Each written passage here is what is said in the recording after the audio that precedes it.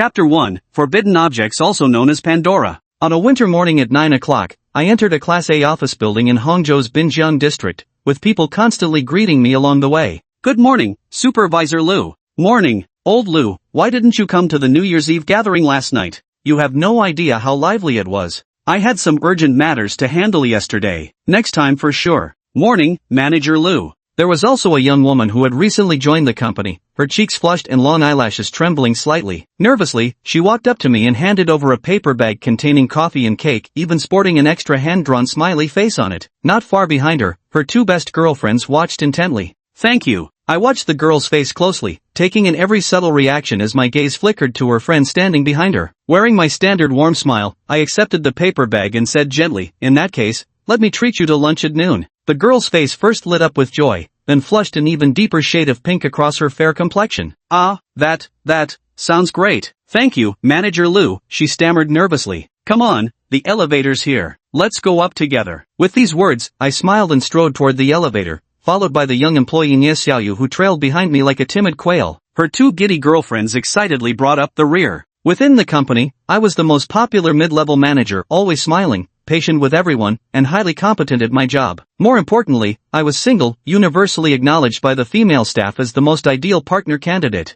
The elevator doors were about to close when they suddenly reopened, revealing a young man who looked like he hadn't slept all night, his hair a mess of bedhead, with deep dark circles under his eyes. His head was bowed, and I noticed his tightly clenched fists and the faint trembling of his body. Behind my black-framed glasses, a faint smile flickered across my face. The elevator arrived at the 15th floor, and I stepped into my office in the first development team of research and development. I work at Chuangwei Technology, a mid-sized internet company in Hangzhou, where I serve as the head of program development. I walked to the desk and expressionlessly lifted the paper bag in my hand before letting my fingers loosen, letting the bag containing coffee and cake fall into the trash bin. I hung my coat to the side and stood by the window in my white shirt, gazing calmly at the wintry scene outside. To be honest, since my childhood, people have perceived me as gentle and pleasant, like a warm spring breeze. Everyone liked to befriend me because I could be a source of emotional comfort for anyone. But only I knew the truth. Beneath this perpetually smiling facade lay an indifferent, cold-blooded reality. In my eyes, this world is utterly dreadful, like a stagnant pool of water, unchanging, a cage that imprisons everyone.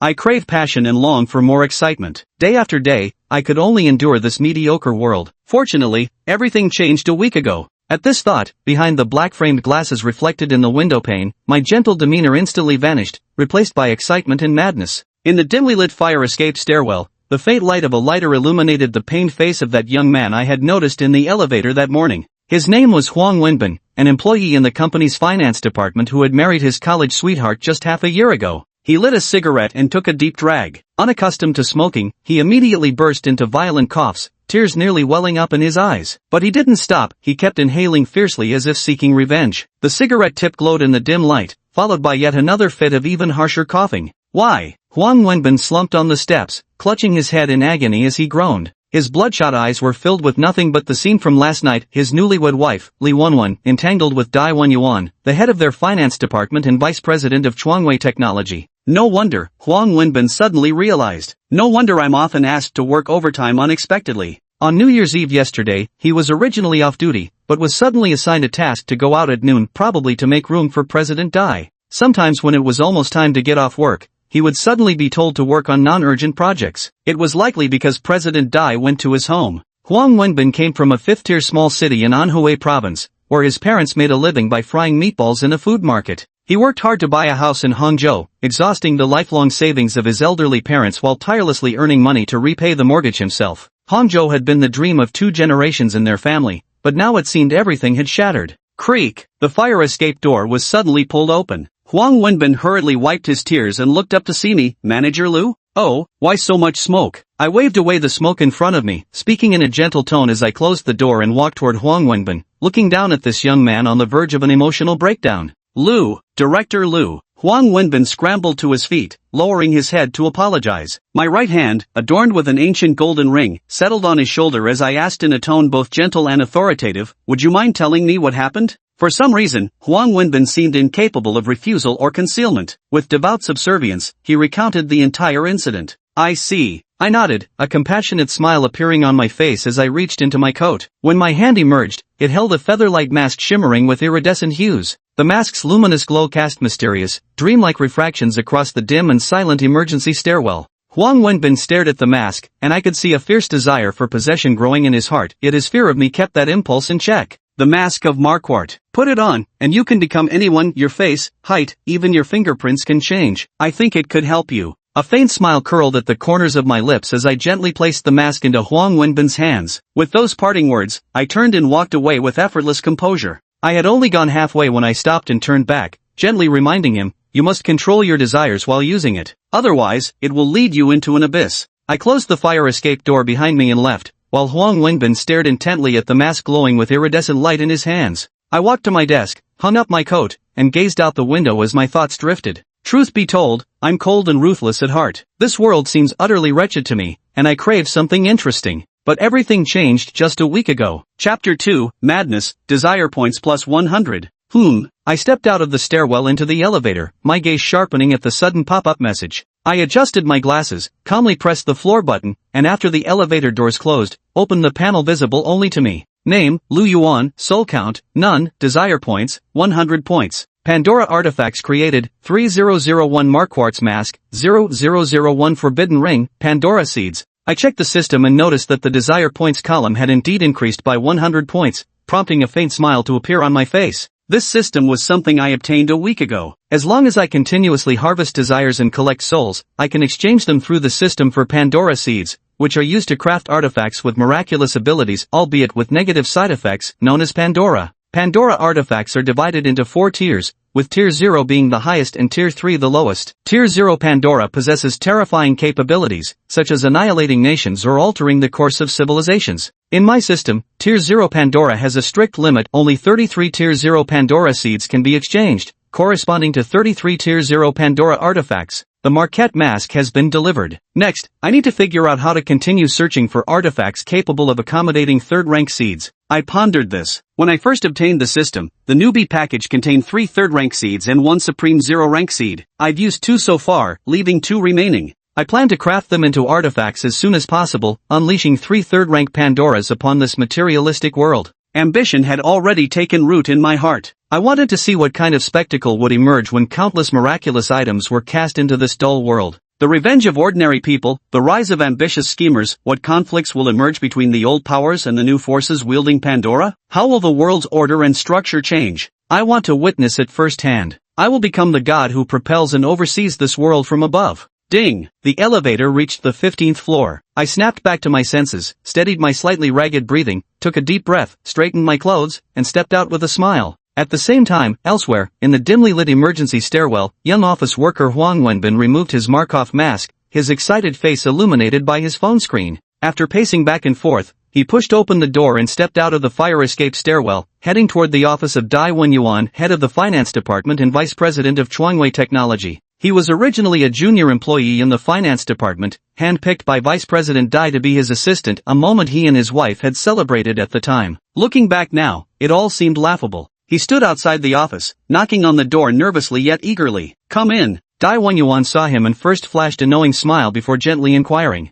"Director Dai, I'm not feeling well. I'd like to take half a day off to see a doctor," Huang Wenbin said with his head lowered. Yesterday he returned home to find his wife in bed with Deputy Director Dai. Wanting to strike but fearing job loss, he could only slink away in humiliation. "I see. You do look somewhat unwell. Actually, don't take just half a day, I'll give you a full day off. Hurry along now," Dai Wenyuan said with a pleasant smile. "Thank you, Director Dai," Huang Wenbin responded before turning to leave the office. After leaving the company, Huang Wenbin took a deep breath under the sunlight in the square, then emerged from the mall restroom transformed into a handsome, slightly plump middle-aged man. He hailed a taxi and headed to Riverside Sunshine Bay. Upon realizing his voice had changed too, he trembled with excitement. When the taxi arrived, Huang Wenbin nervously approached the residential complex's main gate. The facial recognition system scanned him, and the door opened. Just as he was about to quicken his pace, the property manager called out Director Dai and asked why he was returning at this hour.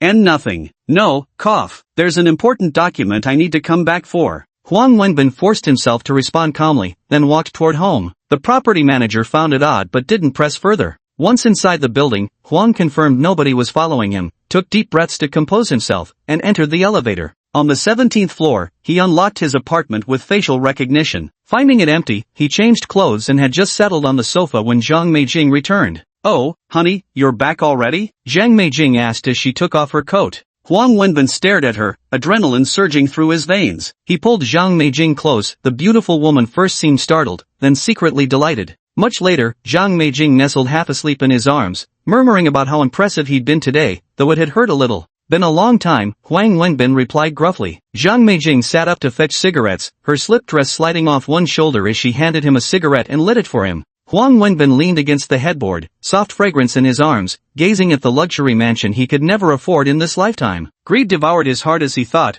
why can't I have a life like this? At this moment, my system alert showed his desire points continuously rising. Desire points plus 100. Desire points plus 100. Desire points plus 100.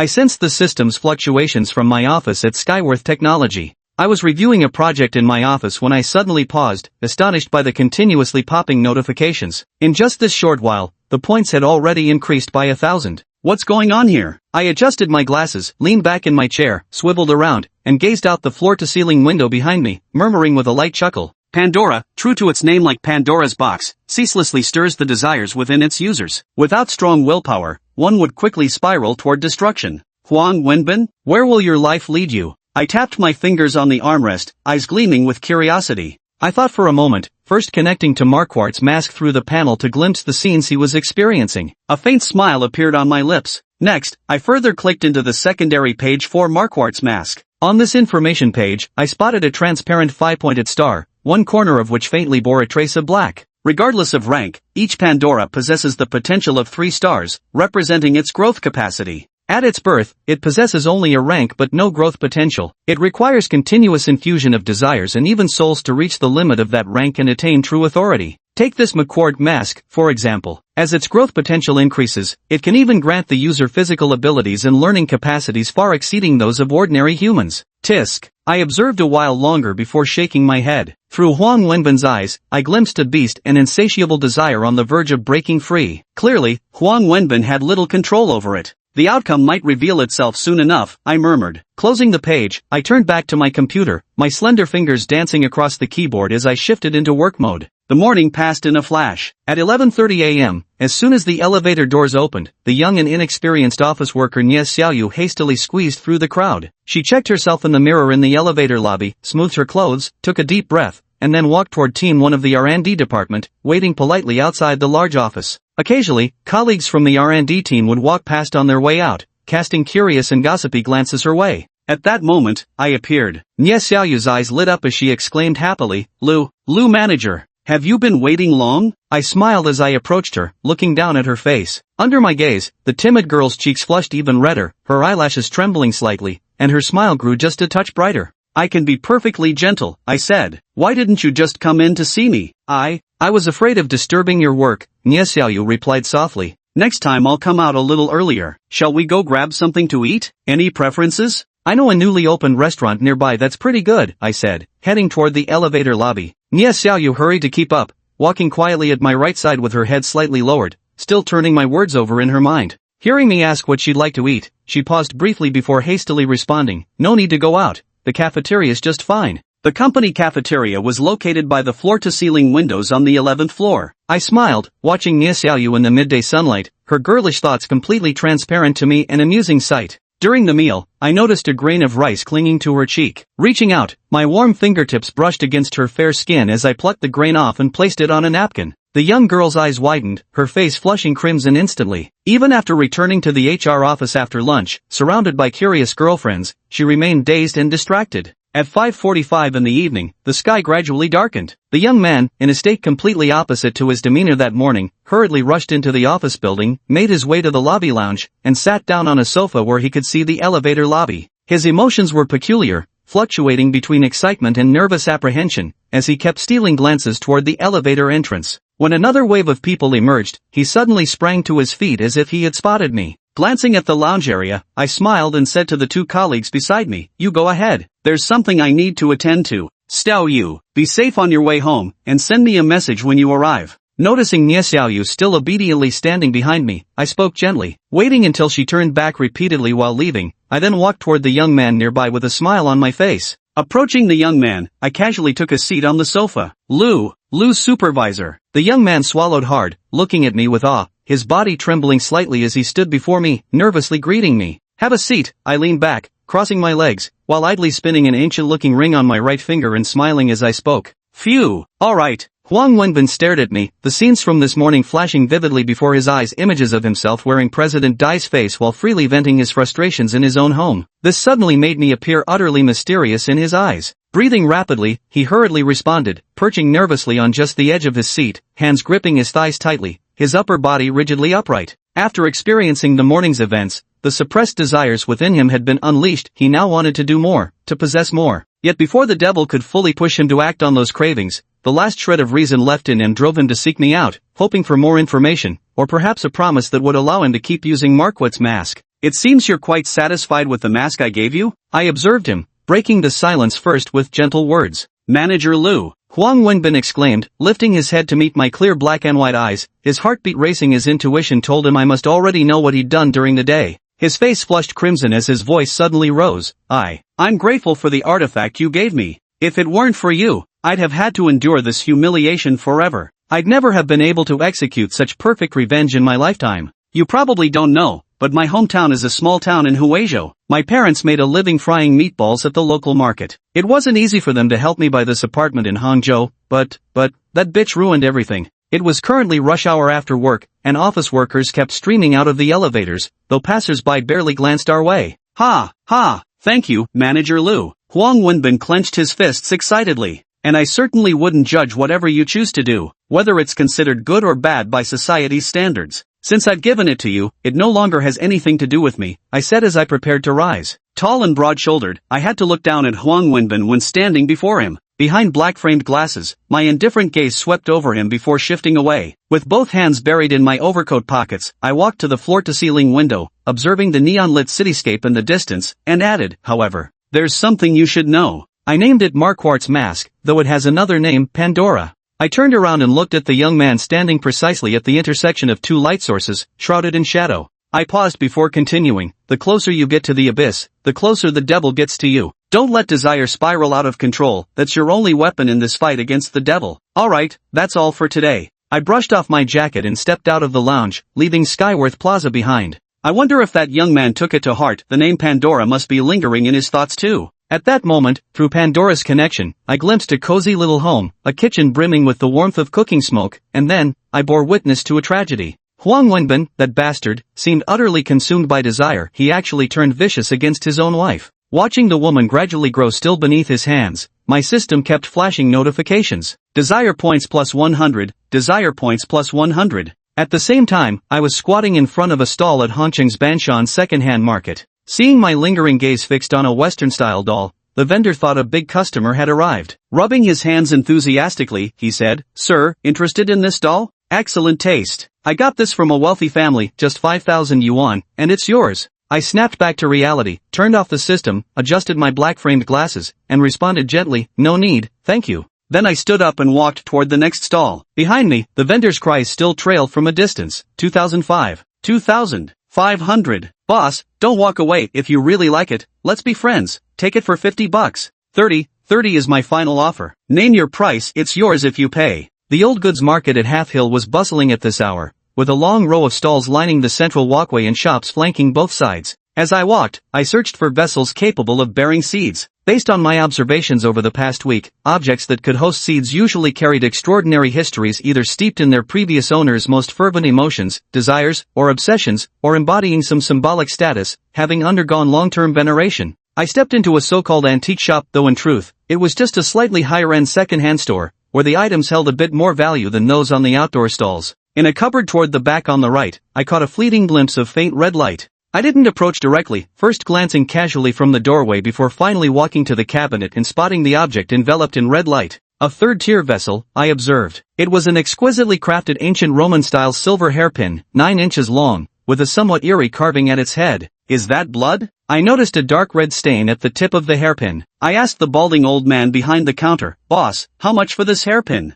The old man lowered his head to search for his reading glasses, saying, "Which one? Wait a moment, let me put on my glasses." Then he walked closer and looked in the direction I was pointing. "This one? Just give me 2,000 yuan. Deal, wrap it up for me," I agreed without hesitation. My straightforwardness made the old man freeze for a second before a pleased expression flashed across his face, followed by a hint of regret for quoting too low a price. But he didn't say anything more, quickly opening the display case with practiced movements, taking out the hairpin, and placing it in a redwood box before handing it to me. After acquiring this vessel, I hastily browsed through the remaining shops at the flea market but found no other pleasant surprises, so I hailed a cab and headed home. Meow. The moment I opened the door, the all-black cat without a single stray hair already crouched by the doorway let out a greeting. I reached out to pet it and said, "Old White, were you a good boy at home today?" After refilling Old White's food and water, I carried the newly purchased hairpins into the study. Unexpectedly, Old White the black cat watched my retreating figure with his pitch-dark eyes and actually followed behind me.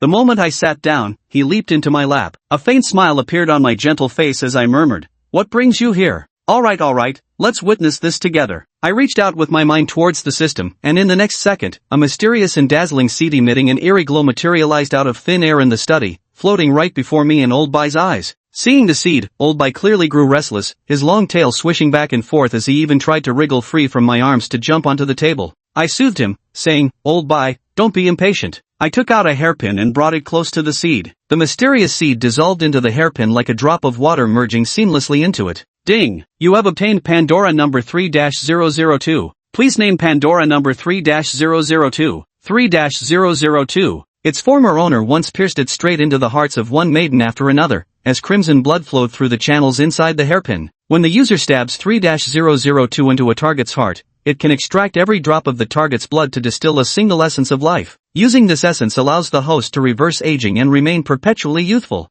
I carefully finished reading the text, astonished by the capabilities of this Pandora artifact. After a moment of thought, I spoke, "Lilith's blood needle." Let's name it Lilith's blood needle. Ding! Naming successful. Pandora number 3-002, Lilith's blood needle. The study returned to its usual tranquility. My gaze rested on the completely transformed silver hairpin while my hand continued slowly stroking the black cat curled in my lap. I looked down at Old White. In my vision, it too was enveloped in red light, its eerie intensity and brilliance far surpassing even what I'd seen when encountering the hairpin, like a crimson moon. And this radiance indicates Old Bai possesses the potential to bear the supreme zero-order seed. Chapter 6, Replacing Your Life. Thud, thud, thud. The knocking at the door interrupted my train of thought. I glanced outside the study, tucked the hairpin in front of me into the wooden box, and placed the box in the drawer. I patted Old Bai, who was curled up on my lap, and it lazily leaped onto the floor. Outside the door, a young woman holding the hand of a 4 or 5-year-old girl beamed with joy the moment she saw me. She had clearly put on makeup, wearing delicate earrings, crimson lips, and a white striped cardigan. A black stepmother dress hugged her mature, alluring pear-shaped figure. Shin Homru met my gaze and said somewhat shyly, "Mr. Liu, phew, thank heavens you're home." A gentle smile appeared on my face as I asked, "What can I do for you?" The apartment I lived in was located in Binjian district, not far from the company, a mid to upscale residence. This is my neighbor in front of me, a single mother, a company executive, 33 years old, 3 years older than me. Shin Homru's eyelashes fluttered slightly as she quickly said, "It's our Wan. Ever since she got back from kindergarten, she's been fussing and begging to play with Xiaobai. We couldn't talk her out of it no matter what." As she spoke, she subtly pinched her daughter's little finger. The mischievous girl stuck out her tongue and nodded vigorously. Yes, it's Wan. Uncle Liu, I miss Xiaobai so much." Wan's eyes lit up with joy when she spotted the black cat emerging from behind the door, exclaiming happily, "Wow, Xiaobai." She brushed past me barefoot, having kicked off her shoes and not even bothered with slippers, before darting into the house.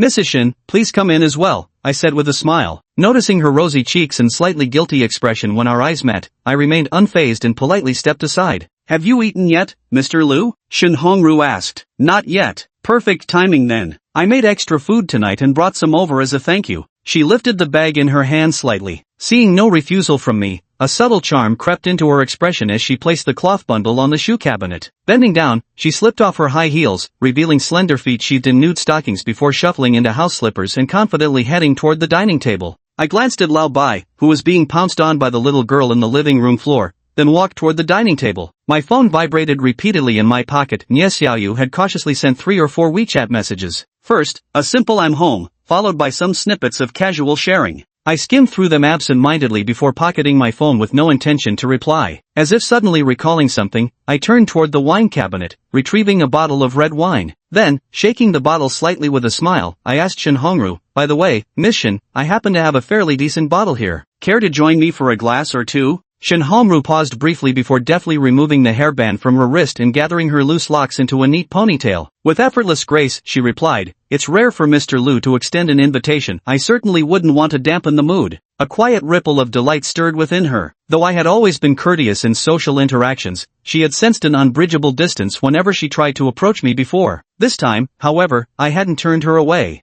At the same moment, amid the night, Huang Wenbin sat in the back seat of the taxi. His head was slightly bowed, his heart still pounding rapidly, while waves of burning pain radiated from his forearms beneath the sleeves. "We're here," the middle-aged driver announced as the taxi pulled to a stop by the roadside, pressing the meter. 70 yuan. Cent, Huang Wenbin muttered, gesturing with his phone. Early March, when spring's chill still lingered, left Hangzhou's nights rather cold. As he pushed open the car door, Huang Wenbin instinctively shivered. He shoved his hands in his pockets, glanced around, and started walking. First, he deliberately stopped by two nearby convenience stores to buy some items, making sure his face was captured by different surveillance cameras. Holding the bags, he ducked into the adjacent urban village. He checked into a small hotel, paid for the room, and while heading up to the second floor, he kept scanning his surroundings. By chance, he caught a fleeting glimpse of a middle-aged, slightly overweight man through the doorway of an unlocked room. In the dim, yellowish glow of the small hotel room, Huang Wenbin sat on the edge of the bed, hands gripping his knees tightly. His breathing was heavy and labored. Nervous and terrified, it wasn't long before he reached into his jacket. Trembling, he gently placed the feather-like mask, which shimmered with an iridescent glow in the darkened room, over his face. An unbelievable sight unfolded silently as the translucent mask seeped into his skin like liquid mercury. In the next instant, the contours of his face began shifting, his entire physique transforming. Soon, the middle-aged man glimpsed moments ago stood before the bed. Huang Wenbin kept touching his face, his hands moving down to feel his stomach. He wanted to rush to the bathroom but staggered, nearly collapsing to the floor. Bursting into the bathroom, he gripped the sink and stared at the unfamiliar face in the mirror. Though he'd experienced this before, witnessing it again still felt utterly surreal. In the quiet room, the expression of the middle-aged man in the bathroom mirror shifted constantly: excitement, madness, and distortion. He quickly changed into a fresh set of clothes, then opened the window overlooking another self-built apartment across the way. After pausing by the door to listen intently for a moment, he pulled it open and walked out calmly. "Hello, President Dai, it's me, Huang Wenbin." Huang Wenbin stepped into a roadside phone booth, one of the few remaining in Hangzhou, now mostly serving as public welfare facilities offering free local calls within the city for a limited time. He punched in a string of numbers forcefully. Beep. As he waited for the call to connect, Huang Wenbin scanned the phone booth and quickly confirmed there were no surveillance cameras inside. At the same time, the call connected. The middle-aged man's lips curved into a smile as his greasy features eerily transformed into the youthful face that was his true appearance. Hearing a voice say, "Who is this?" he chuckled softly in response. In a luxurious seaside penthouse, Zhang Meijing, wearing a silk nightgown, a facial mask, and applying essential oil to her slender legs while lounging on the sofa, was just about to praise her husband Dai Wenyuan for his courage earlier that day when she noticed his expression darken the moment he answered a call while watching TV across the room. "Darling, who was it?" she couldn't help but ask. Dai Wenyuan adjusted his gold-rimmed glasses, pondered for a moment, then stood up and said as he walked toward the door, "It's nothing. There's a slight issue at the company, I need to go handle it temporarily." He threw on an overcoat and added, "Don't worry, I shouldn't be gone long." 3 minutes later, the black Mercedes-Benz S-Class emerged from the garage and plunged into Hangzhou's nightscape. Chapter 7, Eternal Darkness. Uncle. Shuemu Qinghua Court, Building 4, Unit 602. "This is the place, right?" The elevator doors opened. A young police officer stepped out, speaking to the caller on the other end of his phone as he approached the apartment door. "That's right. It's Unit 602 at Shuemu Qinghua Garden. Thank you, comrade, thank you. I couldn't reach my son no matter how many times I called. My daughter-in-law isn't answering either. Something must have happened." Huizhou Province, Zhucheng City. In the aged house, 50-year-old Huang Jinbao sat restlessly on the sofa, clutching his phone, while his wife Yuqin clenched her hands tightly, murmuring "Ba Buddha bless us" under her breath. After their son made that one phone call, the elderly couple panicked immediately. They tried calling and messaging him repeatedly but received no response. They then called their daughter-in-law instead, but again, the phone merely rang with no answer. At this point, the old couple fell into complete panic. After pacing around anxiously, they finally called the police. Thud, thud, thud. The sound of police knocking echoed through the receiver, reverberating in the old house in Zhucheng 500 kilometers away. It's fine. Huang Jinbao comforted his wife while also reassuring himself. Uncle, no one's answering the door. The young policeman glanced at the door and spoke. Just then, a neighbor from next door opened their door upon hearing the commotion and, upon seeing the police, mentioned the faint roars they'd heard not long ago. The young officer and the elderly couple on the other end of the phone felt their hearts skip a beat. After receiving the couple's confirmation, the officer took 2 steps back and began forcefully ramming the door. Bang, bang, bang. The door was broken open. The young officer rushed into the house, his eyes scanning the living room and bedroom before heading toward the kitchen. There, he immediately spotted the woman collapsed on the floor. His heartbeat quickened as he approached cautiously, still holding the ongoing call, and reached out to check for breaths at her nostrils. Dead, she was dead. Putting together the elderly couple's earlier report and the neighbor's account, it wasn't hard to deduce that the perpetrator of this crime was the couple's own son. Phew, phew, phew. The young policeman gripped his phone tightly, his breathing growing heavy, suddenly finding himself unable to speak for some reason. Comrade,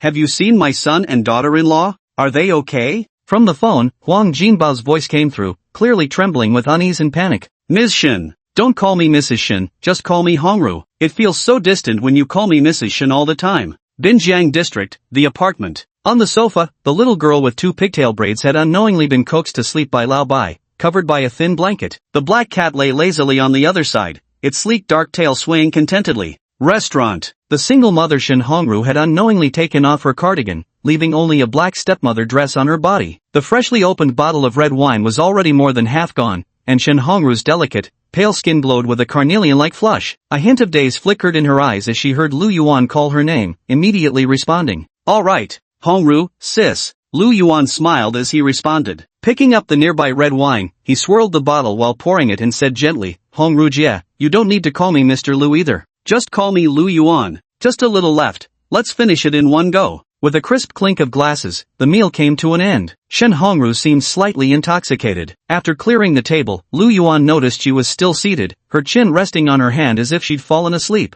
Who knew that just as Lu Yuan was about to pat Shen Hongru's shoulder, she looked up with glazed eyes and suddenly wrapped both arms around his neck. Lips parted, red and full. The aroma of red wine wafted over. She fixated on Lu Yuan's lips, rose on her tiptoes, and tilted her head up to press directly against them. Lu Yuan naturally didn't refuse either. Sensing the delicate touch of her tongue, his left hand supported the woman's waist while his right slid with practiced ease beneath her skirt. Desire points plus 100. Desire points plus 100. The chilly moonlight streamed through the floor-to-ceiling windows, spilling across the apartment's wooden floor. Lu Yuan ignored the incessant message notifications, wholly absorbed in savoring the thoroughly ripened beauty before him. In the night, Dai Wenyuan drove to an apartment near the company, where he also owned a unit and occasionally stopped by to rest. His assistant, Huang Wenbin, was naturally aware of this place. Damn it! What kind of lowlife dares to threaten me? After parking, Dai Wenyuan didn't get out immediately. Behind his gold-rimmed glasses, the refined veneer cracked as a trace of savagery flashed across his face. He slammed his fist violently against the steering wheel. After a moment, he got out of the car with a darkened face. He went up to the 26th floor. The long corridor was empty. Dai Wenyuan walked toward his apartment, but halfway there, a shadow emerged from the fire escape staircase behind him and began to follow. Why you? What are you doing? Stop playing these mystical tricks. Only when Dai Wenyuan took out his keys to unlock the door did he notice Huang Wenbin. Startled, he glared and scolded. With that, he walked into the house impatiently. Speak, how much do you want? Dai Wenyuan flipped on the light, pulling out a cigarette without turning his head as he rambled. Fuck, are you two playing me? You sent your wife to seduce me on purpose? Behind him, Huang Wenbin closed the door, his sharp black and white eyes fixed on the deputy CEO of Skyworth Technology, who still had his back turned. As the man rambled on, Huang stepped forward, pulling his hand from his pocket. It was a nylon rope about the thickness of a thumb. Without a moment's hesitation, he looped Dai Wenyuan's neck with the rope, then pressed his back against Dai's back. With a sudden surge of strength from his arms and legs, he actually managed to lift Dai Wenyuan off the ground. Ugh! Before Dai Wenyuan could react, his eyes bulged wide as the choking sensation filled him with terror, his legs kicking wildly in panic. His hands kept hammering frantically at the person behind him. Seeing that his assailant showed no intention of stopping, he clawed desperately at the rope around his neck with both hands. Struggle. A final struggle. His complexion gradually turned ashen, his strength began to dissipate continuously, his eyeballs rolling upward. Just as Dai Wenyuan teetered on the brink of death, Huang Wenbin loosened the rope. He turned his head to glance at the vice president, whose face was pressed against the floor, his eyes still holding the last faint glow of life. Ha! Ha ha! Huang Wenbin burst into a somewhat maniacal laugh. As he squatted down before Dai Wenyuan, the features on his face began to distort, shifting and morphing until they completely mirrored the latter's visage. From now on, I am you. Your wife will be my wife, your son my son, and your money will be my money. Huang Wenbin met Dai Wenyuan's gaze and spoke. Dai Wenyuan's pupils dilated weakly before his entire consciousness plummeted into an abyss of eternal darkness. Chapter 8. Huang Wenbin, the test subject.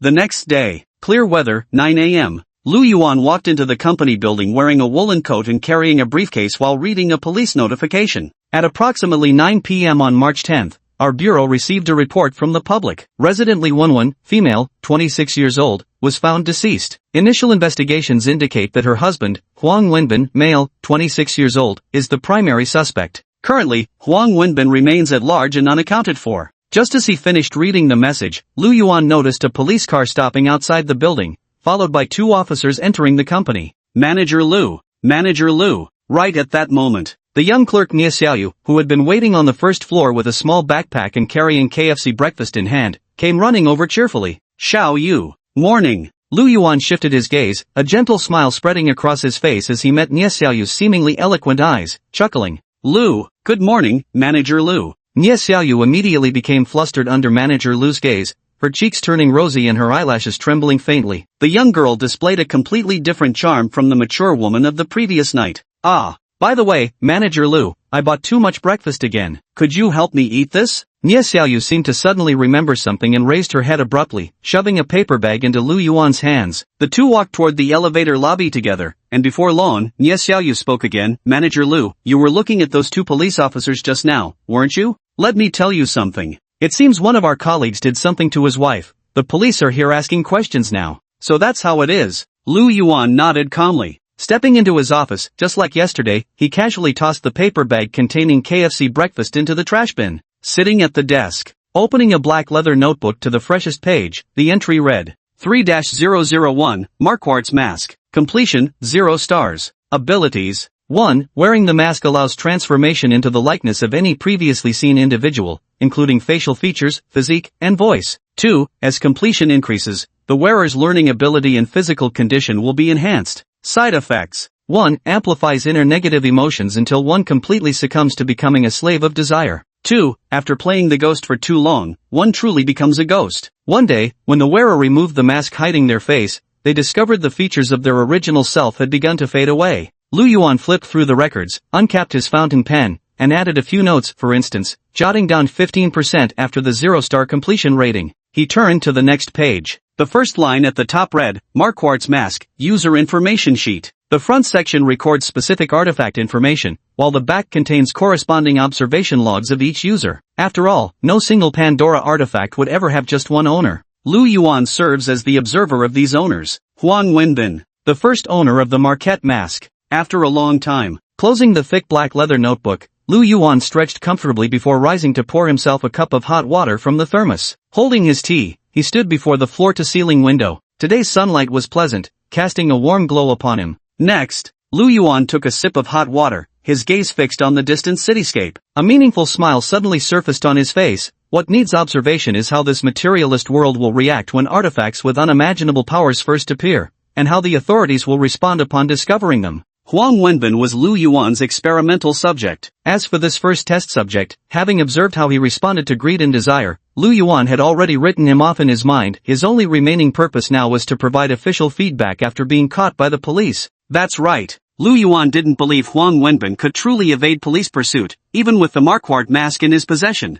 Tisk. A deeply suppressed, unsettling excitement glimmered in Lu Yuan's eyes. The world is finally about to get interesting. At the same time, Skyworth Technology, 32nd floor. Huang Wenbin, now wearing the skin of Vice President Dai, was greedily surveying the spacious and luxurious office inch by inch with covetous eyes. The plush wool carpet, the expensive custom-made sofa, the massive office desk, and the meticulously arranged art cabinet behind it. Huang Wenbin took 2 steps forward, then quickened his pace. His fingertips brushed across the desk, the chairs, as he stood before the floor-to-ceiling window that occupied an entire wall, offering a magnificent view. Gazing into the distance, he seemed to be stepping on the entire city beneath his feet. All of this belongs to me now. Huang Wenbin's face flushed crimson. He walked up to the desk, lounged back in the executive chair, and comfortably narrowed his eyes. Asterisk thud, thud, thud, asterisk, Thud, thud. The door was suddenly knocked upon. Huang Wenbin's body shuddered, his entire frame instantly tensing as his heartbeat raced, his gaze fixed on the doorway. After a long moment, he steadied his expression and responded in a low voice. Come in. In walked a female secretary dressed in professional attire, a snug pencil skirt, black stockings, and high heels clicking against the floor.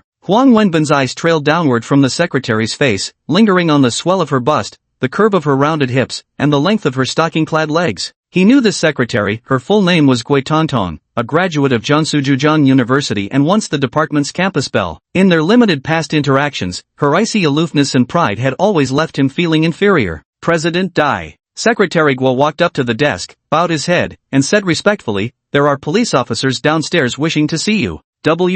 What? Huang Wenbin's legs immediately went weak, his body instinctively stiffening with fear. It seems something has happened involving our company's Huang Wenbin. The police are here to ask some related questions. Secretary Gui gave Director Dai a strange look but didn't ask further, simply responding. So soon? Huang Wenbin's heart was pounding rapidly. But then he quickly realized he was now Dai Wenyuan, vice president of Chuanwei Technology. Immediately straightening his expression, he cleared his throat and said to Secretary Gui Tongtong, "Just tell them I'm not in the office." Got it. Mum, go ahead. Huang Wenbin continued speaking. After he finished, Secretary Guo lowered her head slightly before turning to leave the office, her swaying hips drawing Huang Wenbin's gaze as she walked away. I wonder if Director Dai and Secretary Guo have any special relationship? Huang Wenbin's palm hovered in the air as if caressing something unseen. He swallowed hard, his mind filled with greedy thoughts. All right. If your company receives any information regarding Huang Wenbin, please contact us immediately. Here's my contact number. At the company reception, the young police officer saluted solemnly before speaking in a grave tone. Chapter 9, A New Host. Nighttime. Night had fallen. Lu, Director Lu. A new viral hot pot restaurant just opened at Wulin Plaza. Would you like to go try it together? In the square before Skyworth Plaza, Nie Xiaoyu's cheeks were flushed as she lowered her head and spoke to Lu Yuan. Oh, which one? Lu Yuan replied with a smile. Shan Huan. I wanted to try it when I was in Jianye last time, but the queue was ridiculously long. Nie Xiaoyu felt a flicker of joy upon seeing manager Lu's lack of refusal. She raised her head to meet his gaze and hastily spoke, but the moment she glimpsed the faint smile in manager Lu's eyes, her head dipped down again, and her voice gradually softened to a whisper. I just didn't get a bite. Not today. I've got something to do, maybe another day. My treat then. Lu Yuan glanced at the time and said gently, all right. Nie Xiaoyu felt somewhat dejected, but still obediently agreed. She followed beside manager Lu, turning around 3 times with every step at the crossroads before finally walking away. Lu Yuan remained standing before the black and white zebra crossing, his gentle gaze shifting away from the young woman's retreating figure to survey the city now aglow with neon lights. Just then, a black Mercedes emerged from the company's garage. As it approached the crosswalk, Lu Yuan seemed to sense something and abruptly turned his head, meeting the awe-filled gaze from the driver's seat. Seeing the latter flustered and trying to pull over, Lu Yuan chuckled lightly and casually waved his hand. The traffic light in the opposite direction turned green. Briefcase in hand, Lu Yuan stepped onto the crosswalk along with office workers on both sides. Phew. That single glance alone had Huang Wenbin, the bespectacled, corporate executive masked man in the Mercedes, drenched in cold sweat down his spine. Gulping labored breaths, he finally whispered in shaken disbelief, "Just who is that man?" The bustling city before him, alive with streams of cars, began to feel unfamiliar. The materialistic worldview he had once built had long since crumbled to dust. Whoever he is the benefactor who changed my fate. He stepped on the gas pedal again, starting the car. On the other side, Lu Yuan also boarded the subway. When he reappeared, he arrived at the first affiliated hospital of Jiangsu University. The air is thick with the scent of resentment. Standing outside the main gate across the street, Lu Yuan calmly surveyed the hospital complex through his black-framed glasses. As if sensing something, he murmured these words to himself. With that, he stepped forward. This time he came to see if he could find a suitable host for Lilith's blood needle, and the hospital was undoubtedly the most fitting place to witness the strongest desire for life. Passing through the outpatient building, he headed toward the inpatient ward. From the rooms of mild cases to the intensive care units, Lu Yuan's gaze swept over the figures by each hospital bed, some young, some old, some resigned to fate, but most filled with unwillingness to surrender their lives. If at this very moment, someone could grant them rebirth, even if it meant selling their souls to the devil, I imagine they would flock to it willingly, no? Lu Yuan murmured. He adjusted his glasses, a faint smile flickering across his unremarkable face. In a way, he was that very devil, the kind that demands souls. Lu Yuan stood by the windowsill, gazing at another inpatient building across the way. Within that structure, he sensed a resentment as profound as the abyss, far exceeding the despair he'd encountered in the terminal patients before him. What kind of building is this? VIP wards? High-ranking officials' wards? Ding! The elevator doors parted, and Lu Yuan stepped out once more. Sir, visiting hours are over. If you need anything, please make an appointment to come back tomorrow. Nurse's station. The young nurse looked at Lu Yuan as she spoke. Lu Yuan glanced at the nurse, then let his gaze drift toward the far end of the hallway. Twirling the ring on his right hand, he turned back and asked in a gentle tone, "Who is staying in the innermost ward guarded by security at the door?" The young nurse met Lu Yuan's gaze. For some reason, her heart suddenly pounded heavily, and she instinctively lowered her head, as if facing an ancient emperor. That ward belongs to Mr. Shin. Old Master Shin? Shin Nancher, Old Master Shin. The young nurse responded hurriedly. Shen Nancher? Lu Yuan nodded and repeated the name in a low voice. This was a name he was quite familiar with, so were the people of Hangchang, even the entire Jiangsu-Zhujiang region. A renowned local gentry family in Hangchang,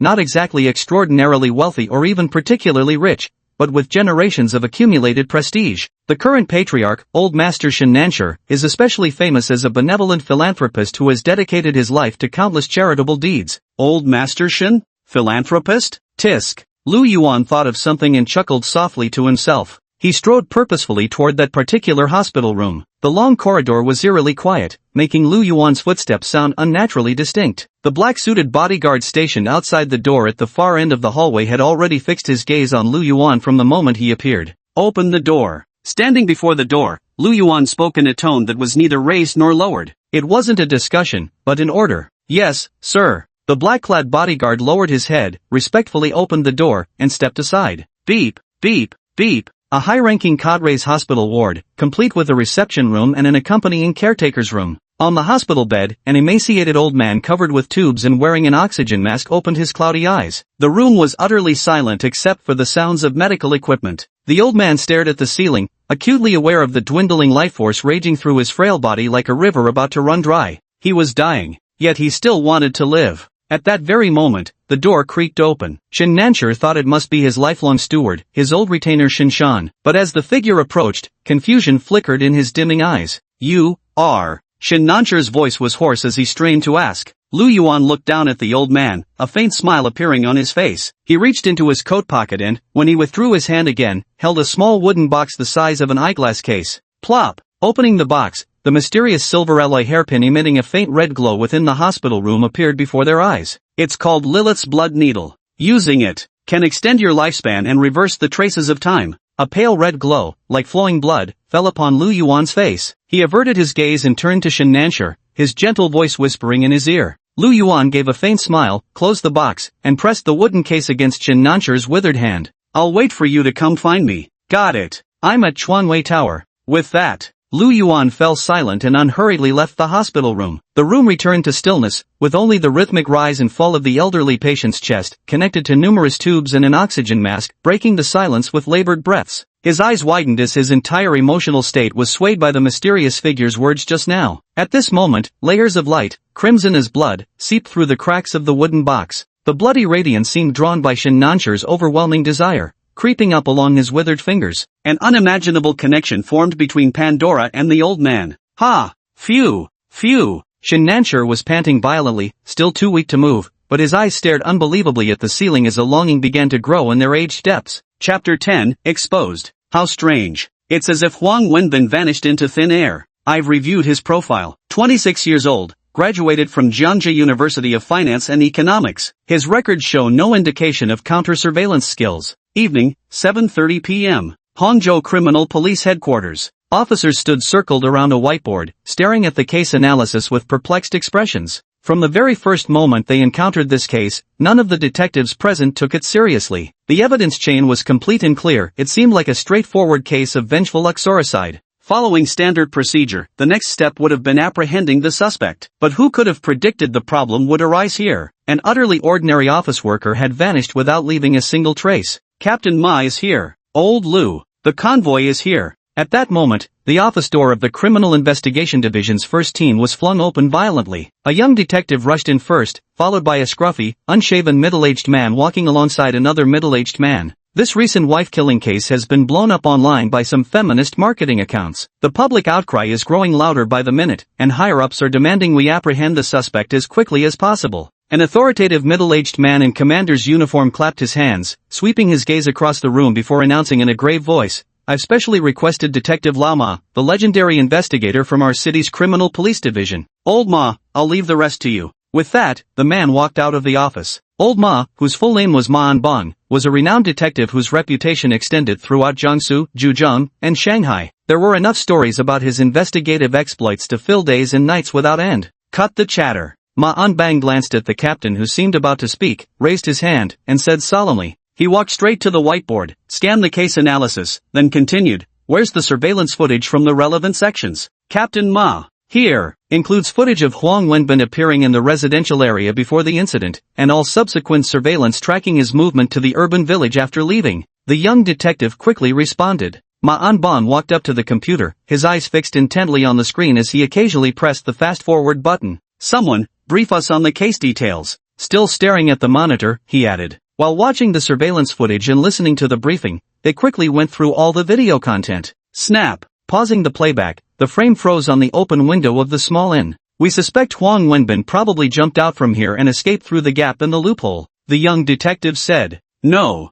Ma Anbang stared at the screen, his right hand unconsciously producing a metal lighter while deep in thought. His thumb intermittently flipped the cap open, no flame emerged, just crisp metallic clicks. After a moment, he shook his head. He didn't leave this way. He reached out to rewind the surveillance footage, pausing at the moment Huang Wenbin abruptly startled inside the convenience store. Here, he intentionally made sure to appear on camera. Continue. The footage played again, showing Huang Wenbin ascending the stairs of the small motel. Then, an overweight, greasy middle-aged man, later revealed to be the motel's front desk clerk, descended from upstairs and exited the building. Ma Anbang frowned subconsciously as he watched the footage. Rewind the surveillance tape. The middle-aged man walked out again. "Who is this?" Ma Anbang asked. He continued, "Pull up the surveillance footage of him entering and exiting the hotel." He stepped aside as the young detective searched for additional surveillance clips. Before long, footage of the middle-aged man entering the hotel appeared on screen. The moment the middle-aged man walked closer into view, Ma Anbang's hawk-like eyes suddenly widened, his expression registering shock.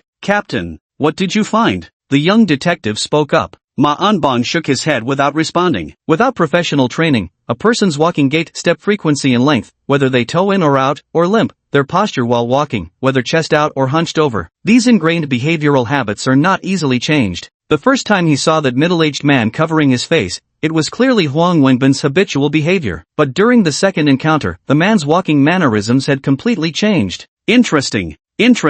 For the first time, a smile appeared on Ma Anbang's weary face. At the same time, meanwhile, at Zhejiang University's first affiliated hospital, Master, Lazy said someone came in. He said, for some reason, when that person told him to open the door, he instinctively did so, as if he couldn't refuse him. A silver-haired but spirited old man entered the hospital room. His gaze immediately fell on the wooden box by old Master Shin's side. Then, he leaned close to the old man's ear and whispered, "Dashin, I want to be discharged from the hospital." On the sickbed, Shin Nansher's lips moved feebly as he struggled to speak. The old butler, Shin Shan, instinctively prepared to say something, but when he met his master's gaze, he immediately fell silent and merely inquired respectfully, "I'll make the arrangements at once." "And more. Master, please speak. Come a little closer." Shin Nansher's tone shifted only slightly, but Shin Shan, who had served the master his entire life, immediately grasped its significance. His entire demeanor stiffened abruptly in response. Without another word, he simply leaned in closer, pressing his ear to Shin Nansher's lips. "I understand. I'll personally lead the team to handle it." Shin Shan was puzzled in his heart, but didn't inquire further. He nodded in acknowledgement. On the sickbed, the old master waved his withered hand weakly. The elderly butler Shin Shan straightened up, bowed slightly, then quickly exited the ward. Every long-established family has shadows behind its glamorous facade, people specifically tasked with handling matters inconvenient for rules to address. Adopted by the Shin family in childhood and raised by Shin Nansher's side, Shin Shan served simultaneously as housekeeper and glove. Lu Yuan? Just as Lu Yuan returned to his apartment building, he coincidentally encountered single mother Shin Hongru and her young daughter in the elevator. Shin Hongru's cheeks flushed rosy as she tucked a stray lock of hair behind her ear and called out, "Lu, Uncle Lu." For some reason, little Wanwan seemed frightened the moment she saw Lu Yuan, immediately hiding behind her mother. After a long pause, she finally peeked out and timidly murmured, Lu Yuan and Shin Hongru exchanged glances before crouching down together. They comforted the little girl for quite a while until suddenly Wanwan's large eyes welled up with tears, and she burst into loud sobs. She pouted and tightly hugged her mother's thigh. "Mommy, I'm sorry, I was too scared and couldn't protect mommy properly." This statement left Lu Yuan and Shin Hongru even more confused. After a long while, the little girl sobbed and continued. I woke up on the sofa yesterday and saw Uncle Lu choking mommy. Mommy looked so pitiful, but I was so scared, I could only close my eyes and pretend to be asleep. Chapter 11 My continued existence is this world's greatest mercy. The apartment elevator continued its smooth ascent. The child's innocent remark instantly flushed single mother Shin Hongru's cheeks crimson. She cast an embarrassed glance at Lu Yuan, only to find the man still maintaining his utterly unperturbed composure. "Be good now, Wanwan. Be good now, Wanwan." The little girl wept heartbreakingly. Shin Hongru immediately crouched down and gathered her daughter into her arms, soothing her repeatedly. "Uncle wasn't hitting mommy, he was just playing a game with mommy. So it's not Wanwan's fault for not protecting mommy. Wanwan is the best." Shin Hongru comforted her for quite a while before the little girl finally raised her tear-streaked face. She first glanced cautiously at Uncle Lu, then looked at her mother and asked in her adorable childish voice, "Really? You should trust mommy. Wanwan is such a filial little girl." Lu Yuan also crouched down, reaching out to pat Wanwan's head with a gentle smile on his face, praising, "Wanwan isn't timid at all." The little girl clung to her mother, timidly raising her head to look at Lu Yuan. After meeting his gaze, she glanced at her mommy as if finally convinced, her tearful face breaking into a smile. When they reached the 16th floor, Shin Hongru led her daughter back to their apartment, while Lu Yuan pushed open the door and entered his own room. Pandora. Artifacts imbued with supernatural power. Lu Yuan poured himself a cup of tea and settled into the recliner before the floor-to-ceiling window in his living room, his gentle gaze surveying the neon-lit cityscape beyond. When such artifacts appear, how will they impact civilization and reshape order? This presents an extraordinarily intriguing sociological proposition. He sipped the hot tea. Behind the black-framed glasses, the corners of his mouth lifted. Whether it's Huang Wenbin or Old Man Shin, their use of Pandora was bound to leave traces. The emergence of Pandora would undoubtedly be noticed by the authorities very soon. Lu Yuan never underestimated the modern, scientific machinery of the state, its sheer power, its swift response. The night grew deeper still. Hangzhou, Sisi. The black business sedan pulled into the villa district, stopping at the garage of one particular villa. The door swung open, and an elderly man in a traditional black Zhongshan suit stepped out first. Behind him, two buzzcut young men officially dragged out a struggling figure wrapped in a burlap sack. "Take him down to the basement." Shin Shan glanced at the sack and said in a deep voice, "Jun Jian, old Shan, take today's matter to your grave." Shin Shan called out one of them, his gaze turning sharp as he spoke. Seeing the latter nod without hesitation, he handed over a bank card with satisfaction. "There's 500,000 here, divided up." With that, he strode into the house. On the second floor of the villa, he found Shin Nanshan in the master bedroom, hurriedly bowing as he approached the bedside and spoke in a hushed voice. Not long after, Shin Shan left in haste. About an hour and a half later, the medical staff attending to grandfather Shin had already departed. Shin Shan wheeled the elderly man in the elevator down to the basement's second floor. Ugh. The villa's basement level was a wine cellar, lined with cabinets filled with rows of red wine bottles on either side. A yellow-haired hoodlum with his eyes covered was tightly bound to a chair in the middle of the wine cabinet. Clueless about what was about to happen, he struggled wildly, whimpering incessantly through his gag. The quiet wine cellar echoed with the sound of footsteps and wheels rolling across the floor. Cough. In the wheelchair, old Master Shin's face was pale as paper as he coughed hoarsely, and 4 needles remained inserted into his veins, while Shin Shan carried the hanging infusion bottle. What kind of person is he? Shin Nanchur glanced at the blonde-haired delinquent and asked. Scum. Addicted to gambling, squandered all the family's money, sucking his mother dry like a vampire. To get money, he tricked 2 underage girls into prostitution to fund his habits. Shin Shan reported in a calm tone. Woo. The punk-haired hoodlum grew increasingly terrified, struggling desperately. Shanzi. Shin Nanchur panted as he glared at the thug, shouting. Master, tell me, wouldn't it be more meaningful for society, for everything, if this scum's life was traded for mine? Shin Shan didn't quite understand, but he bowed and replied, of course. The philanthropy master spends annually on education aid and poverty relief surpasses 10 lifetimes worth of good deeds from such scum. Every additional year master lives means another year of benevolent acts. Ha! Shin Nanchur's paper-white complexion flushed crimson upon hearing this, his breathing growing rapid. After a long pause, he continued hoarsely, Go, strip him of his upper garments. Yes, sir. Shin Shan didn't ask further questions. He simply hung up the 4 bottle and stepped forward. The yellow-haired hoodlum was still struggling when Shin Shan suddenly slapped him across the face. Then, as if pressing some vital point at the base of his neck with his right hand, the thug instantly became completely limp, collapsing powerlessly into the chair. Shin Nancher watched as Shin Shan stripped the hoodlum of his jacket. With great effort, he opened the rosewood box he had been clutching tightly and took out that mysterious, dazzling silver hairpin that shimmered in his eyes. Shanzi, hold me up over there. Old man Shin wobbled unsteadily towards the hoodlum. The young thug seemed to realize something, struggling weakly but finding no strength. Old man Shin reversed his grip on Lilith's blood needle. His emotions grew agitated. With a sudden burst of energy, he broke free from Shin Shan's supporting grasp. Staggering forward 2 steps, he lunged at the blonde-haired hoodlum, collapsing onto him completely. At the same moment, the needle's tip pierced precisely and straight into the yellow-haired thug's heart. Squelch! Shin Shan hurriedly rushed to support the old master. At that very moment, in the silent wine cellar, a grotesque and horrifying scene suddenly unfolded. The tied-up yellow-haired thug visibly withered before their eyes, his blood rapidly draining from every inch of his body. The black cloth covering the thug's eyes fell away. Staring at Shin Nancher and Shin Shan with utter terror and despair, he couldn't utter a single word. The 1.7-meter-tall adult male had become a desiccated corpse. In its place was the strange hairpin held by elder Shin Nancher, from whose tip flowed a droplet of refined life essence. There in the wine cellar, it radiated the most enchanting brilliance, mysteriously suspended before the 2 elderly men. Gulp! This single drop of essence seemed to possess infinite allure, making even Shin Shan unconsciously swallow hard. Old man Shin frantically wanted to touch it with his hands, but was afraid he might damage it. And so, with his mouth gaping open, he moved closer inch by inch until, with each breath, the artistic essence of life was delivered directly into his mouth. Chapter 12, Meeting the Master.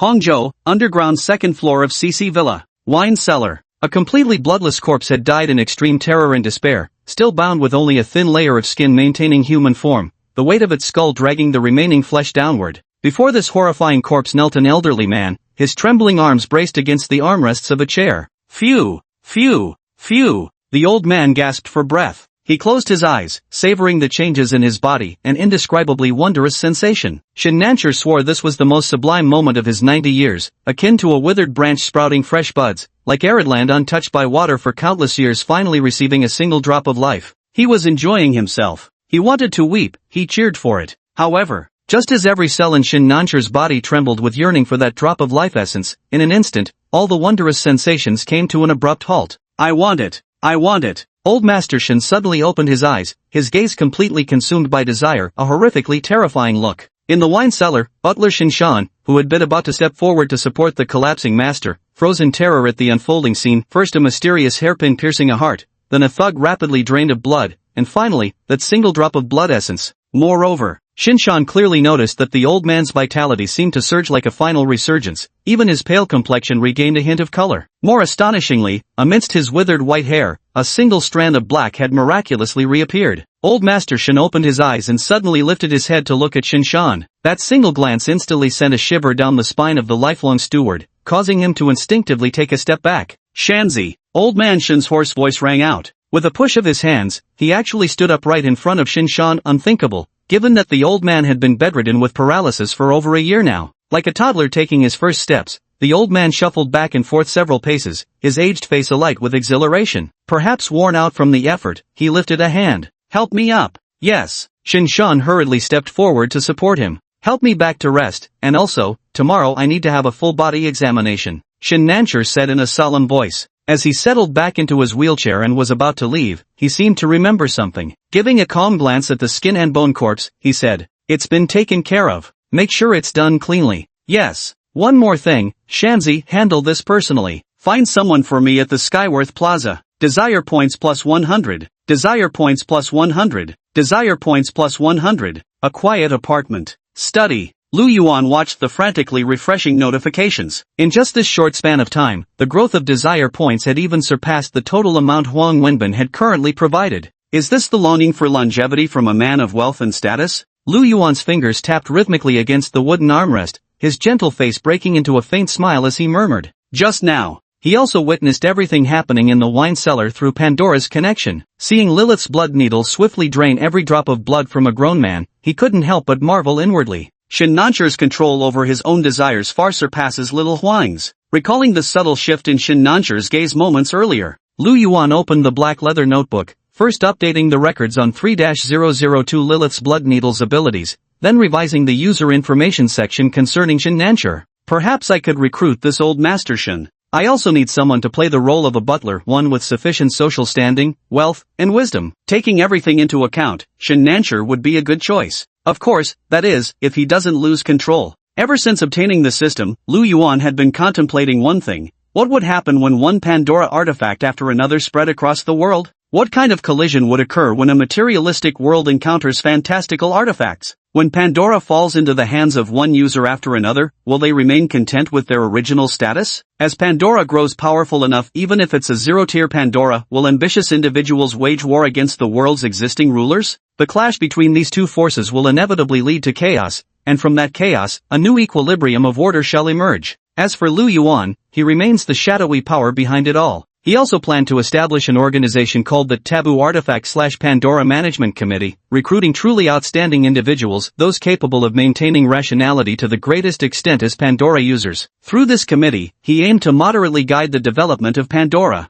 The next day, sunny weather, first affiliated hospital of Zhengzhou University. How is that possible? All of the old man's physical metrics have at least returned to the levels from this time last year. Did the old man receive any new treatment after being discharged from the hospital? The attending physician for Elder Shen, Professor Zhao Ranyuan, a specialist-level doctor, flipped through page after page of the reports before his eyes suddenly widened in disbelief as he exclaimed in shock. He glanced at Shin Nancher in the distance and quickly turned to Shin Shan beside him with a question. We invited an elderly traditional Chinese medicine practitioner from the capital. Shin Shan replied. Director Zhao was about to ask more questions when Shin Shan spoke up, gathered all the reports into a stack, gave a slight nod, and prepared to leave. In the hospital's long corridor, Shin Shan pushed the wheelchair while softly repeating the doctor's words into old Master Shin's ear. 1 year ago? Shin Nancher nodded in agreement. And more. Master, the person you instructed us to locate has been found. He works in the R&D department of Skyworth Technology, with an excellent reputation at the company. Otherwise, he appears to be an entirely ordinary office worker. Shin Shan handed over a file folder and continued speaking. Shin Nancher opened it and immediately saw a photo of Lu Yuan taken during his employment onboarding. His emotions surged violently upon seeing it. Shortly after, the master and servant entered the elevator together. Did this attract anyone's attention?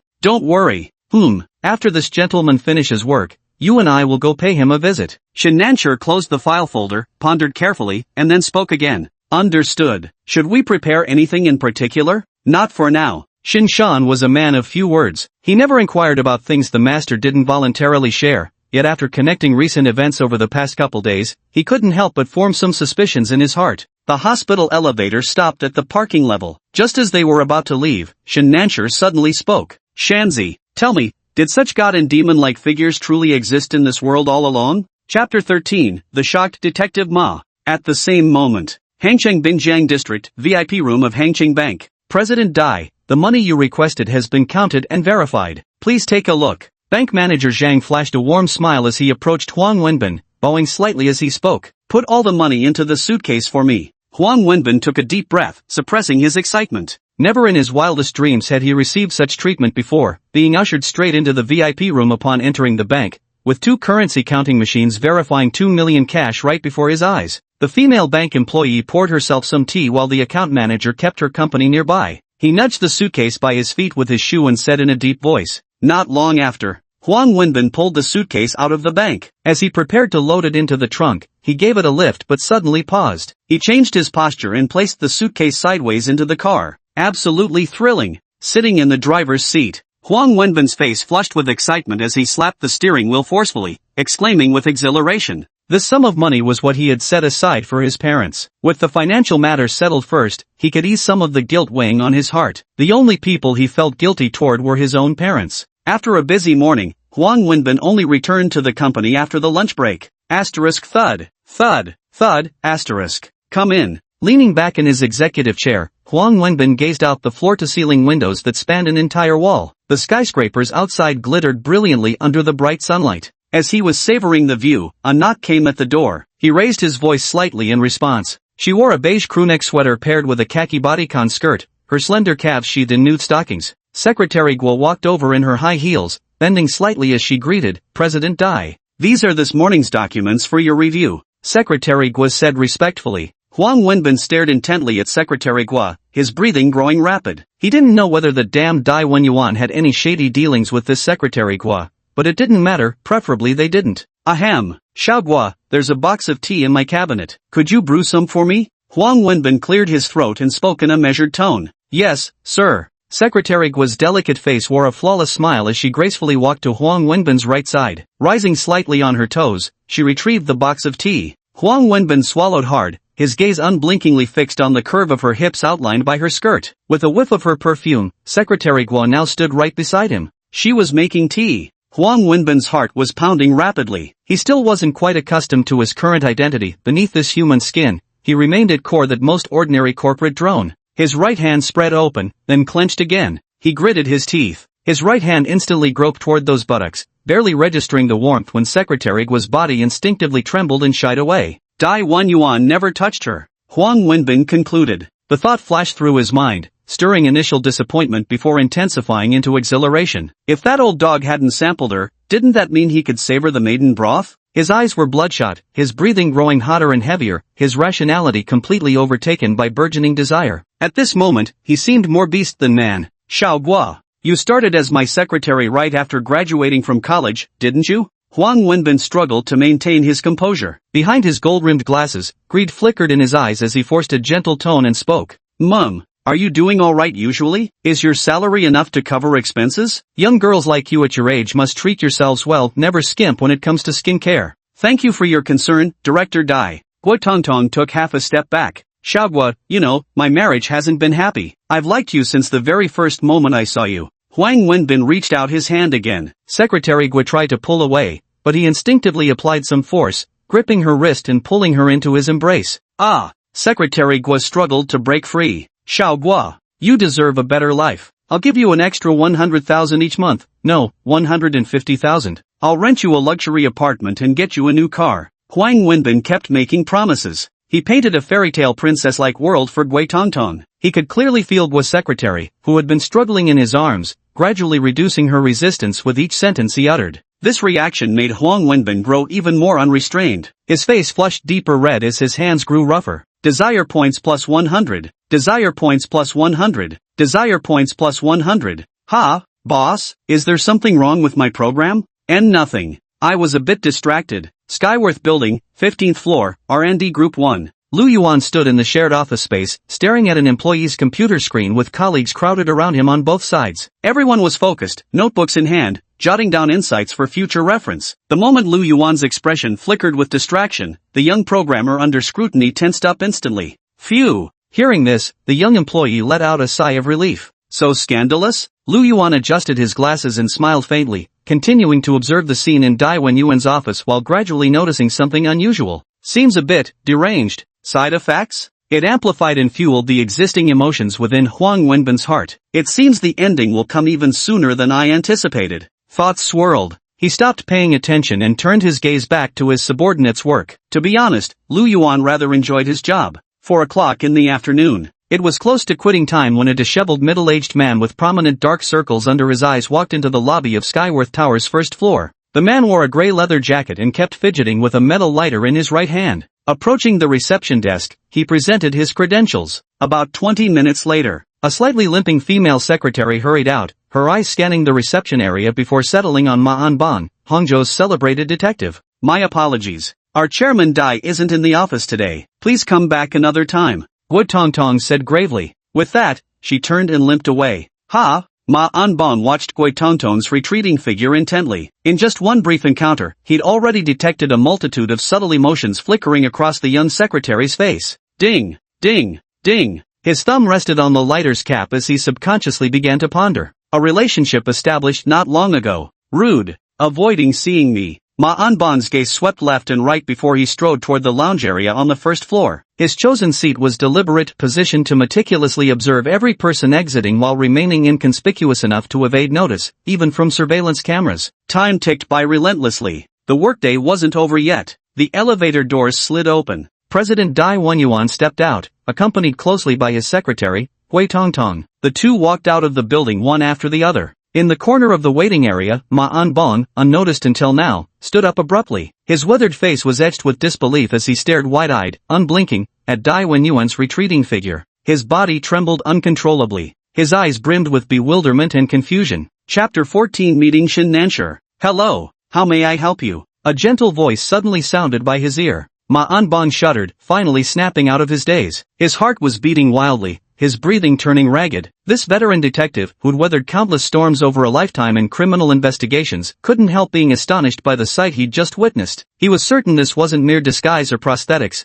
No silicone mask could achieve such perfection. No worries. Ma Anbong looked at the man questioning him, shook his head, and responded, "That's good. I saw your whole body trembling just now and thought something had happened." Lu Yuan wore a smile on his face. Behind the black-framed glasses, his gaze intently examined this police officer, perhaps the first official person in this world to discover Pandora. This is a figure worthy of being recorded in history. Perhaps future records will contain such accounts. Hangzhou criminal police officer Ma Anbang became the first to discover the existence of Pandora/forbidden artifacts, marking the beginning of the struggle between human order and the Pandora order. Did you find something? Lu Yuan asked again. He followed Ma Anbong's gaze toward the building's entrance, the direction where Huang Wenbin had departed. Nothing important. At these words, veteran detective Ma Anbong's eyelids lifted slightly as he instinctively sized up Lu Yuan. He couldn't help feeling that this seemingly mild-mannered office worker possessed remarkably sharp perceptiveness. My apologies. I'm heading out first. Ma Anbong hurried outside as he spoke, but halfway through the door, he patted his clothes and pockets before running back to retrieve the lighter that had fallen onto the carpet in his earlier shock. With a faint smile, Lu Yuan stepped aside, his eyes tracking the old policeman until he disappeared beyond the building's doors. As he approached the door,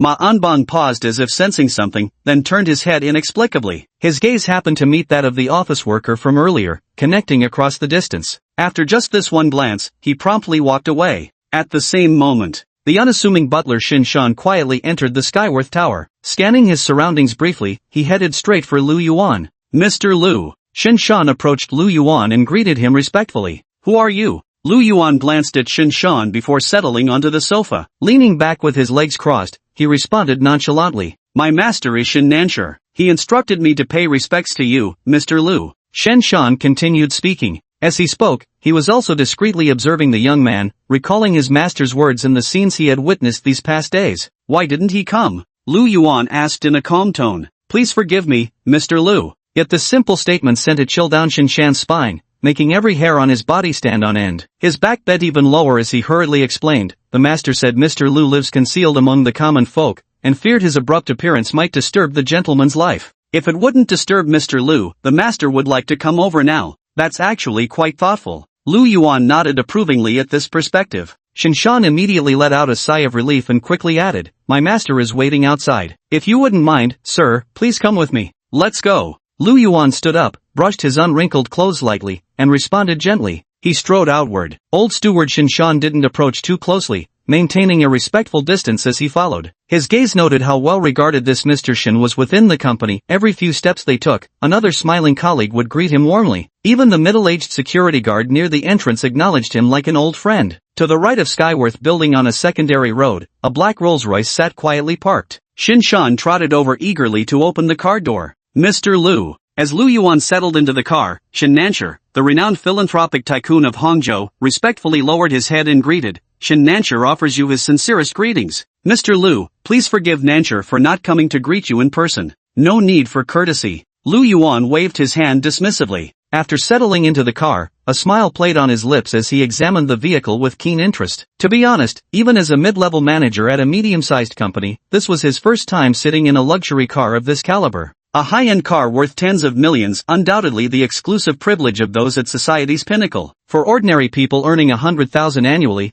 it would take 100 years of saving every penny just to afford this car. Tisk. Even though Lu Yuan didn't have particularly strong desires for base material pursuits, he still couldn't help letting out a sigh of admiration. "It seems you've already used Pandora. Are you satisfied with the results?" Lu Yuan turned his head to meet Shin Nansher's gaze. After sizing him up briefly, he replied with a smile. "Pandora?" Shin Nansher muttered the word. He quickly realized this must be the further designation for Lilith's blood needle. Just this single term instantly sparked countless speculations how many other Pandoras existed in this world besides the blood needle in his possession. Moreover, could this Pandora be connected to that legend? The one about opening Pandora's box and unleashing countless calamities. "Thank you, Mr. Lu, for allowing me to extend my life." Shin Nansher didn't dare to speculate further and quickly said, "Don't thank me. Lu Yuan shook his head. Are we just going to stay in this car the whole time? He glanced at the neon lights outside the window and continued. My fault. Mr. Lu, I have already prepared the meal. I wonder if I might have the honor of inviting you to join me? Hearing this, Shin Nancher felt a surge of joy in his heart. He slapped his forehead and kept repeating excitedly. After receiving Mr. Lu's nod of approval, the black Rolls-Royce began moving slowly, gliding smoothly through the bustling downtown area. The car headed toward Shihu district and came to a stop in front of an ancient village near Lingying Temple. Mr. Lu, we've arrived, Shin Nancher said respectfully.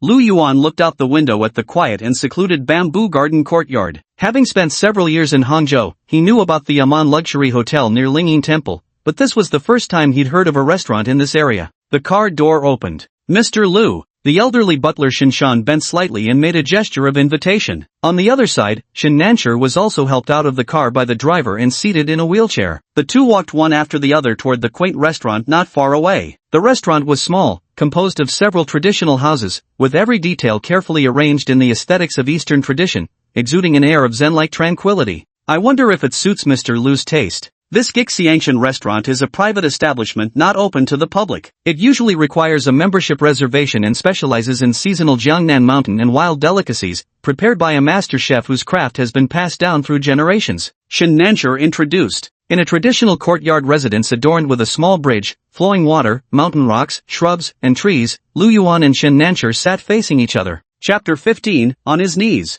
Xiao Lu. Captain Ma. Go check the surveillance footage for me now. I want to know where Dai Wenyan, that vice president of Skyworth Technology, went after leaving the company. Hurry. Wait, also look up his background information for me. Send it to my phone as soon as you find anything. Ma Anban left the building, pulling out his phone to make a call as he slid into a gray Passat. After hanging up, he pressed the accelerator, merging the car into the evening rush hour traffic. At a traffic light, his phone screen lit up. After a glance, he turned the steering wheel and drove straight toward another intersection. Buzz. The phone vibrated. Captain Ma, we've sent all the information and location data to you. Did you discover some lead? How does this relate to Dai Wenyuan? Do you need our assistance? Ma Anbang answered the call while driving with one hand. Ahem. I need to look into something. You must not act on Wenjie Dai's lead without authorization. Oh, and make sure you keep close watch over Wenbin Huang's parents. Scrutinize every single person who comes into contact with that elderly couple. Speak, Ma Anbang said in a low voice. The rush hour traffic on the main road was unbearably congested. Ma Anbang kept turning his head left and right to survey the traffic conditions, then suddenly stepped on the accelerator and turned into a side street at an intersection. Mr. Lu, after meeting you yesterday, I finally realized there exists such a miraculous aspect of this world. Under moonlight lamplight, across the rosewood table, Shin Nancher poured tea for Lu Yuan. Behind an antique screen at a measured distance, a woman in a cyan cheapao plucked a zither. The zither's melody flowed through the room like a babbling brook. Shin Nancher broke the silence with his words. In the days to come, more and more people will discover it and learn about it. Lu Yuan picked up the teacup and took a sip. He naturally recognized the elderly man's probing and didn't bother concealing it. With a smile, he said. The words, neither too loud nor too soft, made old man Shin's eyelids twitch abruptly. In that instant, countless speculations flashed through his mind. As expected, there wasn't just one object with supernatural powers. Mr. Lu, what exactly did you mean earlier by Pandora? Shin Nancher asked once again. Old Master Shin, having used the hairpin, have you noticed anything different about yourself? Lu Yuan said with a smile. Different? Shin Nancher lightly furrowed his brows, carefully examining the sensations in his body. Apart from shaking off the earlier thread-like frailty and feeling his heartbeat grow stronger, what else was there? He kept searching his memory until suddenly, after a long pause, realization struck him. His gaze fixed unwaveringly on Lu Yuan's eyes. Mr. Lu, to be honest with you, I seem to be craving blood. Though the fluctuation isn't violent, I must restrain the burgeoning cruelty in my heart. This is it. Lu Yuan stood up and walked to the courtyard, admiring with appreciation the zen-like tranquility of the small bridge, flowing water, and quiet rockery before him. When you open Pandora's box, you invite the gaze of the abyss. Only by mastering yourself can you wield such power. Shin Nancher walked behind Lu Yuan with his cane, carefully listening to the latter's words. Master, Mr. Lu. The old butler, Shinshan, entered the room and said respectfully, the meal is ready. Go ahead. Lu Yuan glanced over and smiled, just in time, I'm hungry. An array of exquisite dishes was served in succession. The older man and the young man ceased discussing Pandora and instead indulged in casual conversation.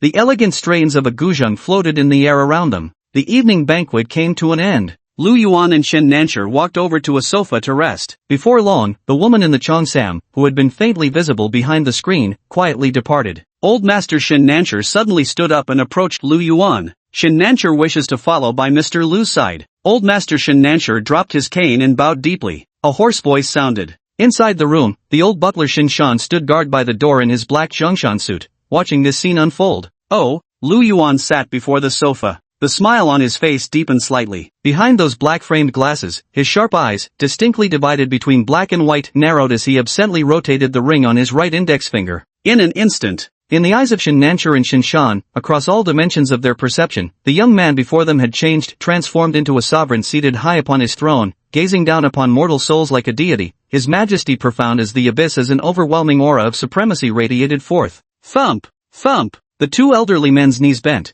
Then one after the other, they knelt with a thud. Their imposing demeanor vanished abruptly. In the next instant, Lu Yuan gazed down at Shen Nancher with a gentle smile and said, "Perfect timing. I need a butler, and until the day you lose control, you shall serve as my temporary stand-in." "Thank you for your appreciation, master." Shen Nancher knelt on the ground, his back already soaked with sweat without him noticing. He pressed his lips together, placed both hands firmly on the floor, and pressed his forehead against the ground as he proclaimed loudly, "Master? Rather strange. Just call me Mr. Lu." Ding! Thud! Leaving the room, Lu Yuan and Shen Nancher walked out of the Guishan mountain villa together. As they reached the front hall, a solemn bronze bell suddenly rang through the night air. Lu Yuan glanced casually at the sound, then paused his steps. Against a nearby wall stood a set of ancient Zhao Kingdom Bianzhong bells, a traditional musical instrument arranged in 3 tiers, each tier bearing bronze bells of varying sizes. Then, on one of the palm-sized bronze bells, a flicker of familiar light flashed momentarily. "Mr. Lu." Old Master Shen Nancher noticed the expression on Lu Yuan's face and asked in a hushed tone, "Nancher,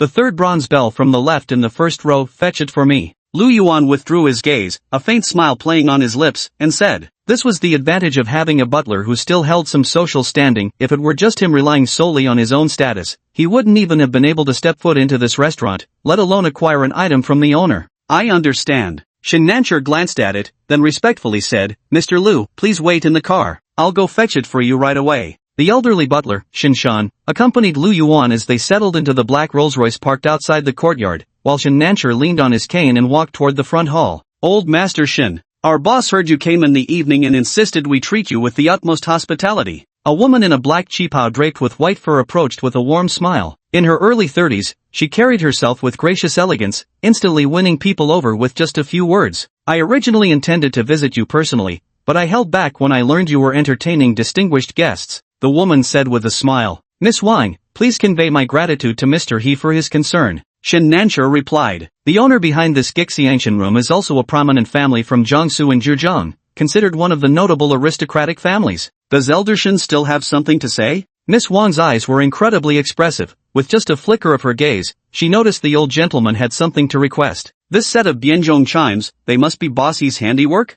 Master Shen has a discerning eye." Miss Wang replied with a tinkling laugh, "Our boss found them in Yun province. They date back to the Sui Tang period. Several of the bells were already damaged, those were later additions by our boss. Miss Wang, would you be so kind as to ask Bossy for one piece, the third bronze bell from the left in the first row?" Shen Nancher unobtrusively gathered some information before cutting to the chase and speaking gravely. He paused, met Miss Wang's gaze squarely, and said earnestly, "Consider this a personal favor I, Shen Nancher, owe to Bossy." "I understand." Miss Wang blinked her eyes, noting old Master Shen's seriousness, and likewise composed her expression. She gave a slight nod in response. Chapter 16, The Arrest. Late at night, past 9 o'clock. CC, the basement's second floor of the villa. "Master." This time it's a woman who took 388,000 yuan in bride price before getting divorced and then threw away piles of cash at a nightclub. The whole thing became notorious at the Sky Bar. Shin Shan wheeled Shen Nancher over to the blindfolded woman. He bent slightly and whispered, "Mum." Shen Nancher gave an acknowledging hum. Seated in his wheelchair, he gazed at the young woman not far away, his eyes burning with desire, not looking at her as a living being, but as livestock. No, as a treasure that could prolong his own life. His aged body trembled violently. With a forceful push of his hands, he stood up. Moving slowly yet urgently toward the girl, he raised his hand, the blood-soaked needle in his grip emitted an eerie glow, and without hesitation, amid terrified whimpers, he drove Lilith's blood needle downward. The needle touched the girl's skin as if piercing water, meeting no resistance as it plunged straight into her heart. The fair skin of the girl first showed protruding veins, through which rapid blood flow could be seen. Soon after, her skin began to lose its luster and grow dull. MMMPH. Shin Nancher stood before a withered corpse, placing the dazzling drop of essence into his mouth. He closed his eyes, savoring the wondrous sensation of vitality returning to his body. Invest another 10 million into our charitable foundation, with this sum primarily allocated for educational assistance and poverty relief. Shin Nancher opened his eyes and gazed at the desiccated corpse. He could clearly feel that, at least in this moment, his body was imbued with heightened vitality while his mind surged with an abnormal exhilaration tinged with an unruly undercurrent. After a long pause, Shin Nancher said, "Yes, sir." Shin Shan bowed slightly and replied, "From now on, every time we conclude, contribute 5 million to the charity foundation." Shin Nancher continued. After these words, the old man noticed, whether it was an illusion or not, that his control over his body seemed to return to its original level. In truth, whether it was his demands on the level of prey or the compensation he made to society after hunting, both behaviors perfectly aligned with Shin Nancher's personal form of redemption. At the very least, it allowed him to convince himself and lessen the guilt in his heart. This, coincidentally, became a means for him to minimize the risk of losing control, though it was far from conventional. Desire points plus 100. Desire points plus 100. What kind of temptation would it be to reverse time and restore vitality to an aging body? Apartment. Living room. Lu Yuan sat on a rocking chair by the floor-to-ceiling window, a comfortable black cat curled up in his lap. Watching the rapidly updating notifications on the panel, Lu Yuan witnessed yet another life fade away through his connection to Pandora. Behind his black-framed glasses, his gaze remained utterly indifferent, as he softly chuckled and murmured with detached amusement. He gave Old Bai a pat on the butt. Meow. The black cat stretched lazily, gave Lu Yuan a dissatisfied meow, then leaped from his arms and sauntered toward the sofa with feline grace. Ding, ding. Lu Yuan walked towards the study and retrieved a palm-sized bronze bell from a wooden box. After giving it a gentle shake, the bell emitted a clear and melodious chime. This bronze bell dates back to the Tang dynasty, but it's not part of the chime set. I wonder what ability it will manifest this time, Lu Yuan murmured to himself. Without hesitation, he clicked open the panel and extracted the last third-tier seed. Once this final seed from the novice reward package was used up, the next one would have to be purchased with soul and desire points. It should be soon now. Lu Yuan chuckled lightly as he fed the seed in his hand into the ancient bronze bell. Once again, a miraculous transformation unfolded within the room. In no time at all, the bronze bell appeared before him utterly transformed. Ding! You have obtained Pandora 3-003. Please name Pandora 3-003. 3-003. Its former owner was a quite famous sorcerer during the Tang dynasty. After the owner's death, this bronze bell was buried in the tomb. If the user shakes 3-003 at the exact location where the deceased passed away within 7 days of their death, it can reunite their dissipating soul. Lu Yuan toyed with the bell in his hand. Its texture felt pleasant to the touch, like fine jade, and after inserting the seed, its entire material seemed to have transformed. He carefully examined the text. Lu Yuan's hand froze mid-shake, the bell suddenly silenced. To be honest, supernatural entities had always been one of his rare weaknesses. This vulnerability likely traced back to his childhood. Ahem. Clearing his throat, Lu Yuan gave the bell in his right hand an uneasy shake before hastily covering it with his left palm. With both hands now cradling the object, he carefully returned it to its box. Let's call it the soul bell of the sorcerer. Ding. Naming successful. Pandora number 3-003, soul bell of the sorcerer. Time passed minute by minute. The night grew deeper. Binjiang District. By the thoroughfare outside Sunshine Coast's luxury apartment complex, Ma Anbang stood in the shadows by the roadside, absently chewing on a piece of bread while intently watching surveillance footage on his phone. He stared transfixed, flattening and stuffing the bread into his mouth in 2 bites, then leaned forward hurriedly to gather the scattered documents from the passenger seat into his arms. The current Dai Wenyan is definitely not Dai Wenyan, he's Huang Wenbin, Ma Anbang muttered, uttering a strangely convoluted and somewhat tongue-twisting statement. Even the bank's facial recognition and fingerprint verification matched, meaning the physique must be identical to the original body as well. What on earth is going on here? Ma Anbang's face twitched with fear. He hadn't reported this assessment to his superiors yet, truth be told, he had no idea how to phrase it. And even if he did report it, how could he possibly make them believe him?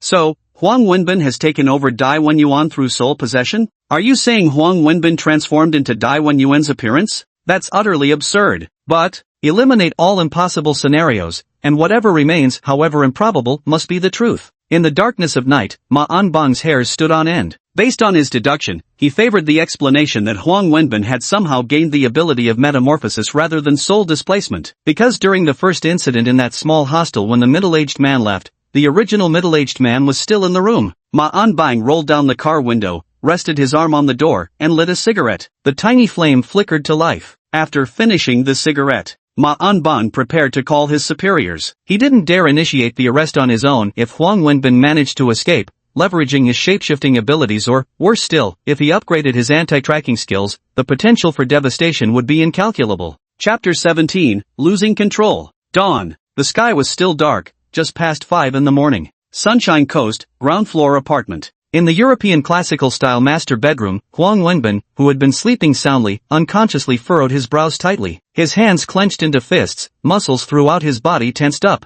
His refined face twisted in distress. Darling, are you okay? Zhang Meijing, dressed in a red ice-soaked nightgown, woke up. She turned on the bedside lamp, sat up, and with just that slight movement, the nightgown slipped off her shoulders, revealing a tantalizing view. She glanced at her husband, gently patted his arm, and whispered softly. She noticed her husband's body tense up even more. Moments later, his eyes suddenly flew open, flashing a savage glare she had never seen before. Zhang Meijing's heart skipped a beat, and she instinctively recoiled. Phew! Huang Wenbin abruptly sat up, his hands instinctively reaching for his eyes, nose, and mouth. After confirming they were all still there, he let out a long sigh of relief. He clasped his head with both hands, breathing heavily in distress. He had a horrifying dream where he kept transforming into different people's faces, recklessly enjoying everything under various identities, until one time, when he removed the mask and realized he had no face left. His features had all turned into short lines of varying lengths. What are you looking at? Huang Wenbin noticed Zhang Meijing's gaze, and an inexplicable rage instantly flared within him. He abruptly turned his head and spoke in a hoarse voice.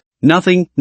Darling, did you have a nightmare? Zhang Meijing's plump and slender legs curved slightly, her red-polished toes curling inwards one by one as she responded with visible fear. Ah! Huang Wenbin lunged like a wild beast, brutally grabbing Zhang Meijing's arm and forcing her beneath him with a startled cry. MMMPH. The struggle lasted quite some time. Huang Wenbin's eyes cleared, and unrestrained pleasure surged through his heart. I'm going to work. He glanced at Zhang Meijing lying on the bed, stood up, and said in a deep voice. Wearing slippers, he walked into the bathroom and stood in front of the mirror. Staring at the familiar yet strangely foreign face reflected back at him, Huang Wenbin remained expressionless at first, then a twisted, sickly grin slowly spread across his features. You fucking bastard. You sleep with my wife, I'll sleep with yours, spend your money and beat your kids. You fucking bastard. He cursed under his breath. Dressed in an expensive suit with gold-rimmed glasses, Huang Wenbin glanced at his watch and walked out the door with a smile. Whimper. As the sound of the door closing reached her ears, the 40-year-old beauty huddled by the bed in the bedroom finally allowed herself to sob aloud. Her fair skin was marred with bruises, some blue, some purple, and around her neck, the distinct imprint of a hand stood out starkly. What exactly happened? How could it be like he's a completely different person?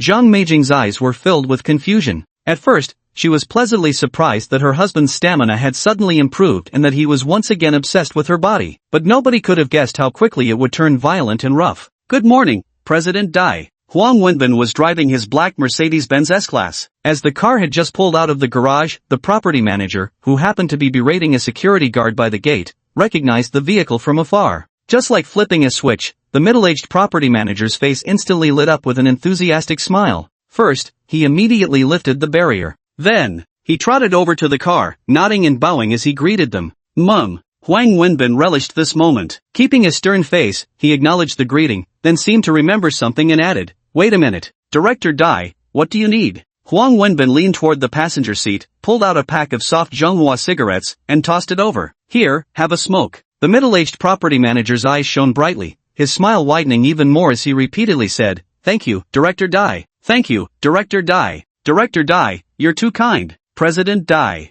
Director Dai. The car had driven far away. Huang Wenbin could still see the property manager bowing through the rearview mirror and let out a soft chuckle. Shifting his gaze away, he pressed down harder on the accelerator. What he failed to notice was the black Passat following at a steady distance from another direction. That's enough. The meeting is adjourned. Soon, it was afternoon, approaching the end of the workday. At Skyworth Technologies, Lu Yuan emerged from the conference room holding a folder, walking along a corridor near the floor-to-ceiling windows. As if sensing something, his footsteps suddenly came to a halt. Behind his black-framed glasses, his calm gaze fixed on the view outside the window. Looks like quite the setup, huh? Lu Yuan smiled. He first returned to his office, then about 40 minutes later, called 2 colleagues to accompany him downstairs to pick up the afternoon tea he'd ordered. Wow! Thanks, boss. Now that's our boss for you, always so generous. Coffee and cake for everyone? Thanks, boss. The two young colleagues took the pastries from the delivery guy, showering them with exaggerated praise.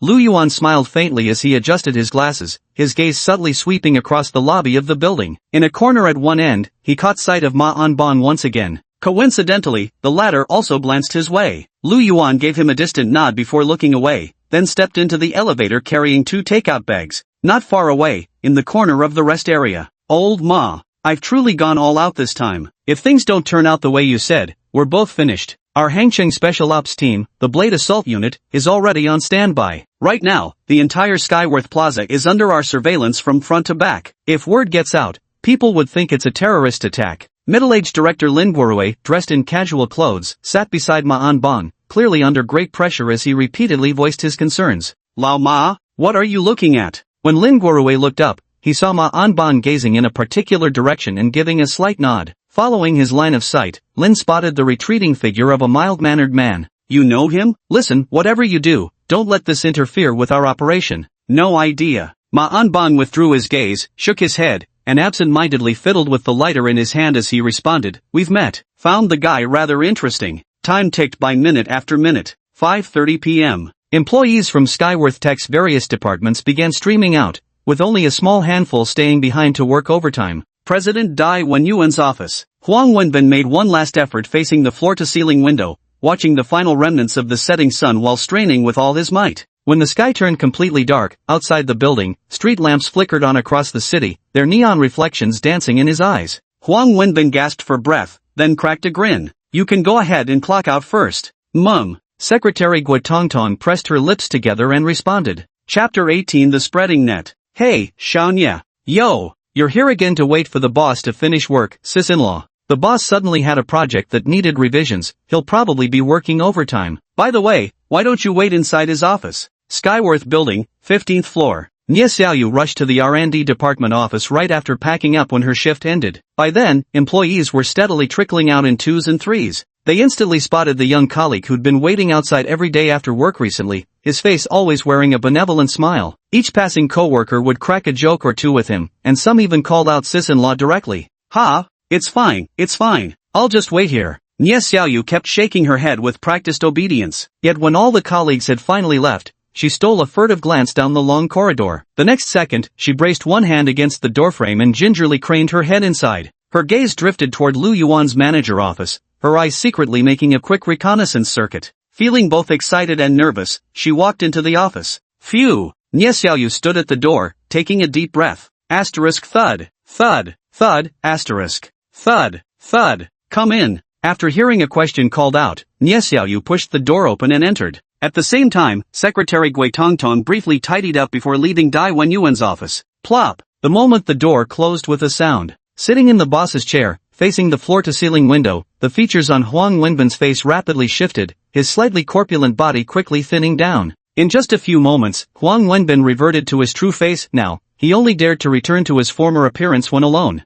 Tisk! The chair swiveled around. Huang Wenbin glanced at the garbage bin beside his feet, shredded black stockings, even a discarded thong. That would be Secretary Guo from earlier. Now that's satisfying. This is what I call living unrestrained. A flush spread across Huang Wenbin's face as he vigorously pumped his fist in the air. Like a lion patrolling his territory, he paced slowly around the office. Team 1 in position. Team 2 in position. Team 3 in position. Move out. Attention, minimize the impact. Following an order, 3 plainclothes police teams simultaneously entered the elevator and pressed the button for the 32nd floor. Ma Anbang sat in the lounge area on the first floor of the building. After delivering his command, he put down the walkie-talkie. His posture remained rigid as his sharp gaze scrutinized every inch of the area without blinking. Old Ma, this Dai Wenyuan fellow has quite the background. If this turns out to be a false alarm, something strange happened. All the surveillance systems suddenly went haywire without any warning. If not for that, securing the monitoring room first would have made things much easier.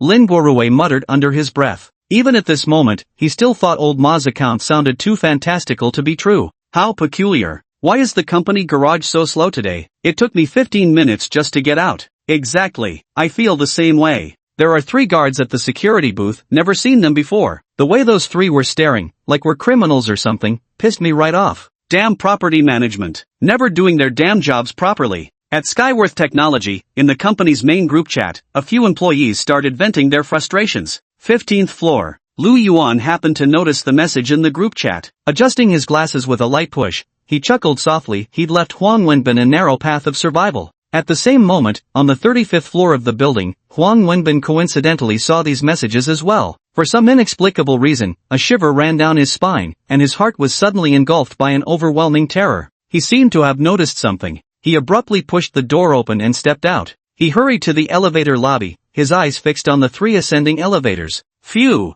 Phew! Phew! In Huang Wenbin's eyes, these 3 elevators gradually approaching the 35th floor resembled 3 enormous nets slowly closing in on him. He abruptly turned around. Like a madman, he rushed into the fire escape stairwell and emerged on the floor below. Director Dai? Huang Wenbin barged into an occupied office. A middle-aged woman, about 40 years old and of short stature, glanced over at the commotion and called out in bewilderment. Nothing, it's nothing. There's something I'd like to ask you. Beads of sweat emerged on Huang Wenbin's forehead as he took a deep, ragged breath, struggling to contain his fear. Walking toward the woman, he spoke hoarsely. Director Dai, please have a seat first. Let me pour you some tea. The middle-aged woman stood up and said, Good, thank you. Huang Wenbin responded while glancing around the office. He noticed a vase not far away. As Manager Ma turned her back to fetch water, he quickly strode toward the vase, grasped it, stepped behind Manager Ma, and raised the vase high. The moment the middle-aged female supervisor turned around, he brought it down with a vicious swing. Thud! Blood instantly gushed from the supervisor's head, her eyes still wide with shock. Before the next second passed, another brutal strike landed, and darkness swallowed her vision. Phew! Huang Wenbin swallowed hard. As he crouched down to lift the female supervisor's clothing, his facial features, even his entire skeletal structure, began warping in an unsettling transformation. He hastily changed clothes. Huang Wenbin swiftly exited the office once more. Report! The office is empty. The first team of police officers stormed into Dai Wenyuan's office, locked down the entire building. Now, the entire building is under strict lockdown, no one leaves, only entry is permitted. Upon hearing this, Ma Anbang abruptly stood up, his brow furrowed tightly as he immediately began issuing a series of commands. Following his orders, police units from all directions swiftly sprang into action. All elevators in the building suddenly ceased service to the parking garage, forcing all occupants to disembark only at the first floor. At the same moment, fire alarms began blaring across every level. Beep, beep, beep. Red emergency lights pulsed with rhythmic urgency. Manager Lu. On the 15th floor office, Nye Xiaoyu immediately stood up and said with panic, No worries, let's go out too. Lu Yuan glanced at the door, showing no trace of panic as he shut down his computer before speaking gently. With that, he and Nye Xiaoyu evacuated the office together. Director Lu, I believe we shouldn't take the elevator during a fire. Nye Xiaoyu spoke up as she saw Lu Yuan still heading toward the elevator lobby. It's alright, trust me. Lu Yuan glanced at Nye Xiaoyu. The red glow from the fire alarm illuminated the girl's delicate face as he reached out and took her left hand, speaking calmly. With that, he walked towards the elevator lobby. Nye Xiaoyu's eyes widened, her cheeks instantly flushing crimson. In her imaginative little mind, she was now experiencing a crisis together with Manager Lu, with all sorts of romantic fantasies crowding out her fear. The elevator lobby was indeed functioning normally. They boarded the elevator and smoothly descended to the first floor. Chapter 19 Raise the pistol. How did they find me? That can't be. I didn't leave any traces. An illusion? Could it be just my imagination? Maybe no one is coming for me after all? Was I overreacting? Skyworth Building. Huang Wenbin, now draped in the skin of a middle-aged woman, walked out of the office with his head down and hurried toward the elevator lobby. His steps were quick, his mind racing with scattered thoughts. Standing before the elevator, he pressed the button. Just as he'd convinced himself and began to relax slightly. Beep. The piercing alarm suddenly blared in his ears. Huang Wenbin jerked his head up, his face flushed red by the warning lights on the ceiling. He immediately turned and dashed toward the nearby emergency staircase. Phew! Phew! Phew! His heart pounded violently, his breath growing increasingly ragged. Taking 2 steps at a time in the stairwell, he stumbled from the excessive speed, his hands instinctively shooting forward as he fell hard onto the ground. Before he could even register the pain, the door of the emergency stairwell 2 floors above was pushed open as someone entered. Reporting coordinates, 35th floor, emergency stairwell. Start investigating from the top. Copy that. Huang Wenbin lay sprawled on the ground in an utterly grotesque posture. Having just listened to the report from upstairs, he suddenly realized someone from an unknown floor below was systematically searching upward room by room. His eyes widened, his entire body trembling like a sieve, fear and madness ceaselessly intertwining across his face. He crawled on hands and knees, pushing open the nearest fire stairwell door. A crowd of panicked office workers was scattering across this floor. Huang Wenbin kept his head down as he disappeared among them. He also stepped into the elevator, standing near the corner, his gaze fixed on the changing floor numbers. Huang Wenbin clenched his right hand tightly. Ding! The elevator reached the first floor. There, almost the entire workforce still working late from the office building had gathered in the lobby. The property manager was using a megaphone to repeatedly reassure the crowd, explaining that there was no fire, it was just a joint counter-terrorism drill being conducted by the Municipal Bureau, Shuangwei Technology, and the building's management. To ensure the authenticity of the exercise, strict confidentiality measures were implemented before the incident. So it was an anti-terrorism drill after all. The densely packed crowd instantly buzzed with heated discussions. Amid the crowd, Nie Xiaoyu finally let out a long sigh of relief, then grew excited, repeatedly exclaiming. She secretly tugged at Lu Yuan's sleeve and whispered, "Manager Lu, look over there, those are fully armed special forces operatives. This anti-terror drill feels so realistic? So thrilling." "Yeah." Lu Yuan nodded with a gentle smile while surveying the scene. Rows of armed SWAT officers in tactical gear stood guard on either side of the entrance, leaving only a single file passage. Meanwhile, explosive disposal vehicles with flashing lights were parked across the building's front plaza. "Attention everyone, to ensure the drill's authenticity, we've specifically planted a spy carrying state secrets among the crowd. So now, please line up in an orderly manner to exit through the main entrance, and only one person at a time. Thank you for your cooperation." Middle-aged bureau chief Lin Guorui stepped forward, took the megaphone and announced loudly. As his words fell, all the office workers present expressed their willingness to comply. Soon, a long queue formed at the door, preparing to leave the hall. "Let's go too." Lu Yuan glanced across the sea of office workers and immediately spotted Huang Wenbin at the distant elevator lobby, the man now wearing a woman's skin like a suit. Smiling faintly, he turned to Nie Xiaoyu.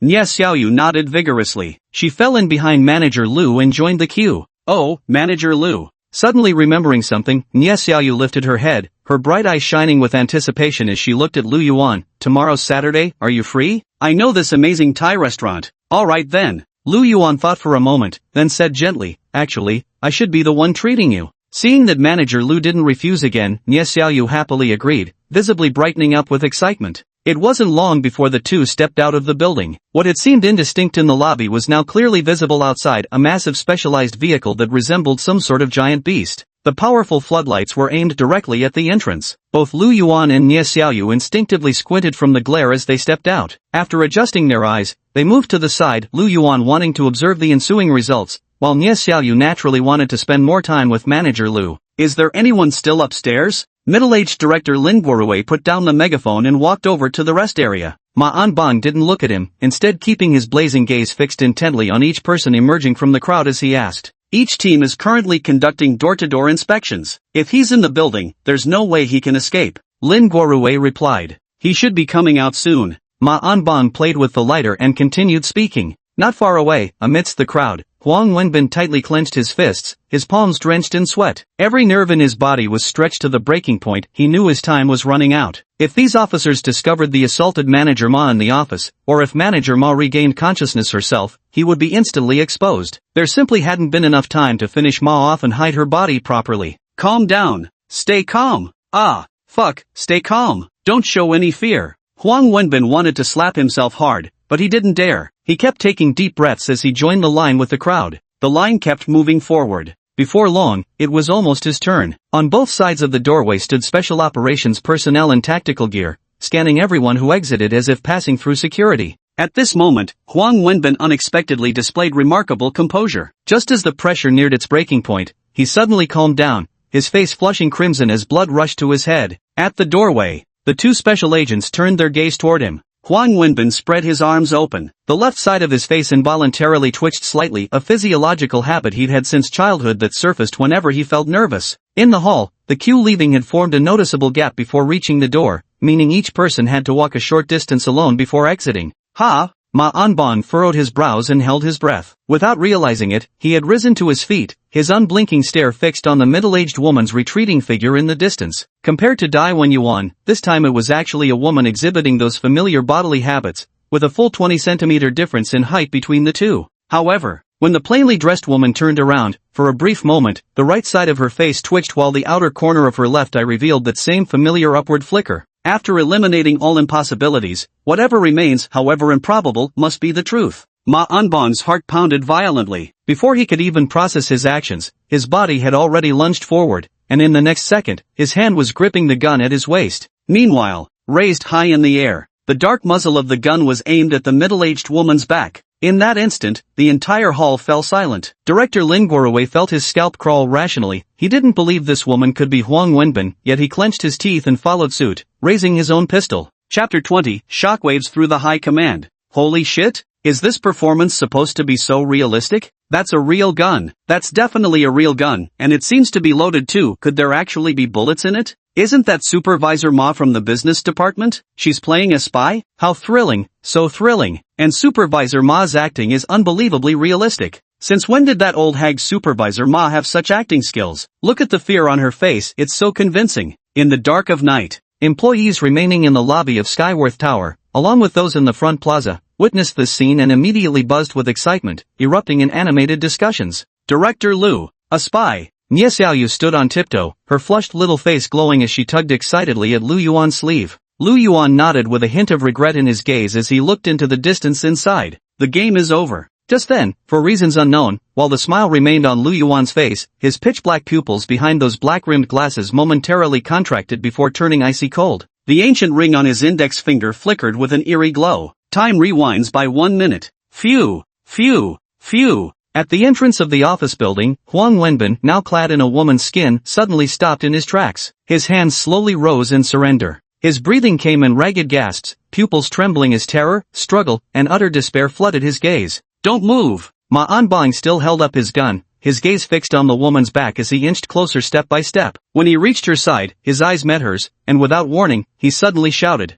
Huang Wenbin! The woman in the lady's suit shuddered violently, neither admitting nor denying it. But this was already enough confirmation for an old fox like Ma Anbong. At the same time, Bureau Chief Lin Guorui, who was also holding a gun not far away, heard a report through his earpiece. As he stared at the woman in the distance, a fleeting expression of shock and disbelief crossed his face. He walked over to Ma Anbong's side. Old Ma, you were right. Team 2 found an unconscious woman on the 34th floor. Fortunately, no life-threatening injuries. Ma Anbong nodded. He waved his hand, signaling his subordinates to move forward and restrain Huang Wenbin. At this moment, Huang Wenbin, trapped like a cornered beast, caught a glimpse of the mysterious Mr. Liu in the crowd. Like a lifeline, he was about to cry out save me. But the moment their eyes met, it was as if he had encountered the most supreme emperor, a deity of unparalleled majesty. His mind instantly went blank, and he abandoned all resistance. To everyone else, Supervisor Huang, once discovered, cooperated docilely as the special police restrained him and led him into the police vehicle. Let's go. Lu Yuan withdrew his gaze and turned to Nie Xiaoyu, who was still craning her neck to look around, with a gentle smile. Noticing the lingering reluctance on the young girl's face, he added,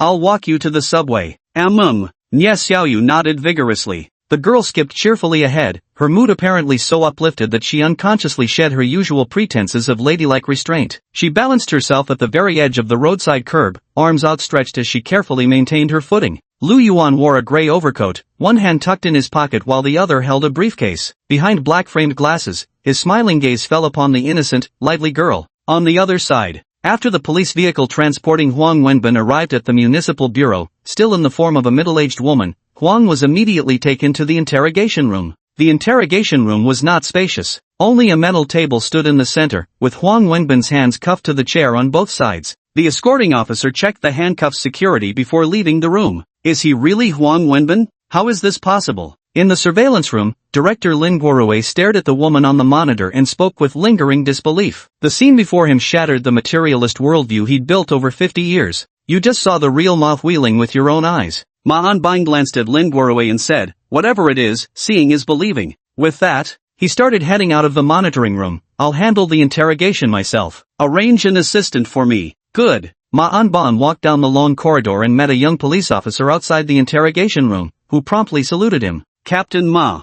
Ma Anbong nodded. Standing before the door ready to push it open, he paused and turned to the young officer behind him, warning, remember confidentiality protocol. Don't worry, Captain Ma. Director Lin already briefed me. I understand. The young officer responded. The interrogation room door swung open abruptly as Ma Anbong and the young officer seated themselves opposite Huang Wenbin. Harsh spotlights installed directly above the metal table flickered to life. Huang Wenbin, speak your mind. Ma Anbang studied the woman before him with uneasy fascination. Though his eyes registered a female form, he knew the truth, beneath that surface lay a man's physique. He spoke in measured tones, projecting authority as he broke the silence. Huang Wenbin, who had been hanging his head low, suddenly looked up, his face breaking into a horrifying grin as the corners of his mouth curled unnaturally high. "What did you say?" The voice was undeniably feminine. "What did you say?" he demanded once more, his voice abruptly turning shrill and piercing. Within the woman's voice, a man's tones seemed to superimpose themselves. His agitation escalated visibly, his entire body strained to stand,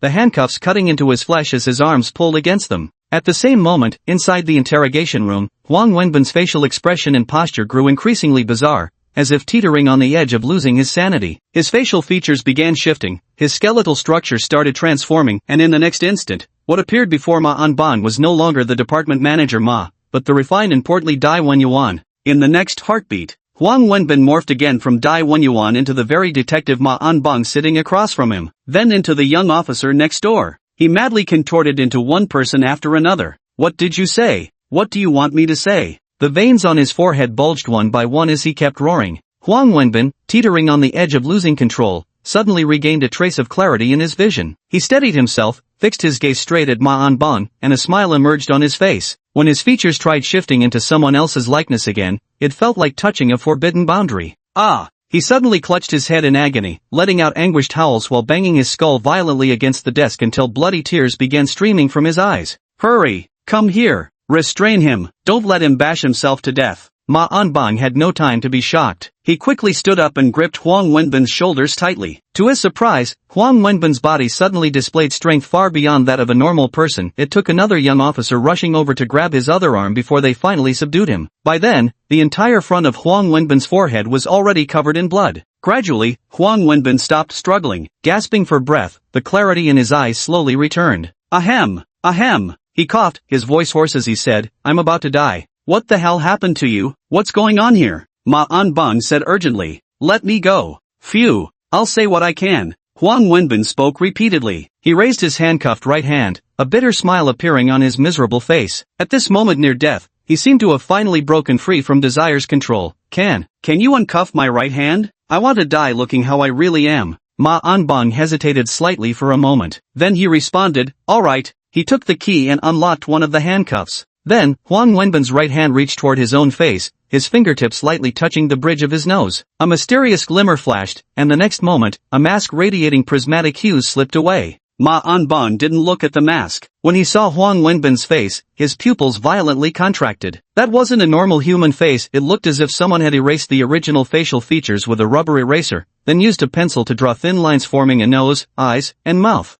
"Ha! Ah! Ah! Ah!" Huang Wenbin witnessed Ma Anban's reaction as if perceiving something. Reaching up to touch his own cheek, upon sensing what his fingertips encountered, he let out a scream more despairing than despair itself, more terrifying than terror could be. Chapter 21, Reporting Upwards. The interrogation room fell into deadly silence. "Dead? Dead? Lieutenant Ma?" The young officer gently nudged Huang Wenbin, whose body collapsed limply to the floor. The officer's face turned pale as he turned to look at Ma Anbang. At the same moment, the multicolored mask lying quietly on the interrogation table inexplicably emitted an even more dazzling light before vanishing completely from the room. Ma Anbang had lunged forward the moment the mask underwent its strange transformation, but grasped nothing but empty air. Staring at the blank desktop, he frantically searched every corner of the room, trying to locate that mysterious mask. "Chief Lin." The door burst open as middle-aged Chief Lin Guorui hurried inside. The young police officer immediately called out, "Mum, I've already reported it. Everyone involved in tonight's operation has been ordered to surrender all communication devices and remain on site until the investigation is concluded." Lin Guorui closed the door, glanced at the young policeman, and then said to Ma Anbang.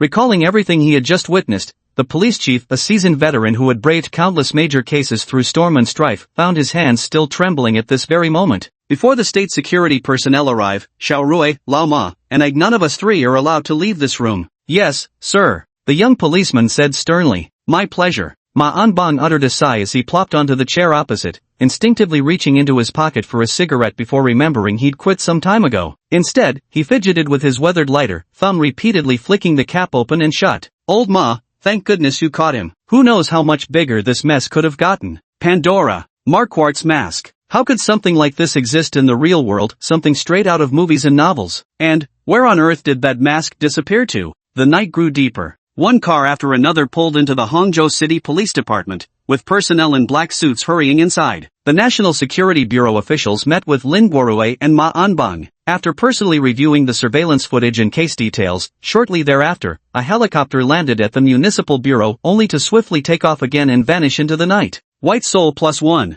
Tisk. It's over. An apartment in Binjiang District, Hangzhou. Lu Yuan, sitting in his study, let out a laugh. Through Pandora's connection, he had witnessed the entire process, Huang Wenbin losing his rationality, his facial features disappearing, and finally, his reason briefly flaring back to life as he revealed information about Pandora and the Mask of Marquardt. He opened the system panel. Name, Lu Yuan. Soul count, 1, White Soul. Desire points, 5,800 points. Pandora items created. 3-001 Marquardt's Mask. 3-002 Lilith's Blood Needle. 3-003 Witch's Spirit Bell. 0-001 Forbidden Ring. Pandora Seed, 0. Lu Yuan looked at the panel displaying information about soul quantities. Noticing the final white quality tier, he couldn't help but shake his head. These inferior souls can only exchange for third-tier seeds. Corrupted by Pandora yet still maintaining rational control amidst the depths of desire. The more profoundly a soul is stained by desires, the higher its quality becomes. For instance, to exchange for one of the 33 zero-tier seeds requires not just a soul completely corrupted into deepest black, but one capable of blooming anew from that absolute darkness, radiating multicolored brilliance. Black with multicolored brilliance? Who the hell knows what kind of person could achieve such quality? Lu Yuan muttered a complaint. No longer dwelling on it, he closed the panel. With rhythmic taps of his fingers on the desk, Lu Yuan carefully reviewed the entire process. After some thought, a calm smile appeared on his gentle face as he remarked, though the soul quality was lacking, this still served as an excellent Pandora observation experiment. I've gathered enough information. Opening a thick notebook, I began documenting various discoveries, including supplementary notes on the final negative effects of Marquardt's mask. 1. Once control is lost, the wearer will permanently lose their original facial features. 2. An intensification of desires. After documenting the artifact page, Lu Yuan flipped to the user information section. The vigorous, bold handwriting continued to jot down details on this page. He meticulously recorded Huang Wenbin's state before obtaining the artifact, as well as the psychological and behavioral transformations after acquiring it. At the end, he concluded with the precise time of death, down to the second. Now, the most efficient and organized official institution in the world has discovered Pandora. What exactly is going to happen? Lu Yuan closed his notebook. He stretched his arms, stood up, and stepped out of the study. Gazing through the floor-to-ceiling window with the city bathed in neon lights, his radiant smile grew even brighter behind the black-framed glasses. Huang Wenbin, though as fleeting as a shooting star, will undoubtedly occupy a prominently documented position in the annals of future history. Ha! So quickly found a new host already? Lu Yuan's eyes suddenly flicked upward, revealing an amused glint. Within Pandora's program, when a previous host died, it would vanish within moments before automatically seeking out the nearest individual radiating the most intense greed. Of course, Lu Yuan could also choose to reclaim the artifact and deliberately select its next owner. It simply depended on whether he deemed it necessary or not. Hello, your takeout is here. I left it by the door. Hangzhou City, a residential neighborhood. In his yellow uniform, delivery rider Lu Yang ended the call, placed the parcel on the doormat, took a step back, and snapped a photo. The early March night was still chilly. As Lu Yang rode his electric scooter, his breath formed small puffs of white mist before him. Winding through the city's streets and alleys, he suddenly looked up at the glittering metropolis ablaze with countless lights and felt an unexpected pang of loneliness. His parents were farmers, as were 3 generations before him. He thought he'd fare better, having tested into a second-tier university from their remote county town. Yet here he was after graduation, still just delivering food. After working all night, Lu Yang turned off the platform's order reception and picked up a box of fried rice to head back to his rented room for some rest.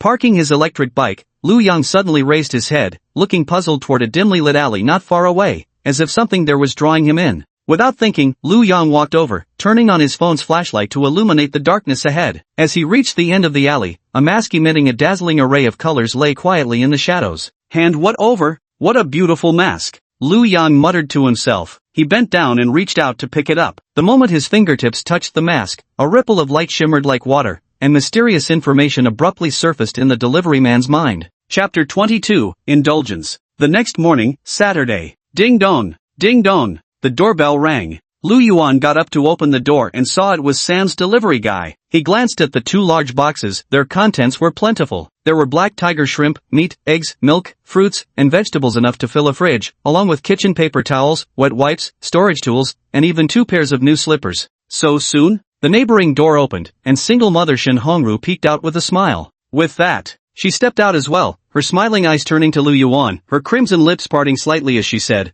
"I noticed in the past few days that your fridge is completely empty, and a lot of things are missing at home, so I took the liberty of buying them for you. Let's go. Come in, I'll help you pack." Shin Hongru gave Lu Yuan a push as she spoke. With practiced ease, she stepped inside, retrieving the women's slippers she'd bought before changing into them. Carrying her bags, she headed straight for the double-door refrigerator in the living room, rising on tiptoe to carefully put away each item. Lu Yuan remained by the door, watching this single mother from behind his black-framed glasses with his characteristically gentle gaze. She certainly knew how to showcase her physical charms. Her beige cashmere sweater paired with high-waisted skinny jeans accentuated her voluptuous curves, the rounded swell of her hips and the full length of her shapely legs were outlined to perfection. Long wavy hair, exquisite makeup, alluring red lips, everything about her was worlds apart from an innocent young girl. Lu Yuan, what are you still standing there for? Come help. Shin Hongru turned around, her voice laced with a coquettish charm. Under the busy hands of this single mother, Lu Yuan's apartment quickly took on a more lived-in feel in just a short while. Even the black cat, Old White, tilted its head curiously,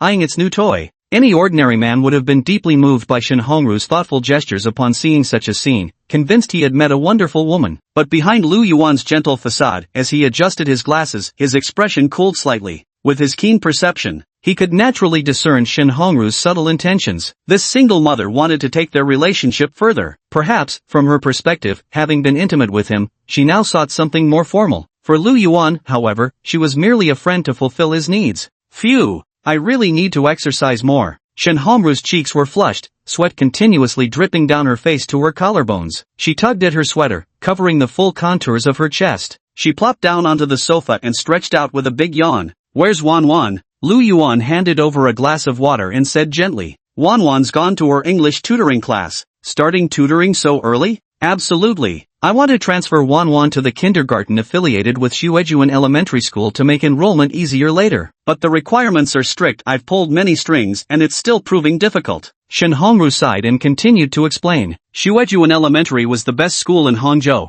and despite being a senior executive at her company, she still couldn't exert much influence in this matter. No need to put too much pressure on Wan. Lu Yuan handed her a glass of water. He then sat down beside her and added, "Send me Wan's documents. I know a friend who might be able to help." Really? Shin Hongru's eyes widened, her gaze fixed intently on Lu Yuan, her eyelashes trembling slightly. Without hesitation, she immediately sent the material she had prepared early that morning to Lu Yuan. She then saw Lu Yuan simply walk aside, make a phone call, and hang up after just a few words. In about 5 minutes, no, just 3 minutes, Shin Hongru received a call from the principal of Xuejuan Primary School. Thank you.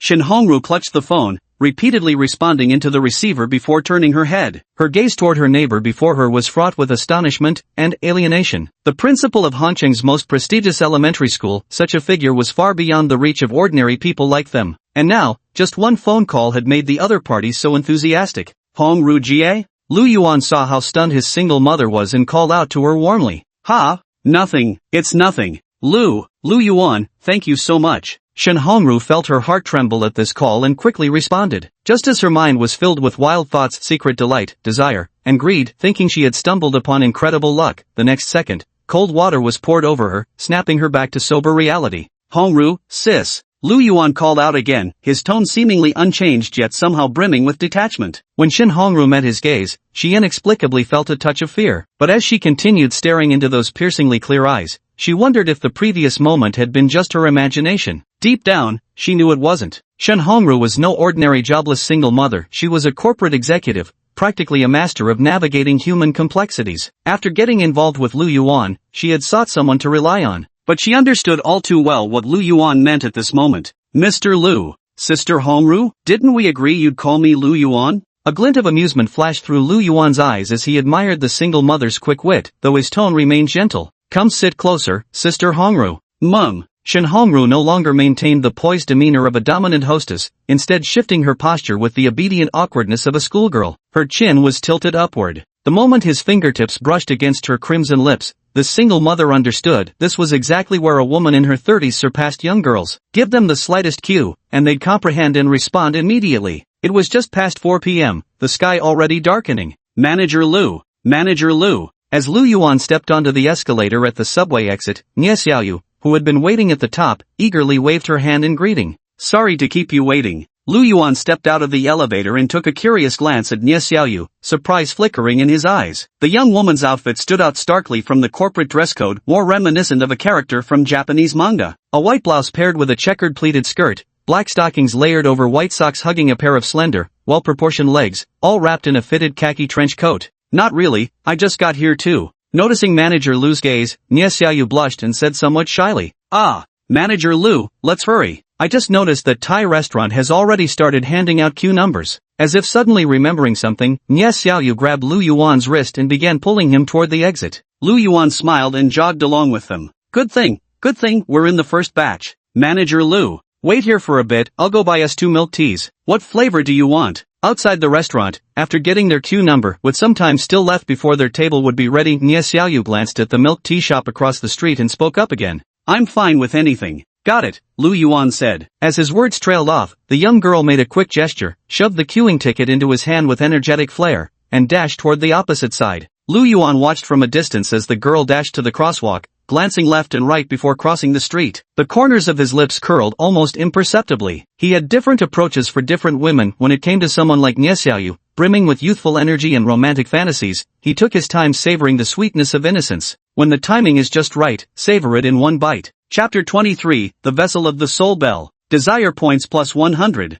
Wulin Plaza Star Cinema. Standing in the lobby awaiting the movie's start, Lu Yuan's gaze suddenly halted as he chuckled softly. Through Pandora's connection, he glimpsed scenes unfolding somewhere in Hangzhou. Does every man who obtains the mask have this exact reaction in his pants when unleashing his inner ambition for the first time? Lu Yuan glanced at it and let out a soft chuckle. Upon confirming the capabilities of the Marquard mask, this individual likewise assumed the appearance of someone's husband and entered a household. As his ambitions were gradually unleashed, he might very well tread the same path as Huang Wenbin. Though Huang Wenbin's luck was particularly wretched, his wife's murder drew too much attention, and he happened to cross paths with Ma Anbang. As for this one, who could say for sure? But one thing is certain, once the killing begins, the probability of being discovered skyrockets exponentially. That's when the real challenge starts. It's hard to say, but this one seems to be promising material. Lu Yuan closed the system and looked up, gazing at a young man near the ticket gate not far away. The fellow couldn't have been more than 20, his eyes expressionless, carrying a faint sense of detachment, the demeanor of an introverted and earnest soul. Yet, Lu Yuan could clearly perceive the volcano-like frenzy the young man was suppressing beneath the surface. Director Lu, it's time to board. Nie Xiaoyu glanced at the time and tugged at Lu Yuan's sleeve.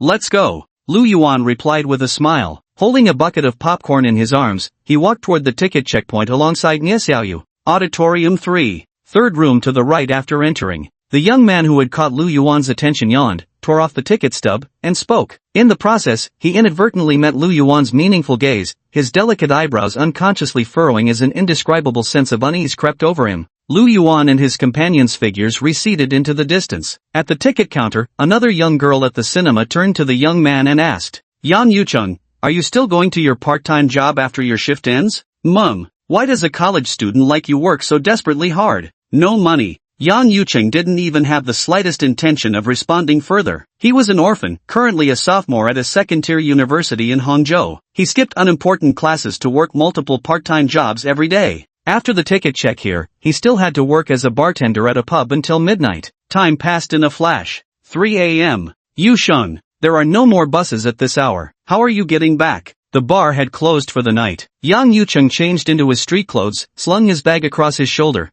and was about to leave when one of the other bartending trainees patted him on the back with a smile and asked, Going to crash at a KFC until sunrise, then head back to campus. Yang Yucheng shrugged. Why not just crash at my dorm? Better than running back and forth all night. No need. Thank you. Alright then, I'll head off first. The intern waved his hand, scanned an electric scooter, and disappeared from view. Yang Yucheng yawned again, hands stuffed in his pockets, and pushed open the door of a nearby KFC with familiar ease. Without ordering anything, he went straight to an empty corner and sat down. Despite his consecutive yawns, he decided to play with his phone for a while before dozing off. Ding dong. After a while, the door of KFC was pushed open again. Yang Yucheng put down his phone and got ready to sleep. When he glanced casually at the door, his gaze paused. He recognized the man who had just entered. It was the guest from the cinema earlier that evening. The tall man was wearing a gray sweater and a long black coat, carrying himself with the charismatic air of a handsome middle-aged actor from the movies. But Yan Yucheng felt something wasn't right. He noticed that the other person seemed to be walking towards him. Is this seat taken?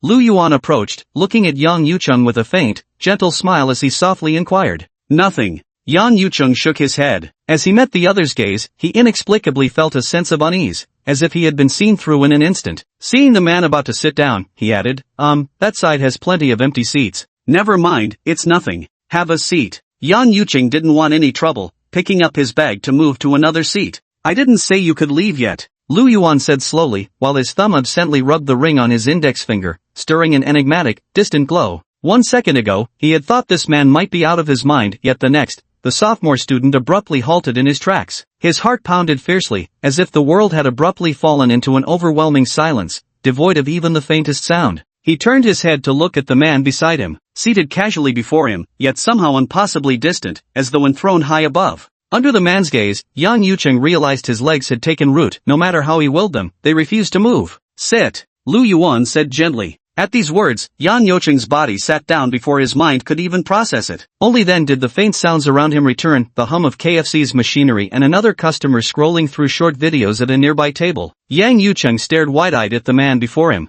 He didn't understand what had happened, or even if any of it had been real. What's your name? Lu Yuan asked with a smile. Yang Yucheng. Student? Yeah, I'm a sophomore at the University of Science and Technology. In the dimly lit KFC, one asked while the other answered. In just a short while, Lu Yuan had grasped the general situation of the young man before him. So that's how it is. Lu Yuan nodded. He assumed a thoughtful expression, then let out a light chuckle and reached into his coat. Under the other man's gaze, he produced a palm-sized wooden box. Pressing it under his fingertips, he slid it toward Yang Yucheng's side of the table. Meeting the other's eyes, his smile brightened slightly. I can smell the resentment wafting from your soul. So, this is my gift to you. It's called the Witch Soul Bell. Remember, you must be its master, never its slave. With that, without waiting for Yang Yucheng's response, Lu Yuan stood up and vanished from the KFC just as quietly as he had arrived. Simultaneously, the store's surveillance cameras resumed normal operation, as if nothing unusual had occurred. The wizard's soul bell?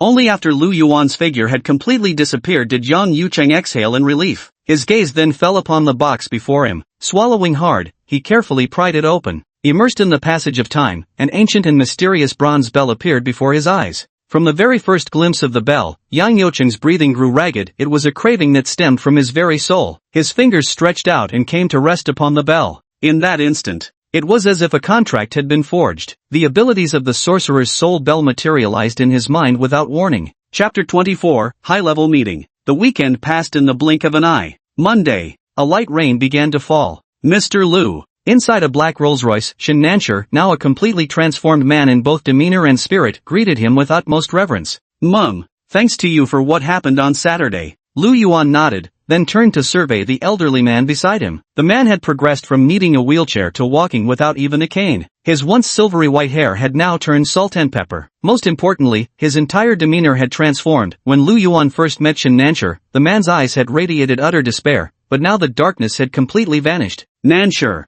Mr. Lu. Shin Nancher lowered his head. When you indulge in desire, the abyss takes a step closer to you. Lu Yuan uttered these words with profound meaning. Even without the connection through Pandora, it was evident that over the past 2 days, this renowned philanthropist of Hangzhou had been restoring his youth at the rate of 1 life per day. Now, his true age was 90, but his physiological age had reversed to 86. Thank you for the reminder, Mr. Lu. Shin Nancher's eyelids twitched as he hastened to reply. There's one more thing. Last Friday, one of Pandora's users was apprehended by Hangzhou police. The authorities will likely start paying serious attention to Pandora now. Lu Yuan spoke in an even tone before adding another remark. After finishing his words, he pushed open the car door, unfolded a black long-handled umbrella, and stepped into the curtain of rain. In the car, Mr. Lu's words instantly made Old Master Shin grow solemn. He was no ordinary man. His status granted him clear understanding of how vast systems operated, and he knew precisely what kind of storm such supernatural artifacts could unleash. Shanzi, Old Master.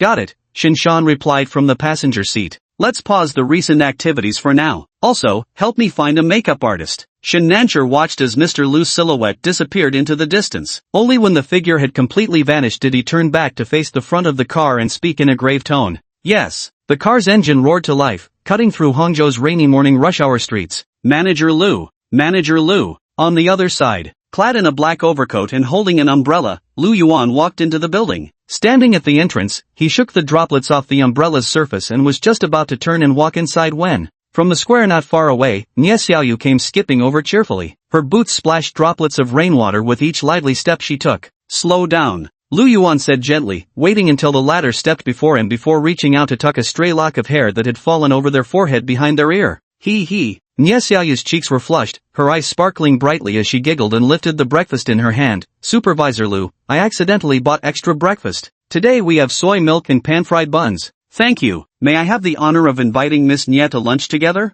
He. Yes sir, absolutely, Nie Xiaoyu said playfully. On the 15th floor, Lu Yuan stepped into his office and stood before his desk. Behind his black-rimmed glasses, his gaze was as calm and profound as the deep sea. His fingers relaxed slightly, and the breakfast bag instantly plummeted into the trash can. Lu Yuan didn't even glance their way as he took off his coat and stood before the window. But now, 3 Pandora artifacts had been distributed, and in the future, more and more such devices would circulate through the world. At first, they would become urban legends, but once their numbers grew sufficient, they would begin to alter the existing order. At the official level, responses will gradually begin this week. The game has officially begun. Lu Yuan's smile grew even brighter. Captain Ma, you may leave now, but please do not leave Hangzhou until you receive official notice. We may require your cooperation at any time. Hangzhou, National Security Bureau. The middle-aged man looked at Ma Anbang, extended his right hand, and said with a smile, rest assured. I understand. Ma Anbang grasped the latter's hand and responded. After what happened last Friday, their entire group had also begun undergoing investigation and questioning. As the first discoverer of Pandora, Ma Anbang was naturally the primary focus. With no further words, Ma Anbang said his goodbyes and turned to walk out of the building. It was a structure concealed amidst the bustling city district. Just outside its doors lay a busy street, while directly across the road sprawled a lively vegetable market flanked by various breakfast eateries. Old Ma! Director Lin Guorui stood under the awning of a nearby shop, holding a bowl of noodles in his hands while noisily slurping and gazing out the door. Upon spotting Ma Anbang, he hurriedly swallowed the mouthful of food, roughly wiped his lips, and shouted out, here, breakfast. He handed over the breakfast he had bought and continued, let's head back together. Neither of them brought up the matter regarding Pandora again, and they drove to the city bureau in silence. In the car, Director Lin was at the wheel while Ma Anbang sat in the passenger seat, idly playing with his lighter, his weathered eyes casually gazing out the window. As they drove into the city bureau's compound, Ma Anbang caught a glimpse of a woman passing by. Years of investigative instincts allowed him to size her up in an instant. He appeared relatively young, certainly under 50, yet his demeanor and vitality made him seem far older than his years. His clothing was plain and modest, with collar and cuffs faded from repeated washing, indicating humble family circumstances. His expression wavered between that of a startled bird and one weighed down by palpable anxiety. The car drove off. Ma Anbang withdrew his gaze as well. Old Ma, are you heading back to rest or going to the team? Back to the team. Alright then, call me if anything comes up. I'll head off first. Lin Guorui had a pile of tasks waiting and, with a quick wave, hurried toward the building. Ma Anbang encountered the same woman again on his way back to the team. After flashing his badge, her eyes brimmed with tears as if grasping at a lifeline, and she pleaded repeatedly, Captain Ma, please, you must save my child. He must be in trouble. It's been 4 days without a word, and his phone goes unanswered. My son might not be the most well-behaved, but he would never disappear for this long. Never. He must be in danger. The woman raised her phone. What's his name? Ma Anbang glanced at the photo, a young man with dyed blonde hair. With his keen eye, he could tell at first glance this was no decent fellow. Lin Peixin. His name is Lin Peixin. Alright, I got it. Leave me your number, and I'll message you if I have any updates. Ma Anbang acknowledged with a grunt. Without another word, noticing a young colleague waiting on the other side of the hall, he walked over. Do you know that woman from earlier? Her son Scum been in and out of our precinct multiple times. What's the matter? Gambling, and also organizing prostitution. Ma Anbang nodded and didn't say anything more. He returned to the team and quickly immersed himself in other tasks until it was almost time to leave work. Outside the police station office, a man dressed in a black suit suddenly appeared and knocked on the door. Ma Anbang, there's a meeting you need to attend in half an hour. The man in the black suit looked at Ma Anbang and said solemnly. The 2 black sedans drove out from the municipal bureau one after another, plunging into the neon-lit city. The rain continued to fall, growing heavier by the minute, with bean-sized raindrops shattering against the glass. Ma Anbang silently gazed out the window. Though he hadn't spoken a word, he could sense it. This must be an unprecedented high-level meeting of extraordinary magnitude. Chapter 25, The Unspeakable Taboo of K's Existence. Ah, the rain hasn't let up yet. How annoying. Skyworth Plaza. Lu Yuan stepped out of the main entrance, his gentle gaze first sweeping across the rain-veiled cityscape in the distance before casually scanning his surroundings. Noticing something particular, the smile on his face deepened. From early morning, newcomers began appearing in various parts of the building one after another. These individuals launched a carpet-style investigation outward inch by inch, starting with Huang Wenbin and Dai Wenyuan as their initial points, a saturation survey model. It was the clumsiest method, yet also the most effective approach, a tactic only state machinery could deploy.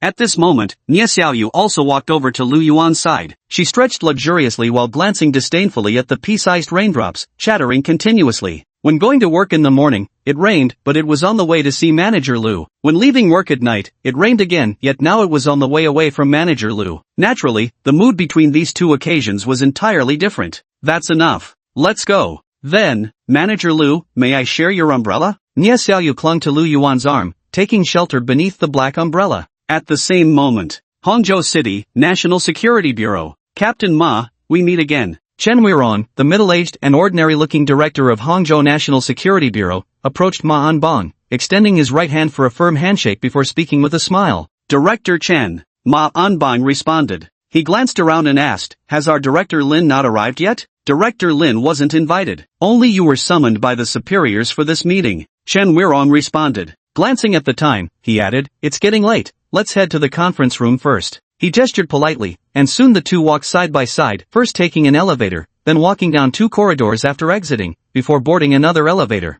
Upon leaving the elevator, 2 military personnel stood guard on either side of a conference room door at the end of the hallway. Chen Weirong stepped forward, surrendered his phone, spread his arms for inspection to confirm he carried no recording or eavesdropping devices, then was permitted to enter the room. Ma Anbang took a glance and handed over his phone as well. Spread his hands open. Beep. My apologies. Lighter, forgot it. Ma Anbang saw the soldier's expression change in an instant. Realizing what was happening, he hurriedly pulled out a lighter and handed it over. The inspection was thorough, even their shoes were removed and carefully checked. After a while, they were finally allowed inside. The small meeting room had just 2 tables placed side by side, with a display screen positioned in front of them. Don't be nervous. The sky won't fall. Chen Weirong, the director of Hangzhou's State Security Bureau, remained as steady as a mountain. His ordinary face still wore a faint smile, as if Pandora's appearance was nothing extraordinary. He glanced at Ma Anbang beside him and chuckled. Mum, I was just thinking about something. Ma Anbang gave an acknowledging hum.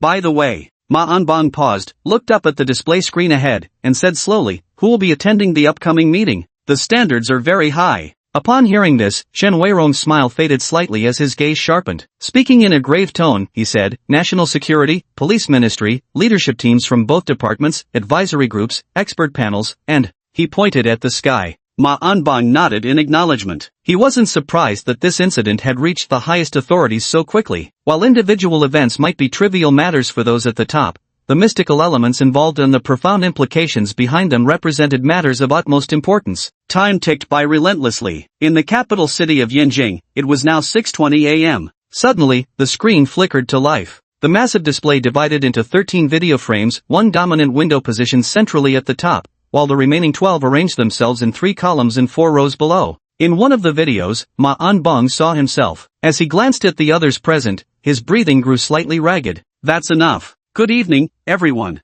In the foremost video, a middle-aged man with a gentle yet authoritative presence appeared. He tapped the table lightly before speaking slowly. So you're Ma Anbang? After exchanging a few brief words, the middle-aged man turned his gaze to Ma Anbang's image on the screen and said, now, please recount the entire incident from start to finish. Great. Though separated by the screen, Ma Anbang's heart pounded nervously at that moment, as if he could directly feel the gazes of those important figures resting upon him. He responded instinctively, rising to his feet. Sit down and talk. Yes, sir. On the evening of March 10th, a homicide occurred in our city. Investigation revealed that Huang Wenbin, male, 26 years old, originally from Zhucheng, Huizhou province, had premeditated the murder of his wife, Li Wenwen, female, 26 years old. Ma Anbang succinctly outlined the incident's origins, presented the complete chain of evidence, shared his own suspicions and discoveries, and even candidly described portions of his internal thought process. After his statement concluded, the corresponding video footage began playing. 13 pairs of eyes clearly observed the surveillance recording showing Huang Wenbin's facial features and physique rapidly transforming into another person's appearance inside the interrogation room. Upon thorough technical verification,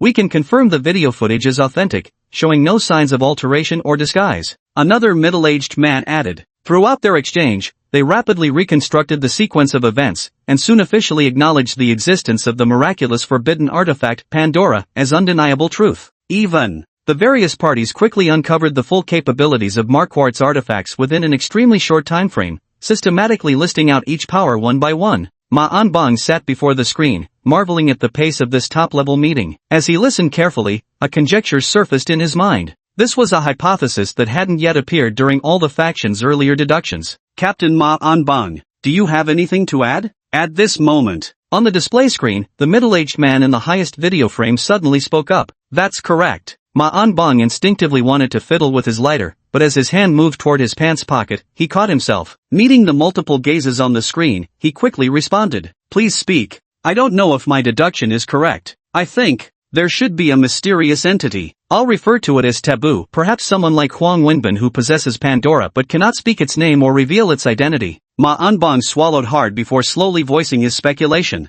As these words rang out, they immediately captured the attention of every presence watching the video, even the highest among them narrowed their eyes in concentration. The atmosphere in the meeting room was frozen solid. Chapter 26, The Establishment of the Pandora Special Investigation Team. Meow. A mid to high-end apartment in Binjiang district. A sleek black cat crouched in front of the sofa, its slender tail swaying lazily. Its round, bright eyes watched its owner standing by the floor-to-ceiling window. It suddenly stood up, shivered slightly, then leaped off the sofa and walked to its owner's feet, nuzzling Lu Yuan's pants leg with its head. Old bye? What's wrong? Lu Yuan gently asked as he bent down to pick it up, cradling it in his arms while his right hand adorned with a ring slowly stroked the cat's head.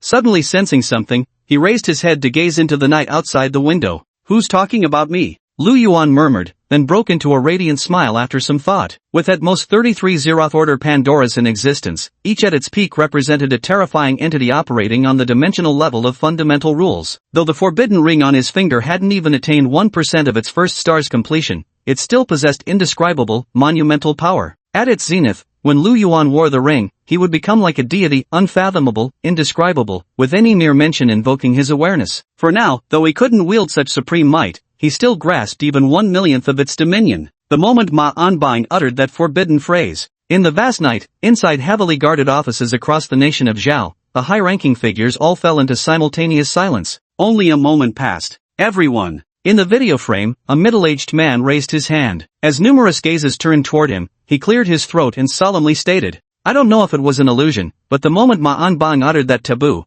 it felt as though some unseen presence in the darkness was watching me. Goosebumps prickled faintly across my skin. Same here. I thought I was the only one who felt this way. Indeed, I share the same sensation. After a brief pause, high-ranking officials from across Zhao State spoke one after another from their video call windows. Phew.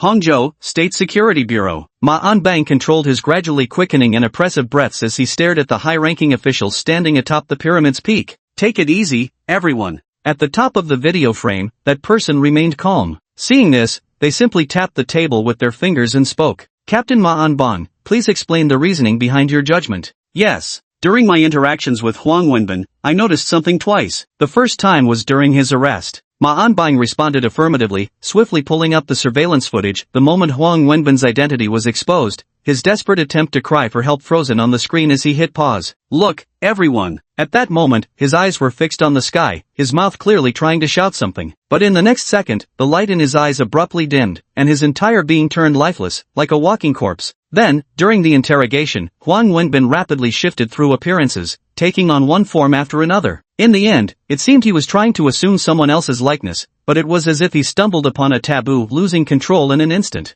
He proceeded to pull up a second surveillance clip. In the footage, Huang Wenbin frantically slammed his head against the table until his forehead was a mangled, bloody mess. Sure thing. I understand. The middle-aged man pondered thoughtfully and said in a deep voice. The meeting continued with discussions on various topics as time ticked by. Late into the night, the influential figures present fell silent, and all eyes turned to the first video screen. Now, I will make the following arrangements. First, we will temporarily assume the existence of this forbidden entity, codenamed S. Second, regarding the establishment of the Pandora Special Investigation Team. The Special Investigation Team will be composed of personnel selected from the National Security Bureau, the Public Security System, and the military, initially under the jurisdiction of national security. Special circumstances call for special measures. During investigations, all departments and systems must cooperate with the Pandora Investigation Team, which has supreme priority. In the video frame, the eldest middle-aged man continued. When he uttered these words, the assembled leaders immediately grasped the authority wielded by this investigation team, especially with the mention of supreme priority.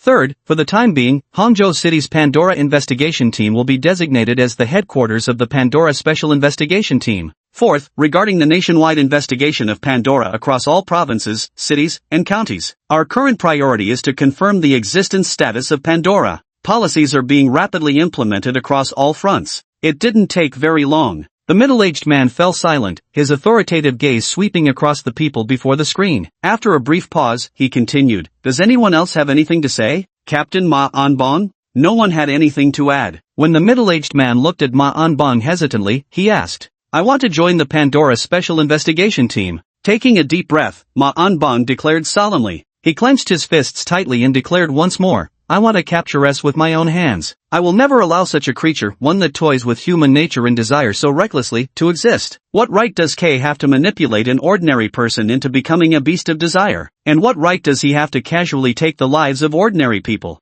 Ma Anbong's eyes widened with fury, his tone growing fervent. In that moment, he even forgot to maintain the proper etiquette expected in the presence of these towering figures. His words fell into silence. No one spoke again. "Good. Captain Ma Anbong, I temporarily appoint you as the deputy head of Hangzhou's Pandora Special Investigation Team. I hope that someday in the future, you will personally apprehend S.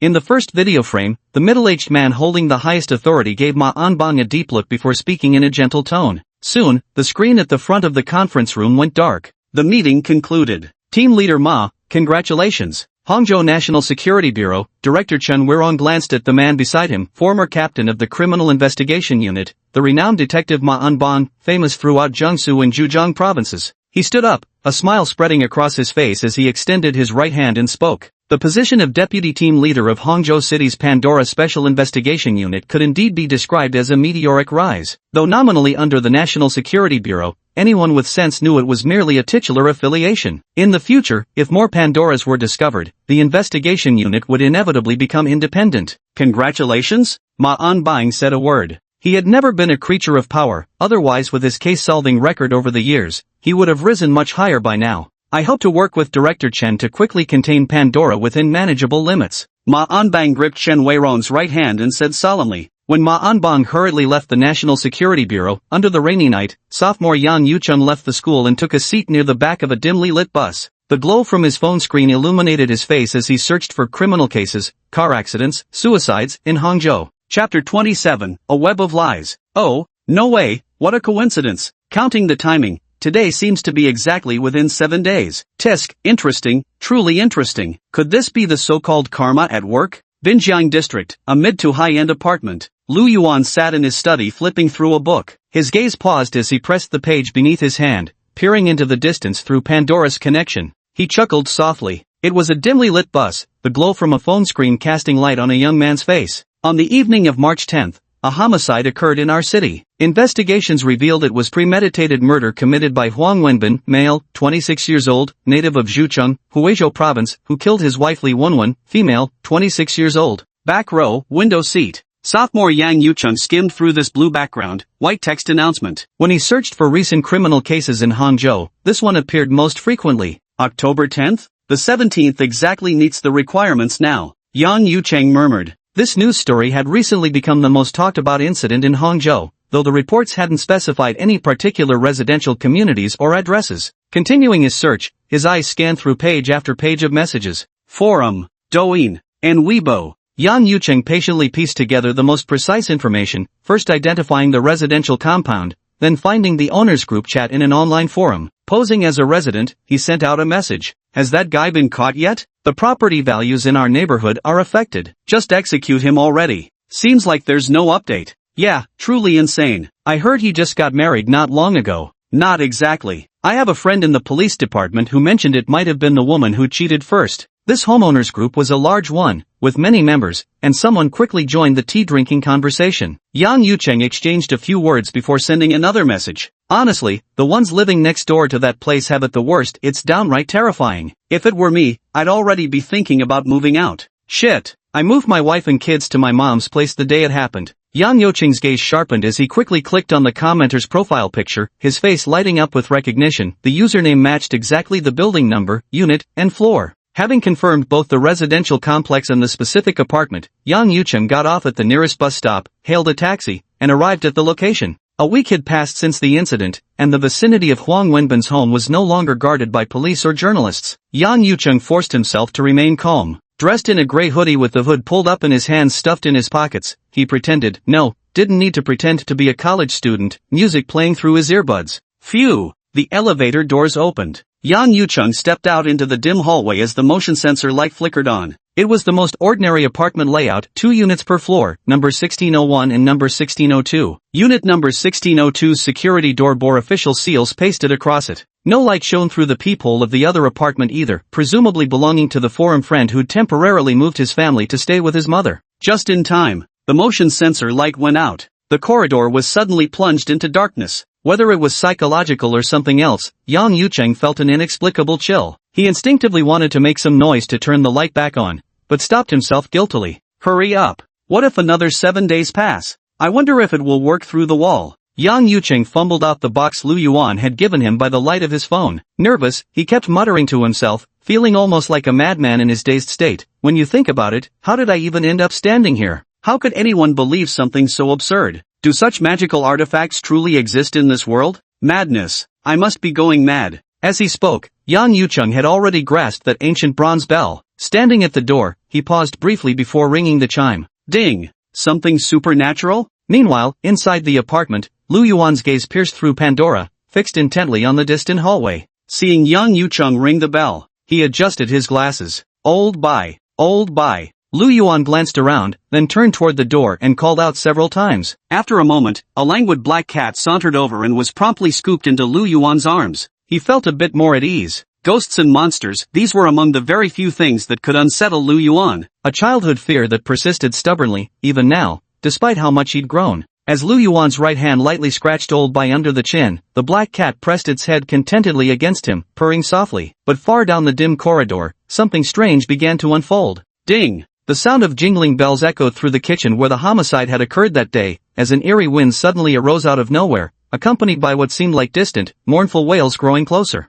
Holy shit! Yang Yucheng clutched the bell in his hand. He didn't understand what was happening, but his most primal instincts seemed to recoil in fear. Every hair on his body stood on end, and goosebumps prickled across his skin. Before them appeared. The police seal on the security door slowly peeled off, and the doorknob turned on its own, as though unseen hands were pushing the door open from the other side. The door swung open abruptly. Thump! Thump! Thump! Yang Yucheng's eyes widened, his heart pounding violently. Steeling himself, he cautiously stepped into the room. No sooner had he entered than the door slammed shut again, with the seal even reappearing in its original position. Whoa whoa! Outside the window, the rain had ceased unnoticed. The dark clouds dispersed, allowing the bright moonlight to stream into the room. The crying inside the room grew even clearer. Yang Yucheng stood before the kitchen. Ding! He shook the bell once more. At its sound, the dark red bloodstains staining the range hood, the gas stove, the floor, suddenly seemed to turn crimson. The eerie wind howled even fiercer. The weeping grew even sharper. Right after, a faint silhouette slowly materialized above the pool of blood.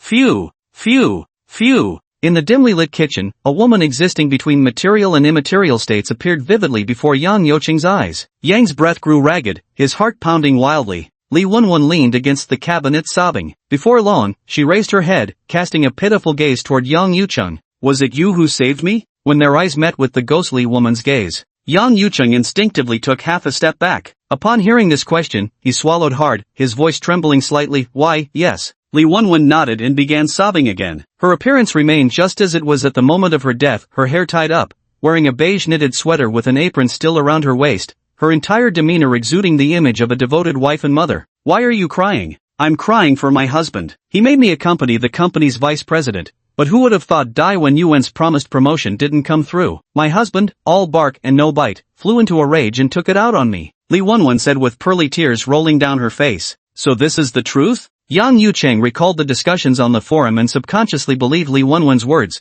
but then felt a twinge of doubt. Nonsense. Meanwhile, Lu Yuan, seated in his executive chair while observing the scene, lightly stroked Lao Bai's fur and chuckled upon hearing this. Chapter 28, The Mummy is Discovered. The next day, March 18th, the weather was clear and sunny, without a cloud in the sky. The temperature had gradually settled into a comfortable range, making it the perfect season for a spring outing. Uncle Lu, where's Xiao Bai? Lu Yuan left for work, and just as he closed the door, the neighbor's door opened, and a little girl with 2 coiled pigtails skipped out cheerfully. The little girl swayed her head and, upon seeing Lu Yuan, her eyes instantly sparkled with joy. She ran up to him eagerly, lifted her head, and said in a clear, lively voice. Ever since their last encounter, she was no longer afraid of Lu Yuan. Xiao Bai is at home. Oh. The little girl nodded, then her eyes brightened as she added, Can I see Xiao Bai then? Wan, don't disturb Uncle. Uncle needs to go to work now. A graceful voice spoke. Single mother Shen Hongru emerged carrying a small backpack. She first glanced at Lu Yuan, nodding with a smile, then approached in her high heels and said. Shen Hongru, holding the little girl's hand,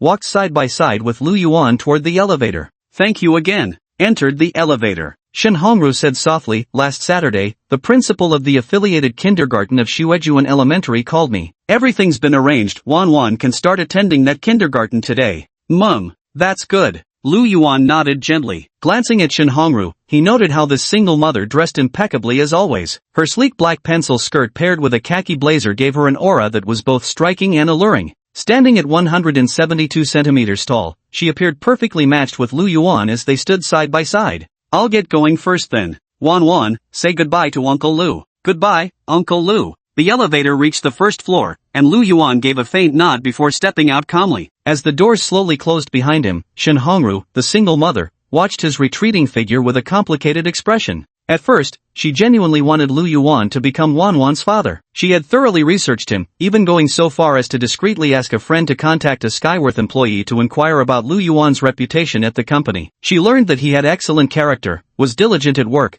and was truly someone worthy of trust. Who would have thought the latter concealed such formidable power, a true master playing games with the mortal world? Phew! After all, I've become his woman in every way that matters, only the title differs. As the elevator reached the parking garage, Shen Hongru let out a sigh and comforted herself. She arrived at the office. As usual, he indifferently tossed the breakfast into the trash bin, leaned back against the window, and prepared to open the black leather notebook. Lu Yuan paused mid-motion. He carefully examined this notebook that recorded Pandora artifacts and user information pages. He could swear it had been an utterly ordinary notebook until this moment, yet now, in Lu Yuan's eyes, it emitted a faint glow, the kind of dim radiance barely capable of sustaining a third-tier seed. It seems this glow can grow stronger? Lu Yuan adjusted his glasses and pondered thoughtfully. He guessed that the genesis and growth of this radiance might be related to the Pandora inscribed within and its user. Perhaps. One day in the future, the potential carried by this notebook may elevate it into the supreme vessel capable of bearing a zero-class seed. If that's the case, what kind of Pandora would it become?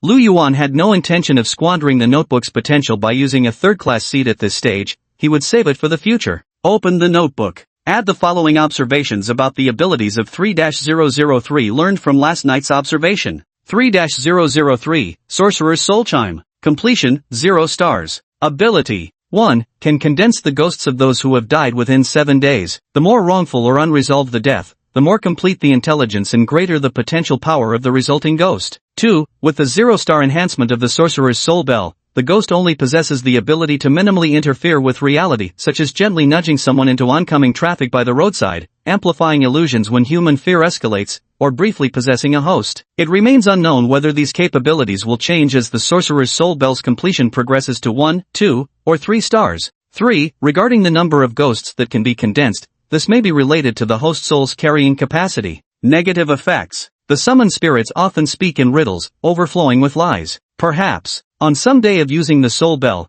the user may succumb completely to the spirit's deceit. Lu Yuan set down his pen. He carefully reviewed what he had written before turning to the next page to record the details of the witch's soul bell's first host, Yang Yucheng. After finishing Yang Yucheng's entry, he proceeded to document information and evaluations about Marquette's artifact's new host, Lu Yang. Phew, this is even more exhausting than writing work reports. After a while, Lu Yuan stretched and said with a smile, I hope that at least one of these two can maintain their rationality and avoid being caught by the official organization. Lu Yuan rapped his knuckles lightly against the desk. It's time for the Pandora Management Committee under his command to recruit its first member. No, to be precise, the second Shin Nancher from the Shin family was the first. The management committee needs a stronghold, a place where meetings can be held and members can gather. Later, let Shin Nancher find one. And more. As for ordinary human elites, those who are not Pandora hosts, should we recruit them? Let's put that on the back burner for now. Lu Yuan attempted to speculate about the future with the continuous emergence of Pandora. And at the same time,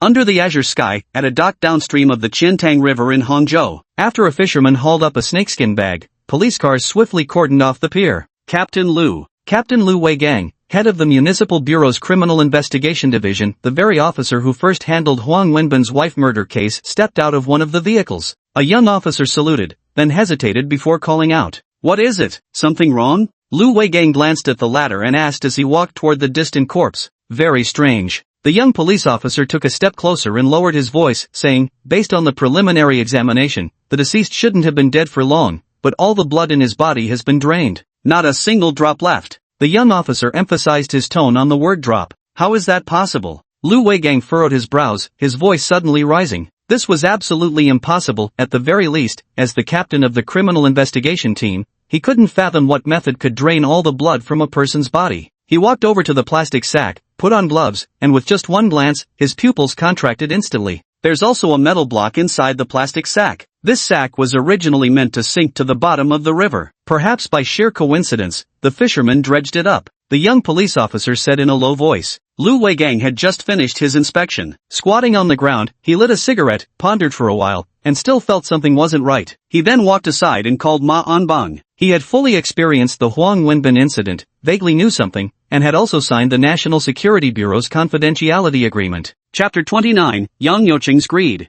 Who is this person? Chen Shooting? Inside Skyworth Tower, having just finished a work conference, Lu Yuan paused his steps in the corridor near the floor-to-ceiling windows. His gaze shifted to the cityscape outside as he simultaneously opened his system interface. Through Pandora's connection, he stared into the distance. He withdrew his gaze. Sent a message to Shin Nancher. Help me investigate a woman named Chen Shooting, around 35 years old, with a 5-year-old son called Xiuxiu. Chen Shooting? Mr. Lu, I think I know who you're referring to. I'll send you her information right away. What would you like me to do? After the last message, the corresponding file package was sent over. With one hand in his pocket, Lu Yuan opened the file package while walking back to his department. That kid. Such initiative, such ambition. By the time he reached his office, he had just finished reviewing the materials. A hint of surprise flashed in Lu Yuan's eyes as he remarked with an amused smile, not something you'd expect from a sophomore. Chen Shooting, daughter of Chen Guanrong, and this Chen Guanrong is no ordinary figure. The undisputed underworld godfather of Hangzhou. His businesses nearly encompass all of Hangzhou's nightlife hotspots, including the Yunding Tian Palace nightclub,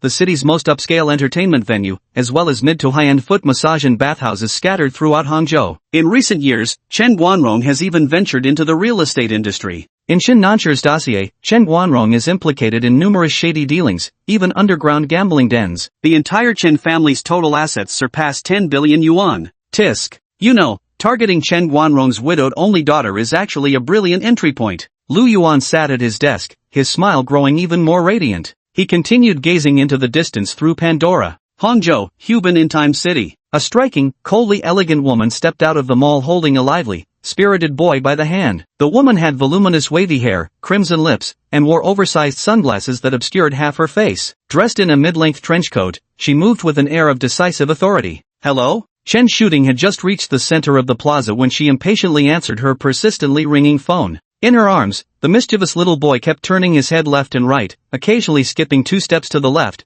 then 2 steps to the right. Butterfly, flower butterfly. The little boy's gaze suddenly fixed on a certain direction in the air, his chubby little hand pointing incessantly. Seeing the butterfly in the air about to fly away, he grew anxious. Suddenly breaking free from his mother's hand, he dashed toward the roadside. The boy usually had a very obedient temperament. After running just a couple of steps, he stopped again, hesitantly turning back to look at his mother who was still on the phone. Who knows? He hesitated for just a moment when suddenly the butterfly circled back, fluttering before his eyes. As he raised a hand to catch it, the insect took flight once more. Xiuxiu? Xiuxiu. Chen Shooting hung up the phone and called out. She felt her hands suddenly empty and frantically turned to search. When she spotted in the distance, her eyes flew wide open as her aloof demeanor instantly shattered into terror. She let out a piercing scream. Xiuxiu. The chubby-cheeked little boy had somehow wandered to the bustling roadside, his plump little hand raised as if grasping at something. Then his feet stumbled inexplicably, sending his small body tumbling forward. At the same moment, a speeding car was hurtling down the road from the opposite direction. This sight drained all color from Chen Shooting's face.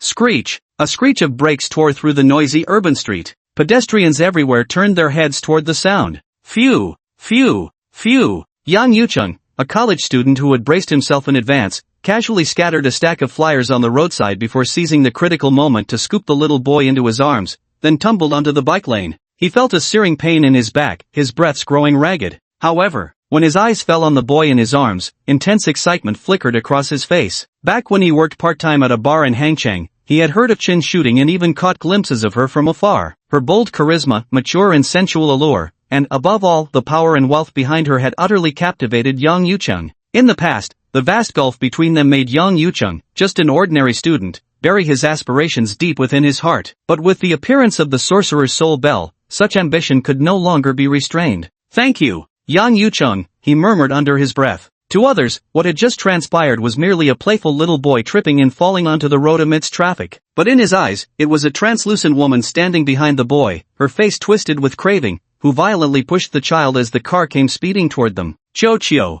Chen Shooting rushed over and scooped the little boy into her arms, calling out in panic. Yang Yucheng stepped aside, suppressing his excitement as he got his first close look at Chen Shooting. She was so frantic she'd even lost her high heels, running barefoot across the ground, her delicate feet wrapped in sheer pantyhose. "Chio, what did mommy tell you? You can't run off alone. How could you forget?" After confirming her son hadn't been hurt, Chen Shooting's panicked expression hardened. She raised her hand and spanked the boy's bottom, scolding him. "Mom, there are butterflies, there are butterflies." Chio pouted with a hurt little face, whimpers said in a pitiful tone. "Butterfly? There's no such thing as a butterfly." Chen Shooting glanced at the sky and spoke. She smacked her son's bottom again. "Next time you run off like that, just see how mom punishes you." "Sir, we're so grateful you saved our Chi-Chi," he said. Chen Shooting stood up holding her son's hand, looking gratefully at Yang Yucheng as she spoke. "It's nothing, anyone would have done the same." Yang Yucheng scratched his head in response. As he spoke, he looked down at the scattered flyers on the ground and began picking them up one by one. This was part of his disguise, posing as a college student working a part-time job. "What's your name?" "Yang Yucheng." "A student, are you?" "Mum, I'm a student at the University of Science and Technology, and I didn't have classes this morning, so I came out to earn some extra money." Chen Shooting held her son's hand with one hand while crouching down to help Yang Yucheng pick up the flyers. Soon, all the scattered leaflets on the ground were gathered up again. "Your arm is all scraped." Noticing the scratches on Yang Yucheng's wrist, Chen Shooting hastily added, "Come on, I'll take you to the hospital." "And no need. Besides, I still have to finish handing out these flyers." Yang Yucheng grinned sheepishly. At this moment, a black Bentley parked nearby, and the driver in a black suit hurried over to greet them. Chen Shooting swiftly handed the stack of flyers from Yang Yucheng to the driver, instructing him to distribute them. Then, she grabbed her son's hand with one hand and firmly clutched Yang Yucheng's arm with the other. "Let's go. Big Sis is taking you to the hospital. Let him handle the flyers." The black Bentley weaved through the streets of Hangzhou. "Should I call my parents? I don't have parents. I usually work 3 jobs, serving at KFC, serving at a bar, and if there's time left, handing out flyers." In the car, Jojo sat in the passenger seat while Chen Shooting drove herself. With each question she asked, Yang Yucheng answered honestly. In just a few exchanges, she'd thoroughly understood this college boy, and her heart instantly softened. She was a woman of strong emotions, and moreover, her own son had been saved by him. At that speed just now, not even the king of hell could have brought him back. "Yucheng." Chen Shooting kept her eyes on the rearview mirror as she drove, speaking solemnly, "From now on, I'm your real sister. And you're my real brother. Call me sister and let me hear it." "Sister." Chen Shooting heard this, her red lips curling into a smile as she laughed softly. She raised her eyes to glance at the rearview mirror again, seeing her son playing with toys in the back seat. For a moment, her vision blurred. Another woman seemed to be sitting there, staring intently at her son. Her heart skipped a beat, but when she looked again, there was nothing. She dismissed it as just her imagination. "Sis?" In the passenger seat, Yang Yucheng's lips curled almost imperceptibly. Chapter 30, The Old Monk of Lingyin Temple. He. At this rate with Manager Lu, when on earth are you two going to get to home base? Exactly. Precisely. Xiaoyu, Director Lu is such hot property, if you don't take the initiative to advance things, someone could whisk him away at any moment. Morning, 11 o'clock. It was almost noon break, with her 2 best friends acting as matchmakers, probing Nie Xiaoyu about her romantic progress with Manager Lu. Their back-and-forth banter turned Nie Xiaoyu's face crimson. When she heard Manager Lu might be snatched away, her heart instantly wavered, and anxiety surged within her. Then, what should I do? Nie Xiaoyu's eyelashes fluttered slightly as she asked. Like this. You're having dinner with Supervisor Lu later, right? Just invite him and say we're dragging you to a bar. Ask if he can come along to keep you company. Once we're at the bar, Feifei and I will be your wingwomen. Drink up too. If you don't get a little tipsy, how will Supervisor Lu get his chance? Kai Mengqi declared boldly. Nie Xiaoyu, sitting beside her, listened to her best friend's plan with a mix of embarrassment and quiet anticipation. Well, okay then, what's wrong? At noon, by the window in the company cafeteria, Lu Yuan asked gently, having noticed Nie Xiaoyu's hesitant demeanor several times before finally choosing an appropriate moment to inquire. It's Kai Mengqi and, my close friends from HR, 2 colleagues. They want to go to that bar near Wulin Square tonight, and they're dragging me along. Nie Xiaoyu bowed her head low, her face flushed as she said, I want Manager Lu to accompany me. Sure. Lu Yuan immediately agreed. Coincidentally, Yan Yucheng would also be going to Wulin Square bar that evening with Chen shooting, supposedly so the elder sister could thank her younger brother's former colleagues on his behalf. How interesting. I wonder if they'll run into each other. Really? Nie Xiaoyu raised her head with joyful surprise and said happily, thank you, Supervisor Lu. Meanwhile, at the Hangzhou City Police Department, Captain Ma Lu Weigang saw Ma Anbang approaching and hurried forward to greet him, calling out, Mum, what did Dr. Qin say? Ma Anbang had deep dark circles under his eyes, and his hair was even more disheveled. He hadn't slept since last night's meeting. The formation of Hangzhou's Pandora Special Investigation Team, along with various meetings and procedural setups, was all progressing at a breakneck pace. When I checked earlier, the results weren't in yet. Ma Anbang yawned. As the two approached the forensic lab, the door suddenly swung open. A middle-aged man in a white coat with gold-rimmed glasses emerged, his brows furrowed in displeasure. Upon seeing them, he removed his mask and spoke with disbelief. Estimated time of death was 6 days ago, approximately around March 11th. March 11th? Ma Anbang instinctively countered, currently hypersensitive to any mention of specific timings in this vicinity. Yes. What's wrong? Nothing important. The victim's cause of death should also be blood loss, but what truly baffles me is that not a single trace of blood components remained in the organs beneath the skin. The refined forensic pathologist Qin emphasized each word with deliberate weight. Pathologist Qin? Ma Anbang met the latter's gaze and noticed the hidden implication in his words, asking. The forensic examiner surnamed Qin scratched his head in confusion, saying, at the very least, I can't think of any method that could produce such an outcome. I even think it was a vampire that caused this horrific incident. As these words were spoken, Ma Anbang's eyelids twitched abruptly. He stepped into forensic examiner Qin's office and saw the terrifyingly desiccated corpse. Though there was no evidence, Ma Anbang's intuition told him another Pandora artifact had emerged. First, identify the deceased. At the same time, comb through all surveillance footage from both banks of the Qiantang River. No, make it all footage from the past 2 weeks. Detain anyone suspicious. I'll have some other people join the investigation. Ma Anbang kept his eyes fixed on the corpse while continuously briefing Captain Lu beside him. The voices were heavy and powerful. Hangzhou, home to the renowned Lingyin Temple, famed nationwide. The inner courtyard. After receiving a phone call, the old butler Shinshan, dressed in a black Zhongshan suit, suddenly turned grim-faced. He hurried through the ancient corridor and entered the small courtyard. Approaching the pavilion, he bent at the waist and said, Master. Inside the pavilion, the master Shin Nancher sat facing a monk clad in monastic robes, with freshly brewed fragrant tea steaming before them. Mum. Shin Nancher glanced at the butler and nodded. Old steward Shinshan bowed again and stepped aside. Today I must thank Master Daoquan for reciting sutras on my behalf. Shin Nancher looked at the monk before him and said with a smile, No need for courtesy. It is also Daoguan's honor to sit and discuss profound matters with Brother Nancher. This monk, whose Dharma name was Daoguan, was the abbot of Lingyin Temple, holding an esteemed position throughout the religious circles of Jiangsu and Zhejiang. The Shin family was a renowned clan in the Jiangsu-Zhejiang region, and Shin Nancher enjoyed a lifelong reputation for kindness,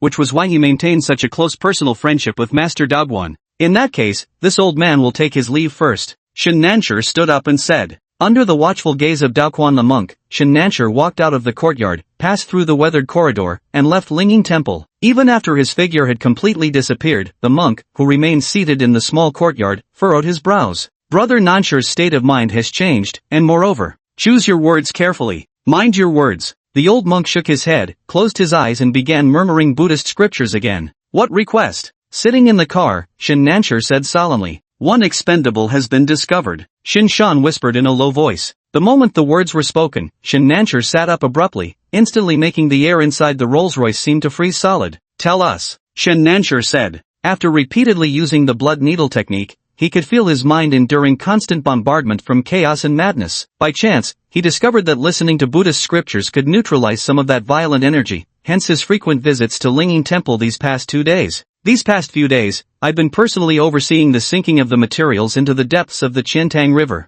Who would have thought? Shin Shan didn't hold anything back, describing everything in meticulous detail. I understand. Shin Nancher nodded solemnly, his voice grave as he spoke. Mr. Liu mentioned that last Friday, one of Pandora's hosts was captured by the police. Knowing the authorities as I do, beneath Hangzhou's tranquil surface, there must already be undercurrents stirring. Have those involved in the recent incidents leave Hangzhou first and lay low for a while. I understand. Shin Shan replied. Keep an eye on this matter. Also, review everything again to see if any clues were left behind. Shin Nancher's tone grew solemn as he continued speaking. If this matter were exposed, it wouldn't just mean losing his head, the entire Shin family would face utter annihilation. I understand. Head to the next intersection and make the arrangements immediately. Report to me at once if anything comes up. Shin Nancher's tone abruptly sharpened. The black Rolls-Royce started its engine smoothly, leaving the Linging Temple area behind as it merged into the bustling urban landscape beneath the azure sky. Chapter 31, The First Game. Mounties. The identity of the deceased has been confirmed. Name, Lin Peixin, male, age 20. His genetic data happened to be on record in our database.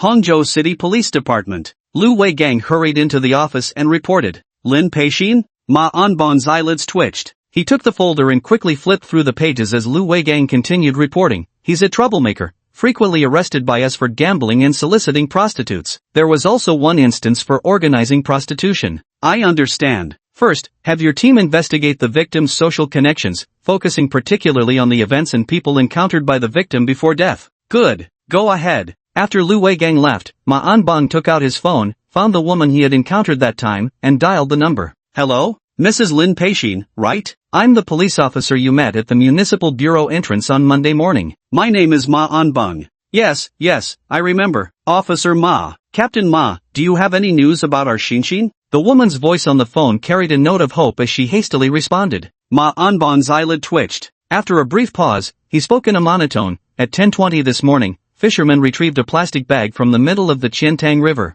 Inside the bag, was confirmed to be your son. Whimper. From the other end of the phone came a clearly muffled, emotionally suppressed wail, someone desperately covering their mouth while weeping. Mrs. Lin Peixin, I'd like to ask, before you last saw Lin Peixin, was there anything unusual that happened? Also, what were Lin Peixin's usual hangout spots? Did they have any particular friends they frequently associated with? The woman wiped her tears and began rambling through countless details, mentioning Lin Peixin's handful of dubious friends. Suddenly seeming to remember something, she added. Actually, Xinshin's friends were all decent kids, they just took some wrong turns temporarily. That Wang Jinbo guy is actually quite skilled at quick sketches. He can capture someone's likeness perfectly just from a glance, even if it's been ages, draws them like a photograph. Ma Anbong's gaze sharpened as he committed the name to memory. Old Mountain. At 3 in the afternoon, under the bright sunlight, a young man with short hair quickly boarded a black business car. Bar. Also, Lin Peixin's home and anyone who had contact with him are undergoing police investigation. The young man lowered his voice. They didn't find anything, right? Shin Shan sat with his eyes closed and asked. Old Mountain, don't worry, I've been carefully scouting around in circles to confirm everything. Old Mountain, something feels off. This time there are clearly 2 groups investigating, one working openly and another in the shadows, leaving no stone unturned. I've never seen such an operation before. The young man's expression turned grave. After a brief pause, he continued speaking. Grandpa Mountain. At that moment, the driver in the front seat answered a phone call, then abruptly turned around. Lewin revealed a piece of information before boarding the ship. He mentioned that before knocking out Lin Peixin, he had brushed past someone named Wang Jinbo. His profile was briefly glimpsed by the other party. He said the lighting was dim at the time, and it was just a passing glance, so he thought nothing of it and kept quiet. But just as he was about to board, he remembered and felt somewhat uneasy. As these words fell, Shin Shan's eyes snapped open abruptly, and in that instant, a terrifying pressure settled upon the hearts of the 2 people in the car. I don't care what's right or wrong. Find him. Make sure he never speaks again, whether he remembers or not, Shin Shan said in a deep voice. He only knew that this Wang Jinbo had become the one potential loose end that might betray the Shin family. Yes, sir. Captain Ma. We're still searching for this Wang Jinbo you mentioned. Some of his shady friends say they haven't seen him for 3 or 4 days either. Keep looking. I want him found,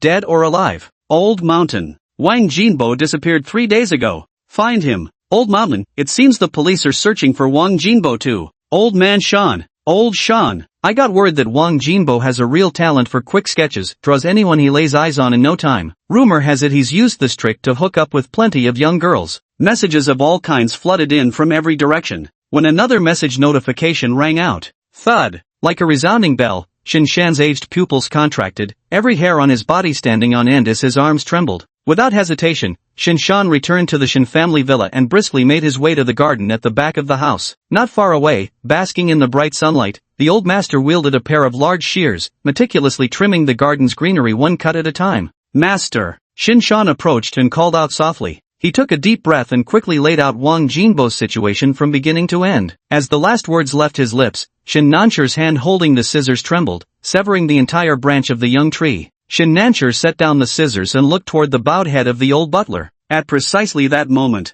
ding ding ding, the ringing of a phone echoed from Shin Shan's pocket. After answering the call and hearing the news, his graying eyebrows twitched slightly. Hanging up, he met Shin Nancher's gaze. Master, the man's been found. Wang Jinbo ran off alone to Lin Shui, gambling at some small joint there. He's locked up in the holding cell now. Are you suggesting that we send our people to storm the detention center and silence the witness permanently? Shin Nancher narrowed his eyes and spoke word by word. How did you find it? Rest assured, sir, there are no traces left. One of our men happened to get the information through gray circles. The police are also looking for Wang Jinbo. It's hard to say when they'll find him. We don't have much time left. Shin Shan lowered his head and replied. Wang Jinbo was locked up in Lin Shui Detention Center, a perfect blind spot right under the noses of Ma Anbong and the rest of the city bureau. As for Shin Nancher, it was an even thornier situation. A detention center was simply too delicate a location. Even the Shin family wouldn't dare send men to storm in and kill him outright. No matter how they acted, it would leave clues that could ultimately lead back to them. The air seemed to freeze. For someone detained, it was only a matter of time before the police found them. But for the Shin family, it was like being bound hand and foot, waiting for death itself. Change to another car. Take me to Skyworth Plaza. Shin Nancher felt the suffocating pressure of an impending storm, the sensation of being hunted down. Yet having finally grasped the chance not just to survive but to live long, how could he possibly resign himself to being caught? His gaze sharpened as he thought of the godlike Mr. Liu, seizing upon him like a lifeline, and quickly spoke up. Yes, sir. Shin Shan bowed slightly. Soon, the black sedan hurriedly drove out of the villa. Oh, indeed, it's quite a troublesome matter. In the office, Lu Yuan had sensed it the moment Shin Nancher mentioned it, understanding the details through Pandora's connection. Lightly tapping the table with his fingers, he chuckled and murmured to himself. Tisk. What should I do? Chapter 32, Lu Yuan adds fuel to the fire. 5:30 p.m. Evening. The neon lights of Hangzhou flickered to life one by one as employees at Chuangwei Technology began leaving work. Manager Lu.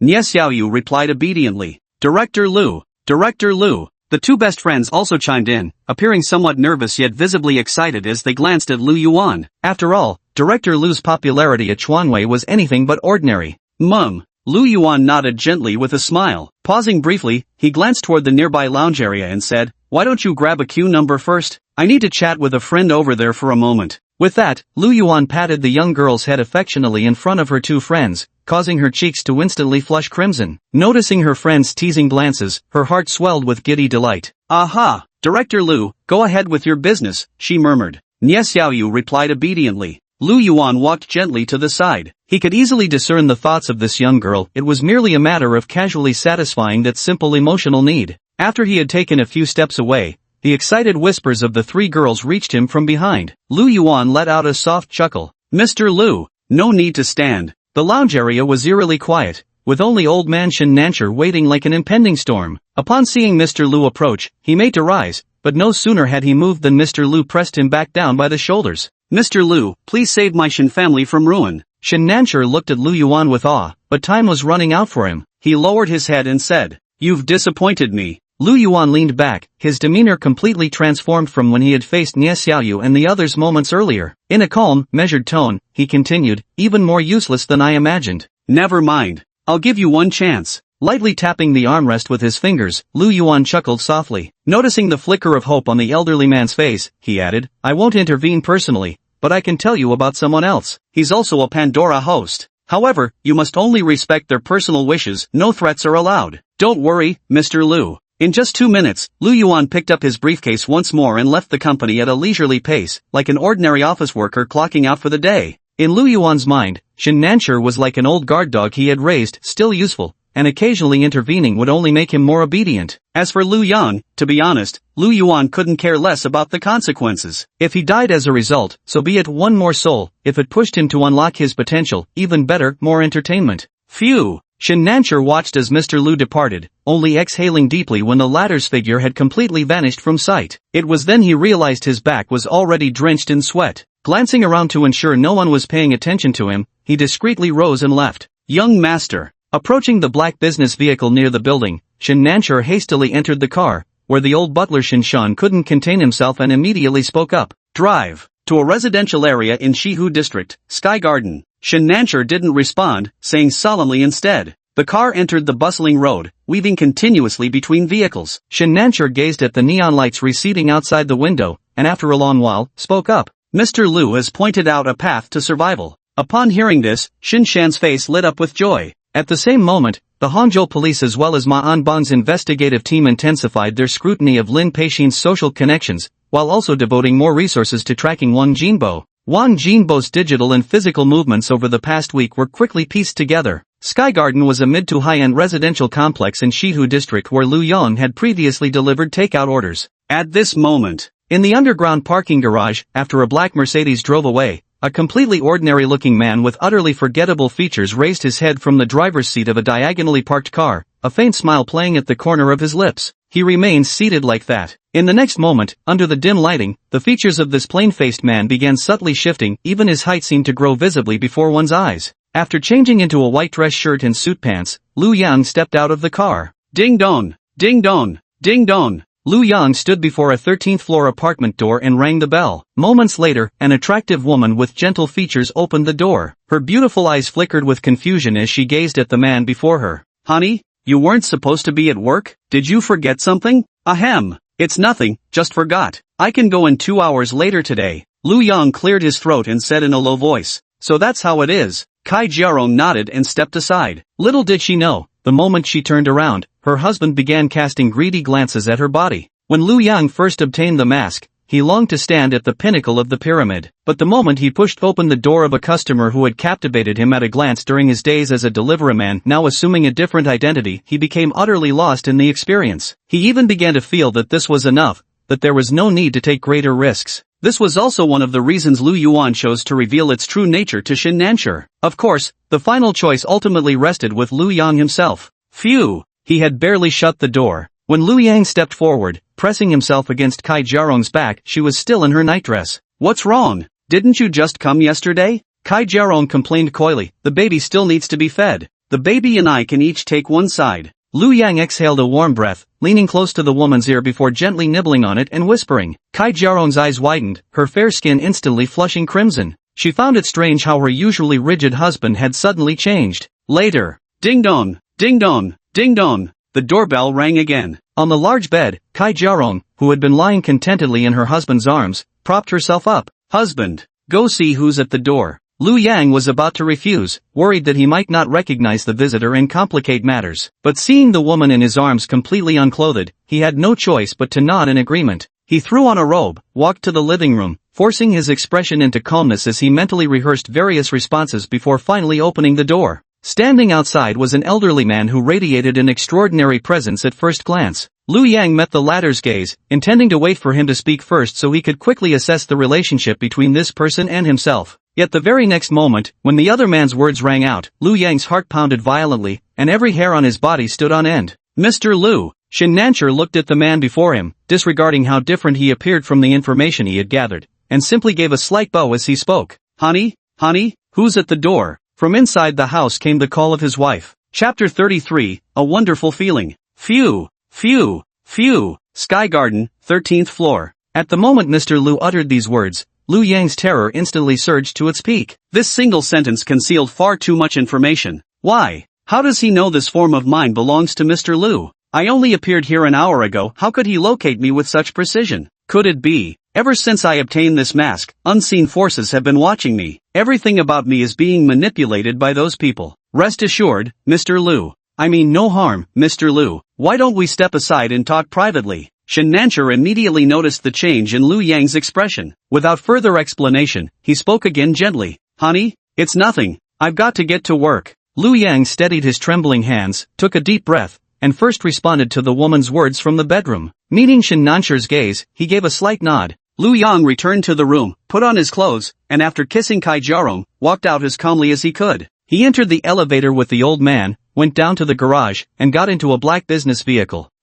What exactly are you? Lu Yang asked somewhat anxiously. I am also a master of Pandora, Shin Nansher said gently. Pandora? The Marquardt mask? Lu Yang murmured thoughtfully. The information he'd obtained by touching the mask only revealed its specific name. He still hadn't learned of any alternative designation. How did you know about me? Was it one of your Pandora artifacts? Lu Yang pressed urgently. Of course not. Shin Nansher shook his head, staring at the man before him whose numerous subtle facial and bodily movements betrayed his thoughts. Had it not involved someone like Mr. Lu, Shin could have easily controlled this individual, but now, he dared not conceal even the slightest detail. With reverence and fear etched across his aged face, he pointed skyward and said, "There exists a supreme gentleman who informed me." Supreme? Lu Yang swallowed hard. Can I see him? That's not for me to decide. If the master wishes it, you'll naturally appear before him. Then, why did you seek me out? Lu Yang snapped back to attention and fixed his gaze on Shin Nansher. If the other was merely another Pandora host like himself, then surely there was no need for excessive fear. Shin Nansher didn't conceal the truth and straightforwardly explained his need to kill someone. Finally, he raised a single finger and slowly said, "Once this is done, I'll give you 100 million. And our Shin family will also owe Mr. Lu a favor." 100 million? Lu Yang could only click his tongue in amazement. Just 3 or 4 days ago, he had been nothing more than an ordinary delivery rider. This sum represented wealth far beyond what he could earn in 1,000 years without eating or drinking. His heart was pounding rapidly. Captain Ma, we questioned one of the last gangsters who hung out with Wang Jinbo. He said that on the day Lin Peixin had his accident, Wang Jinbo seemed to have encountered a suspicious person. Hangzhou Police Station. Lu Weigang rushed in hurriedly and said, "That punk even joked at the time, telling Wang Jinbo to draw the person, but the topic got sidetracked because of other matters. Could he have been silenced? It's hard to say." Ma Anban's brows knitted tightly as he flipped through page after page of information. A fountain pen in his hand kept circling various times and locations. His eyelids suddenly twitched. Go investigate whether there have been any recent anti-vice, anti-drug, or anti-mafia operations in the surrounding counties and cities. Our investigation has always focused on Wang Jinbo being silenced, but could there be this kind of time gap possibility? Look at his experiences over the past year. Similar situations have occurred 3 times before, which is why no one noticed his disappearance during these past few days. Ma Anban quickly added, if it's across different counties or cities, then information between different systems likely hasn't been synchronized. This creates a temporary vacuum situation. I got it. Lu Weigang hastily chimed in. Time ticked away minute by minute as the sky grew increasingly darker. Late night, 10:30 p.m. Hangzhou, Wolin Square, a bar. The intense DJ beats pounded in our ears. Red, blue, and green strobe lights flashed wildly. Young bodies swayed recklessly across the dance floor. Miss Chen? How did you get here? Oh my. Miss Chen, gracing us with your presence, what an honor for our Queen's Bar. Miss Chen, let me call Brother Nan right away. The Chen family was undoubtedly the Godfather-level clan in Hangzhou's gray circles. As the only daughter of Chen Guanrong, describing Chen Shooting as a mafia princess from web novels wouldn't be an exaggeration at all. Chen Shooting had barely stepped into Queen's Bar with Yang Yucheng when the manager recognized her. He hurried over from a distance. A fawning smile spread across his face. No need, I'm here with my brother. This is my own brother Chen Shooting. He was working at your bar not long ago. Chen Shooting, red lips, long hair, trench coat, carried herself with the natural authority of a gang leader. Patting Yang Yucheng on the back, she declared with swaggering confidence. Who is this? Yang Yucheng works as a part-time waiter at our bar. Another assistant manager at the bar recognized him and quickly chimed in. That's right. I thank you all on behalf of my little brother for taking such good care of him. He says you've all been wonderful to him. Chen Shooting's crimson lips curled upwards, her entire demeanor radiant with triumph. Flanked by admirers, Chen Shooting and Yang Yucheng made their grand entrance into the bar. Servers, bartenders, and the lounge's atmosphere girls stole glances at Yang from afar, their intertwined gazes flashing with envy and disbelief. How had this nobody landed the young mistress's favor? Soon the entourage settled at the VIP booth's prime seating. Servers materialized with the bar's most exclusive liquors, cognacs, whiskeys, and Remy Martins. Each bottle's price tag could fund a small fortune. Yang Yucheng, the familiar intern bartender at Queen's Bar, along with 2 quite friendly waitstaff, were also called over. Wow. So this is a bar? It's my first time here. Meanwhile, Lu Yuan and Nie Xiaoyu, along with 2 of her girlfriends and their boyfriends, also entered the bar. Nye Xiaoyu felt both nervous and excited. The moment she stepped in, she tightly grasped Lu Yuan's arm while her eyes kept darting around, chattering incessantly. Manager Lu, do you come here often? Nye Xiaoyu asked. Not really actually, I find it quite noisy here. Lu Yuan shrugged his shoulders. His gaze swept across the hall, and when it landed on a particular direction, a faint smile appeared on his face. Surrounded by people like the center of attention, basking in the flattery of colleagues, bar managers, and women, Yang Yucheng felt sensations he'd never experienced since his orphan childhood. An exquisite feeling. He felt a dizzyingly wonderful sensation rising from the soles of his feet. He absolutely adored this feeling of being cradled in the palm of someone's hand. Yang Yucheng held a wineglass, taking a delicate sip as his gaze casually swept across the doorway, then suddenly froze. Chapter 34, Racing Against Time. Late night, 22:35. Hangzhou City, Queen's Bar.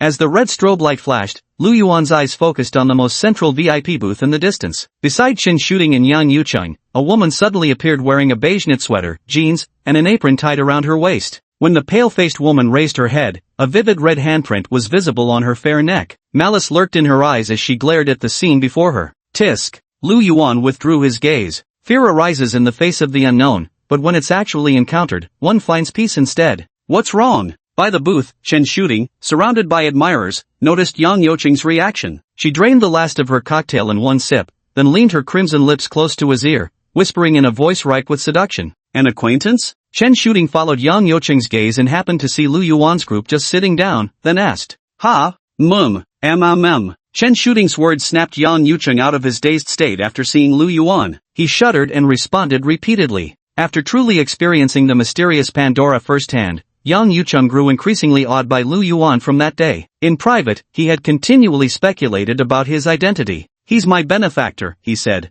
He once sponsored me during university. Yang Yucheng swallowed hard as he met Chen Shooting's gaze, forcing himself to remain composed while hastily fabricating an excuse. Go! In the next moment, a fragrant breeze swept by as Chen Shooting grabbed Yang Yucheng's left hand, pushing aside the surrounding ladies with determination. Since he sponsored you before, this elder sister must personally go express her gratitude. By the way, bring a bottle of wine along. Chen Shooting casually picked up an unopened bottle of brandy. In front of the sofa, the female ghostly one trailed behind, her figure weaving through the gyrating crowd of men and women. No one could see her, save for the occasional innately sensitive person whose hairs would inexplicably stand on end when she brushed past them. Li Wanwan seemed to envy all things of the mortal world. With a gentle push from behind, she sent a waiter stumbling to the ground, his tray of cocktails shimmering like colored glass shattering across the floor. She leaned close behind a sallow-faced young woman and blew a chilling breath into her ear. Before long, Chen Shooting dragged Yang Yucheng over to Lu Yuan's booth, with the malicious female ghost floating closely behind them. Director Lu,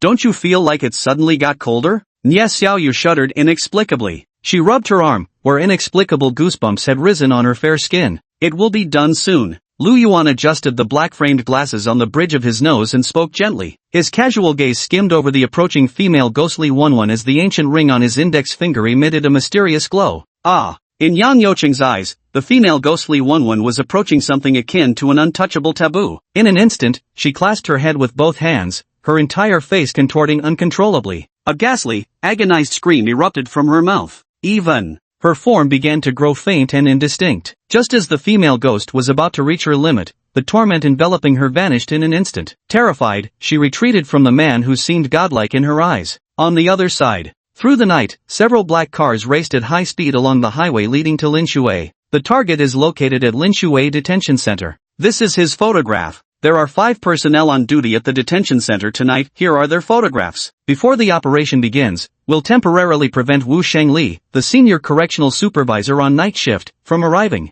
Mr. Lu, you'll enter the detention center under this individual's identity and dispose of the materials. One of them. The elderly butler Shinshan handed documents one by one to Lu Yang beside him. At this moment, Lu Yang's appearance still wasn't his true form, instead mimicking a middle-aged office worker of average height, someone he had glimpsed by chance on the street. Mr. Lu, time is running short for you. Your task is to strike with lethal precision these locations, and this spot. Both are fatal points. Following Shin Nanzhi's commission and Lu Yang's acceptance, Shin Shan and the others conducted a brief training session for Lu Yang, encompassing crash instruction and operational planning. Report. We'll arrive at Linshui Detention Center in 10 minutes. Got it. Shin Shan responded hoarsely in a deep voice. Phew. Phew. Phew. Lu Yang sat in the front car seat, breathing heavily with muffled, rapid gasps. Fear and tension gripped him, mixed with a faint thread of excitement. His palms were sweating as his eyes darted repeatedly across the pages of their plan. At this critical moment, with the arrow already knocked on the bowstring, he felt a pang of regret, yet knew there was no turning back now. He could only steel himself and push forward. What's going on?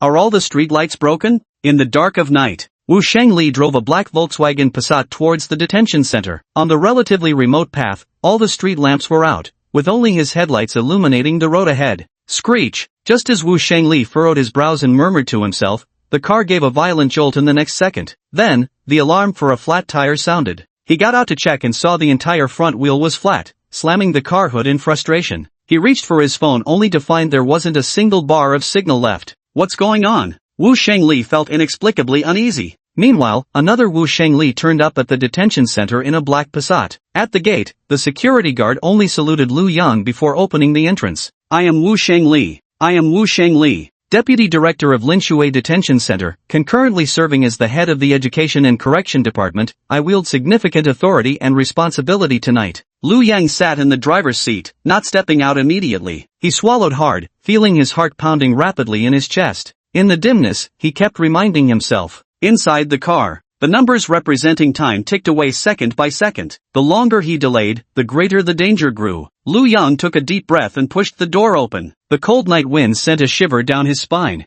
Lift your head high, hold it up proudly, and stride confidently into the detention center building. Chief Wu. Upon entering, a young man with a crew cut called out, Mum. Lu Yang's heart skipped a beat, but he soon recognized the young man before him, Gao Fei, a police officer from the corrections department who happened to be in charge of Wang Jinbo's area. He responded calmly and was about to leave when, after taking 2 steps, he paused and turned back, pretending to have just remembered something. He said to the young man, Oh, right. Gao Fei, bring that Wang Jinbo to interrogation room 1. Yes, sir. Gao Fei found it odd but didn't ask further, only replying firmly in acknowledgement. Captain Ma. Got it. You were absolutely right. Wang Jinbo is indeed being held in the Lakeside Detention Center right beneath us. At the Hangzhou City Police Department, Captain Lu Weigang of the Criminal Investigation Division hurried excitedly toward Ma Anbang after receiving the phone call, speaking loudly. His face lit up with joy as he repeatedly exclaimed, I truly didn't expect this. We truly let it slip right under our noses. First, contact the Lin Shui team and have Wang Jinbo placed under protection. We'll immediately dispatch someone to bring Wang Jinbo back here. Ma Anban's expression remained unchanged as he issued the command at a slightly quicker pace. Yes, sir. Lu Weigang turned and walked away without another word. Chapter 35 New Pandora, The Dice. Hangzhou, Wulin Square, Queen's Bar. Chen's shooting was naturally eye-catching, whether it was her appearance or the commanding presence she exuded as the Godfather's eldest princess. Long hair, red lips, a wine-red thin sweater, a black leather skirt, and a black trench coat. Her long, slender legs were tightly wrapped in black patterned stockings. Chen Shooting walked toward Lu Yuan and the others with a bottle of imported liquor, catching Nie Xiaoyu's attention even before she got close. Director Lu, Nie Xiaoyu uttered in a somewhat fearful whisper. This one seems to be Chen Shooting. Do you recognize it? The daughter of the Yunding Tian Palace, her father is Chen Guanrong. Holy shit, it looks like this young miss is headed straight for us. Chen Guanrong? Isn't he the underground godfather of Hangzhou? Nie Xiaoyu's 2 male companions, brought by her close girlfriends, began whispering among themselves. Upon confirming it was Chen Shooting, the 2 men, who had been subtly showing off just moments before, suddenly turned visibly uneasy. Kai Mingqi and the other girl also instinctively felt guilty and were at a loss for what to do. Mr. Lu, right? I'm Yan Youcheng's elder sister. Noticing that you're also at Queen's Bar, I just had to come over personally to thank you. Chen Shooting walked up to the booth. Under the scrutiny of multiple gazes, her crimson lips curling into an alluring smile, she first glanced at the other 5 people before finally looking at Lu Yuan. Deep down, she felt faintly surprised by the indescribable aura emanating from him. Setting down the wine in her hand, she extended her right hand with a smile and spoke. Thank me? Lu Yuan spoke with a gentle expression. That's right. My younger brother Yang Yucheng told me that it was you, Mr. Lu, who funded part of his college expenses. Chen Shooting glanced at Yang Yucheng beside her, pulled him closer, and continued speaking. So that's how it is. Lu Yuan glanced at Yang Yucheng, adjusted his glasses, and chuckled in response. With a meaningful tone, he added, I never heard Yucheng mention having an elder sister. Mr. Lu, you've misunderstood. Chang and I only just recently met as well. Seeing that Lu Yuan showed no intention of shaking hands, Chen Shooting wasn't bothered. She withdrew her hand with a smile and proceeded to explain what had happened that morning. Each word she spoke made Nie Xiaoyu, Kai Mingqi and others increasingly wide-eyed. What an exemplary department head manager Lu was, secretly supporting college students. And this student was so impressive too, not just juggling part-time jobs but also stepping up decisively to save a child. Mr. Lu. At this moment, Yang Yucheng also snapped back to reality, feeling his heart pounding wildly in his chest. When he looked deep into Lu Yuan's eyes, what he saw was fear and awe. Swallowing hard, he suppressed the storm of emotions within him, bowed his head respectfully, and spoke. Chen Shooting naturally noticed at a glance the heartfelt reverence Yang Yucheng held for Mr. Lu, and her favorable impression of this bargain-priced little brother grew another notch. He was someone who knew how to be grateful. Mum. Lu Yuan gave a gentle nod. Not bad. After a brief pause, he uttered 2 more words. Yet these 2 words alone made Yang Yucheng breathe a deep sigh of relief, as if the weight of unease pressing on his heart had dissolved into thin air. After a brief exchange of pleasantries, Chen Shooting and Yang Yucheng also took their seats at the booth. Various imported liquors and games were brought out, and by the 3rd round of drinks, the atmosphere had warmed up nicely. Mr. Lu. Chen Shooting had also drunk quite a bit, her fair skin flushed wine-red with intoxication. She suddenly turned to look at Lu Yuan, first calling his name before speaking. I can tell Chang Yu respects you deeply, but this kind of respect is too heavy, it's suffocating him. As his elder sister, I wish to repay you on his behalf, so he can feel more at ease. Oh, Lu Yuan met Chen Shooting's gaze, the corners of his mouth lifting slightly. Please name your price. Chen Shooting asked earnestly. 1 million? 2 million? Mr. Lu, you only need to speak. Her successive words made everyone at the table pause their actions. When they heard the figures 1 million, 2 million, Nie Xiaoyu remained relatively composed, but Kai Mingqi's 2 best friends and their boyfriends visibly changed expressions, unable to suppress intense envy from flooding their faces. A mere university scholarship might offer how much? This was 100-fold, 1,000-fold return. Yang Yucheng's eyelids twitched involuntarily. The dice. Lu Yuan said. Just give me that 1 dice, and we'll call it even. As the crowd looked puzzled, Lu Yuan pointed to his neck. Only then did everyone notice a die hanging between Chen Mingting's delicate collarbones. The die had been pierced through the middle, threaded onto a thin black cord, worn by Chen Shooting as a mere accessory. Chen Shooting's expression grew solemn. After confirming Mr. Lu wasn't joking, she carefully untied the die from her neck, glanced at it with visible reluctance, then placed it on the table and slid it forward. This die was gifted to me by my father, it was his lucky charm. I hope you'll take good care of it, Mr. Lu. Thank you, I like it very much. Lu Yuan picked up the die, rolling it between his fingers before speaking gently. The moment he'd first laid eyes on Chen Shooting, his attention had immediately been drawn to this very die, which was also emitting a faint red glow. Phew, is this supposed to be my office? Lin Shui Detention Center. While Gao Fei went to interrogate Wang Jinbo, Lu Yang cautiously pushed open the door to an office, glancing around before murmuring to himself. Moving instinctively with light steps, the quiet office echoed with the sound of his leather shoes tapping against the floor. Amidst this cacophony of voices, Lu Yang's face gradually blossomed into a thick smile, his cheeks flushing with the adrenaline-fueled excitement. He walked towards the desk. With every step, fragmented memories emerged unbidden in his mind. Images of his younger self during school days, timid, painfully obedient. In love, one becomes humble and insignificant. Delivering takeout, weaving between buildings, back then, how ordinary I was, unable to make even the faintest sound in this vast world. Now, tisk. Lu Yang stood before the desk, picking up a family portrait. He gazed at the man in the photo, identical to his present self. Extending his hands, he closed his eyes, as if savoring a delicious flavor. Ding ding ding, the phone on the desk suddenly rang. The sudden ringing swiftly snapped Lu Yang out of his immersion, sending a jolt through his heart. His eyes flew open as he held his breath, staring at the still ringing phone. He reached out, hesitated briefly, then answered the call. Hello? Old Wu, why is your phone unreachable? Forget it, that's not important right now. I just got a call from Hangcheng ordering us to prioritize protecting Wang Jinbo, the detainee at the detention center.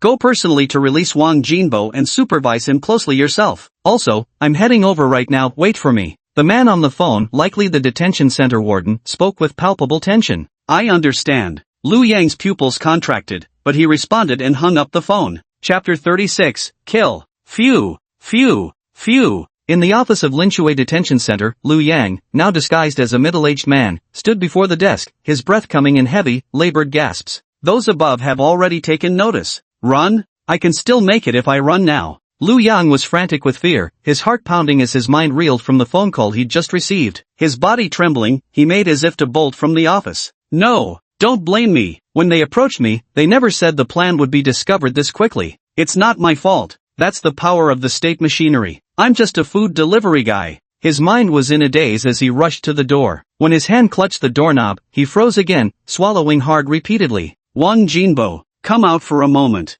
On the other side, police officer Gao Fei opened a heavy iron cell door inside the detention center, his gaze sweeping across the 16 individuals inside. Finally, his eyes settled on a young man in the corner as he spoke. Officer, we were all about to go to sleep. Why call me out now? The young man was tall, lanky like a beanpole, with earrings glinting in his ears. When called upon, he responded with careless defiance devoid of any hint of nervousness. Hurry up! Gao Fei shot a glare and said in a deep voice. The iron door clanged shut. Wang Jinbo, hands shackled, walked down the corridor with Gao Fei trailing behind. They entered the interrogation room one after another. Gao Fei secured the man's arms to the restraints, then smacked the back of his head. Sit tight and wait. He stood up and walked out the door. Director Wu. Wang Jinbo has been taken to interrogation room 1. Gao Fei entered Wu Xingli's office and reported in a low voice. Mum. Lu Yang acknowledged with a grunt. He made as if to rise, but when he reached the corridor by the doorway, his footsteps abruptly rooted to the ground. He coughed heavily and turned toward Gao Fei. What are you standing there for?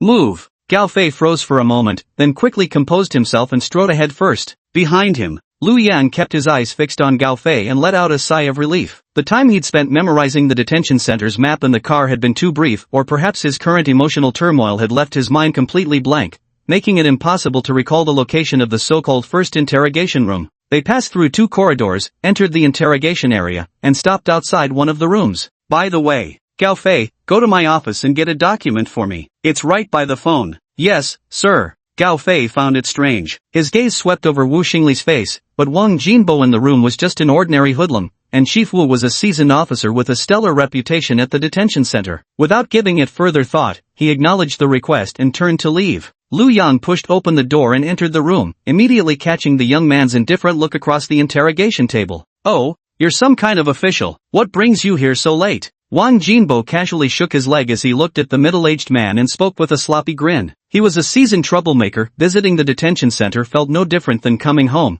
and he certainly didn't feel any reason to worry. Under his gaze, the middle-aged man merely glanced at him without a word, then turned to close the door before walking toward him. Buzz. The young officer had just stepped into the office when the phone in his pocket buzzed. Hello, Director Zhang? Gao Fei gave the number a puzzled glance before hastily answering the call. Where's old Wu? Deputy Director Wu just went to see an inmate. Is this Wang Jinbo? Chief Zhang quickly followed up. After hanging up the phone, he couldn't shake his unease and immediately made another call. Upon hearing this response, he finally exhaled in relief, thinking to himself, old Wu really is dependable. That's correct. That's good. That's really good. Also, I need you to go over there right now and stand guard outside the interrogation room. Don't let anyone near it. I'm on my way now. Yes, sir. As the call ended, Gao Fei stared at his phone and muttered to himself, what the hell is going on? He first pushed open the office door, retrieved the documents by the phone, and then prepared to return to the interrogation room. At this moment, in the dark of night, vehicles from Hangzhou's National Security Bureau sped swiftly along the roads, while at the same time, the nearest SWAT team from Lingshui was also mobilizing, fully armed as they boarded their specialized vehicles. Wang Jinbo?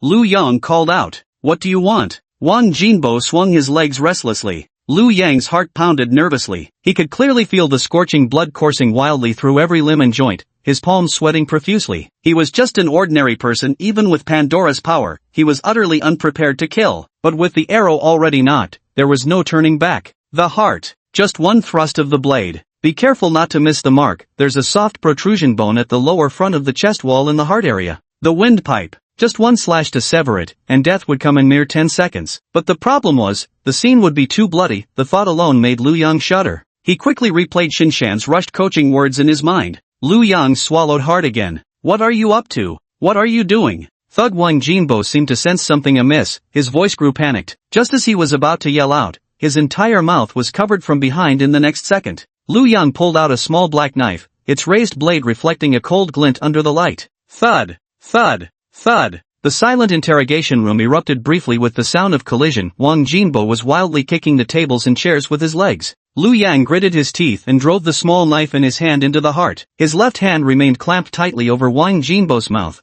and he could feel the struggling body in his arms gradually weakening. His face turned pale, and at the sight of the dead gang member, his stomach churned with nausea rising in his throat. He dropped the knife and wanted to cover his mouth, but one hand had just been pressing against Wang Jinbo's face, and the other was now drenched in blood. Clenching his jaw hard, the veins on his forehead bulged. Go! We have to leave right now. Lu Yang staggered as he turned around. Pushing open the door, he saw no one else in the hallway yet. Stumbling away, he came to a sudden halt when he reached a corner. He spotted Gao Fei's figure not far away and immediately rushed toward the opposite side, barging into the deserted restroom at the end of the hallway. Phew! In the janitor's closet adjacent to the restroom, a sanitation worker's uniform hung neatly. Lu Yang quickly grabbed the clothes, and as he dashed into a toilet stall, his facial features began shifting while his tall frame gradually shrank inch by inch. On his way to the detention center, he had memorized numerous faces, among them, the sanitation workers. Ha! Approaching the interrogation room door, the unusual silence struck Gao Fei as odd.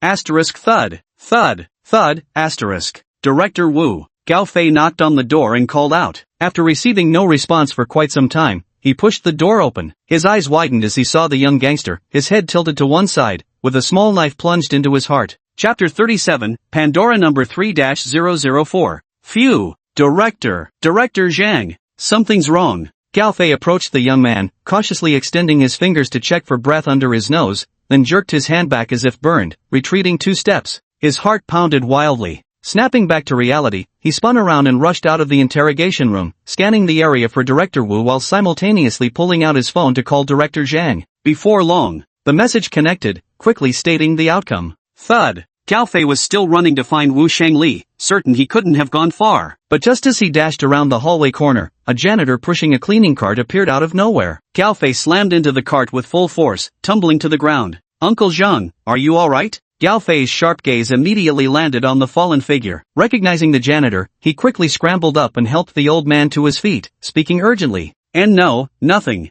Uncle Zhang, why are you still here at this hour? There's trouble at the station, you better clock out quickly. After confirming Uncle Zhang was alright, Gao Fei gave a few more instructions while still on his phone, jogging away as he spoke. As he departed, he failed to notice the gray-haired janitor slowly raising his head behind him, his face breaking into a gleeful smile. In the next moment, the man quietly gathered up his overturned cart and slipped away unnoticed. At the same moment, by the waterside before a red-green traffic light, slightly overweight Chief Zhang sat in the driver's seat, his eyes wide open, his face suddenly turning pale as he swiftly issued an order. He hung up Gao Fei's call. How is that possible? How is that possible? Old Wu, are you trying to get yourself killed? Director Zhang kept murmuring to himself. Too shaken to think deeply, he tremblingly dialed the phone call to the National Security Bureau's leadership. Late night, 23:45. Hangzhou City Police Bureau. Ma Anbang sat with closed eyes at an office desk. The Pandora Special Investigation Team matters had just been handed down, and today's urgent developments meant he was temporarily remaining at the Municipal Bureau.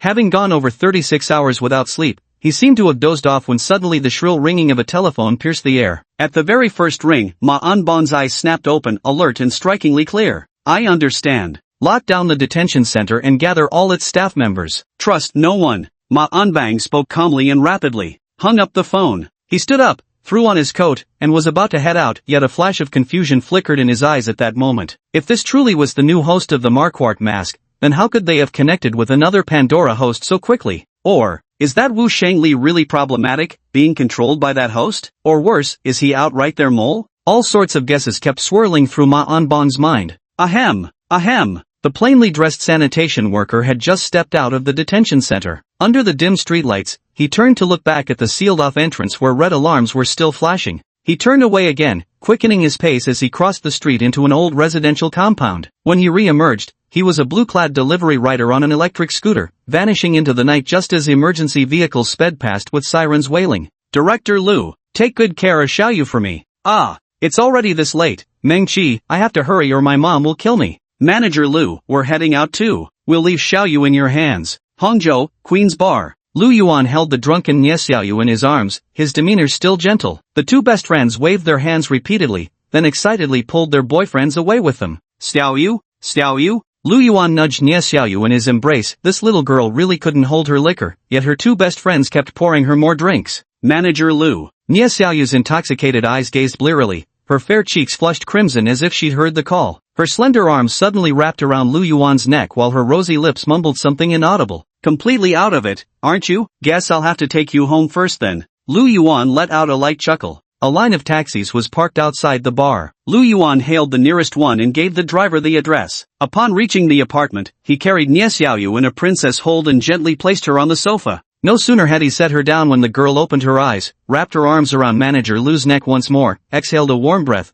and desperately pressed her pink lips toward Lu Yuan. His hands were no longer behaving. Lu Yuan paused for a moment, his gentle gaze behind the black-framed glasses resting on the youthful face as he observed the other's awkward attempts to please. Then he lifted them once more and carried them into the bedroom. So it was your first time after all. Afterwards, Lu Yuan glanced at the plum blossom on the flyer with what seemed like sentimentality, but his tone remained utterly detached. Nie Xiaoyu had long since sobered up from her drunken state, lightly biting her lip as she shyly hid beneath the covers. After showering and changing the sheets, Nie Xiaoyu, genuinely exhausted from both the alcohol and her first experience, quickly fell into a deep sleep. Old White. Good girl. Lu Yuan walked out of the bedroom to find the plump black cat squatting by the door, cocking its head as its bright eyes curiously glanced at the woman on the bed. He crouched down and scratched Old White's chin. Then he entered the study. Sitting at the desk. At first, he stretched lazily, then opened the panel and reviewed everything Shen Nancher and Lu Yang had done that night through the two Pandoras. Tisk. No wonder desire points kept popping up. This single night surpassed everything Huang Wenbin had provided. Lu Yuan smiled. This Lu Yang's attributes had somewhat exceeded his expectations, unexpectedly excelling in adaptability and stress resistance. Moreover, it seemed that constantly changing faces didn't particularly affect him due to the Marquardt mask. Perhaps we could recruit him into the Pandora Management Committee, he murmured. Ignoring the two, he took out the dice obtained from Chen shooting in the bar, not an ordinary 6-sided die, but an ivory 12-sided die numbered 1 through 12. Dice? What kind of power would it have? Curiosity shone in Lu Yuan's eyes. Without further hesitation, he spent 10,000 desire points and the inferior soul provided by Huang Wenbin to exchange for a third-tier seed. Amid Old White Cat's meowing cries, the seed was cast into the 12-sided ivory die. A dazzling and magnificent transformation unfolded within the cramped study. It was a miracle akin to the work of the creator. Ding! You have obtained Pandora number 3-004. Please name Pandora number 3-004. 3-004. Its former owner once regarded it as a symbol of luck. On one particular day, after rolling 12 6 times in a row, he decided to go all in, and he succeeded.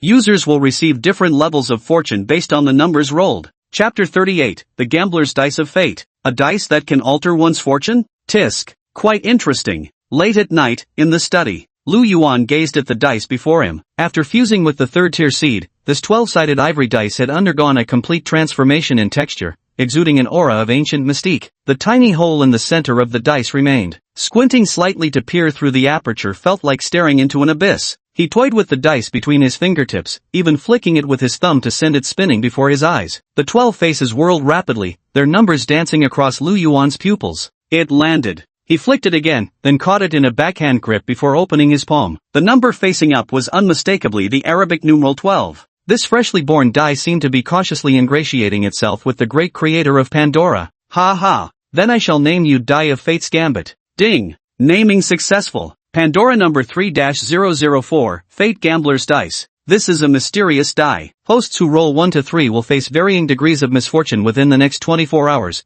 Those who roll 4 to 6 will receive perfectly timed good fortune. Rolling 7 to 9 brings ecstatic luck, while rolling 10 to 12 presents an opportunity to alter fate itself. Warning! Warning! When good luck accumulates, the magnitude of misfortune brought by 1 to 3 points will also gradually escalate. After playing with the dice for a while, Lu Yuan casually put it away. His personal destiny had long since changed, no mere newly born dice of fate could influence it. He stood up, walked to the living room to pour himself a cup of warm water, then stood by the floor-to-ceiling window, gazing at the city under the night sky. Behind the hacker's glasses, the smile on his face gradually brightened. Right on time. The second hand jumped for the last time, midnight. Ding ding ding. In a secluded villa in Cixi, Hangzhou, the satellite phone placed on the table suddenly rang. The elderly man sitting on the sofa, eyes closed, immediately opened them and picked up the phone, thumb hovering briefly before pressing the answer button. Hey, it's me, Shen Nancher, the old man said solemnly. Good, I understand. Shen Nancher's tense expression softened slightly. After a brief pause, he continued, it's not time to relax yet. Withdraw in an orderly fashion according to plan. Mum. Without another word, he hung up the satellite phone. At this moment, Shen Nancher sat alone in the living room of the luxurious villa. He had dismissed all the servants and security personnel. Clutching his cane, he rose to his feet. Under the dazzling 6-meter-high crystal chandelier, he paced back and forth. The peril of this night was far beyond what words could describe. A single misstep would send Shen Nancher plummeting into the abyss, dragging the entire Shen family down with him. Besides, tonight's success was far from the result of meticulous planning. The lion's share of credit belonged to the sheer power of Pandora, to the uncanny effects of Marquardt's mask. It was the element of surprise anyone raised in a materialistic worldview would instinctively react by habit before thinking. Tap tap tap. At the Linshui Detention Center, the sound of helicopter rotor blades gradually grew louder, approaching from a distance. 2 searchlight beams pierced through the night, sweeping across the square in front of the building. The hatch door slid open. The boarding ramp lowered. Ma Onbing stood at the doorway. In the darkness of night, he gripped the hatch with one hand, gazing downward from his elevated position at the detention center below,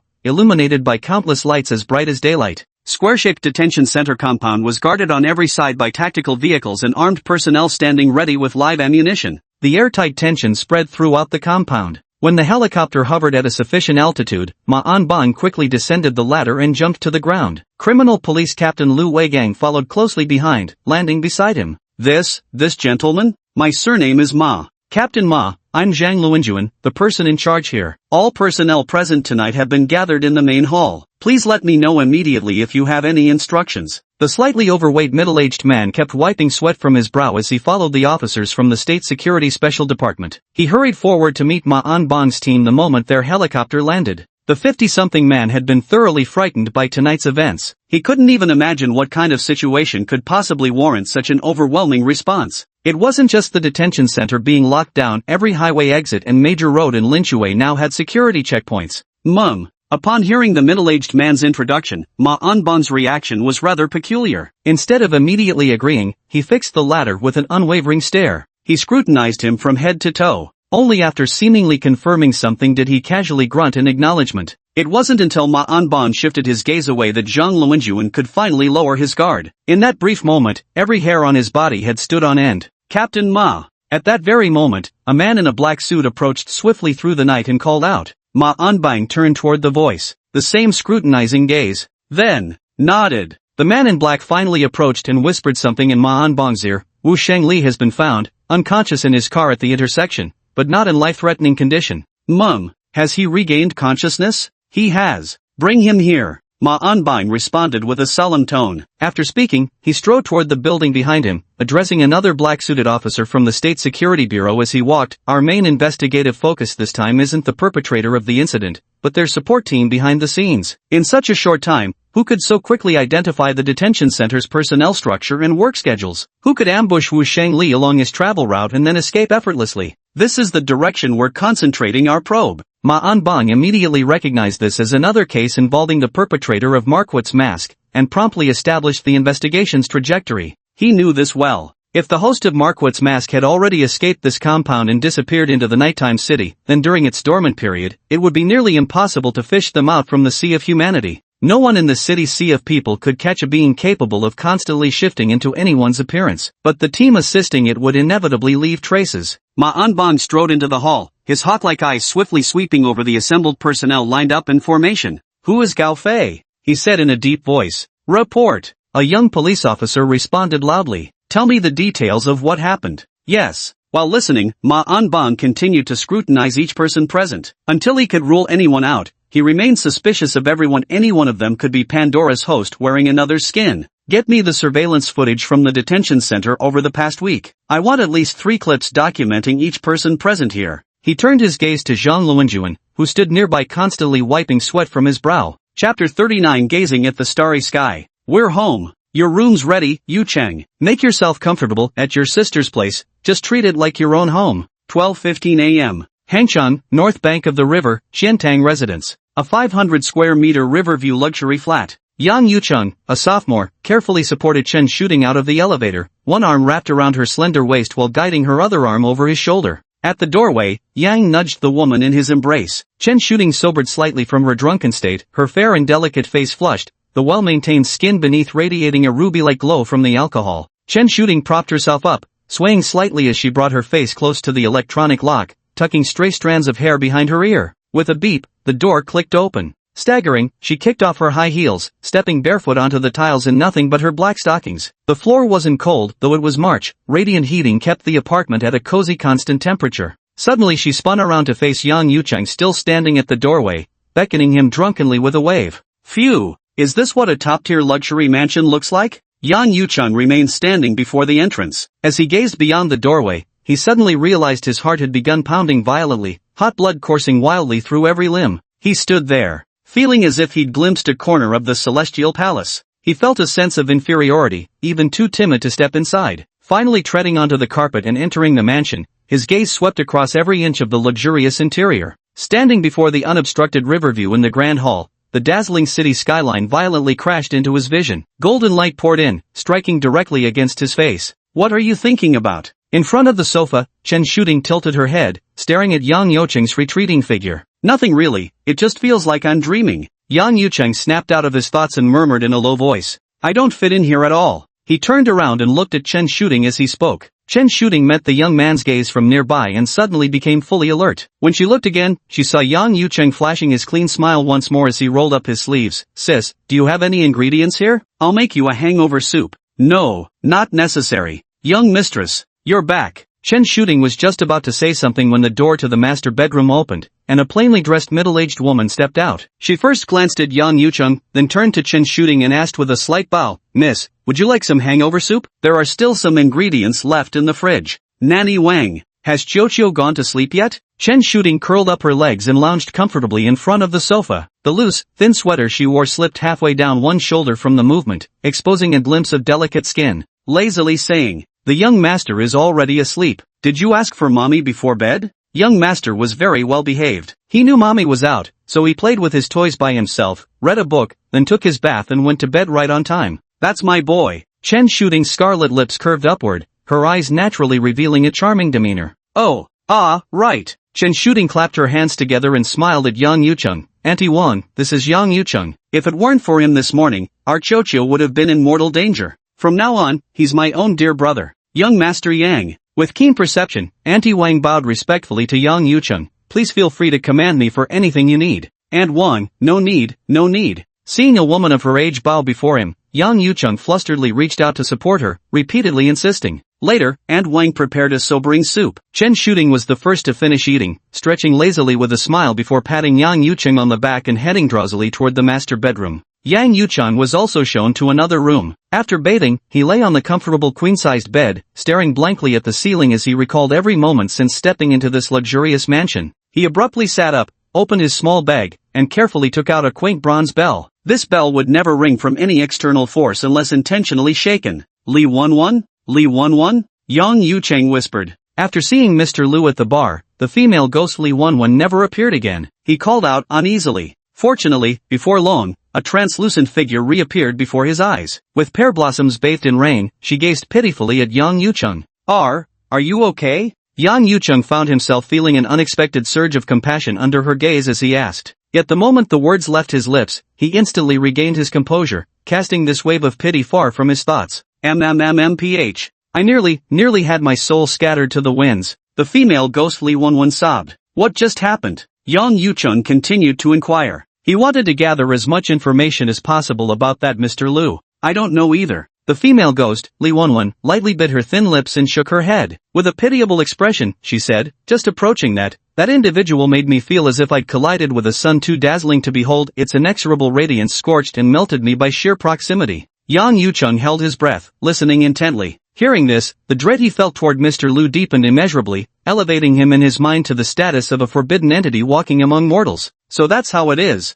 Yang Yucheng nodded. He deliberately avoided mentioning Mr. Liu again, as if merely speaking his name might attract his attention. After a pause, he fixed his gaze intently on Li Wanwan. He swallowed hard, his breathing growing noticeably quicker. "Li Wanwan, what can you do to make Chen Shooting fall in love with me?" The female ghost Li Wanwan stopped sobbing, her tear-streaked face turning toward Yang Yucheng, that pale countenance suddenly revealing an alluring smile. "MMMPH. That hit the spot." Next door, the master bedroom. Chen Shooting finished her bath, slipping into a beige silk nightgown as she stretched comfortably. She first leaned over to her son's side, planting a kiss on his chubby little cheek. "Not too bad. Thank goodness nothing happened." Recalling the scene from earlier that day, Chen Shooting spoke with lingering fear in her voice. She lay down on the side, about to browse her phone for a while. The screen's glow illuminated her delicate cheeks. Just then, she suddenly shuddered. Goosebumps inexplicably rose across her fair skin. At this moment, it was like walking alone on a night road, when suddenly a chilling dread enveloped the heart as if being watched by some unknown presence. Sleep.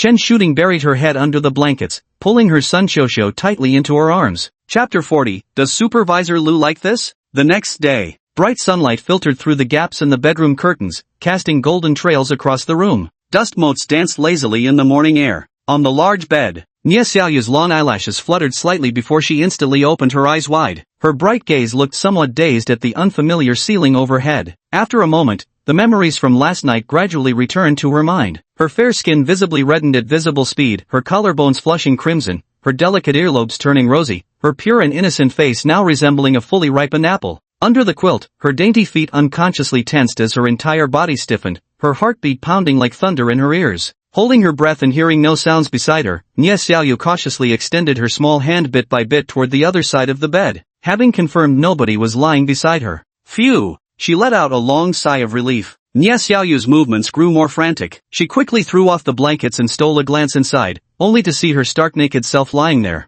Ah! How could I have ended up like this last night? Nie Xiaoyu's face burned even redder as she buried herself completely under the quilt. Just then, footsteps echoed from outside the bedroom, freezing the young girl in terrified stillness. Awake already? Lu Yuan walked in, his gaze gentle as he looked at the quivering figure on the bed, smiling as he spoke. After setting down the bag in his hand by the bedside, he said, I bought you a set of clothes. Try them on when you get up later. And more. The bathroom is on your left. I've already prepared a toothbrush and toothpaste. Come out for breakfast after you freshen up. I made some. Seeing the young girl still frozen in place, Lu Yuan merely chuckled softly before continuing. Without delay, he retreated from the scene. He comfortably settled into the recliner by the living room's floor-to-ceiling window, casually picked up a book, and began immersing himself in its contents. MMMPH. As expected of Manager Lu, it's just the perfect fit. Nie Xiaoyu curiously lifted a black undergarment. Upon wearing it, she exclaimed in admiration at first. But then, as her slightly flushed cheeks gradually calmed, a belated blush bloomed across her face again. Do you like this kind, Manager Lu? She bit her lip. She put on panties, a pair of black lace ones with cutouts. Previously, she had always bought childish styles, like cotton ones with little bear prints. After changing her clothes and washing up, Nie Xiaoyu walked out with a slight limp and awkwardly had breakfast with Manager Lu. The two then got ready for work. Uncle Lu, good morning. At the same moment, the door next door also opened. A little girl with a small backpack and a yellow round hat dashed out first. Spotting Lu Yuan, her eyes lit up as she happily ran over. After calling out to him, she eagerly craned her little neck to look for Xiao Bai. Instead of the pet, she saw a sister standing there. Big sister, are you disabled? Wan blinked her big eyes, noticing Nie Xiaoyu's unusual movements. Her little face immediately showed concern as she rushed over with her backpack to help Nie Xiaoyu up. Nie Xiaoyu looked at the little girl, feeling so awkward she wanted to dig a hole and disappear. Wan, don't disturb Uncle Lu. An elegant, gentle feminine voice rang out, followed by the click of high heels against ceramic tiles. Nie Xiaoyu turned toward the sound to see a beautiful, mature woman appear, clad in a black blouse and wine-red pencil skirt, with long flowing hair and crimson-painted lips. Shen Hongru froze momentarily upon seeing Nie Xiaoyu. With one glance she recognized the girl's newly awakened womanhood, sending an initial pang through her heart before quickly regaining her composure. This is my neighbor, Madame Shen, and this adorable little one is Wan. Lu Yuan introduced gently. This is Nie Xiaoyu. Meeting the gaze of single mother Shen Hongru, he spoke impassively, utterly indifferent to the pitiful look in her eyes. The two women nodded at each other, then walked together toward the elevator lobby. The little girl Wan absolutely insisted on supporting Nie Xiaoyu, refusing to let go no matter who tried to persuade her. Lu Yuan rented an apartment not far from Skyworth, and he usually walked to work. But today was a bit inconvenient, so he called a ride-hailing car. Inside the elevator, the two parted ways. Ding, ding, ding. Dressed like an ordinary office worker with black-framed glasses and a briefcase in his left hand, Lu Yuan fished a die from his pocket as he walked down the corridor outside the office. With his thumb, he flicked the die repeatedly into the air. Turned the hand and grasped it.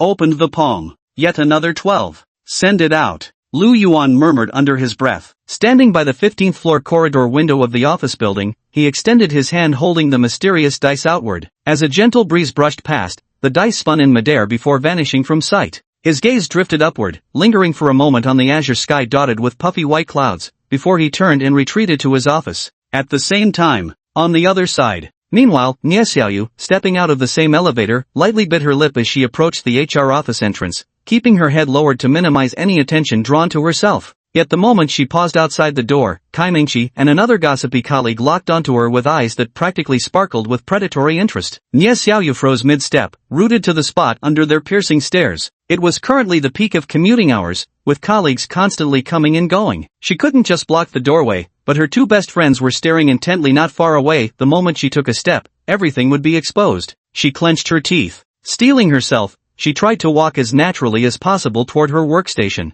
Yet the tearing pain made her instinctively recoil with discomfort. That single movement instantly ignited her two friends' excitement. Holy shit? What's wrong with Xiaoyu? No way. The two first exchanged glances, then simultaneously arrived at the same realization. Our Xiaoyu is actually still a virgin. Manager Lu is amazing. I always feel like Manager Lu is on a whole other level. I hope he won't let our Xiaoyu down, right? Their heads were pressed together as they whispered incessantly. At this moment, Nie Xiaoyu was already seated at her workstation, deliberately avoiding eye contact with her two unreliable colleagues. Though she refrained from looking, she subtly angled her ear to eavesdrop. When silence lingered, she cautiously turned her head only to meet two faces with eyes boring straight into hers. MMMPH. What are you doing? Nie Xiaoyu's heart skipped a beat as she reached out to slap her two girlfriends. You slept with Manager Lu last night, didn't you? Kai Mengqi stated concisely, her tone leaving no room for doubt. Mum. Nie Xiaoyu blushed and nodded. We told you to hurry up and advance the relationship, but we didn't expect you to give it up so quickly. Another girlfriend chimed in. How powerful is Supervisor Lu? Kai Mengqi immediately added. Nie Xiaoyu's head seemed to emit smoke from being asked this question. After a long pause, she whispered, what counts as strong? I really couldn't take it last night. Chapter 41, the shortest-lived Pandora host. Big. Wait a minute, what's the rush? Damn it. Hangzhou, Jiangxin Bridge Old Farmer's Market. In a fishmonger's stall, a middle-aged man in a black waterproof apron sat on a folding stool, a lit cigarette pinched between the fingers of his left hand while his right clutched a phone. His unblinking stare was fixed on the screen as he muttered incessantly, responding impatiently even when elderly women came to buy fish and tried to make their selections. Before long, he vented his frustration with an angry punch. The old woman at the stall had already left long ago, but the middle-aged man didn't seem to care. Squinting his eyes, he took one final deep drag and finished the remaining half of his cigarette in a single breath. He ground the cigarette butt under his foot with force and flicked it aside carelessly. Lifting his head, he glanced at the market. The morning crowd buying groceries had mostly dispersed. Damn my luck, he swore under his breath. Standing up, he closed up his stall, deciding to grab a bite to eat before heading home to sleep. Passing through the alley near the warehouse, Hu Donggui suddenly stopped, his gaze inexplicably drawn to a shadowy corner. After shaking his head, he walked away only to turn back moments later. I must be out of my mind. I heard there's gold here, so I just wanted to come take a look. Ha! Muttering curses under his breath as he walked, the moment he drew near, a peculiar 12-sided ivory white die on the ground seized his gaze, rendering him utterly unable to look away. He furrowed his brow, bent down to pick up the dice, and suddenly the relevant information appeared in his mind out of nowhere. Hu Donggui's pupils contracted in an instant. For real? Full of doubt in his tone, he squatted on the ground and rolled the dice. The 12-sided die spun on the concrete floor and soon came to rest on the Arabic numeral 4. 1 to 3 brings misfortune. Mine's a 4. Hu Donggui smacked his lips, abandoning any thought of leaving. Instead, he pulled out his phone and pulled the 100 yuan from his WeChat and Alipay accounts to top up the platform. Without a moment's hesitation. Bet placed. Soon, victory. Hu Donggui glanced at the dice and rolled them once more. This time, it landed on the Arabic numeral 5, not just an opportune stroke of luck, but one that promised to last for a while. We won! We won! Damn it, won again! At the entrance of the warehouse in Jiangxin Bridge's Old Farmer's Market, the 43-year-old fishmonger Hu Donggui flushed red, his breathing growing increasingly labored as he stared excitedly at his phone. In no time at all, he had turned $100 into a whopping 44,444 yuan. The luck phase ended. Hu Donggui rolled the dice once more, having conceived a brilliant idea to capitalize on his current streak by rolling again immediately after a lucky throw. His wealth continued to swell as if the god of gamblers possessed him. When his account balance froze at 444,444 yuan, the window of fortune closed, and he made his final dice roll. The 12-sided die spun under his unblinking stare. Soon. Stop it. The Arabic numeral 1 appeared before my eyes. I quit. I've earned enough. Hu Donggui seemed to sober up all at once. He withdrew the balance from the platform, tucked his phone into his pocket, and carefully picked up the dice like a treasure, placing it gently inside his clothes. Just as he was about to step forward, his left foot tripped over his right, sending him face first onto the ground. His mouth slammed hard against the corner of the steps, and bright red blood splattered out instantly. Hu Donggui lay on the ground for a while. He felt the pain, but an overwhelming grin spread across his face. He thought that if this was all it took, he had hit the jackpot. I'm gonna be rich. Hu Donggui spat out a mouthful of blood-streaked spittle with vicious force. However, He hadn't gone far when his foot hit a patch of ice again, sending him stumbling forward. Through a series of desperate dodges and freakish coincidences, there came a loud thud. Dongui fell backwards into the roadside shrubs. The shattered beer bottle pierced the back of his skull. His eyes widened. The breath was gone. Desire points plus 100. Desire points plus 100. Desire points plus 100. White Soul plus 1. Skyworth Plaza, 15th floor. Lu Yuan sat in his office, watching this scene with some astonishment through Pandora. To be honest, he hadn't expected that this dice, which had only ever cautiously curried favor before him, could harvest a soul so quickly. It probably isn't that bad. What an absolute genius. How on earth did he think to roll the dice again during his lucky streak? Lu Yuan recalled what had just happened with some emotion. No one can stop someone hellbent on self-destruction. Opening the black leather notebook, he recorded this first host under the user section of the Fate Gamblers died brief words to mark its conclusion. In such cases, even a minimally tainted soul can still be considered a white soul. This could actually be considered a system loophole. Success only requires the death of a host who has established a connection with Pandora. To obtain a higher grade soul, the contamination must run deep enough. Lu Yuan gazed at the panel, lost in thought. He recorded this observation as well, then extrapolated future impacts of Pandora on the world's existing order based on recent developments. In the evening, I should formally establish the Pandora Management Committee. Time to meet with Shen Nancher and Lu Yang. He rapped his knuckles lightly against the desk. At the same time, under the azure sky, CC Villa, the black sedan pulled into the garage. Shen Nancher, who had been waiting early at the doorway, personally opened the car door. Mr. Lu, thank you for your trouble. Shen Nancher looked at the young man in the car who had returned to his original appearance and thanked him. Did anything go wrong? The elderly butler, Shen Shan, dressed in black, stepped out from the other side of the car. Shen Nancher cast a glance at him and said gravely, "It went fairly smoothly." The authorities reacted quickly, but instead of pursuing Mr. Lu on a large scale, they tried to investigate the traces we left behind. We made preparations in advance, all ties have been severed, Shen Shan said. Shen Nancher's expression didn't relax in the slightest upon hearing this. His aged face remained deeply grave. Leaning on his cane, he shook his head and said, "Leaving no trace is the most telling trace of all. To be able to investigate personnel records at Linshui Detention Center and mobilize forces to intercept Wu Shengli on the road within such a short time frame, there are only a handful of families capable of such deeds, and we may have already been marked." Never mind. Guess that's the only option. Times have truly changed, Shen Nancher lamented. With that, he turned to Lu Yang, extending an inviting gesture. "Mr. Lu, my apologies for the poor hospitality. Please, come inside for some tea." Lu Yang followed Shen Nancher into the sprawling villa, meticulously surveying the opulent surroundings before him. The sheer extravagance struck him with an intensity not unlike Yang Youcheng's own awestruck reaction. He was guided to sit in front of the sofa, at which point Shen Nancher turned his gaze toward Lu Yang. "Mr. Lu,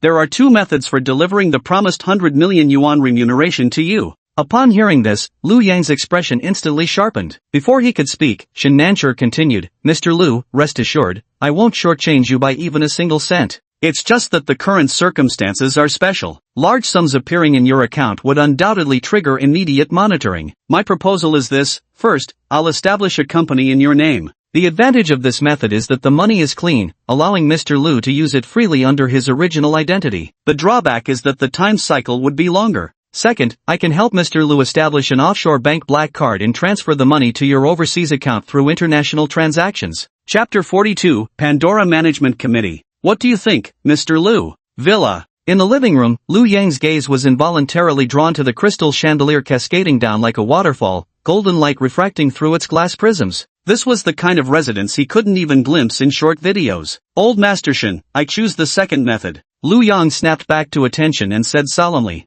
The prospect of openly becoming wealthy, letting his farmer parents hold their heads high with pride, making himself the radiant center of admiration among former classmates and friends, was undeniably tempting. Yet all these gains would inevitably draw more attention, more trouble. He had no desire to become the focal point. "Good." Shen Nancher observed Lu Yang's brief pause, then nodded in understanding. With a raised hand, he summoned a middle-aged man in a black suit who had been standing unnoticed nearby. The man carried a black briefcase, which he opened to reveal a laptop and several documents. He occasionally whispered questions to Lu Yang while his fingers danced across the keyboard. Data streamed across the screen as Lu Yang, unsure of what exactly was happening, only realized they seemed to have established an identity on some small overseas island along with opening an account at JP Morgan Chase under that identity. "Master. Mum." The middle-aged man turned the computer toward the old master. Shen Nancher glanced at it, entered a string of digits, and swiftly transferred $15 million.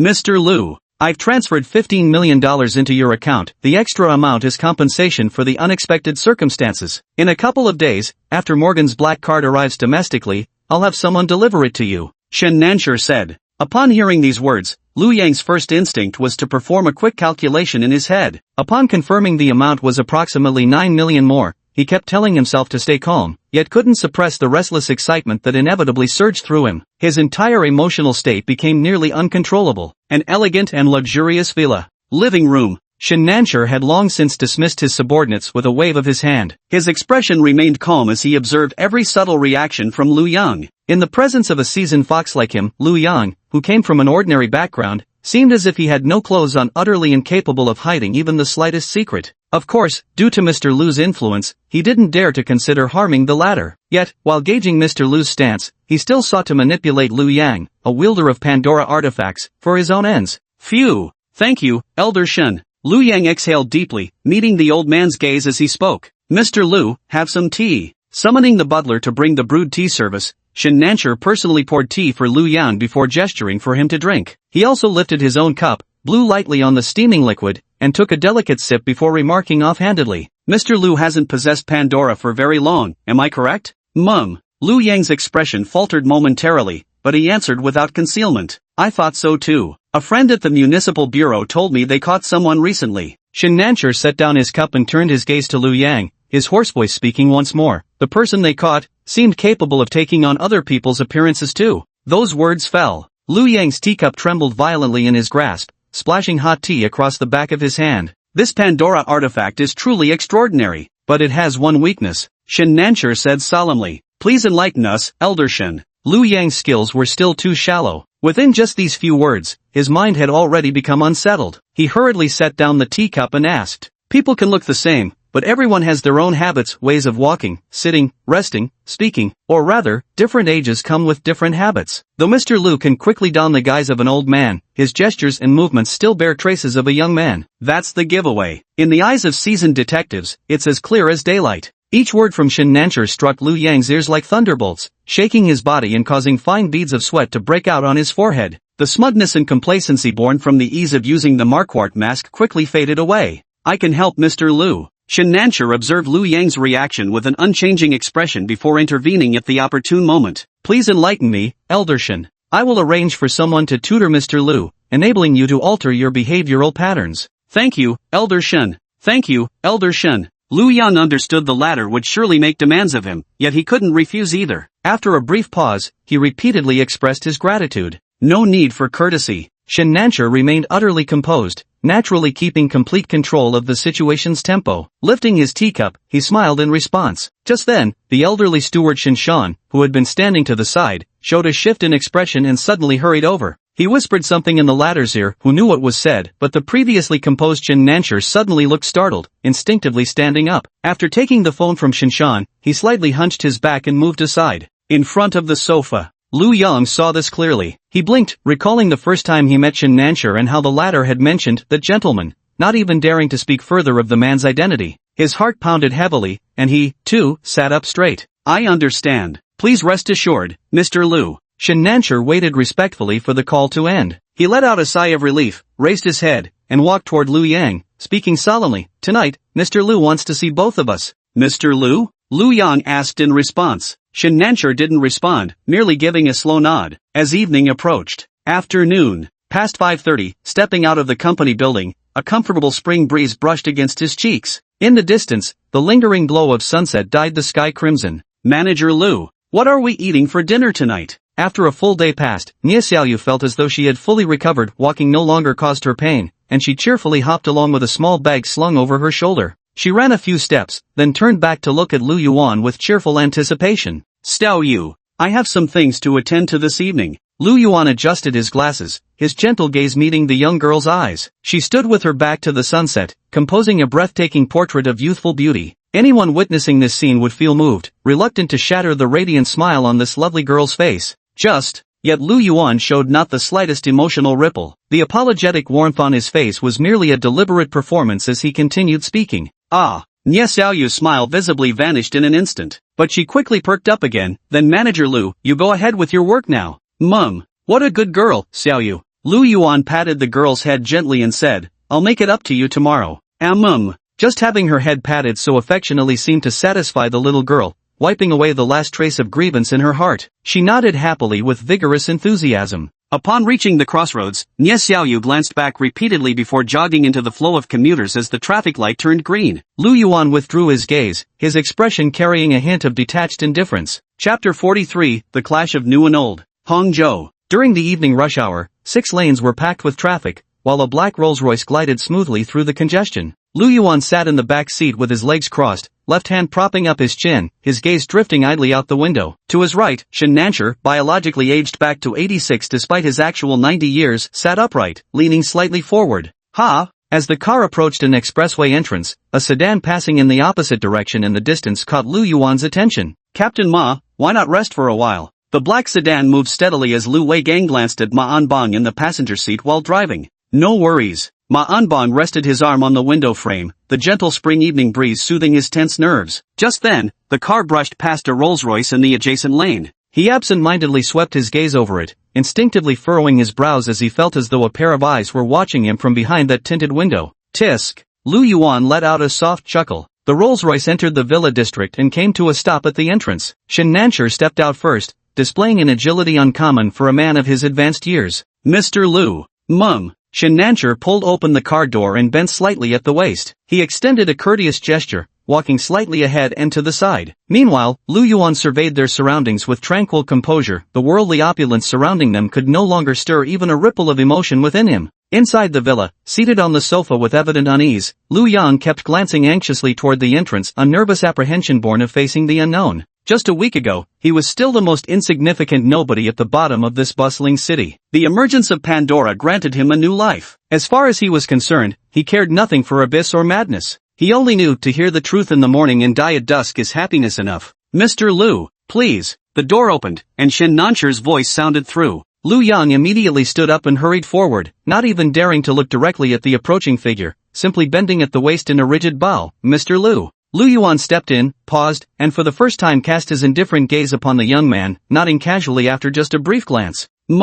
Find a meeting room. Mr. Lu, the meeting room is this way. Lu Yuan spoke again. Shen Nancher immediately extended his hand to guide the way. When they hadn't gone far, Lu Yuan stopped in his tracks. He glanced back at Lu Yang, who was still standing hunched over in the same spot. You too. The intimate yet lavishly decorated reception room found Lu Yuan seated in the master sofa, while the older and younger man stood before him in deferential silence. I wanted to meet with you this time for one main reason. Lu Yuan leaned against the sofa, looking at the two people before him without any intention of beating around the bush. He cut straight to the point, concerning the official establishment of the Pandora Management Committee. Just one simple sentence caused Lu Yang and Shen Nancher's pupils to instantly constrict. The former, due to his previously lower status, could only vaguely sense the committee's importance, but for Shen Nancher, he quickly realized the weight behind those words. The emergence of Pandora hasn't truly ushered in its explosive period yet. In the future, there will be many more newly born Pandoras. What's more, artifacts with powers akin to gods or demons may truly come into being. Lu Yuan continued speaking.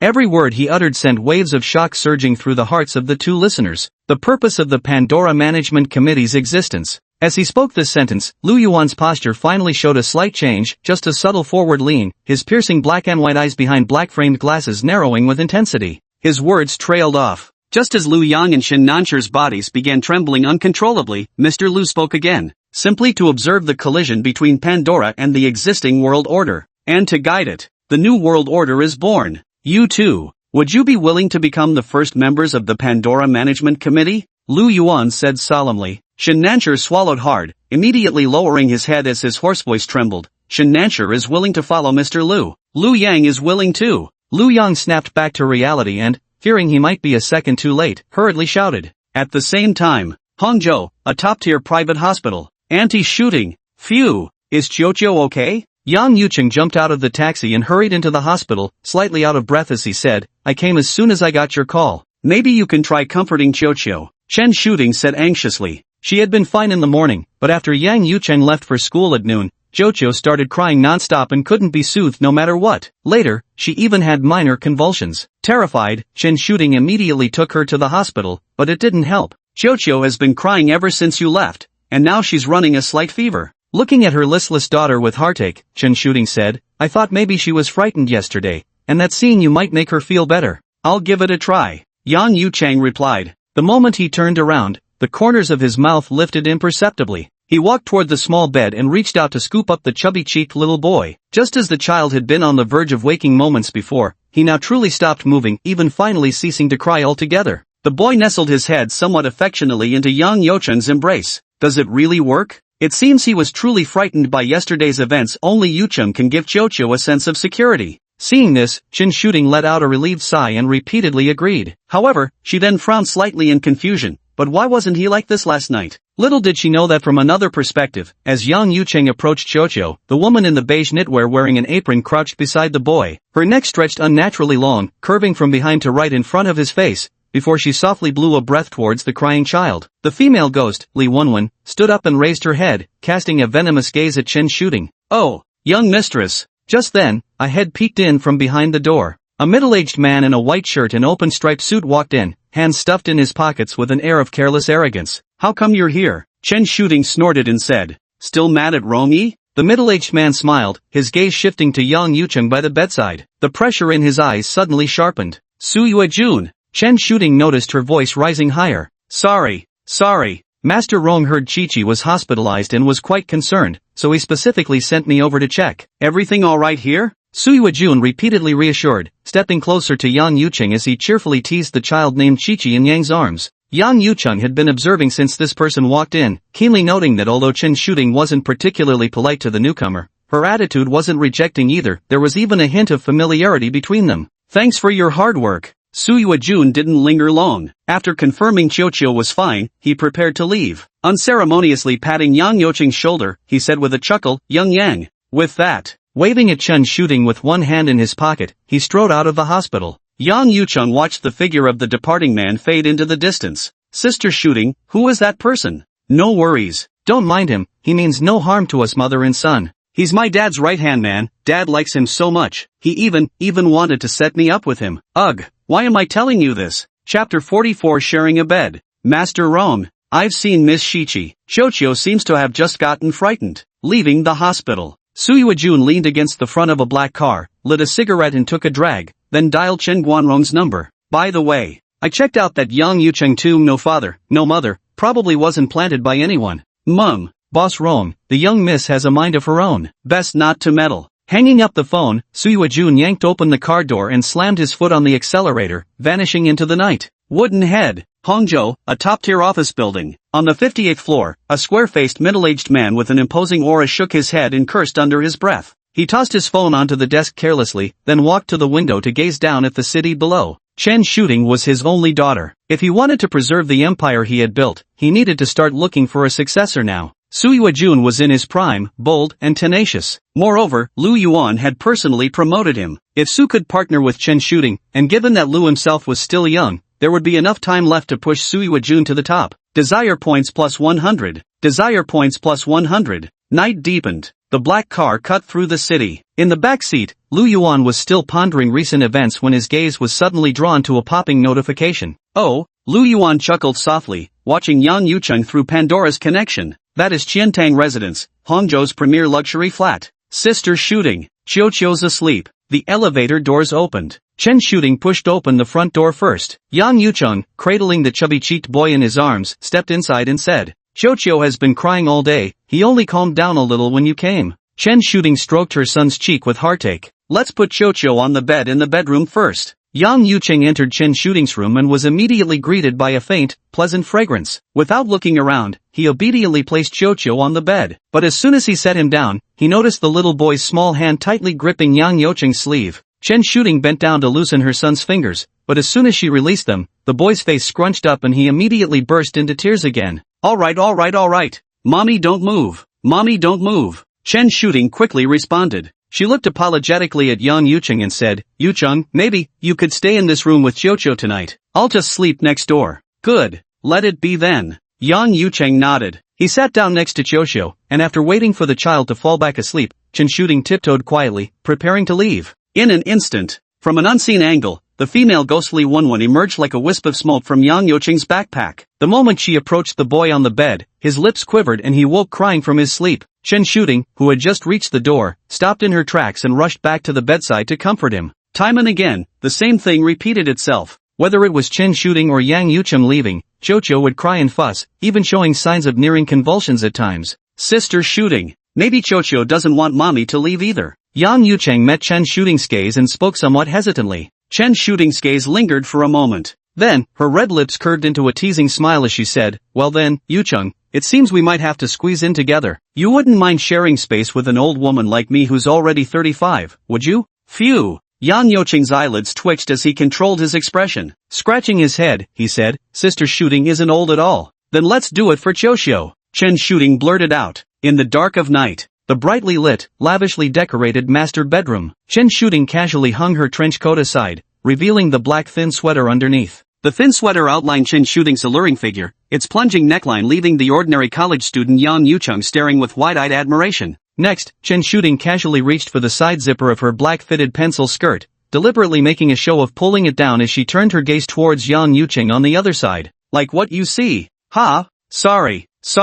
Yang Yoqing's face flushed instantly as he hurriedly turned away. Ha ha ha. Little brother, you're really quite adorable. Chen Shooting burst out laughing. She unzipped the skirt, slipping out of it before changing into a more comfortable silk nightgown. With a wave of mature, alluring fragrance, she lay down beside Chocho. Would you like to take off your coat as well? Chen Shooting turned off the lights and said, yes. In the dim light, Yang Yucheng hunched over, took off his coat, and lay down in just a t-shirt and jeans. Chen Shooting turned toward him and began gently bouncing the ball, her mature yet alluring figure clearly visible to Yang Yucheng in the faint glow, so close yet just out of reach. The silk nightgown slipped with movement, revealing those long, slender legs of snowy white. Success. You're in your sophomore year, are you 19 or 20 years old? Chen Shooting's lazily magnetic voice rang out. 19, but I'll be 20 in 2 months. So, I'm a full 15 years older than you. Time really does make people age. Chen Shooting went on. Gradually, she too fell silent and drifted into a deep sleep. Yang Yucheng inhaled the lingering fragrance beside him, swallowing hard as his greedy gaze fixed upon the woman next to him under the dim light eyes slowly, deliberately tracing every inch of her. The female ghostly one covered her mouth with a light chuckle, her body hovering as she floated above Chen Shooting. Her inky black hair cascaded down, brushing against the latter's skin. Chen Shooting seemed to feel a bit cold. Subconsciously, she pressed closer to Yang Yucheng, her icy smooth legs brushing against his. Phew! The female ghostly one spat a mouthful of energy at Chen Shooting. Meow! Meow! On the other side, as soon as Lu Yuan pushed open the apartment door, a plump, jet-black cat was crouching on the carpet, lifting its round head and meowing. Lao Bai, hungry aren't you? Lu Yuan crouched down and patted the cat's head. He stood up to fill the bowl with kibbles and water for the seemingly starved black cat, then took a shower before heading into the study. This Yang Yucheng wants to swallow the underground Chen family of Hongzhou whole through Chen Shooting? Lu Yuan watched Yang Yucheng manipulating the sorcerer's soul bell, recalling information about the Chen family, then said with a smile, in that case, the next person he needs to eliminate is none other than Chen Yuejun. So be it. Chen Guanron will have to accept him as his son-in-law whether he likes it or not. If this really works out, we'll recruit him into the committee too. No longer paying attention, Lu Yuan opened his black leather notebook and began reviewing tonight's events. In future settings, this committee would have 12 presiding members. For now, Shen Nancher and Lu Yang were merely handling miscellaneous affairs for the committee. Chapter 45-3-005, The Joker's Whistle. Manager Lu, you seem to really enjoy visiting flea markets and vintage stores, don't you? Time flew by, and 3 days later, after work, with a gentle expression, Lu Yuan strolled past the temporary stalls set up in the Wanda Plaza. This was a week-long flea market event organized by the mall's property management. For just 50 yuan a day, vendors could set up small booths in designated areas to sell interesting second-hand curios. Nie Xiaoyu followed alongside, curiously glancing at Director Lu. Seeing him seemingly admiring something like a work of art, she couldn't help but speak up. Mum, what gives these objects vitality isn't the items themselves, but the years that once resided upon them. How much their owners loved them, how much emotion they poured into them, what things they accomplished with them. Lu Yuan walked up to a street vendor's stall. He picked up an exquisitely crafted black straight whistle, spreading it across his palm for careful examination. At the whistle's end, he spotted a simple clown sketch. Hearing Nie Xiaoyu's words, Lu Yuan replied gently before turning his gaze to the young woman at the stall. I'll take this one. 20 yuan. Okay, I've transferred it to you. Returning to his apartment, Lu Yuan went straight into the study and opened the system interface. Name, Lu Yuan. Soul count, 1, white soul. Desire points, 9,300 points. Pandora items created. 3-001 Marquart's mask. 3-002 Lilith's blood needle. 3-003 Witch's spirit bell. 3-004 Fate Gambler's dice. 0-001 Forbidden ring. Pandora seed, 0. Lu Yuan glanced at the desire points, still 700 points short of exchanging for another third-tier seed. He wasn't anxious, casually picking up a book to read for a while. He checked the panel again, desire points, 10,000. The more Pandora artifacts he created, the faster the points accumulated. It was a snowball effect.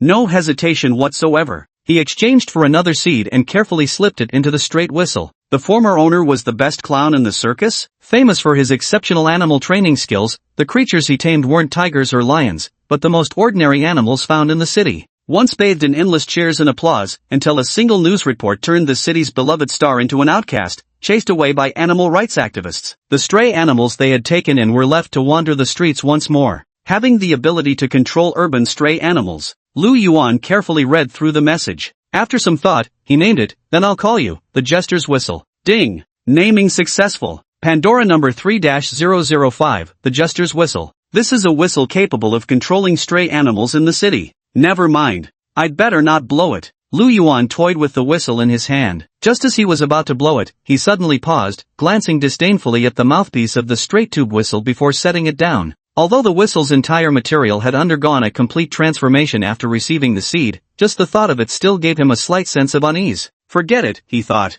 As soon as he put the whistle away, Lu Yuan noticed the previously depleted desire points were rapidly and abnormally surging. In the gathering darkness, Qiantang Mansion. In the master bedroom's large bed, Chen Shooting lay on the left side wearing a burgundy eye-silk nightgown. Beside her slept her son, soundly dreaming, and next to him lay Yang Yucheng. 3 days had passed. Xiaoqiu had improved significantly during daytime, but at night he still couldn't bear to be apart from Chen Shooting and Yang Yucheng. And so, the two had already shared the same bed for 3 nights. Phew! Phew! Phew! Unable to sleep, Chen Shooting opened her eyes, unsure what was wrong with her. Her body felt distinctly off, burning with an unfamiliar heat. Her heart pounded rapidly, long and shapely legs pressed tightly together. Shooting! Yang Yucheng also opened his eyes, hearing the faint noises beside him, and promptly spoke up. What's wrong? It's nothing. Upon hearing Yang Yucheng's words, Chen Shooting only felt worse. She sat up and responded before putting on her slippers. I'm going to the bathroom. What exactly happened? What happened to me? Chen Shooting stood before the massive bathroom mirror, her hands braced against the marble sink as she gazed at her reflection.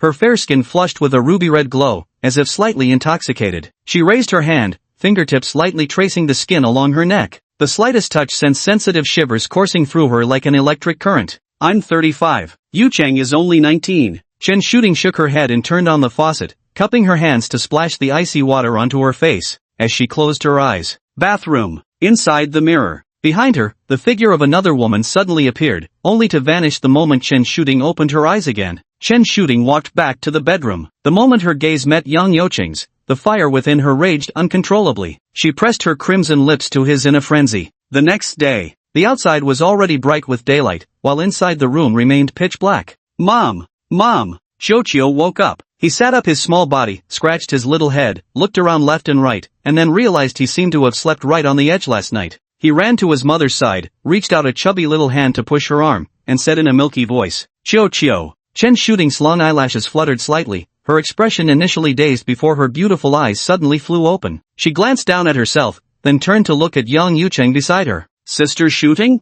Yang Yucheng also woke up. As memories of yesterday's events surfaced in his mind, he felt greedy and satisfied inside, yet his face showed only awkwardness and apology. Xiaoqiu dear, why don't you go find Aunt Wan to make you breakfast first? Great. Xiaoqiu nodded obediently and ran to the door, then peeked his little head back to say, Mommy, you should get up quickly too. The sun is already shining on your bottom. Yusheng. Yesterday. Sister Shooting. I'm sorry. I've fallen for Sister Shooting. Yang Yucheng cut off Chen Shooting's words before she could finish. This sentence made Chen Shooting pause, then she said with a complicated expression, there's a 16-year age gap between us. I don't care. Yang Yucheng's tone suddenly turned forceful. With a swift motion, he flipped over and pinned Chen Shooting beneath him, fixing her with an unwavering gaze. Sister Shooting, you are mine. The female ghostly one appeared and sat by the bedside. Chen Shooting's expression flickered, unable to utter a single word of refusal. The void in her heart was instantly filled. Her gaze gradually shifted. Yusheng, I like you too. Chen Shooting murmured to herself. Chapter 46 Ma Anbang, we are the same kind of people. MMMPH. The weather is getting more pleasant day by day. Around 8 a.m. Lu Yuan walked into the plaza in front of Skyworth Tower carrying a briefcase, his gaze sweeping the surroundings. Office workers quickened their pace as they entered different office buildings. Raising his eyes further, he saw patches of pristine blue sky framed by the high-rises, interrupted only by the occasional drifting white cloud. Manager Lu. As soon as he approached the building, the young girl who had been watching eagerly came forward to greet him, still as youthful and lively as ever. Here, KFC breakfast. Nie Xiaoyu stuffed the paper bag into Lu Yuan's arms, and the two walked inside side by side. As he walked toward the elevator lobby, colleagues coming and going greeted Lu Yuan from time to time. His gaze swept over them with casual gentleness, but it paused when it reached the lounge area. Xiaoyu, you go upstairs first. I spotted a friend, I'll go have a chat with him. Lu Yuan said with a smile. Ha, alright. Nie Xiaoyu hummed in confusion, then followed Director Lu's gaze and relaxed slightly upon seeing the scruffy middle-aged man. Okay, she replied obediently.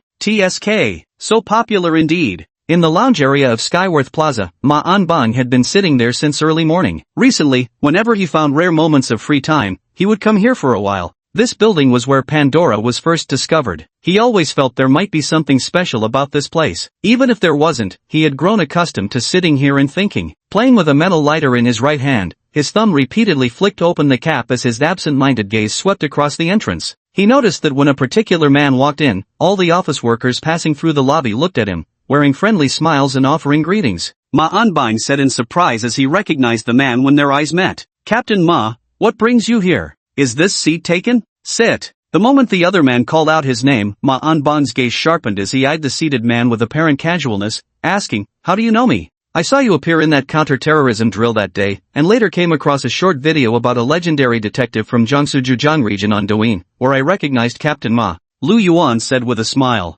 Captain Ma. Wearing a gentle smile on his face, Lu Yuan called out, then continued, no matter how busy work gets, you should still make time for your family, and also, your child. The moment these words were spoken, Ma Anbang's muscles tensed instantly, his sharply contrasting black and white pupils radiating piercing intensity. His gaze locked directly onto Lu Yuan's eyes. Give me one good reason, Captain Ma. Lu Yuan adjusted his black-framed glasses and pointed at the other man's clothing. You've been wearing this gray leather jacket since last Friday. Judging by your complexion, you look exhausted, you must be really busy. And more, your child must love you very much. His gaze finally settled on the Zippo lighter clenched in Ma Anbang's hand. On the cap's rim was carved a cartoon skull that wasn't the least bit frightening, the childish carving marks obvious to see. Following Lu Yuan's line of sight to the skull, Ma Anbang's tense body relaxed slightly, his eyes momentarily glazing over with recollection. Daddy, teacher says smoking is bad for your health. You shouldn't smoke anymore. Daddy, from now on, every time you see this skull, you'll be too scared to smoke. Smoking makes you sick. Old Ma, I'm begging you, transfer to an admin position. I'll talk to your supervisor. Think about it, how many days do you get to spend with us each year? Yaya's growing up fast. Ah, Dad, save me. Lao Ma, I want a divorce. I've had enough of this constant fear. This time Yaya almost died. I'm taking Yaya and leaving Hangzhou. Don't contact us again. Dad. The thoughts came to an abrupt halt. Ma Anbang shook his head vigorously. He had indeed planned to transfer positions. That incident with Huang Wenbin was supposed to be his last intervention. But who could have guessed? Pandora appeared. How should I address you? Lu Yuan. Ma Anbang looked at Lu Yuan, his voice hoarse as he spoke. Pleased to meet you. Ma Anbang extended his hand, and Lu Yuan smiled as they shook. The two didn't converse further. After glancing at his watch, Ma Anbang stood up and, as he left, patted Lu Yuan on the shoulder. Passing by him, he uttered a hushed remark. I smell the scent of a kindred spirit on you. With those words, Ma Anbang's figure had already left the hall. Lu Yuan smiled faintly and stood up to go upstairs. After becoming the deputy leader of Hangzhou's Pandora Special Investigation Team,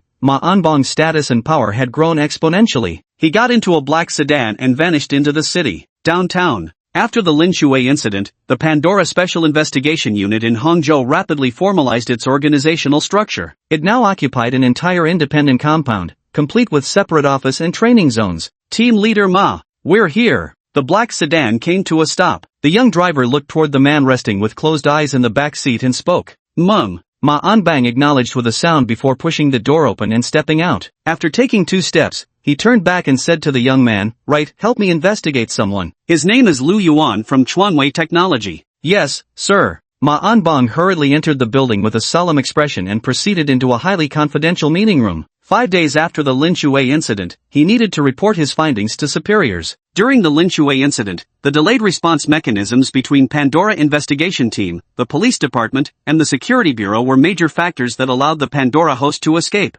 National hotline for Pandora Special Investigation Team established, 10,909. All sister agencies nationwide are requested to report any related special incidents or unusual behavior. Additionally, I propose adding a new investigative procedure during criminal case inquiries nationwide to further determine whether cases are strongly correlated with Pandora, enabling us to track every appearance and regional distribution of Pandora at its source. I think there is likely some connection channel between Pandora users. What remains uncertain is whether this connection relates to the codename S.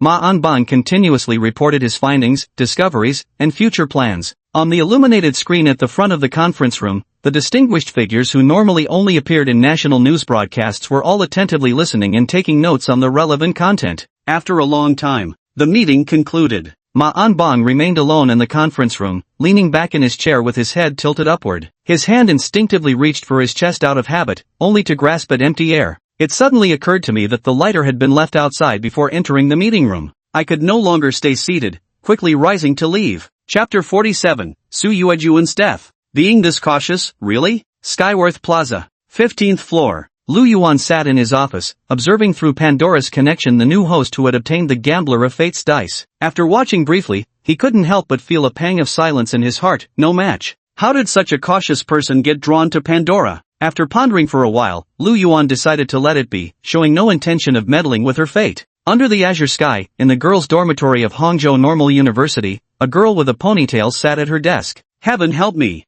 Let it roll a 4 or 5 at best, anything higher is too much. I've read too many novels where the better the luck, the worse the misfortune that follows. Best would be rolling a 4, then I'll buy a scratch ticket. Please don't let me win too much, just enough for a hot pot at Haidileo, $200 is plenty. Any more and my poor nerves couldn't take it. Ma Cheng from the School of Economics and Management clutched the mystical die he'd picked up yesterday, muttering to himself, if I roll a 3, or even a 1, I won't leave the dorm even if I die. Phew! He took a deep breath and tossed the die onto the desk. It tumbled. The die came to a stop. 4. It really is 4. Ma Cheng waved her hand excitedly. Without another moment's hesitation, she pocketed the dice and bolted out of the dormitory. She bought a 20 yuan scratch-off ticket, and after scratching it, her rosy, fresh face grew troubled. After a long pause, she hesitantly pushed the lottery ticket forward. Boss, $500. All from the same person? The portly boss cast a suspicious glance at the young woman before him. You actually won? Little girl, why do you have that expression on your face after hitting the jackpot? Ma Cheng accepted the money transfer and walked back anxiously. As she passed by the school playground, she suddenly clenched her fist. Time to start exercising. And disaster survival training too.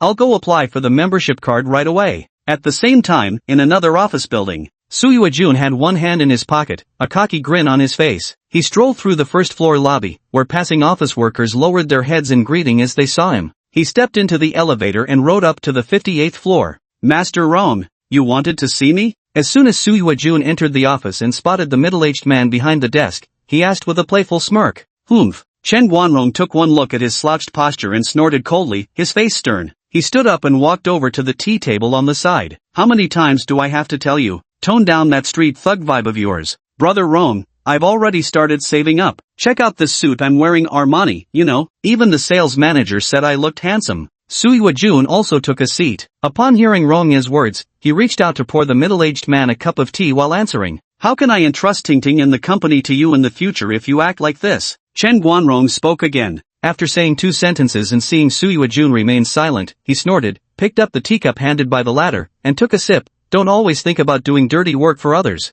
Never mind. Chen Guanrong added one more remark before shaking his head. He set down the teacup, and his expression darkened accordingly. Witnessing this scene, Su Yuejun's roguish demeanor dissipated instantly as he straightened up, his gaze intently fixed on Chen Guanrong. That kid is trouble. Chen Guanrong observed Su Yuejun's reaction and nodded inwardly. This was precisely what he valued most about him. The audacity was merely a facade. The real Su Yuejun was bold yet meticulous, daring yet strategic. Collecting his thoughts, he spoke. Yang Yucheng? Su Yuejun frowned, quickly connecting the dots. The only thing that could make Boss Rong show such an attitude must be related to his only daughter, Chen Shooting. Mum, that young man is quite something. He's managed to completely bewitch Tingting in such a short time. You handle this matter. Make sure that boy never appears in front of Tingting again, Chen Guanrong said in a deep voice. Don't worry, Rongye. Su Yuejun nodded in response. Seeing Rongye pick up his teacup and wave him off, he also stood up and strode out of the office. Yu Sheng. Ah, freshly washed blueberries. Qiantang Mansion. Yang Yucheng, a sophomore, leaned back on the plush sofa, an unusual smile playing on his lips. With arms outstretched in a lord of the manor posture, he slowly swept his gaze across the 500 square meter riverside luxury apartment. Before them appeared. The last glow of the sunset outside streamed through the floor-to-ceiling windows into the room. The chubby-cheeked little boy was squatting in front of the sofa playing with toy cars when rhythmic high-heeled footsteps sounded behind him. Yang Yucheng turned his head to see a woman with voluminous wavy hair, scarlet lips, and wearing a silk slip dress approaching. Carrying a fruit plate, she pressed her alluring, fiery body seductively against Yang Yucheng. Picked up a blueberry, he said. Yang Yucheng opened his mouth, swallowing not just the blueberry, but also that slender, smooth finger. Yu Sheng. Chen's shooting skin flushed as she squirmed. She was about to say something when ding dong, the doorbell interrupted the atmosphere between them. The little boy playing with toys by the sofa immediately looked up, ran to the door on his short legs, and stood on tiptoe to open it.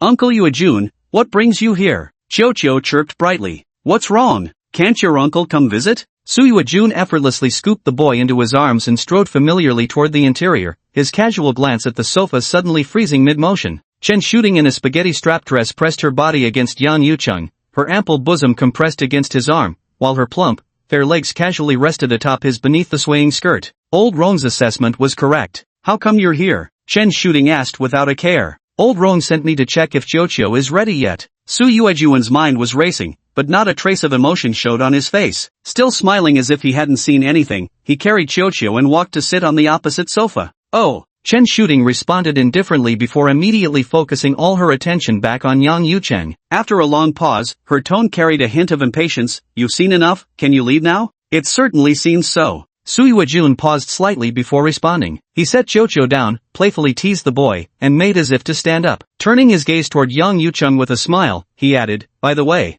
old Rong brought some stuff for you, too much for me to carry alone. Mind having Young Yang come with me to the garage to lend a hand? Young. You wouldn't refuse, now would you? Su Yuejun's smile remained unchanged, but his heart gradually turned cold as his stark black and white eyes fixed unblinkingly on Yang Yucheng. Just happened to be free. Chen shooting was about to speak when Yang Yucheng reached out and gently grasped her wrist. With the guileless demeanor of a male college student, a faint trace of shyness flashed in his eyes. Sister shooting, this is something your father brought for you. Chapter 48, Car Accident. Hangzhou, Qiantang Mansion. Brother Yang. Want a smoke? Stepping into the elevator, Su Yuejun stood in front of the no smoking sign and reached into his jacket, pulling out a cigarette with his mouth before glancing at Yang Yucheng, who stood on the other side. He said, no thanks, I don't smoke. Yang Yucheng replied. When he looked up, he accidentally caught the other man's gaze, his heart pounding heavily as a sense of tension began to envelop him. He was just a college student, while the man beside him had actual blood on his hands, someone who operated in the gray zones of society. Ding!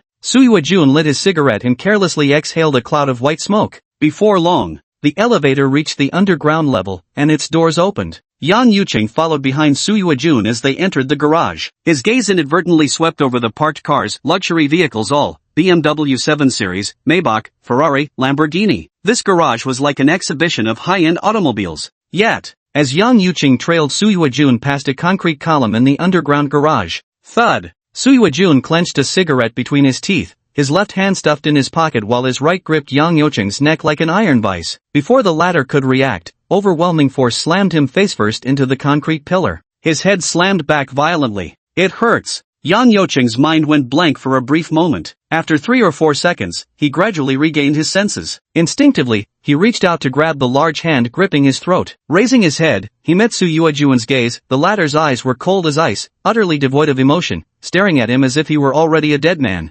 Regardless of Yang Yucheng's resistance, Su Yuejun exerted strength in his grip, choking Yang's neck and pressing him against the pillar's stump, lifting him off the ground with both feet dangling. A suffocating sensation instantly engulfed Yang Yucheng. Ha! Ha! Ha! Yang Yucheng desperately kicked his legs, the remaining air in his lungs rapidly depleting as the terror of impending death consumed him. Second by second, time slipped away as Su Yuejun callously continued choking the latter's neck, the burning ember of the cigarette dangling from his lips forming an unnaturally long ash. Yang Yucheng's struggles gradually weakened, both eyes rolling back unconsciously. The silent garage. In the rearview mirror, the ghostly figure of Lee Wonwon flashed by, intently watching this scene. Thud! Just as Yang Yuching teetered on the brink of death, Soo-Jun released his grip. Yang's body crumpled to the ground like a sack of mud. Clutching his throat, he gagged violently before finally gulping for air in huge, desperate gasps, as though trying to reclaim every lost molecule of oxygen. I've seen plenty like you. Drop your little schemes. Soo-Jun crouched down in front of Yang Yuching, took a drag from his cigarette, then grabbed the latter's hair to lift his head. Staring directly into his eyes, he said impassively, "Stay away from the young mistress. Never appear before her again for the rest of your life. Next time, I won't give you this chance again. Go up there and handle this properly. And then, get lost." Soo-Jun watched Yang Yuching walk towards the elevator and called out again just as he took 2 steps. "Come back. Take this stuff upstairs with you." He opened a nearby car and signaled for Yang Yuching to bring the stuff along. Cough. Ahem. Ahem. Yang Yuching stood inside the elevator, still coughing incessantly. As the elevator slowly ascended, he couldn't help but shudder as he recalled his near-death experience moments ago. "I'll help you kill him." The female ghostly Wonwon appeared by his side and spoke. Yang Yuching didn't respond, nor did he ask why she hadn't acted earlier. When they reached the floor and approached the door, Chen Shooting was already pushing it open, a gust of fragrant air accompanying her as she threw herself into his arms. "Sister Shooting, my roommate called, saying there's something urgent at school that I have to go back and deal with." A smile appeared on Yang Yuching's face as he said in a deep voice. After exchanging a few simple words without mentioning what had just happened, Yang Yuching soon left Qiantang Mansion and stepped into the bustling city streets. He hailed a taxi and got in. Quite decisive. From the roadside, inside a black car, Soo-Jun chuckled softly and remarked. With that, he stepped on the accelerator and started the engine. As the car sped along the expressway, something unexpected suddenly happened. In Soo-Jun's line of sight, a woman's figure abruptly appeared out of thin air in the middle of the road ahead. The woman raised her head, a venomous gaze fixed directly on him. The next second, she lunged straight at Soo-Jun, who was driving. Screech! A screeching brake sound erupted on the expressway as 2 tire marks formed S-shaped curves on the asphalt road. Bam! The car crashed into the protective barrier on the right. In those final moments, Soo-Jun reacted swiftly, executing 2 evasive maneuvers to avoid the large truck behind him. Phew! Phew! Phew! Soo-Jun sat in the driver's seat, the airbag already deployed, breathing heavily in stifled gasps. He raised his head in bewildered alarm. The road behind him was empty, as if it had all been just his imagination. Damn it! Cursing under his breath, he pushed open the car door and staggered out, shaking his head. That car just went out of control, didn't it? He's still alive? The driver's reflexes were incredible. Even while losing control, they managed to dodge 2 trucks in a row. On the opposite lane, a ride-hailing driver who happened to witness the scene exclaimed in amazement. Yeah, that driver was really lucky. In the passenger seat, the young college student stared into the rearview mirror, watching Soo-Jun step out of the car as he muttered under his breath. Desire points plus 100. Desire points plus 100. Meanwhile, Lu Yuan, on his way home from work, noticed the incessantly popping messages. Following Pandora's connection, his gaze turned toward the distance. He witnessed with his own eyes Yang Yuching being hoisted up to the brink of death. In that suffocating moment, it was when Yang Yuching's desire points surged the fastest, meaning that when truly facing death, what arose in Yang Yuching's heart wasn't fear, but rage, fury. And just now, while watching Soo-Jun's car nearly crash, it became the second moment his desire points skyrocketed. The real challenge begins now, Lu Yuan murmured. Director Lu? What are you thinking about? Nie Xiaoyu, walking ahead, turned back when she noticed Manager Lu was distracted. She trotted over and asked while standing on tiptoe. Nothing important. Just admiring how beautiful this sunset is right now. Lu Yuan gazed into the distance as the sunset's glow spread across the sky, enveloping the entire city. That's right. That's right. Nie Xiaoyu followed Director Lu's gaze. The setting sun seemed to strike her clean face, making it glow red. She nodded and exclaimed in admiration. Chapter 49, The Owner of the Joker's Whistle. Damn it! What the hell is going on? Soo-Jun lived in a high-end apartment in the city. After handling the accident, he took a taxi back. As he stepped into the elevator, he was still replaying the scene from earlier in his mind. His forehead creased tightly as he cursed under his breath. At this moment, the elevator was quiet when the lights flickered briefly. Soo-Jun paid it no mind, pressing the button for the 21st floor before settling into wait. Little did he know that from another dimensional perspective, a woman had been closely following him ever since he stepped into the elevator. The woman stood on tiptoe, her face twisted into an eerie smile as she covered Soo-Jun's eyes with both hands. In the apartment's surveillance footage, Soo-Jun reached out and pressed the button for the 39th floor penthouse. Ding! The elevator arrived. In Soo-Jun's eyes, he was walking home. but in reality, he walked through the hallway and pushed open the door to the emergency stairwell midway. After ascending the stairs, the rooftop door opened naturally. Home at last. You're almost home. The female ghostly one stretched her neck and exhaled a chilling breath by his ear, her voice growing increasingly frantic. The hand she had placed over Su Yuejun's eyes remained motionless. Before them appeared. Step by step, Su Yuejun walked to the edge of the building and climbed onto the parapet. The cool wind from the 100-meter height ruffled his slightly curled hair. His movements suddenly froze. His eyelids trembled continuously, as if struggling to open, while Li Wenwen, the female ghost behind him, wore an anxious expression. Phew! Phew! Phew! At the rooftop of the building, Su Yuejun suddenly opened his eyes. He began breathing heavily, staring in disbelief at where he was standing. At that moment, hurried footsteps suddenly approached from behind him. Instinctively, Su Yuejun turned his head toward the sound. The moment he barely caught sight of the figure, the person had already darted behind him. Without a moment's hesitation, he extended his hand in a pushing motion. His body leaned backward. The rushing wind continuously whistled past his ears. Su Yuejun was in free fall, his face yet to register fear as his eyes brimmed with shock and confusion. In his final glimpse of the world, he saw the youthful face of a man who had just stood atop the skyscraper's edge peering down at him. Bang! Like a blossoming blood flower. Yang Yucheng swallowed hard as he stared at his own hands, his face revealing an extremely complicated expression. But immediately after, he turned and hurried away. Ha! What's going on? How did the wizard Soul Bell's growth suddenly increase so much? Hangzhou. Not far from Westlake lies an antique marketplace. While casually strolling with Nie Xiaoyu, Lu Yuan's gaze suddenly sharpened as he noticed on his interface that the previously translucent star behind the wizard's soul bell had solidified more than halfway. Excluding the soul bell, among the remaining Pandora artifacts, only Marquette's mask showed the fastest progress. Its first star nearly filled completely. This signified that when worn to transform into another person, the host's physical abilities would undergo significant enhancement, yet simultaneously face stronger temptations. Manager Lu. At a distant stall selling antique hairpins, Nie Xiaoyu picked one up and fastened it in her hair. Her bright eyes turned to Lu Yuan with a radiant smile. How does it look? Beautiful. Lu Yuan closed the system panel. Instead of answering directly, he approached and examined it carefully before complimenting. It suits your temperament perfectly. Boss. We'll take this hairpin. How much is it? Lu Yuan smiled as he turned to the middle-aged vendor, asking. Nie Xiaoyu's eyes curved into crescents at the sight, utterly charmed as she was bought over by this hairpin worth 50 or 60 yuan. They continued browsing for quite a while. The two prepared to leave. On the way to the subway station, Nie Xiaoyu hesitated several times as if wanting to say something, yet only bit her lip, glancing back repeatedly while standing on the escalator. Xiao Yu. Lu Yuan called out gently, and at the sound of his voice, the girl on the escalator immediately turned her head. Yet, in the next moment, Manager Lu simply waved his hand and said, "Text me when you get home." Oh, Nie Xiaoyu responded. Only after her figure had completely disappeared did Lu Yuan smile and turn to leave. He had naturally picked up on the girl's underlying meaning in her words, he just didn't feel like it tonight. Just after exiting the subway station, Lu Yuan didn't hail a taxi home directly. Instead, he strolled aimlessly along the roadside. Before long, when a high school boy in uniform circled past him for the second time, Lu Yuan raised his eyes. Brother! The 16-year-old student, realizing he'd been noticed, braked his bicycle with a push of his foot and called out somewhat hesitantly. Is there something you need? Lu Yuan responded gently.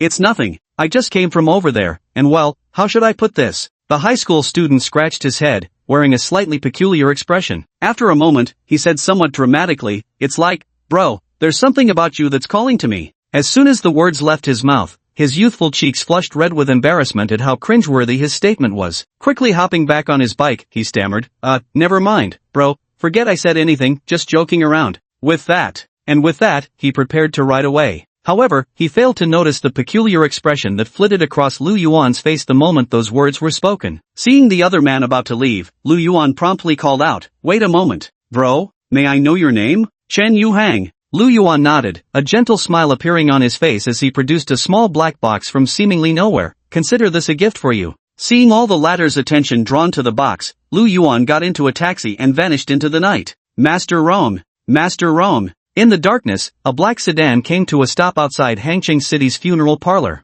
As underground crime boss Chen Guanrong stepped out of the vehicle, men in black suits on both sides greeted him simultaneously. Where's Yu Jun? Chen Guanrong said solemnly. Master Rong, let me take you there. Another middle-aged man wiped the sweat from his forehead and eagerly replied. Chen Guanrong led the group into the hall where Su Yuejuan's body was laid. Chen Guanrong raised his hand, signaling his subordinates to stay where they were as he stepped forward alone. He reached out and lifted a corner of the white cloth. What's going on? His face remained expressionless as he spoke. Master Rong. I immediately pulled up the surveillance footage from the underground garage, the elevator, and the hallway, and saw.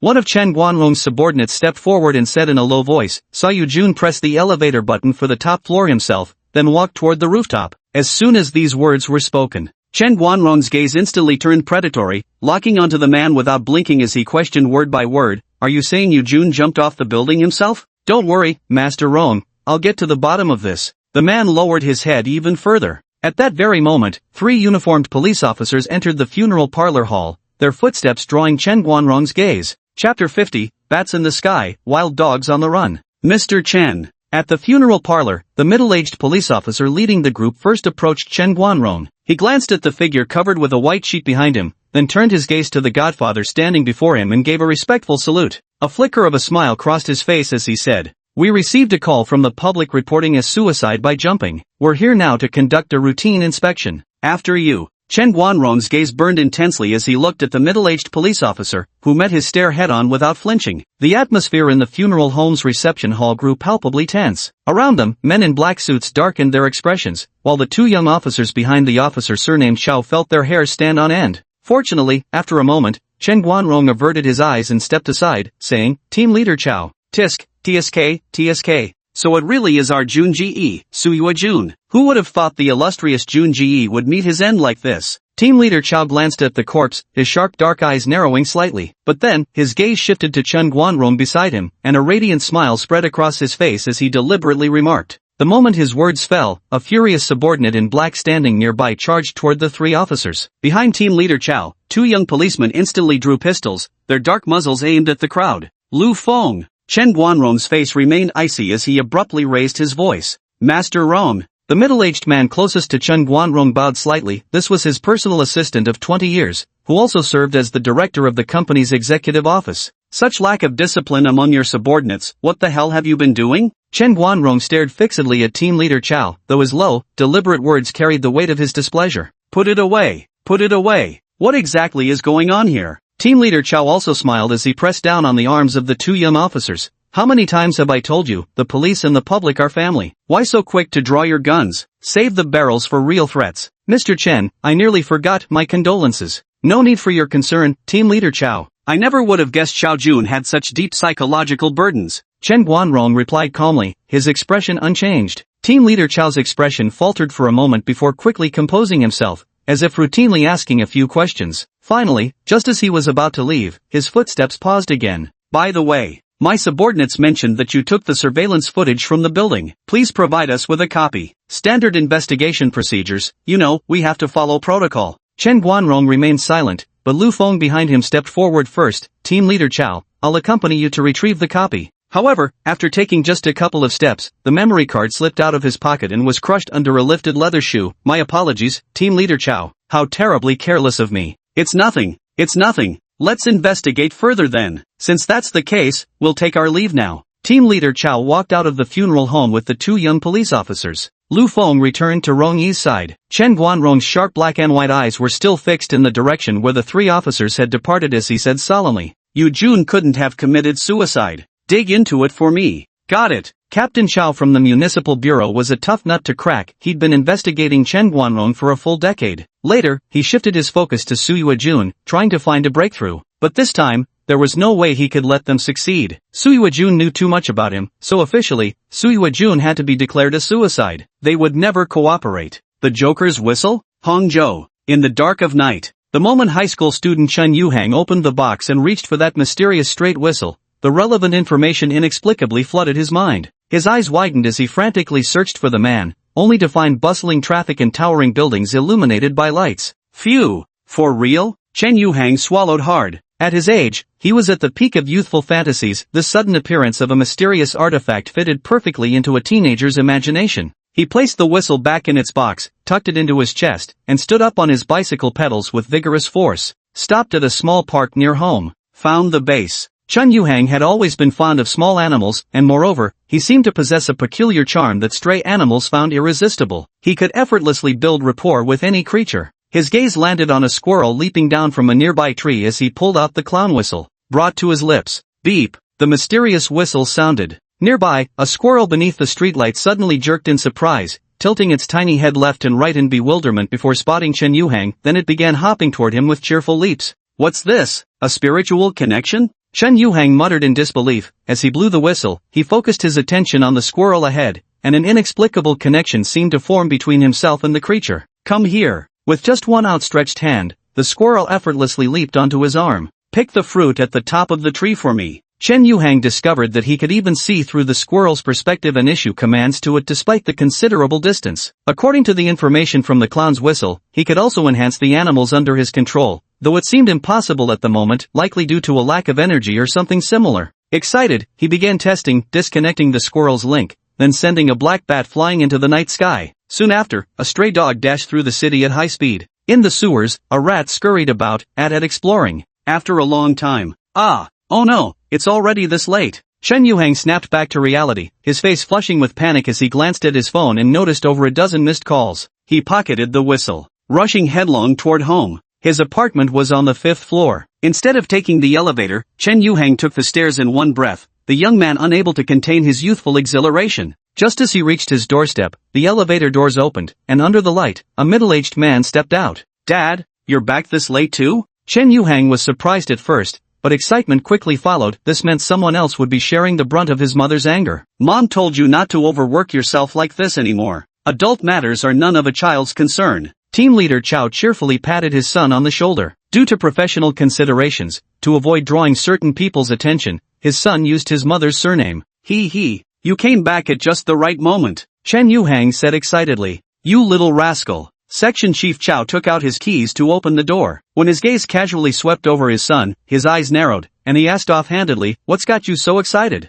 And nothing. Chen Yuhang tensed up but quickly responded. It wasn't that he intended to hide anything, but purely out of reflex. After all, every novel, TV drama, or movie he'd seen taught him that superpowers were supposed to be kept secret. With Section Chief Chow's sharp perception, this reaction only confirmed his suspicion that his son was hiding something. But before he could press further, from behind the door, a middle-aged woman with a livid expression appeared, her eyes practically spitting fire. You two finally decided to come home. One is enough. Still the same, both of you. Have you forgotten this home exists or something? Team leader Chow tucked his son's little secret to the back of his mind and approached with a meek, obedient demeanor. Likewise, Chen Yuhang momentarily set aside his superhero identity and carefully began massaging his mother's shoulders. Chapter 51 Between Life and Death. 3-005. This is yet another Pandora with great potential. The night was deep. Binjiang, bachelor apartment. Lu Yuan sat at the desk in his study, a fat black cat nestled in his arms as he upsetly scratched beneath its chin. At this moment, through Pandora's connection, he witnessed Chen Yuhang blowing the clown whistle scene by scene. Watching the city's various animals mobilize under its command, he couldn't help but feel a twinge of awe. So far, all the Pandoras he'd created only attracted certain people after he actively released them. Yet this 16-year-old boy had sensed the call unusually early. Police family, is it? Lu Yuan whispered, then let out a soft chuckle. Desire points plus 100.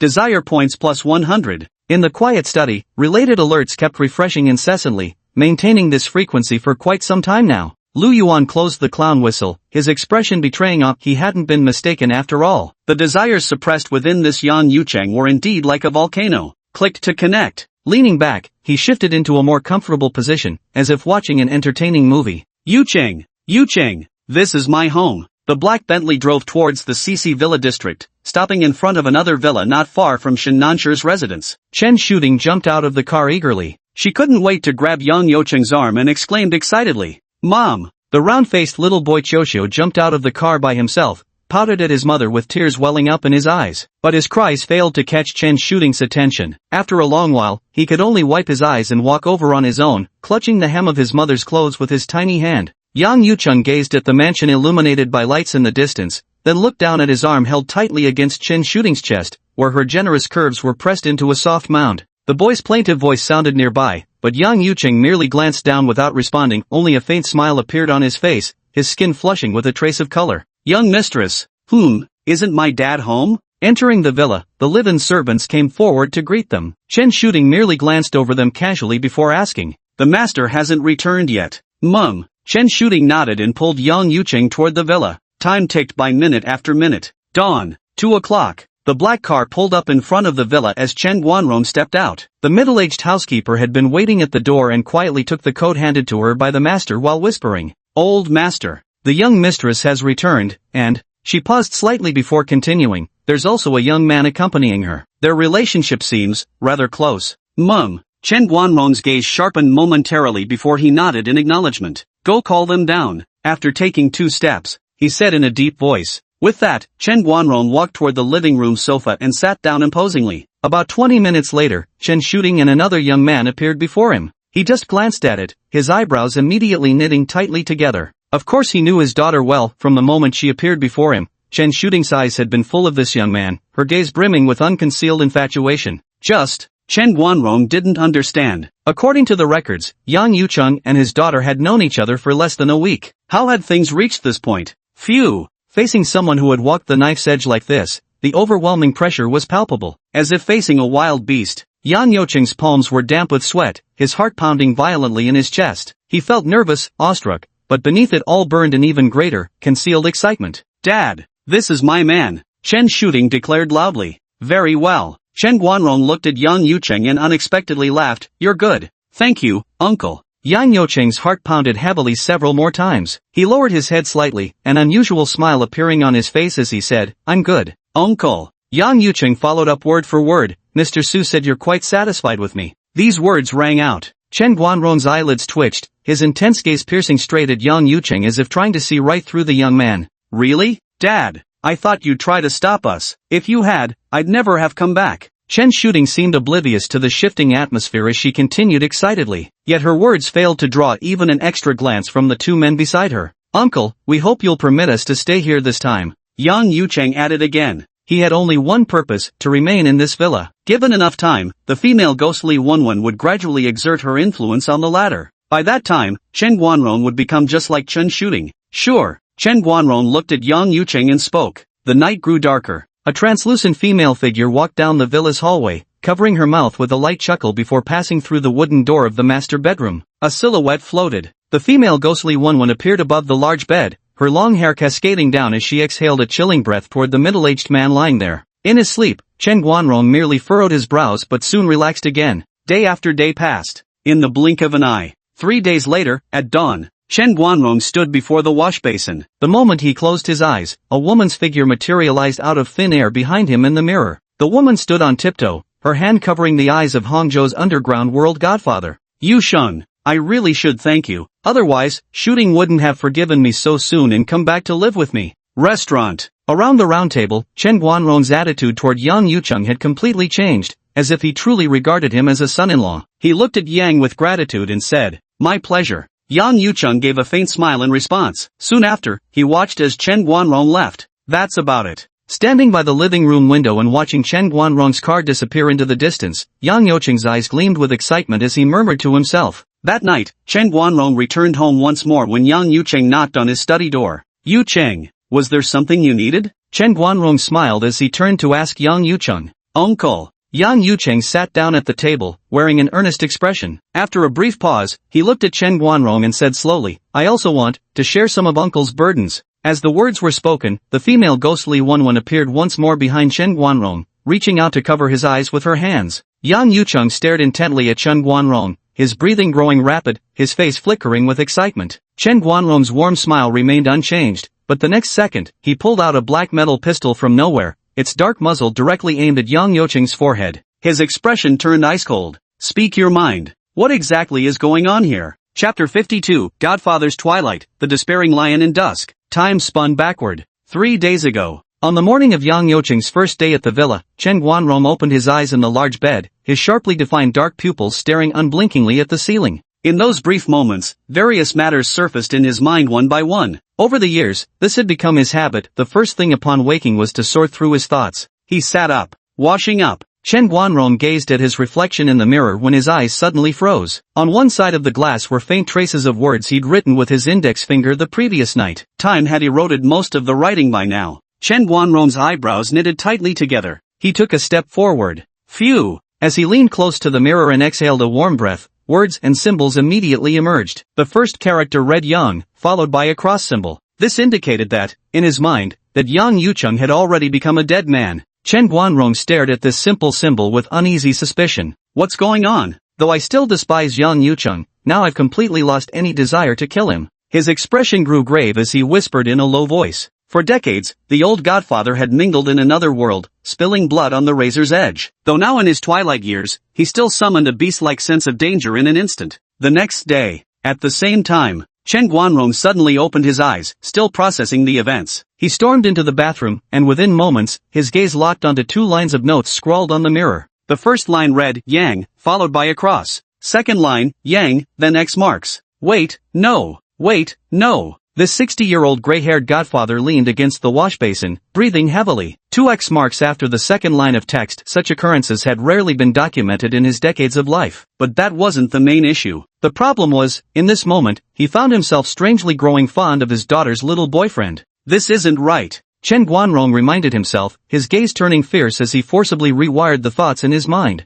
Day 3. Morning. Chen Guanrong gazed at the mirror, noting 3 consecutive X marks after the character Yang. His face remained expressionless. He reached out, wiped the mirror clean again, and walked out of the bedroom. At the dining table, Chen Guanrong's expression was kind as he looked at Yang Yucheng and said gratefully, Yusheng, I really owe you my thanks. Without you, I don't know when Shooting would have forgiven me and come back to live here. The night enveloped everything. Evening, 9 p.m. Hangzhou, CC Villa. Study. Chen Guanrong gripped the gun tightly, its barrel aimed at the young man before him as 3 days' worth of thoughts flashed rapidly through his mind. Phew! When the gun barrel was aimed straight at him, Yang Yucheng felt every hair on his body stand on end. He met the elder godfather's gaze and knew without a doubt this man would dare to pull the trigger, and he would not hesitate. At his core, Yang Yucheng was still that 19-year-old university student. Even with the witch's soul bell awakening his ambitions, true transformation couldn't happen overnight. Terror! This was the primal terror of staring death in the face, as expected of Hangzhou's godfather.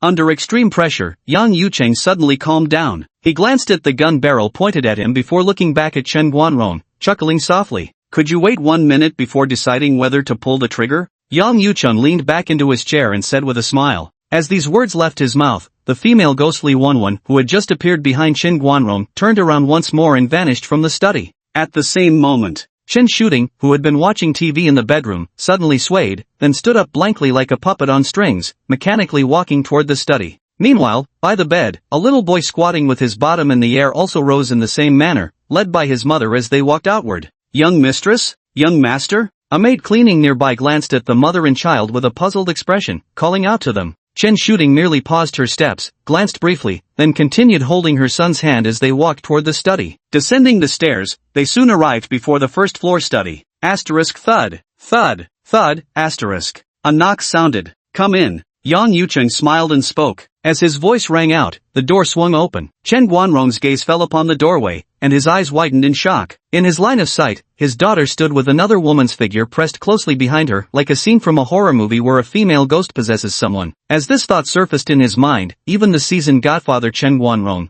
who had weathered countless storms, couldn't help but feel a surge of terror. Uncle, I just saw how hard you were working and wanted to help share your burden. Yang Yucheng continued. He reached out and gently patted. The scene before Chen Shooting suddenly changed. No one knows what she saw, but her mature, beautiful face twisted with rage. To everyone's shock, she abruptly lifted her young son by the collar, her left hand clamping around the child's neck in a death grip. This scene startled Chen Guanrong so violently that he instantly stood up, the pistol in his hand slipping and falling to the ground. Stop! Stop it now! Chen Guanrong begged repeatedly. As a man grows older, his heart softens, especially when facing his only daughter and grandson. Even a once ruthless old godfather was no exception. Good. Understood, Yang Yucheng replied. In the study, the female ghostly one lowered her hands that had been shielding Chen Shooting. Chen Shooting put down her child, the light in her eyes dimming once more as she took her son by the hand and left the study. Wasn't you June gone the same way? Chen Guanrong slumped into a chair. The once powerful old godfather seemed to have aged dramatically in an instant. He looked at Yang Yucheng and spoke solemnly. He got what he deserved. Yang Yucheng said angrily, I was the one who harmed you, June.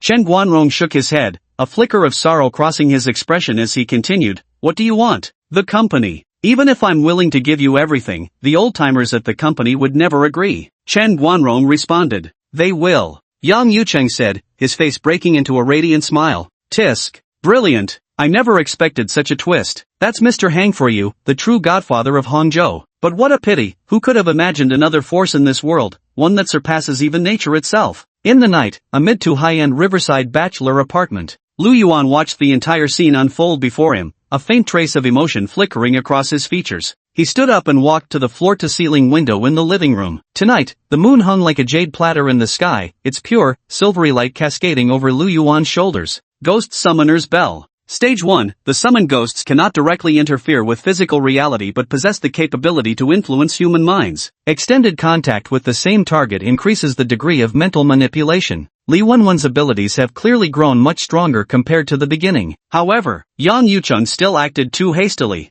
Chapter 53, A Different Dimension of Desires. The next day. It's raining. Lu Yuan, it's pouring. Let me give you a ride? As Lu Yuan stepped out of his apartment holding a black umbrella, a white BMW 3 Series pulled over at the intersection. Shin Hongru, the single mother living next door, leaned out and offered. Good. Lu Yuan didn't refuse. Thanks, he said with a smile. Good morning, Uncle Lu. The little girl Wanwan sat in the back seat, her hands propped on the front seat's headrest. She blinked her bright eyes cheerfully at Lu Yuan before suddenly showing a hint of disappointment on her small face. Is Xiaobai not here? Wanwan, how many times have I told you don't ask if Xiaobai is here every time you see Uncle Lu? Shen Hongru started the engine while glancing at her daughter through the rearview mirror. Going to the office? Mum. Lu Yuan responded affirmatively, and without even asking for the address, Shen Hongru immediately turned the car around. It was rush hour, compounded by the rainy weather, leaving the roads jammed with traffic as the white BMW weaved through the lanes. While driving, Shen Hongru stole glances at Lu Yuan whenever his gaze drifted out the window,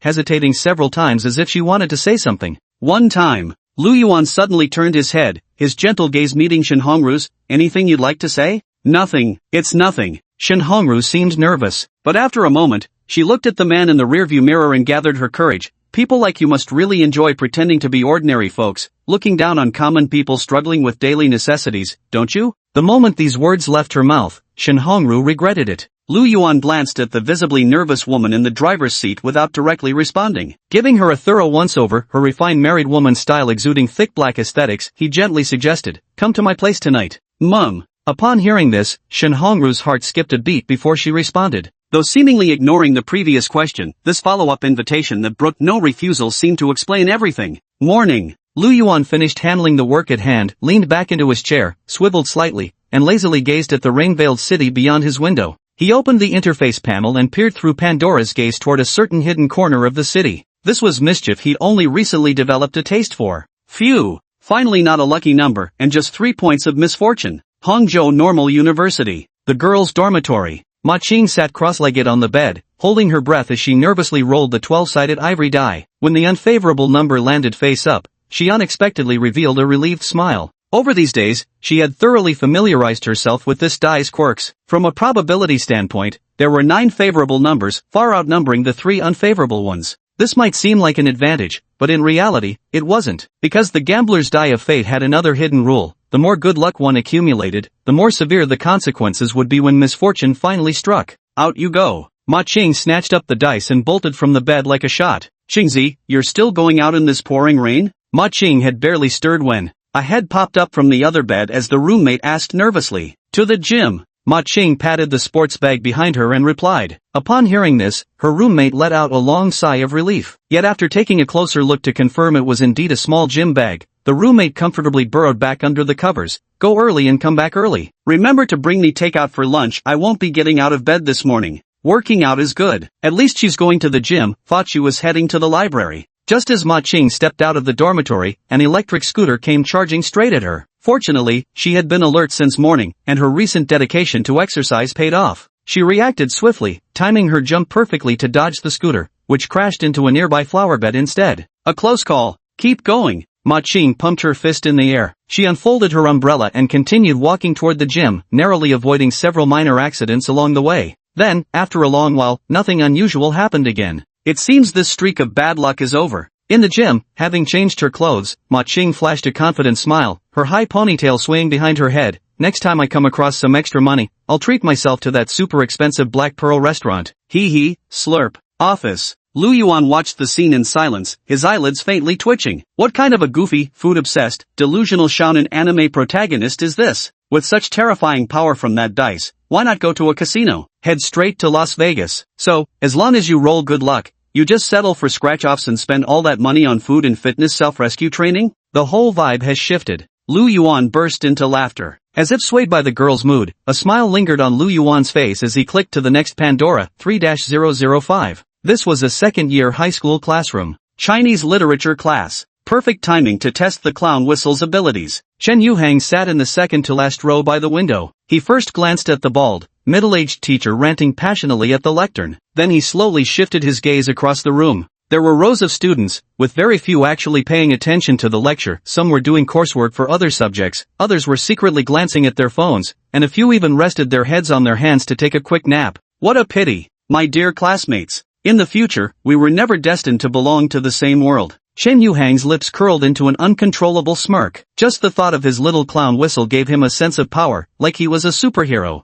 He surveyed the classroom with an edgy teenage demeanor before slightly lowering his head, his gaze sharpening. The next second, he shifted his perspective into another viewpoint, a gray pigeon with crimson eyes perched on the school building's windowsill. Suddenly, it spread its wings and plunged into the curtain of rain. From the lofty heights, the entire city seemed to unfold beneath him. Desire points plus 100. Desire points plus 100. Ha! Lu Yuan watched the constant stream of notifications flashing across his panel. He could confirm that 16-year-old Chen Yuhang, while experiencing the transcendent thrill of supernatural abilities, had not been lured by the slightest whisper of greed. So, is this some teenage fantasy about wanting to be a hero, or even a savior, based on the simplistic notion that greater power brings greater responsibility? Indeed, why can't this be considered a type of desire? Except, for most adults, gaining supernatural abilities first awakens their darker desires. Lu Yuan's gaze flickered with understanding. But any desire, when amplified to a certain degree, is inevitably guided by Pandora toward destructive consequences. Quite intriguing indeed. Lu Yuan tapped the desk and opened the black leather notebook, recording amidst the written lines. Chapter 54, Murder on a Rainy Day. Hangzhou City had been raining continuously for a week. City Police Headquarters. Team Leader Chao sat amid piles of case files, surrounded by victims' photos plastered across the whiteboard beside him. Over the past week, their municipal criminal police unit had codenamed this incident the transfer of underground power in Hangzhou. A mass purge suddenly swept through the interest group centered around Chen Guanrong, with one crime boss after another meeting accidental deaths. Su Yuejun had always been groomed by Chen Guanrong as his successor. His death must have been the trigger for this incident. Team Leader Chao pondered. Just then, hurried footsteps echoed in the hallway, followed by the door being forcefully pushed open. The young policeman caught his breath and hastily looked at Team Leader Chao, saying urgently, "Team Leader Chao, 10 minutes ago, Bao Huijun died too." What? Team Leader Chao abruptly stood up, his eyes widening in shock. This Bao Huijun was none other than the second in command of Chen Guanrong's interest group.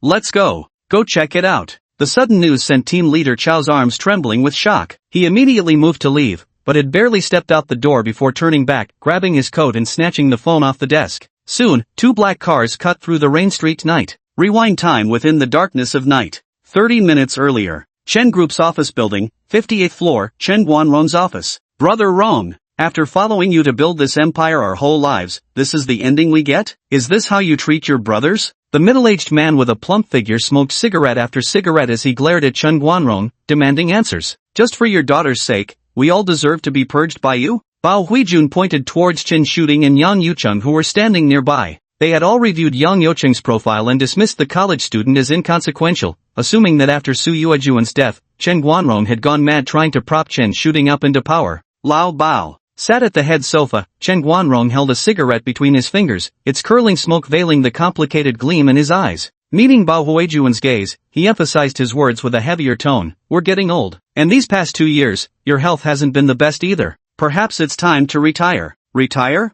You're telling me to retire? Bao Huijun opened his eyes, stood up, and sneered on his face. What? If I refuse, do I have to die too? Brother Rong, take a good look. This bullet hole on me was blocked for you, and this knife wound here, I took it for you too. 20 years, every time it rains, my scars still ache. Bao Huijun removed his jacket, unbuttoned his shirt, revealing the knife scars on his body, and kept repeating, Chen Guanrong. Bao Huijun pointed at Chen Guanrong and declared, unless I'm dead. With that, he turned away in anger and strode out of the office with his 5 black-suited subordinates. His left leg limped slightly as he walked, a lingering aftereffect from that incident. Unnoticed by him, as he left the office, the old patriarch Chen Guanrong watched his retreating figure and closed his eyes in silent anguish. Uncle, wait until the door is slammed shut. Yang Yucheng stood up with a radiant smile. At this moment, he was dressed in a tailored Armani suit, wearing a luxury watch worth millions on his wrist. he called out, then walked to the enormous floor-to-ceiling window, gazing down at the rain-drenched city below. Through the torrential downpour, he seemed to faintly spot 3 cars emerging from the garage, and continued,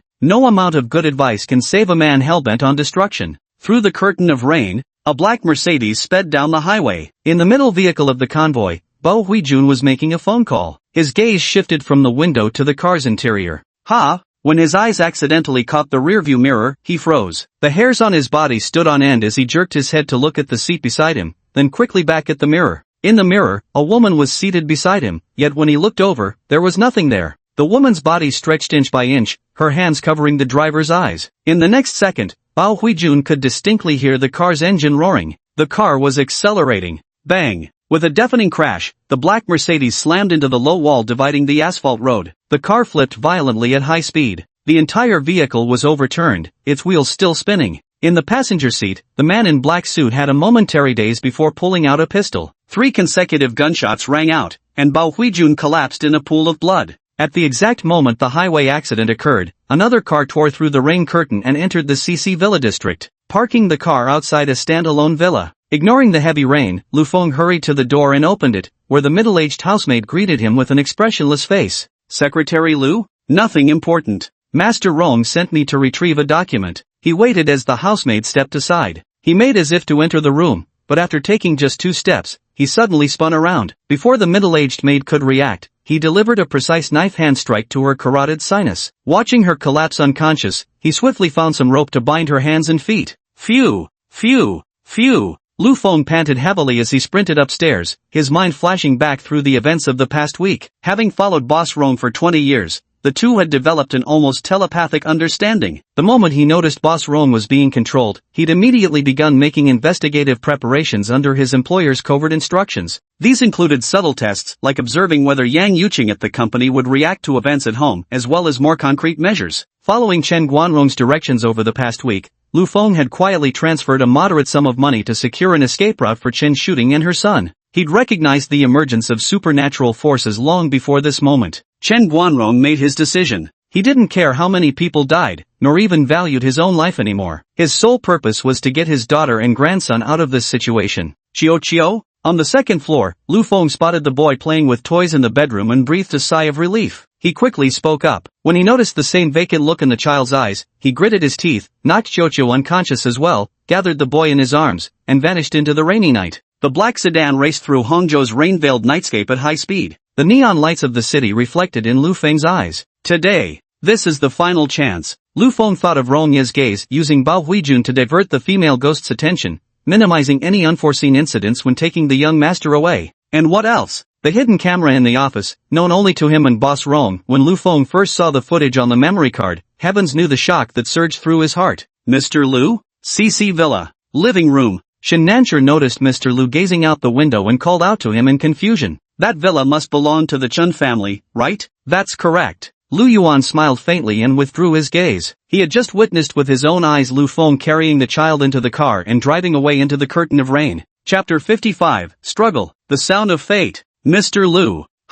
7 p.m., CC Villa. Shen Nancher seemed to remember something and bowed once again, saying, "Ever since you last inquired about the Chen family, I've been keeping an eye on them." Shen Nancher paused for a moment before continuing. "It seems the Chen family has encountered some troubles recently. I wonder." His words trailed off there as he bowed even lower. Lu Yuan glanced at him and, seeing no need for concealment, replied with a smile. "You guessed right. It does indeed involve Pandora." Lu Yuan turned and walked to the sofa. Picking up the glass of red wine before him, he swirled the dark red liquid inside, took a sip, then crossed his legs and spoke lazily. "The wine is quite good." Even before obtaining his abilities, Lu Yuan had always enjoyed tasting different types of alcohol, from red wine to white liquor. He had a genuine palate for discerning quality. "I'm glad you like it, sir. This bottle is a 1947 Chateau Cheval Blanc red wine, hailed as the most perfect vintage of the century." Shen Nancher bowed slightly as he made the introduction. This single bottle of red wine costs over $200,000 on the market,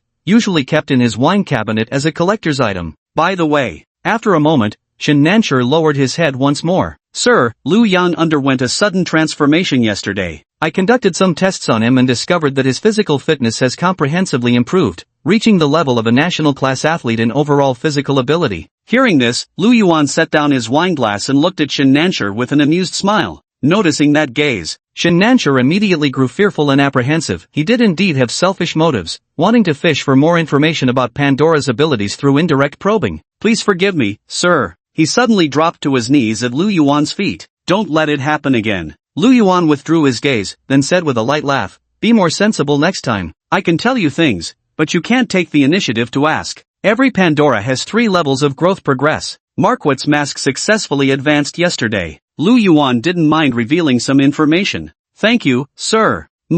Get up. After these words were spoken, Shen Nancher rose respectfully and took his place behind Lu Yuan. At the same moment, in the dark of night, the rain fell harder. After ensuring the young master reached safety, Lu Feng paused briefly before starting the car to return to the company. His clothes were still soaking wet as he casually grabbed a couple of tissues to wipe himself haphazardly before tossing them aside. While driving, he reached out and dialed a number. Lu Feng's hands were slick with rainwater. He tapped the car's touchscreen several times with no response, wiping them repeatedly on his clothes until he finally managed to make the call. Hello? Who's there? The middle-aged man's voice came through, tinged with wariness. Chief Chow. Lu Feng's voice was slightly hoarse. Before the car, headlights from passing vehicles pierced through the rain, refracting crystalline light between each water droplet in the night. On the windshield, the 2 wipers swept tirelessly back and forth. Lu Feng? After only a brief pause, the person on the other end of the line immediately called out his name. You actually called me? What, are you scared Chen Guanrong is coming for you now, and want me to save your life? Lu Feng forced a smile. Seems old Rong wasn't wrong about you. He told me that even though team leader Chow had been watching him for 10 years, he didn't dislike you one bit. He said you were the person he trusted most, that if he had the chance, he'd love to share a drink with you. Look, old Rong was absolutely right. Team leader Chow must have admired him too. The moment I spoke, you recognized my voice. Meanwhile, at the long-sealed car wreckage scene, team leader Chow stood in the pouring rain, phone in hand. What exactly are you trying to say? The company. Master Rome said he's waiting for you at the company. He'll tell you everything and hand over all the account books and evidence from these years. But, you don't have much time left. Lu Feng's voice was grave. Without waiting for team leader Chow's reply, he abruptly hung up the phone. His foot pressed down harder on the accelerator. The roar of the engine erupted. Team leader Chow. Chao Chuang frowned deeply, staring at his phone with uneasy suspicion as rainwater dripped continuously from his hair. Just then, he heard the shouts of young officers behind him. Go! Let's go find Chen Guanrong. Looking for Chen Guanrong? At this hour? No way, where is he now? Company. 2 black Volkswagen Passats tore through the rain curtains one after another, racing toward the Chun Group's office building. 7:45 p.m. Lu Feng drove into the office building first, grabbed a document envelope, and rushed toward the elevator bank. Phew, phew, phew. Lu Feng kept mashing the elevator button, breathing heavily. At this moment, his heart was pounding violently in his chest. Having followed Master Rong for 20 years, the 40-year-old man was now pushing his physical limits after such a frantic dash. The elevator arrived. Recalling what he'd seen in the surveillance footage, Lu Feng swallowed hard but stepped in anyway. He'd been following Master Rong since he was 20. Without Master Rong, he'd still be some petty thug. It was Master Rong who elevated him to this level and showed him a more extraordinary life. Be it a female ghost or whatever else, he wouldn't run. Ding! The elevator reached the 58th floor. Lu Feng straightened his posture and smoothed out his rain-soaked clothes. Meanwhile, downstairs in the office building, team leader Chow also hurriedly led his team into the lobby. Chow Chuan? What's he doing here at this hour? In a medium-sized command room, the entire front wall was dominated by a massive screen.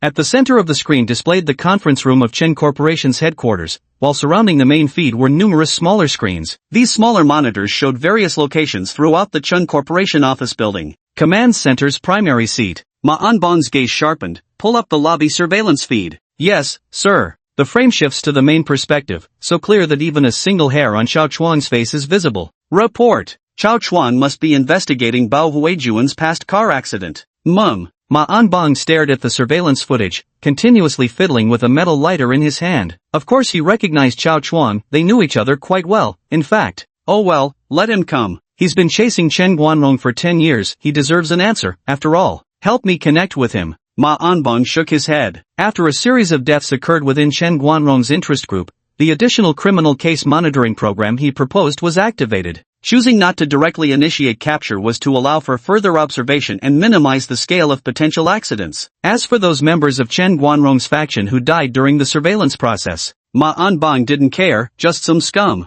Dead Men Tell No Tales. Chapter 56 Out of Control. 8 p.m. Hangzhou. The phone won't connect either. He promised to come back early, yet disappeared again. In a somewhat dated residential complex, inside a cozy two-bedroom apartment with warm decor, a middle-aged woman wrapped in an apron grumbled as she clutched her phone. Stow you.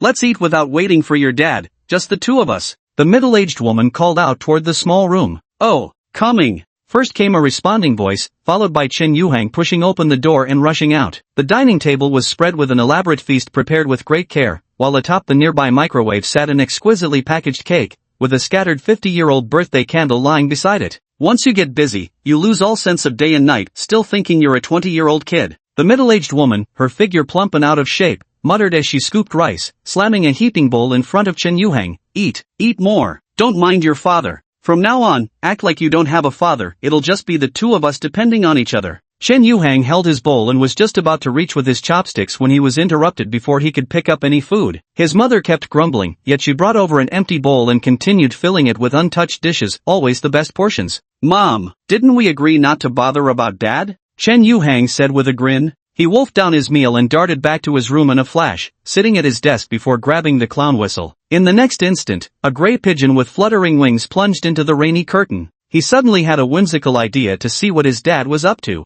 Desire points plus 100. Desire points plus 100. Meanwhile, under the cover of night, Lu Yuan also sat in a black car as it departed from West Creek Villa. At this moment, the rain grew heavier, pelting against the car windows with a crackling sound resembling firecrackers. Sitting in the back seat and gazing out the window, Lu Yuan felt a unique poetic charm, like a lone leaf boat braving fierce winds and torrential rain on a vast river. Messages kept popping up on the panel, and he noticed that the wizard's soul bell was about to reach 1-star progress. No way. Why is everything happening at once? Lu Yuan clicked open the clown whistle again, spotting that gray pigeon darting through the rain curtain. His eyelids lifted slightly, the first clash between Pandora's hosts? What a lively night. The smile grew even brighter. It was the feeling of an impending storm. Tonight, the focal point of all events, the Chen Corporation office building. All 58 floors of this premium office tower blazed with light, strikingly conspicuous amid the tempestuous night, like a massive crystal shimmering radiantly. Inside the elevator, Chao Chuan hung up the phone. Even for a seasoned detective like him, who had weathered countless storms and handled major cases throughout his career, Ma Anbong's words left him momentarily stunned.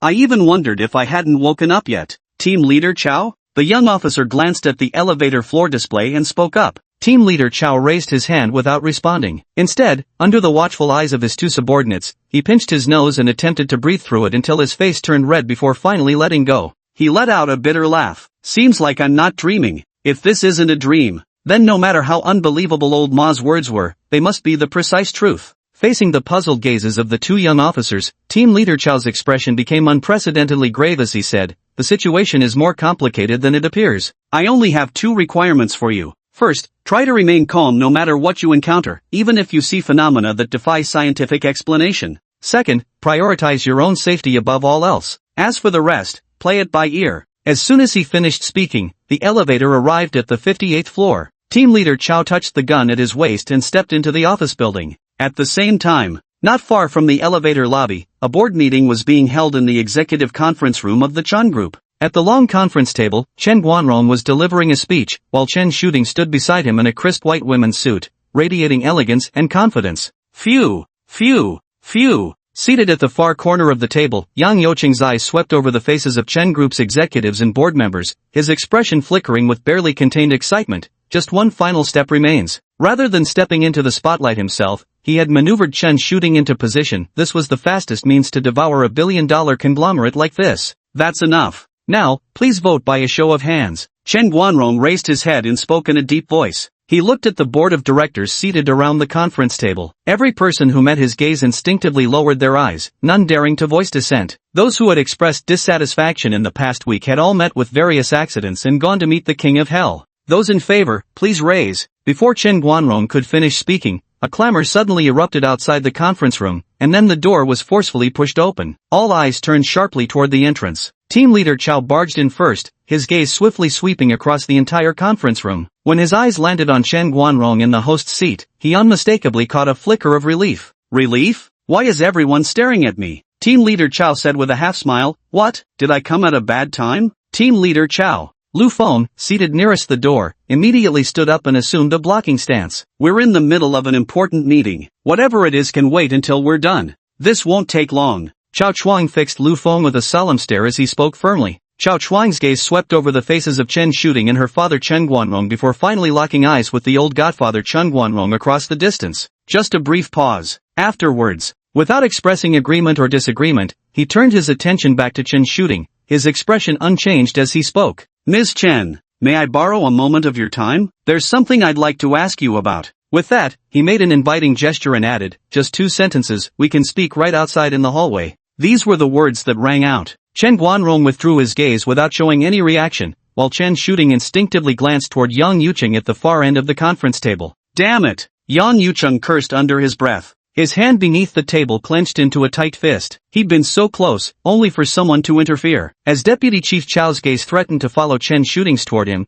he could only give an inconspicuous nod. At that moment, the ghostly figure of Li Wenwen materialized behind him, as if scenting something in the air. She quivered with anticipation, radiating dark excitement. Deputy Chief Chao, after you. Chen Shooting's makeup was cold and alluring as her crimson lips parted to speak. With that, she stepped out of the conference room first, her high heels clicking sharply. Chao Chuang followed suit and left. Another figure, Chen Guanrong's secretary Lu Feng, also walked out. His gaze lingered on the back of the young mistress down the corridor as he quickened his pace. Young mistress, forgive my rudeness. Before the words fully faded, a knife hand strike came down heavily on the carotid artery of Chen Shooting's neck. The 2 young police officers in the hallway widened their eyes and were about to step forward when team leader Chao stopped them with a gesture. He turned and walked back into the meeting room. At the same moment, at the conference table, seated at the head chair, Chen Guanrong, who had remained silent for an entire week, suddenly showed a change in his eyes upon hearing the commotion in the hallway. Slowly, inch by inch, his posture straightened. His gaze swept across the room. At this moment, the former godfather, the aged lion, seemed to momentarily regain the imposing aura of his prime.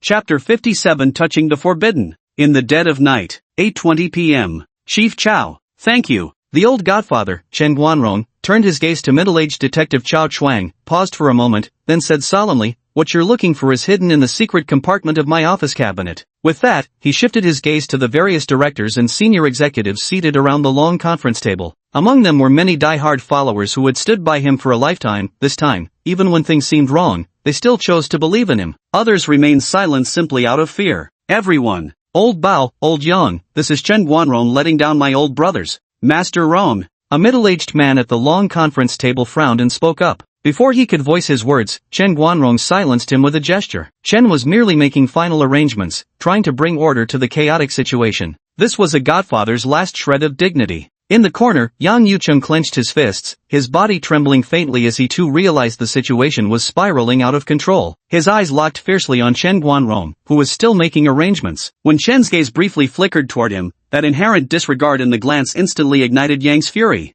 This is the truth of the matter. Without the soul bell, or rather, if it weren't for the fact that Chen Guanrong's beloved daughter and grandson were under control, someone like Yang Yucheng wouldn't have garnered even a glance from him. Ha! Meanwhile, as Chen Guanrong was still speaking, the middle-aged detective Chao Chuang narrowed his eyes, noticing a subtle movement in the latter's right hand. The next second, Chen Guanrong drew his pistol, raised it, and pulled the trigger without a moment's hesitation. Thud! Chao Chuang's eyes widened. One by one, the executives and board members in the meeting room stared with wide eyes. The once reigning godfather of Hongqing's underworld collapsed on the ground, his temple losing blood and grayish brain matter from the gunshot wound. In his final moments, through Chen Guanrong's eyes, he had fired the shot at Yang Yucheng, but to everyone else witnessing the scene, it was Rong Yi who raised the muzzle before turning the gun on himself. Tisk! It's over. In the curtain of rain. Watching the scene from his speeding black sedan, Lu Yuan chuckled softly and mused. From Yang Yucheng's perspective, his actions had a chance of success. But Chen Guanrong, a man who's weathered storms his entire life, how could he possibly be easily manipulated by some young upstart? And what's more, he won't just be facing Chen Guanrong. In fact, Chen Guanrong is merely the first obstacle.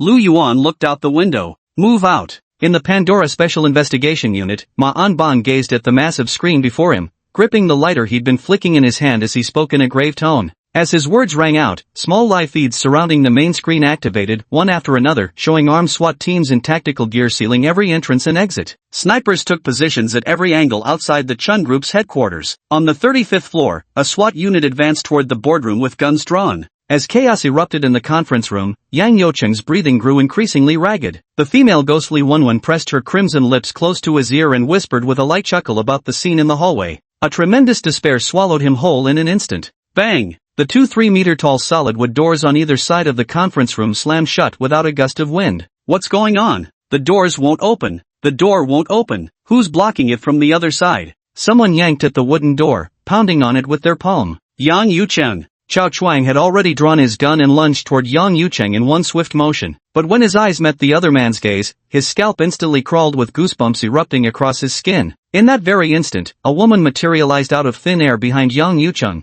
her eyes locked onto Chao Chuang as well. In the conference room, the senior executives of the Chun group also turned to look one by one, and they too saw the figure of the female ghost. Why? Why treat me like this? Why? I was an orphan since childhood. I worked so hard just to get into university. But why? The carefree lives those people lead, how is it that no matter how hard I struggle, I can never reach it? Do you know? When I first stood in the mansion of Qiantang residence, just catching a glimpse of that heavenly splendor, do you have any idea how deeply it shook me? Yang Yocheng's face was contorted with rage. He turned to Chao Chuang, snarling in fury. I want to live. Let me go, I'll leave Zhao immediately, just spare my life. Yang Yucheng roared with a grotesque snarl. As his words echoed, the lights in the conference room flickered wildly. In an instant, horrifying visions appeared before everyone's eyes. Oh no! This Yang Yucheng is trying to use everyone in the conference room as bargaining chips. In the Pandora Command Center, a woman standing beside Ma Anbang spoke with evident frustration. The logic is quite clear. Quite sharp reflexes.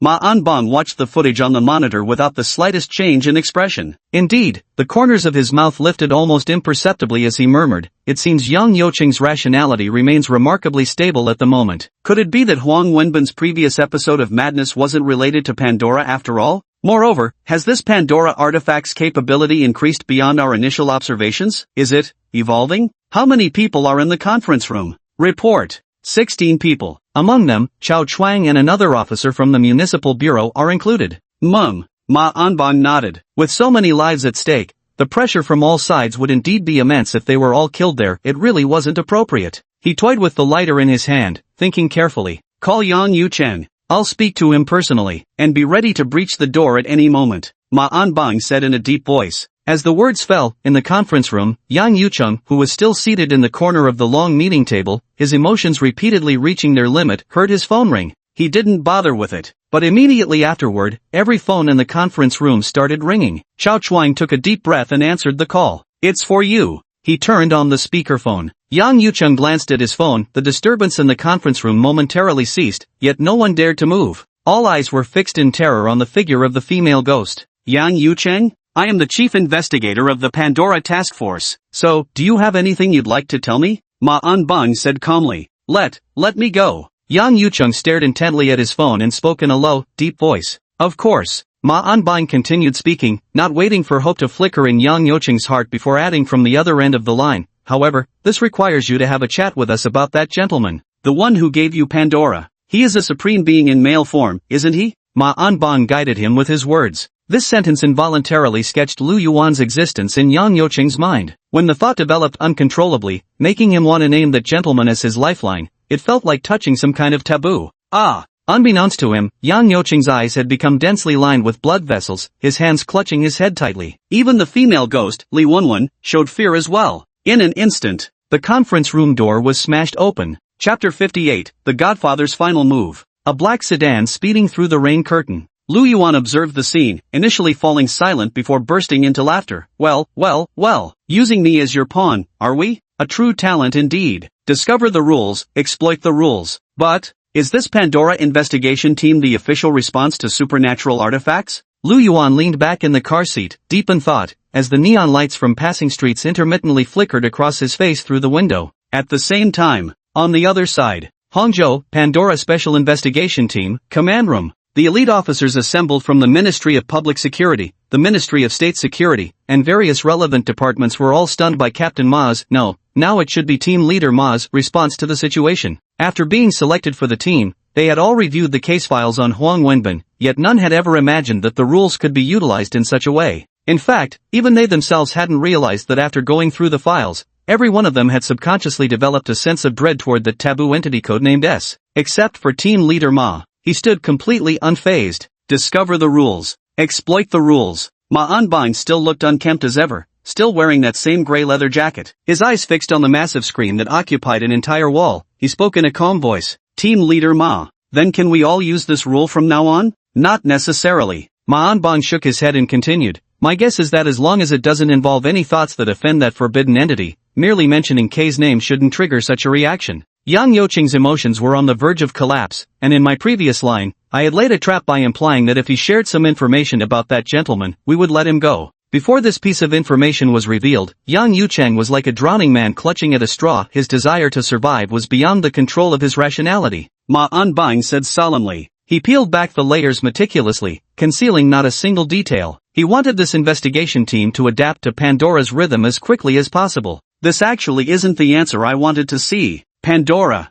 Ma Anbang clutched the metal lighter tightly in his right hand, his thumb vigorously rubbing against the cute little skull carved into its cap. He had toyed with it for so long that the entire cap had developed a glossy patina from his constant handling. He watched the surveillance footage, feeling no joy from having broken the ice with his words. Instead, his expression grew even graver, his eyes flickering with a multitude of thoughts. Let him go downstairs. At this moment. On the surveillance screen, another sudden change occurred. Yang Yucheng, in the throes of excruciating pain, snapped back to his senses. Veins bulged violently across his forehead as he forcibly erased all thoughts of Mr. Liu from his mind. At the same time, the middle-aged detective Chao Chuang standing closest to him froze in shock, like a marionette spreading its arms mechanically to shield Yang Yucheng. Yang Yucheng swiftly seized Chao Chuang's gun, pressing the cold barrel directly against the middle-aged man's chest where his heart lay. Let me leave! Let me leave! Yang Yucheng gasped, his voice hoarse with exhaustion. At a shouted command, armed Special Forces agents in the corridor outside the conference room kept staggering backward while still clutching their guns. Yang Yucheng pressed his pistol against the limp body of the middle-aged detective, forcing him forward step by step.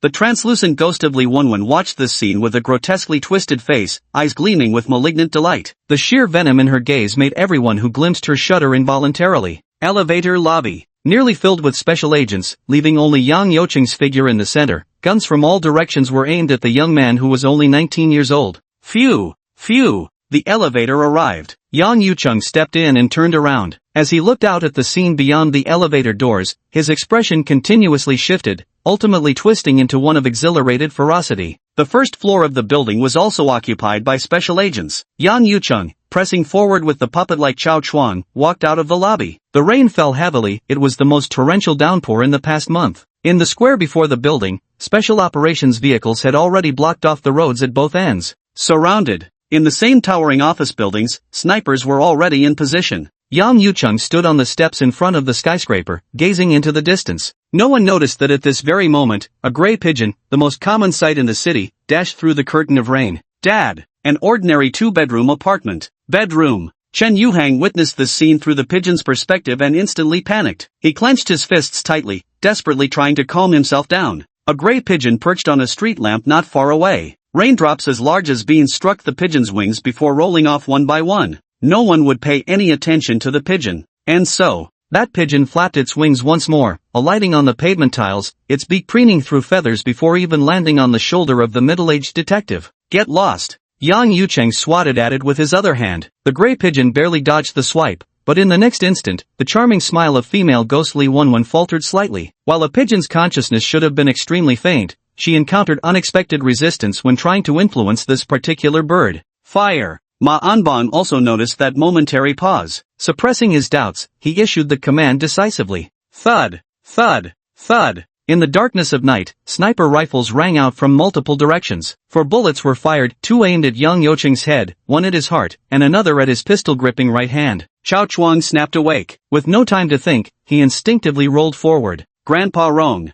The 35th floor of the building. Returning to the conference room, Lu Feng looked at Chen Guanrong's figure lying in a pool of blood. Then he raised his head and glanced at the quartz clock at the front of the room. 8 o'clock. More than half. At this moment, Chen Guanrong's final arrangement before his death was released, surveillance footage hidden in his study. Over the past week, he had deliberately guided Yang Yocheng's words, clearly revealing the presence of the female ghost, Li Wenwen. Though the ghost couldn't be captured on camera, the footage was sufficient to prove the emergence of supernatural energy. This video was scheduled to be sent to the private email addresses of the 4 major families in Hangzhou and 3 of the city's top wealthy individuals. The existence of Pandora was bound to stir shock and panic among these elites at the pinnacle of society. Because Their emergence marked the first time in human civilization that the wealth and lives of the elite were no longer under their absolute control. Even a beggar on the street could seize the sword of Damocles, just as Chen Guanrong himself had fallen into the hands of a mere male college student. Chen Guanrong did this to secure one last favor for Chen Shooting and her child. Knowing about Pandora's existence in advance provided an extra layer of defense, or even the opportunity to devise new schemes. At a certain moment, such knowledge could be worth untold fortunes. Chapter 59, Shockwaves Run Through All Sides. Hangzhou. The southeastern metropolis has prospered since ancient times. The four prominent families of Hangcheng, the Gao family of Shuangchen Alley, the Su family of Hangyi Bridge, the Zheng family of Zhuangyuan Lane, and the Ding family of Tufa Alley, were the most prestigious clans of this land. Their legacies ran deep, with intricate connections and formidable influence spanning political, business, and academic circles. Moreover, the three top-tier billionaires, rising stars in the last 2 decades within emerging fields like technology and the internet, each boasted fortunes surpassing hundreds of billions. Though they slightly lacked in historical prestige, in certain specialized sectors, they were every bit as powerful as the four great families. In the night, the rain gradually lightened. Hangzhou. In the prime downtown district where every inch of land is worth its weight in gold, stands a classical Jiangnan-style mansion. The complex faces south, with white-walled, black-tiled residential buildings in the eastern section and garden pavilions with winding corridors in the western part. In a pavilion sheltered by hills and overlooking water, Gao Chongwen, the current 60-year-old patriarch of the Hangzhou Gao family, enjoyed reading during rainy days. The white noise of raindrops pattering on the water surface, roof tiles, and mountain rocks always relaxed him. At this moment, the sound of hurried footsteps in the distance caught Gao Chongwen's attention. Putting down his book, he followed the sound and saw the elderly housekeeper approaching hastily under an umbrella. "Master!" The gray-haired old butler looked troubled, his face betraying an unmistakable panic. Gao Chongwen frowned, displeasure evident in his heart, and said sternly, "The sky won't fall. Calm your mind first, then speak." "Right you are, sir," the old butler quickly responded, standing in the pavilion while taking several deep breaths in succession. An orange-yellow glow enveloped the pavilion, while a faint sandalwood fragrance lingered in the air. The delicate heater burned with a precisely controlled flame. "Old master. 10 minutes ago, Chen Guanrong sent a video to your private email," the old butler said gravely. With that, he opened the laptop bag in his hands, placed the notebook on the table in front of Gao Chongwen, and clicked open a video. "Master, you'll understand once you've seen it." "Mum," Gao Chongwen responded indifferently. Someone like Chen Guanrong wasn't even qualified to sit at the same table as him. At best, he can only be considered a lowly thug. He glanced at the surveillance feed. The background showed the latter's office, with Chen Guanrong sitting across the sofa. Right on cue, the conversation began to play out. Soon, the first supernatural scene appears. In the pavilion, the patriarch of Hangzhou's Gao family felt his eyelids twitch involuntarily, his body instinctively straightening in his seat. Gao Chongwen raised his head to glance at the old steward beside him. Suppressing his emotions, he continued watching. The brief video soon concluded, and through the surveillance footage of Chen Guanrong's conversation with another young man, their relationship was unmistakably clear. Chen Guanrong was clearly being controlled. Gao Chongwen's emotions surged violently, no longer able to maintain his previous composure of remaining unshaken even if the sky fell. It wasn't that his self-cultivation was insufficient, but rather the scene before him was simply too shocking. The video. Gao Chongwen's voice suddenly rose, cutting off mid-sentence. Straining his expression, he asked, "Has it been verified?" "It's confirmed." The video footage is raw data with no signs of editing or tampering. The old steward bowed slightly and responded, "After viewing the video, I immediately called Chen Guanrong, but the line remained unanswered the entire time." Additionally, the Chen group has indeed experienced a series of recent incidents. Every individual mentioned in the video has already died. "I just received word that all surrounding roads near the Chen group headquarters have been sealed off for unknown reasons. Some people reported spotting special operations personnel," the old steward continued. After watching the video, although deeply shocked, he methodically conducted a series of verifications and investigations before coming to report. "I understand." Gao Chongwen fell silent. After a long pause, perhaps momentarily processing this earth-shattering information, he spoke in a grave voice. The pavilion once again sank into silence. "Keep sending people to investigate. I need to know as much as possible about the complete sequence of events. And you mentioned the Chun group has been locked down. Does this mean the authorities are already aware of the situation?" Gao Chongwen tapped the desk lightly with his fingers, having truly calmed his mind. After a moment of deliberation, he said, "I'll call Mayor G later and sound him out indirectly. You may go attend to your duties now." "Yes, sir." The elderly butler acknowledged and hurried away. At the same time, in the Su family's ancestral home in Hangzhou, an identical scene was unfolding. In the study, Su Shin, the nearly 90-year-old patriarch of the Su family, sharply narrowed his eyes, his expression growing unprecedentedly grave. First, he meticulously verified the information again. Leaning on his cane, Su Shin paced back and forth in the study. At his age, what hadn't he witnessed? In his youth, the nation was still unstable, and later, turmoil persisted. Yet even during those turbulent times, Su Shin had never experienced such unease and shock as he did now. This was entirely different, an alteration in worldview, an event unprecedented in several thousand years of human civilization. Without finding history, it means there are no references to follow, and thus the future becomes uncertain and obscure. This is a moment that could affect the fate of our family. Su Shin stopped his cane. Turning to the butler behind him, he said, mobilize all available family resources to investigate Chen Guanrong's affairs. Also, keep an eye on all supernatural events, past and future. Yes, sir. The old steward lowered his head in acknowledgement. Meanwhile, the Zhang and Ding families who had also received Chen Guanrong's email, along with 3 top-tier billionaires from Hangzhou, had each finished watching the video around the same time. These influential figures, whose every gesture carried weight across various industries, were all equally horrified and shaken. They then mobilized every resource at their disposal to investigate the matter. In Hangzhou, at the global headquarters of a premier internet conglomerate, Ma Tianyun, the man who once single-handedly built Zhao Kingdom's internet commerce empire and created a trillion-dollar market titan, leaned back in his chair before turning to face the floor-to-ceiling window. He said nothing, only his right hand resting on the armrest trembled incessantly. A mere female ghost might not seem like much, but the crux of the matter goes deeper. Will there be more occurrences like this in the future? Could ordinary barefooted folk suddenly grasp the sword of Damocles again? Take this Chen Guanrong, for example. After 30 illustrious years in Hongqing's underworld, his life and death now rested in the hands of a college student. Put another way, if it were him instead, could he have escaped this fate? It's hard to say. Ma Tianyun murmured to himself. Caught unprepared, he might die without even knowing why. Unless, of course, the perpetrator coveted his wealth enough to spare his life. At this thought, Ma Tianyun's expression grew even darker. After a long silence, this unconventional-looking ruler of a trillion-dollar corporate empire calmed considerably, his strikingly black and white eyes flickering subtly. Everything in existence has 2 sides. Destruction, same as it accompanies rebirth. There might very well be opportunities here that belong to me. Chapter 60, Undercurrents Rising. Mr. Liu, we're here. Binjiang District, a mid to high-end bachelor apartment. The black car pulled into the garage, where the butler-like elder Shin Nancher respectfully spoke. With that, he stepped out of the vehicle first, his agile movements belying his age, then circled to the other side to open the door with a gesture of invitation. Mum. Lu Yuan adjusted his black-framed glasses, seemingly struck by a thought, before adding, help me screen a group of top-tier elites in the social sciences field. Have their profiles ready for me by tomorrow? Yes. Shin Nancher quickly agreed, keeping his speculations to himself. With his head lowered, he asked again, might I ask if the gentleman has any further specific requirements?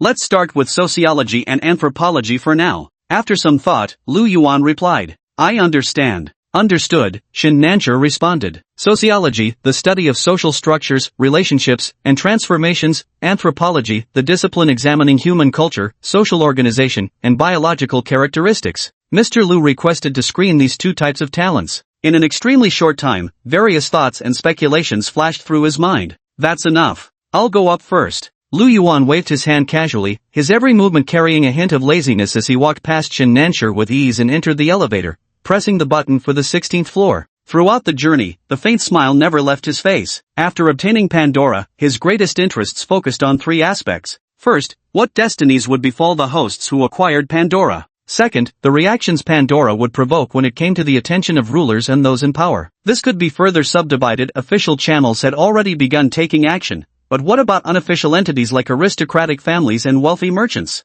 Third, the ultimate direction Pandora's widespread emergence would steer the world's new world order. Walls have ears. After tonight, the big shots should start getting the news soon. I'd love to see their reactions. The elevator doors opened. With a soft chuckle, Lu Yuan stepped out. Let's go. The garage. Shin Nancher waited until Mr. Liu's figure had disappeared completely before standing up and speaking to Shin Shan on the other side. The car drove into the night as the week-long rain finally ceased entirely. The dark clouds scattered, revealing a bright, silvery moon. Old master. Shin Nancher sat in the back seat with his eyes closed, resting, when the voice of his butler Shin Shan from the front passenger seat suddenly spoke up. I just noticed that all 3 main roads near Chen Guanrong's company building have been sealed off. The reason given is road maintenance. At these words, Shen Nanshi's eyelids trembled slightly. He opened his eyes, took the tablet handed to him, and quickly scrolled through the information on the screen. Wrong. It can't be road maintenance, he said in a deep voice. After a brief pause, he added, go take a look, but make sure to take a detour, use this route. The black sedan headed toward the cordoned-off area around the Chun Corporation office building. In the night, the three main thoroughfares were jammed with vehicles halted by the blockade, forming a long, stagnant line. Traffic officers continuously directed cars to turn around. Shen Nanshi gazed through the car window at the distant Chen Corporation building,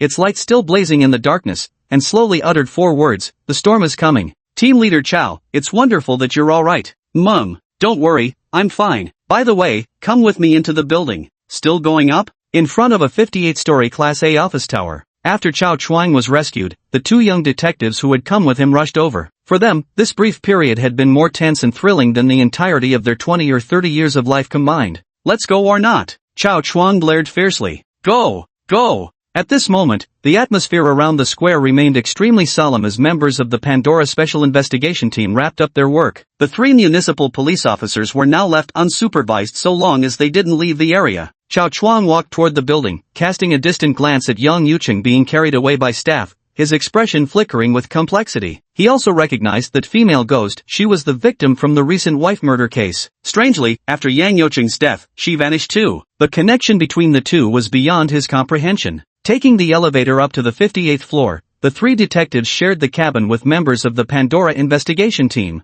Phew! Team Leader Chow, which department are these people from? I don't recall seeing them before. I once read a novel called Dragon Team, could this be based on a true story? After those people left, the 2 young detectives visibly relaxed, following behind Team Leader Chow while speaking with a mix of nervousness and excitement. Chao Chuang was stopped just as he was about to enter Chen Guanrong's office. Let him in. The command rang in the ears of the man dressed in a black uniform. He glanced at Chao Chuang and stepped aside. Entering Chen Guanrong's office, the unobstructed bright moonlight from the floor-to-ceiling windows on the 58th floor poured into the room. At this peculiar moment, it gave the office an oddly tranquil atmosphere. Chao Chuang's gaze swept across the room. He walked toward the floor-to-ceiling bookshelf Chen Guanrong had mentioned last, tilting his head back to examine it carefully, his eyes settling on one of the photo frames. He picked it up. In the photo was a woman with a fiery personality, cradling a chubby-cheeked little boy. Chao Chuang gazed at it deeply for a while before placing it back in its original position. At that moment when he had barged into the conference room, what he saw in Chen Guanrong's eyes had been the plea of a father. Though he and Chen Guanrong were as incompatible as fire and water by nature, in this moment, at least concerning the aspect of fatherhood, he couldn't find any fault. If Chen Guanrong had truly been heartless, how could Yang Yucheng have controlled him?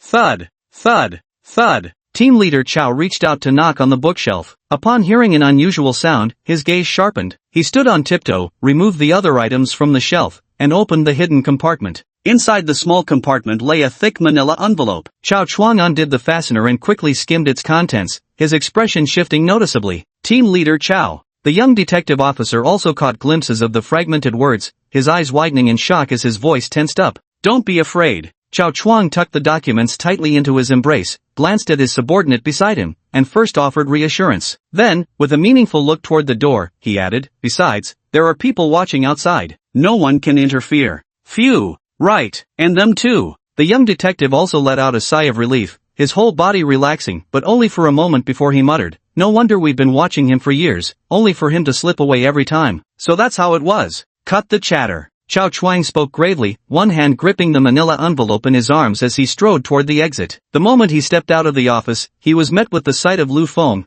Chen Guanrong's secretary, and Chen Shooting, now awake. In the corridor, Chao Chuang and Lu Feng, the somewhat disheveled director of the Chun Group's presidential office, personal assistant to the elder godfather Chen Guanrong, locked eyes across the distance. Chapter 61, the government's first Pandora vessel. Dad, Chen Group office building, 35th floor. At that moment, the staff lifted Chen Guanrong's body, covered it with a white cloth, and carried it out. In the corridor outside the meeting room, Chen Shooting's face was deathly pale, her expression dazed. Only then did she seem to realize something, and tears instantly streamed down her stunning face. She broke free from Lu Feng's grip and rushed to the white-shrouded body. During her lucid moments, Lu Feng had held nothing back, cruelly revealing everything to her. Because, he was also running out of time. Whether Chen Shooting was willing or not, she had to accept it. MMMPH. Dad, Chen Shooting's body trembled, her emotions teetering on the brink of collapse. As if waking from a dream, she realized all of this had been brought about by her. Even in his final moments, her father had been thinking of how to protect her and her son.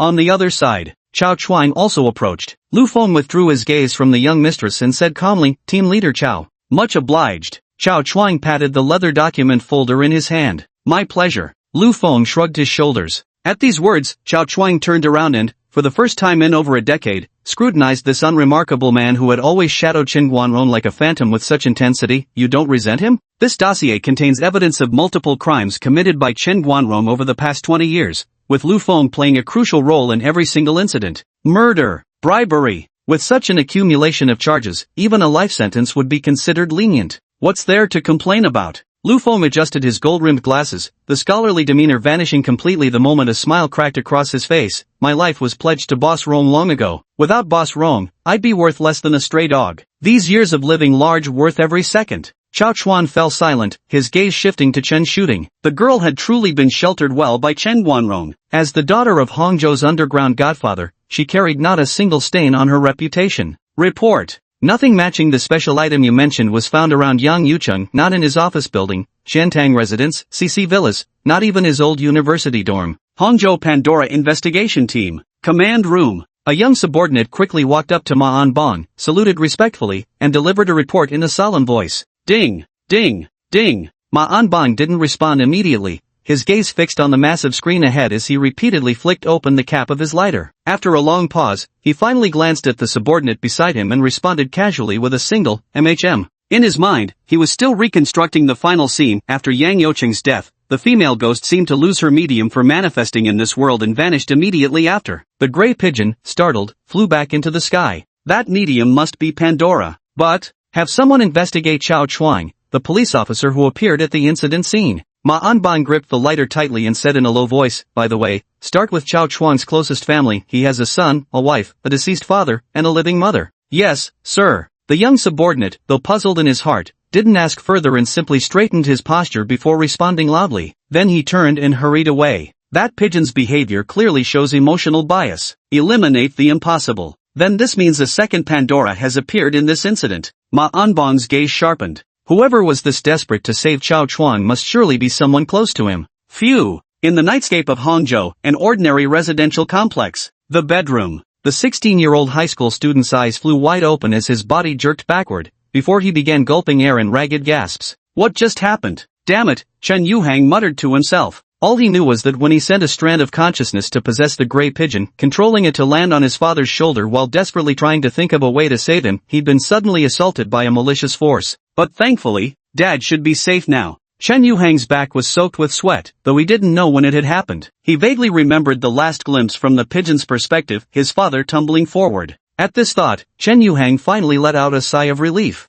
Yet his emotions continued to surge uncontrollably. His mind was a jumble of random thoughts. At one moment he felt exhilarated, preening himself like some superhero from the movies, and the next he was overcome with anxious dread. They won't come after me, will they? Chen Yuhang's heart skipped a beat. They probably won't. It shouldn't be possible. Who the hell could trace it back to me through a pigeon? That's fucking impossible. Thinking this, the 16-year-old high school student's tensed body relaxed slightly again. Thud, thud, thud. Suddenly, there was a knock at the door. Chen Yuhang froze instantly, his heart pounding rapidly as he sat rigidly at his desk. In the room, he could only hear his mother's voice calling "Who is it?" followed by the sound of footsteps heading toward the front door. He felt fear and nervousness, yet at the same time, he thought he might be overreacting. Perhaps it was just one of his mother's old friends. "Who are you looking for?" The overweight middle-aged woman, Chen Lan, looked curiously at the two men in black standing at her door, then seemed to realize something and added, "You're here for my old Chow, aren't you?" "Old Chow isn't here, and his phone's unreachable."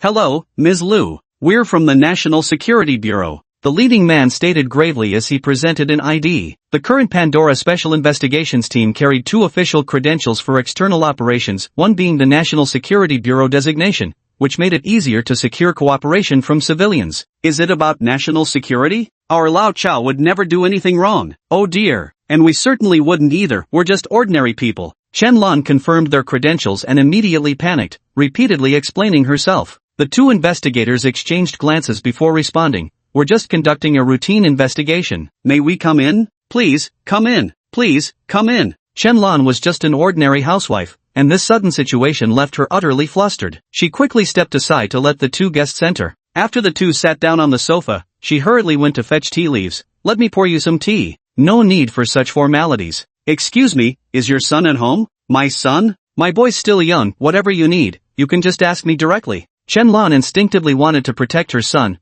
only hesitantly walking toward his room after both men repeatedly assured they meant no harm. Before long, Chen Yuhang followed his mother into the living room. The moment he appeared, the two men in black suits focused their gaze intently. Just one glance. They immediately straightened their postures, their expressions turning serious in an instant. Both men belonged to a special national department and had undergone professional training. Not only could they easily assess a high school student of his age, even seasoned professionals trained in deception couldn't escape their scrutiny. Chen Yuhang's face the moment he stepped out clearly showed nervousness and unease. This was someone hiding something. Chapter 62 Ma Anbong, a thought suddenly occurs to me. The next day, the weather was clear, with brilliant sunlight spilling over the city skyline. "Peter, we have to leave right now." Uptown, in the mid-range residential area of International Talent Street, the middle-aged white couple was preparing to return home after 5 years of working in Zhao country. 35-year-old Pete, carrying a hiking backpack, had just stepped out of the apartment building when his footsteps suddenly froze. He instinctively looked back, inexplicably feeling as if something was calling to him from behind. His wife, who had walked far ahead, noticed her husband still lingering in place and called out to him. "Oh, coming," Pete acknowledged with a response. He turned and trotted toward his wife, but moments later, he actually came running back. "Wait for me 1 minute, I forgot something I meant to bring." Pete turned back and barged straight into the elevator, pressing the button for B1. In the corner of the parking garage, his gaze fell upon an ancient bronze bell lying quietly. "What's this? It seems to possess life." Pete's eyes glinted with greed as he reached out to touch the ancient clock in the corner. In an instant, mysterious ripples surged through his mind, and Pandora's information materialized out of nowhere. Wizard Soul Bell. Though he clearly couldn't speak Chinese, he still managed to utter these 4 characters with some difficulty. Meanwhile, in Binjiang district, a mid to high-end apartment. It was still early before work. Lu Yuan reclined lazily on the chaise lounge by the floor-to-ceiling window in the living room, with the pitch-black fat cat Lao Bai comfortably curled up in his arms. The moment the sorcerer's soul bell was touched, Lu Yuan received the signal and peered through Pandora's gaze into the distance. When he saw that the new host was a slightly overweight middle-aged white man, his eyelids lifted slightly. After a moment, he smiled non-committally. "Went abroad," he continued, stroking old Bai. His gaze revealed deep contemplation. The spread of Pandora abroad was an inevitable process. It was merely happening slightly earlier than he'd anticipated. Besides, foreign countries differed greatly from domestic ones. Official grassroots control was far weaker than in the Eastern superpower, while ordinary citizens were also more susceptible to bewitchment. Tisk. Perhaps we won't be short of souls for much longer. Lu Yuan chuckled softly as he closed the system panel. Asterisk thud, thud, thud, asterisk. Just then, a knock sounded at the door. Lu Yuan patted Old Bai's rear. The fat cat twitched his tail and feigned death until receiving another pat, when Old Bai reluctantly jumped down onto the floor. Hongru Jie? Lu Yuan's gaze turned to Shin Hongru. Today, the single mother wore a simple outfit, a white crewneck knit sweater paired with high-waisted, slim-fit jeans. The rather unremarkable outfit took on an entirely different charm on Shin Hongru's figure. Her chest boasted substantial career ambitions, while behind her clung the distinct outline of peach-like curves. "Come in and talk." Shin Hongru seemed to want to say something but hesitated, her words hanging unspoken. Before she could speak, she was pulled into the room. Meeting Lu Yuan's gaze, she pursed her crimson lips. "Phew." On the sofa, Lu Yuan exhaled a long, heavy breath, then slipped on the black-framed glasses again, his expression instantly softening into something unrecognizable from moments before, as if 2 entirely different men inhabited his body. "Speak your mind." He lifted the chin of the woman still leaning close to him, his fingertips tracing her lips as he murmured, "What's wrong?" "And nothing, just, I was hoping you could pick up Wanwan from kindergarten." Shin Hongru's cheeks remained flushed as she spoke softly. "Kindergarten? Mum." A couple of days ago, Wanwan came home looking very unhappy, her little downturned mouth dragging practically to the floor. It took me several tries before the little one finally told me some kid at kindergarten said she doesn't have a father. "So that's how it is." Lu Yuan nodded casually. "Send me the time and address for picking Wanwan up from school. I'll drop by when I have time." Some time passed, and as it grew late, Shin Hongru tidied up and headed home first. After touching up her makeup, she prepared to take her daughter to school. Just as she opened her door, the neighbor's door swung open at the same moment. "Uncle Lu." Wanwan scampered over in a flash, tilting her little head up. Her big eyes gazed at Lu Yuan expectantly as she piped up in a milky voice, "Uncle Lu, Mommy said you'd come pick me up from school, is that true?" "It is real." Lu Yuan gently patted the little girl's head, paused for a moment, then curved his lips upward. When the time comes, you won't be calling me Uncle Lu anymore. He. The little girl was quick-witted and immediately understood, spreading her tiny arms to cling to Lu Yuan's leg while piping up brightly, Daddy Lu. Single mother Shen Hongru's eyelids trembled instantly at these words, but she didn't stop her daughter's behavior. Instead, she subtly observed Lu Yuan's reaction. When she saw not the slightest flicker of emotion cross his face, Shen Hongru's heart darkened. Whatever her motivations might be, she wanted her daughter to grow closer to this mysteriously unreadable Lu Yuan. 9 a.m. Lu Yuan sat in his office, still tending to company matters first. The simple tasks didn't take much time. Is this the Pandora Special Investigation Team? Leaning back in his chair, Lu Yuan peered through Pandora's connection at the Joker's whistle. A playful smile surfaced on his gentle, refined face as he mused, could Captain Ma sense someone watching him? The building with exceptionally high confidentiality attributes and stringent security measures stood before them. Ma Anbang walked in front, followed by team leader Chow from the City Police Bureau's Criminal Investigation Division. His eyes flickered with unease, his expression heavily grim. He had only just been informed about his son's situation. To be honest, he simply wished for his son to stay safe and sound, preferably steering clear of a police career in the future. Who could have imagined that, unbeknownst to him, his son had been swept into Pandora's whirlpool? We're here. Old Chow, go ahead and speak with your son first. Don't worry, everything will be fine. Outside an interrogation room, two guards saluted Ma Anbang, who merely nodded in acknowledgement before turning to Chao Chuang with reassuring words. Moments later, Chao Chuang emerged from the room, his gaze fixed intently on Ma Anbang. The other man's reassurances had done little to ease his sense of foreboding. Chao Chuang had once been close to Ma Anbang and knew exactly what kind of man he was, a deranged follower of absolute rationality. If sacrificing his own son could secure greater benefits when necessary, Chao Chuang was certain Ma Anbang wouldn't hesitate. In fact, if circumstances demanded it, Ma Anbang wouldn't think twice about sacrificing even himself.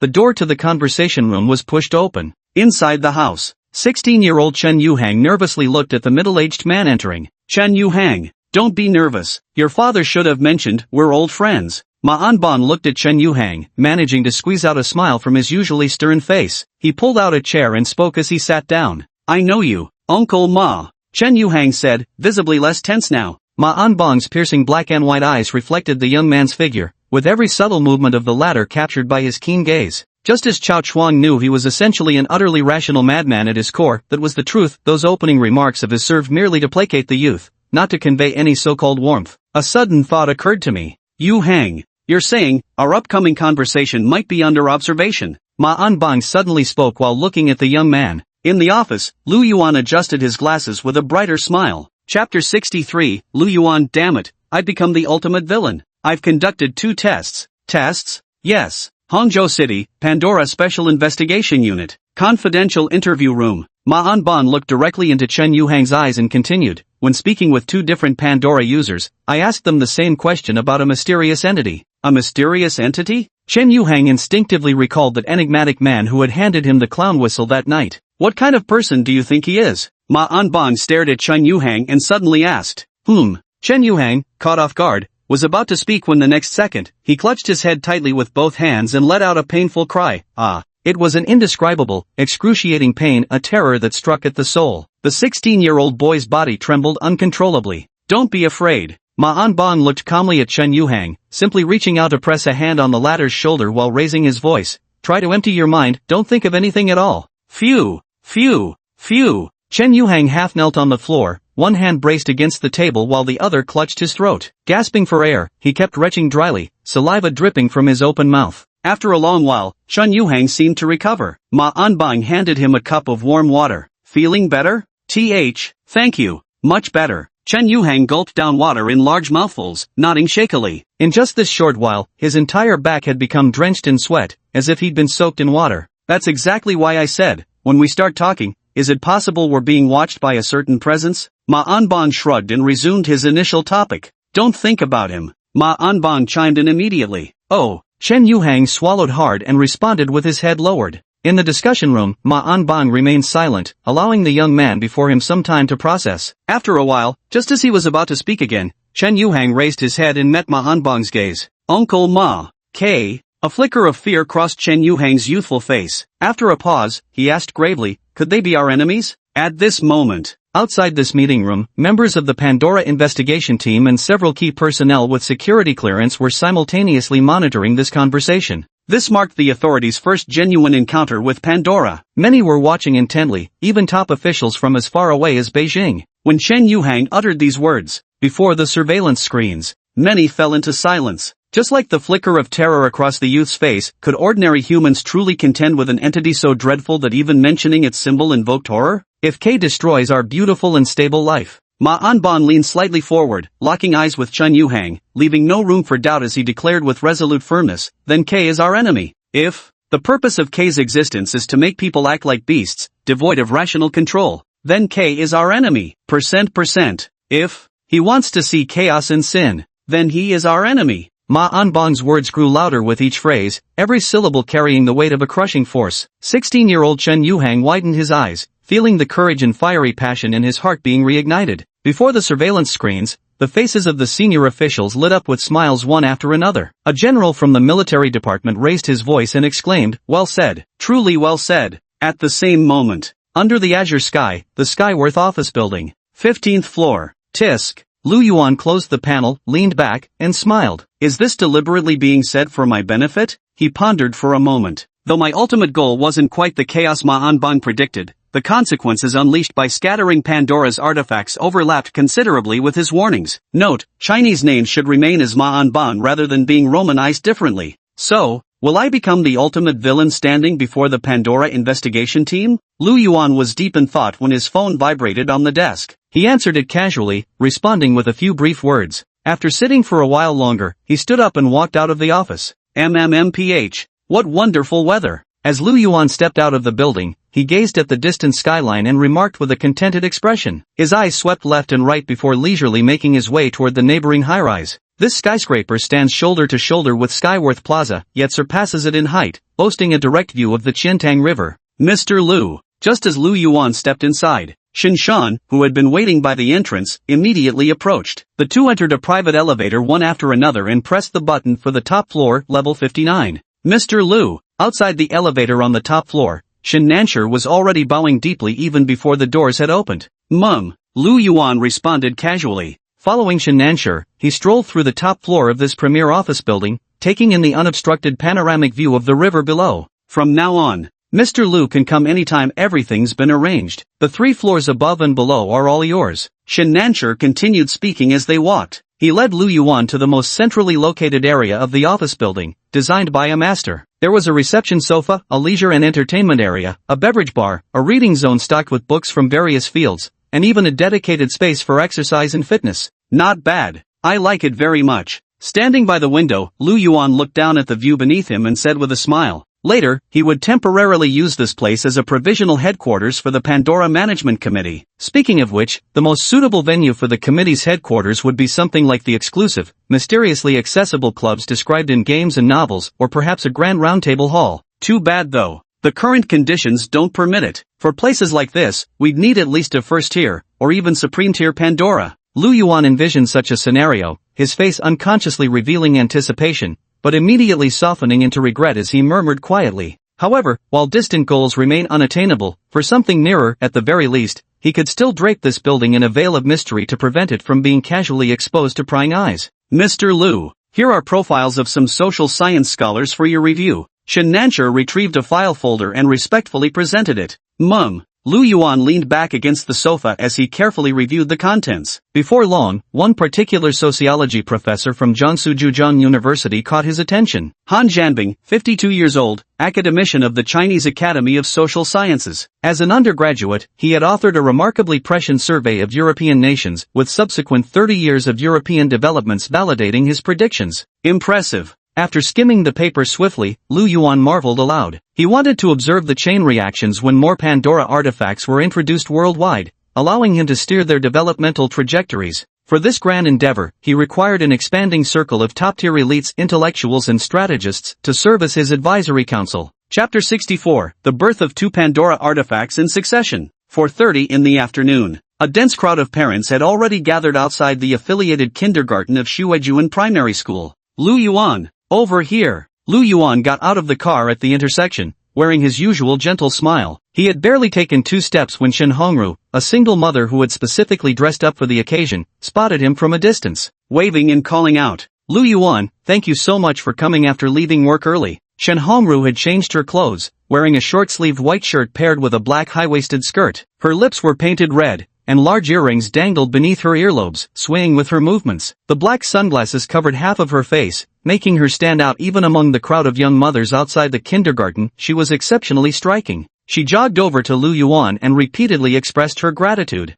Nothing important. That was quite an interesting experience. Lu Yuan shook his head, glanced at Shin Hongru, then looked toward the kindergarten behind them and said gently, getting a taste of the school pickup life in advance wasn't so bad. Dabbling in brief glimpses of different experiences was something Lu Yuan thoroughly enjoyed these days. Mum. Shin Hongru gave a quiet acknowledgement. Walking slightly behind Lu Yuan with her head lowered, she resembled an obedient little woman, a stark contrast to her outfit and the commanding presence she had exuded just moments earlier. Has Wanwan finished school yet? It should be soon now. Shin Hongru quickly responded, and as her words fell, cheerful chimes rang out from the nearby kindergarten, followed by a clamor of children's voices. At that moment, Shin Hongru's eyelashes trembled slightly as she stepped forward, her slightly cool fingertips brushing against Lu Yuan's right hand. Wanwan said that other kids' parents do this. Shin Hongru whispered softly. Mum. Lu Yuan nodded non-committally, then turned his hand to clasp hers in his palm. Soon, groups of little toddlers began filing out of the kindergarten. Before long, an exceptionally clear and proud little girl's voice rang out. Lu, Daddy, show me.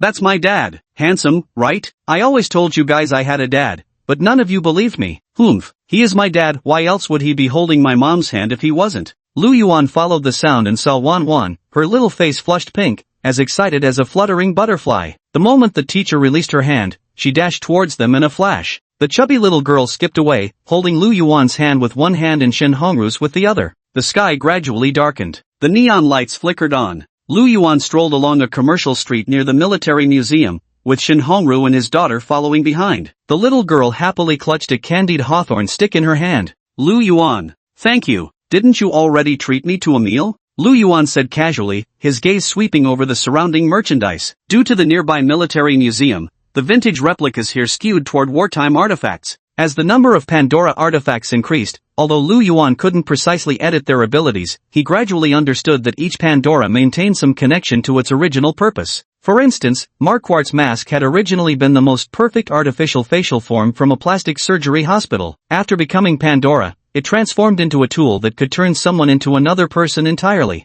Take the shaman's soul bell for example, it had once been used by shamans for sacrificial rituals. Ha! Master, how much for this thing? This here's a real treasure. Radio, you know about radios? Spies, you know about spies? This is exactly the kind of radio WW2 spies used to transmit secret signals. The portly, ruddy-faced old man's eyes lit up as he launched into his pitch, voice booming and spittle flying as he relentlessly inflated the value of the long-defunct radio. 2,000, that's me cutting my own flesh to give you this price. The old man spoke with undisguised reluctance on his face. Lu Yuan crouched before the stall, his gentle eyes meeting the old man's gaze. With just that one look, the old man instinctively flustered and opened his mouth to change the price. Wrap it up for me, Lu Yuan replied. At the end of the commercial street, more precisely, on a newspaper casually spread on the ground beyond the street, he noticed a pair of worn-out, peeling black fingerless gloves lying there. My luck is really good. He returned to the apartment building. Turning down Shin Hongru's invitation for tea at her place, Lu Yuan stepped into his own study. Phew, 2 artifacts meeting the criteria. Lu Yuan looked at the items on the table. One was a battered radio about 30 centimeters long, and the other was that leather glove he'd encountered last. He opened the panel. Name, Lu Yuan. Soul count, 1, white soul. Desire points, 20,400 points. I can only exchange for 1 seed for now, Lu Yuan murmured. Without hesitation, the cryptic glowing Pandora seed manifested before him in an instant. Meow. Just as he was about to release the seed into the radio station, old by the black cat sauntered into the room, its tail swaying lazily. It raised its round, gleaming eyes and gave the seed a passing glance, showing none of the initial excitement it once had. It jumped into its master's arms with its round little head held high. You little rascal. I suppose I've witnessed the birth of every Pandora. Lu Yuan patted the cat's head lightly and remarked with amusement. Every time he crafted a Pandora, this plump cat would hurry over without fail. Without further hesitation, he dropped the seed into the radio. Ding! You have acquired Pandora number 3-006. Please name Pandora number 3-006. 3-006. It was active during those extraordinary years, its owner an unnamed hero who remained steadfast till the final moment, still carrying out confidential work even in the face of death. Lu Yuan carefully finished reading the information. So the old man wasn't lying, this seriously is a military radio from the wartime era? Surprise flashed across Lu Yuan's face. This Pandora artifact would be perfect for the management committee's temporary outpost. After a moment of consideration, he declared solemnly, "Then I'll name you the Undying Radio Wave." Ding! Naming successful. Pandora number 3-006, the Eternal Radio Wave. 3-006, the radio that broadcasts the most cryptic signals. In the endless darkness, only those capable of receiving its transmissions may obtain true guidance. On the path to hidden strongholds, it shields against all prying eyes beneath its standing. Lu Yuan gazed with satisfaction at the transformed artifact before him, poised to conduct some experiments, when his eyes suddenly narrowed and his eyelids subtly lifted. All I saw was, just a second ago, the column representing the soul suddenly gained another digit. So soon? Calculating the time, you just arrived across the ocean, right? Lu Yuan sighed. But this foreigner's soul arrived just in time, no need to wait for the next one. Swiftly, he exchanged for a second seed and implanted it into that tattered glove. Chapter 65, The Glove of the Thief King. Late at night, around 11 o'clock. Study. Lu Yuan picked up the reshaped black gloves. The material still appeared to be leather, yet they felt incredibly soft and smooth against his touch, almost like a young girl's skin. Remarkably resilient, ordinary blades or even bullets can't cut through or pierce them. I'll name you the Phantom Thief Gloves. Ding! Naming successful. Pandora number 3-007, the Thief King's Gloves. In the 1990s, there was a sensational thief king in China's 3 northeastern provinces. These were his beloved gloves. When you wear number 3-007, you'll possess the most dexterous hands, the sharpest eyes, and the most exquisite footwork. You'll instinctively master the most terrifying tricks of the Thief King. From then on, your craving for money will grow ever stronger, consuming, maddening, ability-wise. This is also a Pandora with great potential. Lu Yuan scanned the corresponding ability description, pondering. Using this Pandora would instantly transform him into a top-tier thief king, and as its growth progressed, it would become even more potent. Lu Yuan stared at the gloves, feeling a faint urge to try them on. After all, even he had once fantasized about becoming a dashing rogue like Xu Liuxiang in his youth. His fingers twitched slightly as his gaze flickered. Forget it. He still couldn't bring himself to touch gloves someone else had worn. He recorded these 2 artifacts in his black leather notebook, put the items away, and Lu Yuan prepared to rest for the night. The next day, clear skies. Uncle Lu. As soon as Lu Yuan pushed open his door, little Wan, the carrot-topped kid, ran out from next door. She stood before Lu Yuan with a small backpack strapped to her shoulders. Tilting her head up determinedly, her eyes sparkling with hope, she pleaded, "Can you come pick me up after school again today?" Wan, how many times do I have to tell you? Uncle Lu still has work to do. Shen Hongru hurried out, casting an apologetic glance at Lu Yuan before bending down to gently swat the little girl's bottom. Wan pouted her little lips, stubbornly staring at Uncle Lu with an expression that tugged at the heartstrings. Sorry, Wan. Lu Yuan crouched down with gentle demeanor, looking at the little girl as he said, Uncle still has to work, so I can't pick you up today. Tears immediately began rolling uncontrollably down the little girl's cheeks. Before long, as Shen Hongru led her daughter away, Lu Yuan also stepped out of the apartment. He glanced up at the distant sky before setting off at a leisurely pace toward the Skyworth building. Manager Lu. No sooner had he entered the office building than Nie Xiaoyu, carrying breakfast in the lobby, spotted him from afar. She waved enthusiastically before skipping over to him. Here you go. Breakfast. Nie Xiaoyu stretched out her hand, saying cheerfully, Thank you, Xiaoyu. Lu Yuan adjusted his glasses and smiled gently. After speaking, the two walked side by side towards the elevator as usual. Nie Xiaoyu's expression seemed conflicted, as if she wanted to say something. Several times she gathered the courage to speak, but before the words could come out, they were interrupted by colleagues in the lobby greeting Manager Lu. By the time they entered the elevator, she still hadn't said it. Nie Xiaoyu silently scolded herself. What's wrong? You seem like you have something to tell me? Suddenly hearing Manager Lu's voice, Nie Xiaoyu looked up and met Lu Yuan's gaze directly. Her heart thumped heavily several times. No matter how many times she locked eyes with Manager Lu, it always made her heart race. His eyes were gentle and calm, like an all-encompassing ocean. Manager Lu, I've been learning to cook recently. I was wondering if you might like to try the dishes I make. Nie Xiaoyu took a deep breath and mustered her courage. My skills aren't very good yet, so I thought I'd start with making breakfast every day first. Would Director Lu like to eat some?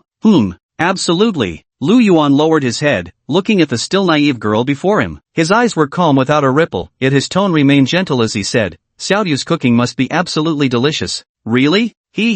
Nye Xiaoyu's cheeks flushed instantly, and she happily exclaimed, "Director Liu, I'll bring you breakfast made by me tomorrow morning." At that moment, the elevator arrived at the HR department. The young girl gave a quick wave and dashed out like a whirlwind. Soon, the 15th floor. Lu Yuan stepped out and sat down at the desk in his private office. Casually picking up a book, he leaned back in his chair and began reading intently. At the same time, beneath the azure sky of Hangzhou Normal University. On your marks, run. The playground. The coach stood by the track, his gaze sweeping over the row of girls lined up at the starting line. With a loud command, he signaled the start, and all the girls dashed forward. Before long, the women's 800-meter race was over, and the girls from the Chinese language and literature major crowded around a girl with a single ponytail, exclaiming in amazement, "Wow, Ma Qing, you're amazing. You got full marks. I remember last semester you not only failed but even vomited after finishing the race. It's not just running, long jump, pull-ups, Qingzi aced them all too. And her reflexes are lightning fast now.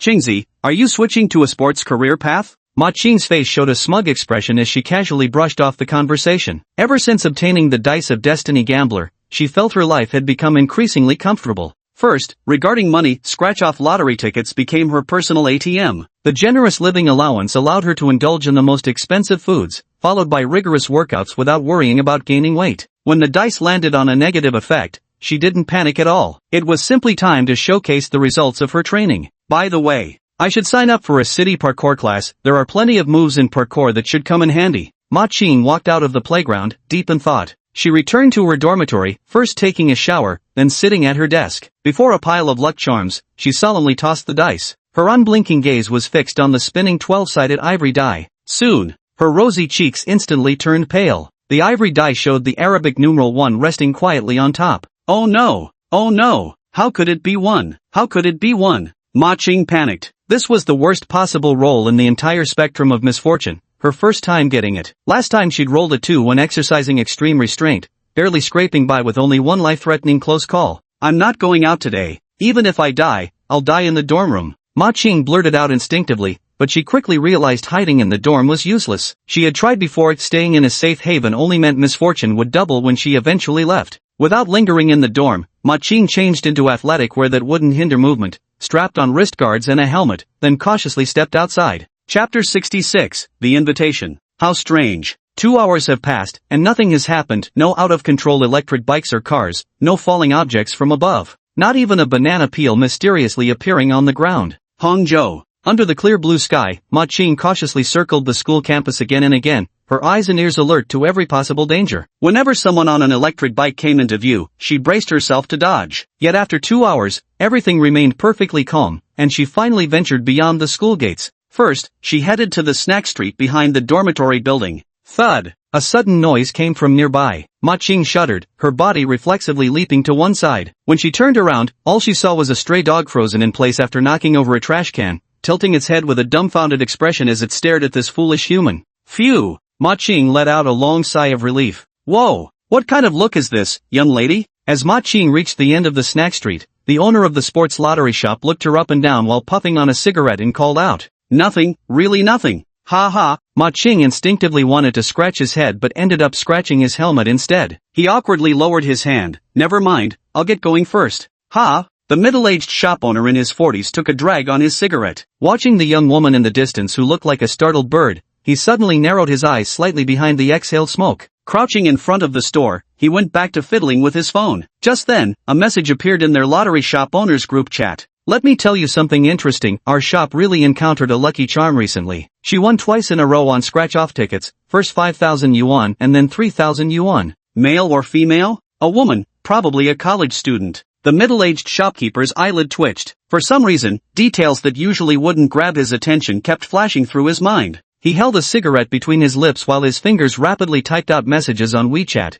even privately contacting one lottery shop owner after another in the area. After a long pause, he forcefully ground the cigarette butt into the floor, slapped his pants, and walked back inside. Sitting behind the cashier counter, he pulled up the surveillance footage from the past 2 weeks. In the dimly lit room, the 40-year-old middle-aged owner zoomed in on Ma Qing's 2 consecutive winning scratch-off tickets at their store, stroking his stubble-covered chin. Wait, that's not right. This reaction is so odd, it's as if he already knew he was going to win. The middle-aged owner stood up, closed the shop door, and rode an electric scooter toward the security department of Hangcheng Normal University. One of his good buddies happened to be a minor official there. At this moment, it wasn't even the middle-aged boss actively gathering evidence, rather, various coincidences regarding Ma Cheng began lining up one after another before his eyes. Phew! What on earth is going on? Summoning her courage, Ma Cheng walked to the plaza near her school's shopping mall and sat on a bench by the square. Fluttering her eyelashes, she gazed at the skyscrapers against the azure sky and pleaded, "Just give me a clean death." Desire points plus 100. Desire points plus 100.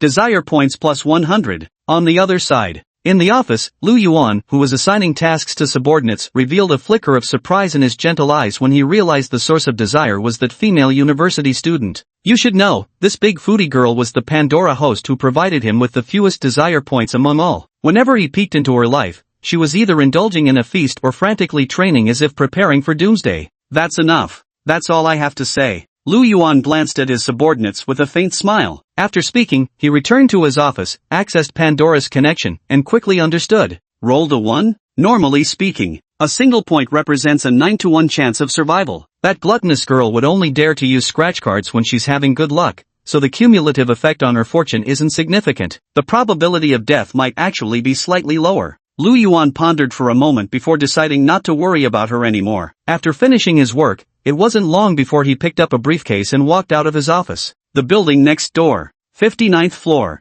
Mr. Lu. Mr. Lu. Shen Nancher stood waiting by the elevator and bowed immediately as the doors opened. Beside him, the ordinary-looking young man Lu Yang, now restored to his original form, also greeted respectfully. Mum. Lu Yuan smiled casually and nodded in acknowledgement before handing the box in his grasp to Shen Nancher. Place this in the lounge area first. Lu Yang, how have you been feeling lately? He turned his gaze toward the young man on the other side and asked. After the last meeting, Lu Yang had been undergoing training arranged by Shen Nancher. As for Lu Yuan's current designation for him, he was temporarily positioned as a field operative. Thanks to your guidance, everything has been going smoothly. Lu Yang lowered his head and replied. That's good. Wait a moment, I'll need you to run an errand for me later. Lu Yuan continued speaking. After saying this, he walked toward the center of the entire floor. By the floor-to-ceiling windows that stretched over 50 meters, Lu Yuan comfortably settled onto a sofa and opened the case he had brought with him. Inside lay an ancient radio, 50 centimeters in length and 30 in width. Beside it were 15 fountain pens, neatly arranged alongside stationery, all accessories that had come with the radio purchase. The pen had no brand and resembled the classic Hero 329 in design. Take these 2 pens for now. Lu Yuan pulled out 2 of the pens and handed them over. Yes, sir. Shen Nancher and Lu Yang received them with both hands, carefully examining the pens. At that moment, Lu Yuan flipped several switches on the radio transmitter in quick succession. An invisible ripple of mystery quietly spread outward in all directions. The 2 men raised their heads, exchanged a glance, and then looked around outside the windows. Soon, they noticed something amiss, though the cityscape outside remained unchanged. The familiar landmarks that usually anchored this building in place had vanished. Inside the hall, the layout and decor appeared identical, yet certain defining details among the furnishings and objects had disappeared without a trace. This Pandora is called the Eternal Radio Wave. From now on, you'll only be able to enter these 3 office floors while carrying that fountain pen. Lu Yuan spoke gently. Theoretically, the Pandoras bound to Shen Nancher and Lu Yang possessed greater maturity than this one. Yet, influenced by the ring on Lu Yuan's hand, the Eternal Radio Wave would retain an indirect hierarchical superiority. Even at the peak of Pandora's evolution in the future, it would still obscure 99% of prying eyes. Without bothering to consider what the 2 were thinking, Lu Yuan took out the letter paper from the box, picked up another fountain pen, and began writing in a calm and composed script. Tucked inside an envelope. This is an invitation. Lu Yang, please deliver this to Professor Han Zhanbing at Zhangzhou University. Lu Yuan handed the envelope to Lu Yang with a faint smile. This Pandorized radio station's capability essentially transformed this 3-story office building into a spy outpost. Only those carrying the designated token, the fountain pens, were automatically recognized as insiders, able to arrive directly without invitation. Others would have to provide the correct secret codes to have their identities verified and receive the station's mysterious broadcasts. This invitation letter served as their secret code. Yes, sir. Lu Yang's gaze sharpened as he spoke in a low voice. Chapter 67, Lu Yuan's Stance. The daytime passed in a flash, and darkness completely descended. Evening, 7 o'clock. Old Zhang? Why are you still here? Hangzhou, Zhangzhou University's Jingang campus. Professor Han Zhanbing was lost in thought when a sudden knocking in voice at the door startled him. Following the sound, his gaze fell upon another elderly professor from the sociology department.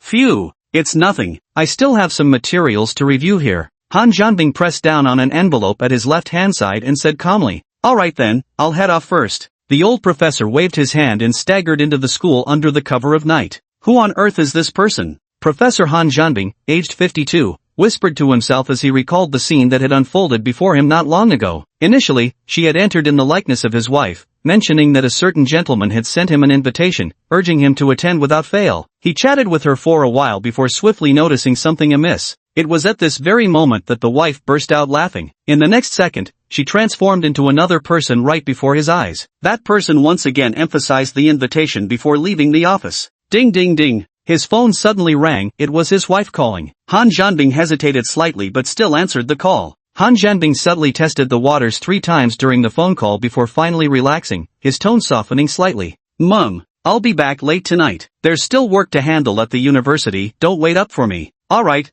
get some rest early." Soon after, the call ended. Han Jianbing stood up, put on his coat, picked up his briefcase, tucked the envelope into his pocket, and hurried out of the office. An invitation, they called it. Insisting on my presence is all well and good, but at least give me an address. Han Jianbing sat in the car. He gripped the steering wheel with both hands, his gaze flickering. After several hesitations, he once again lifted the envelope before him, took out the letter, and carefully scanned its brief contents, murmuring to himself. The moment these words escaped his lips, an unbelievable change occurred. The letter clutched in his hand began to crack into fragments inch by inch before his eyes before scattering and dissolving into nothingness within the car. Buzz. The car's radio abruptly turned on by itself. Professor Han Jianbing's breathing suddenly became rapid. He frantically looked around inside the car before his gaze landed on the inexplicably activated car radio. Reaching out, he twisted the dial. An unknown frequency, an unfamiliar wavelength. Password connection successful. "Hello. This is the Pandora Management Committee. I will be your guide from now on." A woman's voice rang out, sounding somewhat stiff. Professor Han Jianbing's eyes widened, his scalp prickling with goosebumps as his usual composed and cultured demeanor faded significantly. Before he could process this, the cold announcement continued. Gripping the steering wheel tightly, he slammed his foot on the accelerator and sped off. As he followed the directions away from campus and turned onto another road, a bewildered expression crossed his face. The surrounding buildings and urban layout outside the university roads he should have known well now appeared foreign. Though this was still Hangzhou, it was clearly a district far removed from Zhejiang University. Han Jianbing continued driving as the streetscape before him suddenly shifted to another intersection from his memory. He drove into an office building's parking garage. Phew! Where on earth is this place? Han Jianbing took a deep breath, closed the car door, and looked around carefully, trying to discern something meaningful. To his eyes, this appeared to be an ordinary office building garage, yet when he specifically scanned the license plates and cars, the conclusions drawn from these details blatantly contradicted all logic. Entered the elevator. Pressed the button for the 35th floor.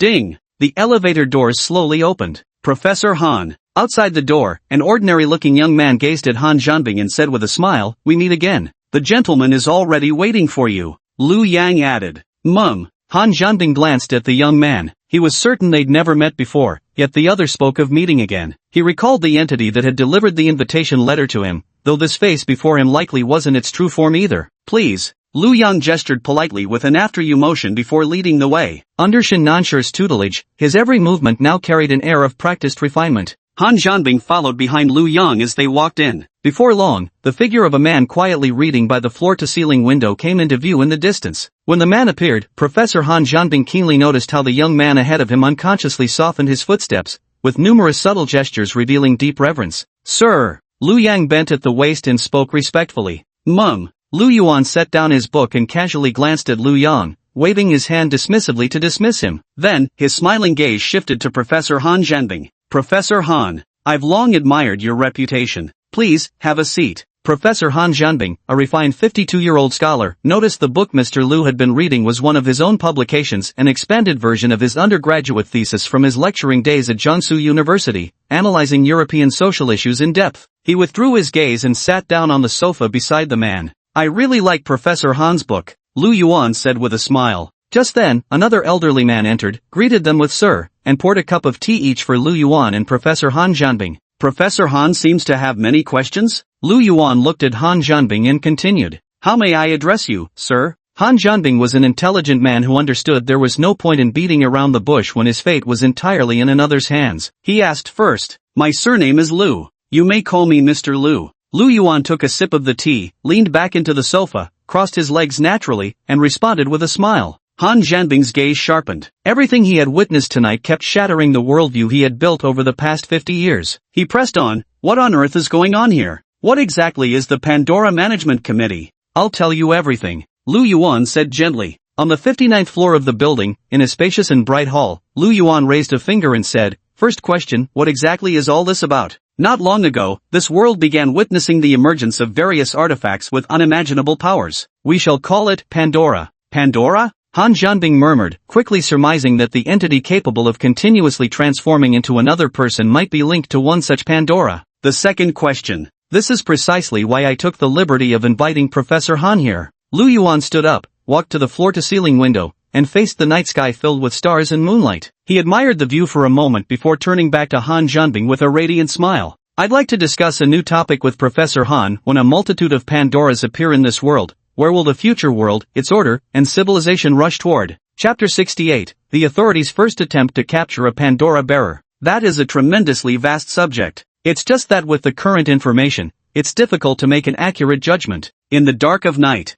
the 59th floor of the building would serve as the Pandora Management Committee's base for the foreseeable future. Professor Han Jianbing furrowed his eyebrows and said solemnly. As soon as the words left his mouth, he fell silent himself. He had dug his own grave. In such circumstances, the more information one knew, the deeper one would be dragged into the abyss. What else would Professor Han like to know? Lu Yuan said with a smile. He wasn't afraid of the information being leaked, or rather, it wouldn't be so easy to divulge even if he wanted to. Do I have the right to refuse? Absolutely. I have the utmost respect for learned scholars like Professor Han, but surely, as a top-tier expert specializing in human sociology research, wouldn't you be curious about the greatest social transformation since the dawn of civilization that's about to unfold in this world? Lu Yuan walked up to Han Jianbing and spoke with a more emphatic tone. Those final words precisely struck at the core of Han Jianbing's deepest desires. His eyelids trembled slightly, genuinely captivated by the idea. For any top-tier expert in sociology, the opportunity to personally observe and study the grand societal transformation Lu Yuan described would evoke a profound thrill from the very depths of their soul.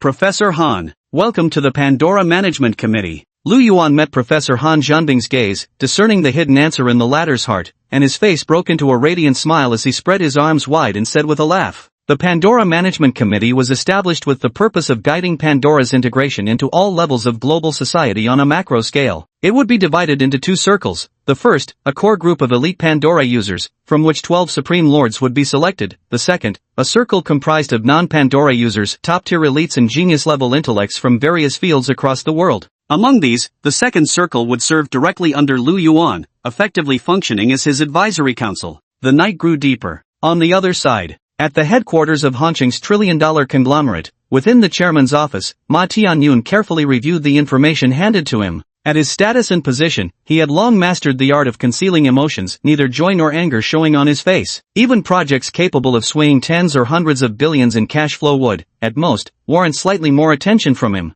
But this time, a trace of unmistakable excitement surfaced on Ma Tianyun's face. Confirmed?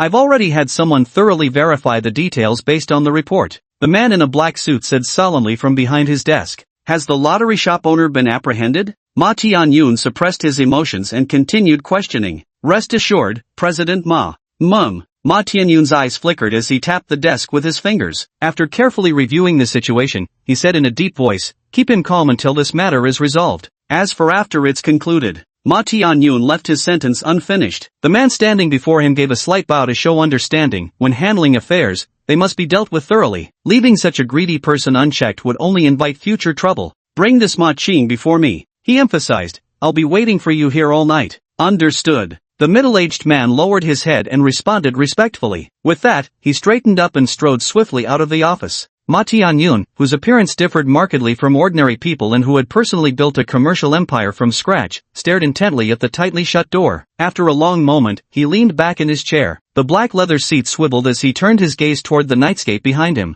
After receiving Chen Guanrong's email, Ma Tianyun conducted an investigation. The situation was far more complicated than it appeared, and one thing was certain, the authorities had already taken notice of that mysterious entity. This realization couldn't deter Ma Tianyun from pursuing those mysterious abilities. Time passed minute by minute. Nighttime, 10:30 p.m. Phew, perhaps there's no danger anymore. Could it be that revealing the number one doesn't actually trigger any risks? Ma Qing sat on a bench on campus. Not far ahead lay the school's famous Lover's Slope. Though it was already quite late, many couples could still be seen nestled in various corners of the hillside. Ma Qing rested her chin in both hands, her taut nerves from the day finally easing slightly. Maybe, she murmured under her breath, clinging to hope. Let's go. The dormitory gates are about to close. Stand up. He patted his buttocks. Ma Qing was still wearing his helmet, with protective guards strapped to his elbows and knees, drawing curious glances from passers-by as he walked. Dormitory? Maybe, let's forget it. What if Qingqing and the others get dragged into trouble again? Ma Qing halted his steps in front of the dormitory building, visions of a potential fire flashing through his mind. After a moment's hesitation, he turned and headed toward the Garbage Street district instead. There was a decent chain hotel near Trash Street. It would do for one night. Money wasn't an issue anyway.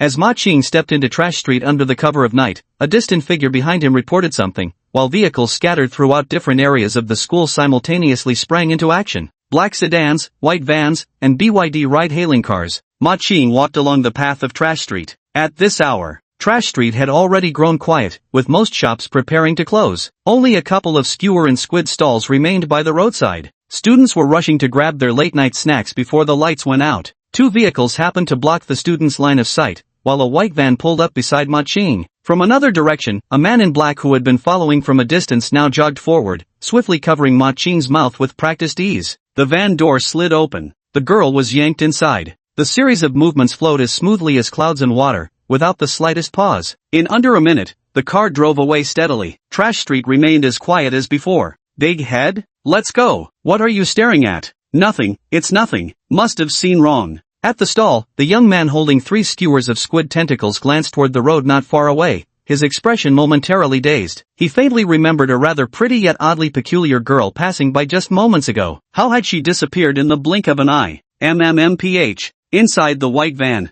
Ma Qing's mouth was immediately sealed shut, and her arms were bound behind her back. She let out muffled whimpers, her eyes wide with terror as she stared at the man inside the vehicle. In that instant, she understood this was undoubtedly the disaster brought by number 1, and, barring any miracles, she would most likely lose her life. Ding ding ding. Hey, I got it, take it to the safe house. I'll be right there. In the office, Ma Tianyun answered the call immediately. Upon hearing the news, delight appeared on his face as he quickly responded. And more. All personnel involved in the operation must leave Zhao country via the Qiantang River route after completing the handover. The boat has already been arranged. He followed up with another reminder. Such matters could never be approached with too much caution. Chapter 69, Pandora, the Incarnation of Power. Desire points plus 100. Desire points plus 100. Building, 59th floor. After Han Zhanbing accepted the invitation, Lu Yuan generously shared with him the experiences of Huang Wenbin, Yang Yucheng, and others. Everyone's reaction here is quite representative. Rage, greed, lust, each of these emotions will erupt after gaining power. Han Zhanbing's piercing black and white eyes gleamed with excitement as he spoke slowly. Having gathered more information, he began outlining various possibilities for Lu Yuan from political, economic, military, and social perspectives. Lu Yuan listened with equal attentiveness. At this moment, his gaze suddenly sharpened as he noticed the barrage of messages popping up before him. Through Pandora's connection, his attention shifted to a distant scene. When he saw the female college student Ma Qing being shoved into a white van, a faint smile surfaced on his face. Professor Han. Han Zhanbing naturally stopped speaking when he noticed Mr. Lu seemed to be deep in thought. Lu Yuan met the latter's gaze and asked gently, "What kind of reactions do you think the existing upper class of this society might have upon discovering Pandora?" Upper class? Han Zhanbing showed a thoughtful expression before speaking after a pause. In your previous remarks, there was already mention of an official-level response. So this time, when you refer to the upper class, I assume you mean the aristocratic families, wealthy merchants, and privileged elites outside official circles, the original rentier class? Exactly.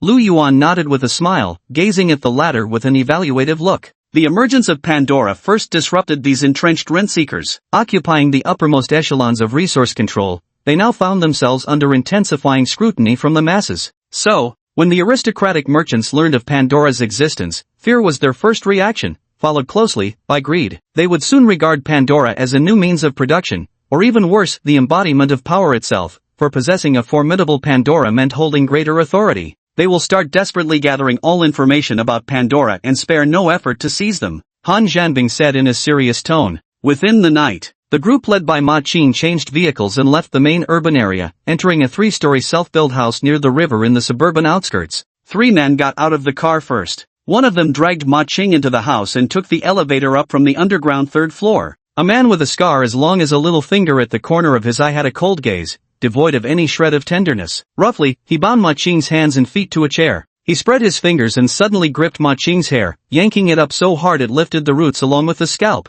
I'll tear the tape off your mouth in a moment. Let me warn you first, don't cry, don't scream. I can't stand noise. The middle-aged man's voice was low and hoarse as he stared straight into Ma Qing's terrified eyes. Ma Qing's body trembled uncontrollably. Upon hearing this, he kept nodding his head incessantly. A sharp pain flared across his cheek as the tape was ripped off. Ma Qing pressed her lips tightly together, not daring to make the slightest sound, only allowing 2 streams of tears to flow down continuously. Even now, she still had no idea why these thugs had come for her. Along the way, her mind had wandered wildly. At first, she thought she might be assaulted, but later, she reasoned that if it were merely an assault, they wouldn't have gone to such lengths. After much deliberation, she concluded their objective was likely the dice of fate's gambler. Someone will come to question you soon, the middle-aged man added, then walked out of the room and locked the door again. Brother Feng. Brother Feng. As soon as the middle-aged man walked upstairs, 2 subordinates approached him, calling out in succession. They've already left by boat. We'll wait till things wrap up here and take tomorrow morning's boat. The man called Brother Feng said solemnly. Brother Feng, is it really worth all this fuss over just a woman? The younger man didn't want to run, let alone flee to Southeast Asia. He quickly retorted, besides, we didn't leave any traces along the way. Snap. Before he could finish, the middle-aged man coldly slapped him hard across the face. In the next instant, a pistol appeared from nowhere and was pressed against the young man's forehead as its owner audibly cocked it. Don't ask questions you shouldn't. If I hear one more word, don't blame me for being ruthless. Though he knew little about this operation, the older man clearly sensed something unusual in the air. Their employer was so jumpy that even the slightest anomaly couldn't be tolerated. Bro Feng, Brother Feng, Taozi doesn't know any better. Let me apologize to you on his behalf. The kid just got himself a girlfriend, guess he's feeling a little reluctant to part ways. Another man quickly stepped forward to intervene. Time ticked by minute after minute. 20 minutes later. In the night, a black sedan hurriedly pulled into a self-built house next door. Ma Tianyun, the helmsman of the trillion-yuan business empire renowned throughout Hangzhou's business circles, stepped inside the building. He sat on the safe-house sofa, gazing at the screen where the young university student Ma Qing occupied the center frame.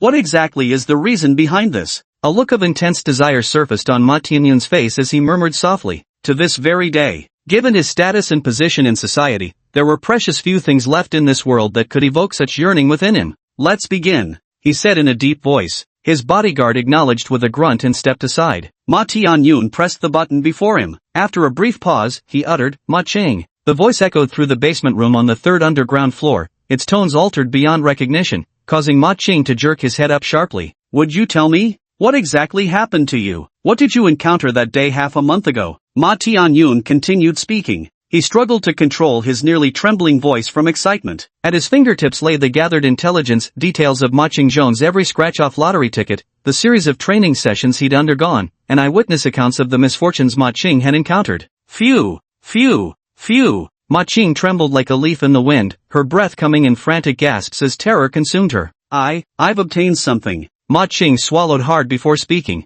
Things? Ma Tianyun raised his voice, leaping up from the couch. In truth, he still didn't know about Pandora's existence. All he could confirm was the emergence of some supernatural power. Yet this revelation clearly sent him into further raptures. Material objects were good, it meant this supernatural force could potentially be controlled by him. Yes. Ma Cheng nodded in agreement. She paused, raised her head, and looked straight ahead. Pressing her lips together, she repeated, I can give you the item, but I want to live. Absolutely. I'll even give you a vast fortune, ensuring you live in luxury for the rest of your life. Ma Tianyun immediately responded. Then, unable to contain his eagerness, he added, but what is the item? Leave it to me. Chapter 70, 9 shots fired, yet the heavens spare me. Sir, are you suggesting that somewhere out there, rentiers are currently plundering Pandora? The building, 59th floor. Outside the window, the bright moonlight cascaded like flowing water over the 2 figures seated before the sofa. Professor Han Zhanbing paused for a moment, looking at Lu Yuan, and asked, Mum. Lu Yuan picked up the teacup, took a sip, and said with a smile, that's a Pandora that can influence one's fortune. A business tycoon has set his sights on it. Has he succeeded yet? Han Zhanbing followed up immediately. From the partial information obtained tonight, he could speculate that the birthplace of Pandora might be in Hangzhou. Under this premise, the number of business tycoons Mr. Lu had referred to could be counted on one hand. If nothing unexpected happens, it should succeed. Lu Yuan responded. An accident? Professor Han Zhanbing keenly noticed this phrasing. It made him think of the Pandora Mr. Liu had mentioned that word fortune inherently represented uncertainty. In the night, in two self-built houses on the outskirts of Hangzhou, Ma Tianyun stared intently at the surveillance screen, controlling his breath as he continuously soothed Ma Qing with his words. The disparity in status between the two was vast. Ma Tianyun was a cunning old fox, while Ma Qing, though she had obtained Pandora, hadn't had it for long and was still inexperienced in the ways of the world, essentially just a naive college girl. Every slight emotion she thought she concealed was observed by Ma Tianyun. Before long, Ma Qing's eyelashes trembled slightly as she said,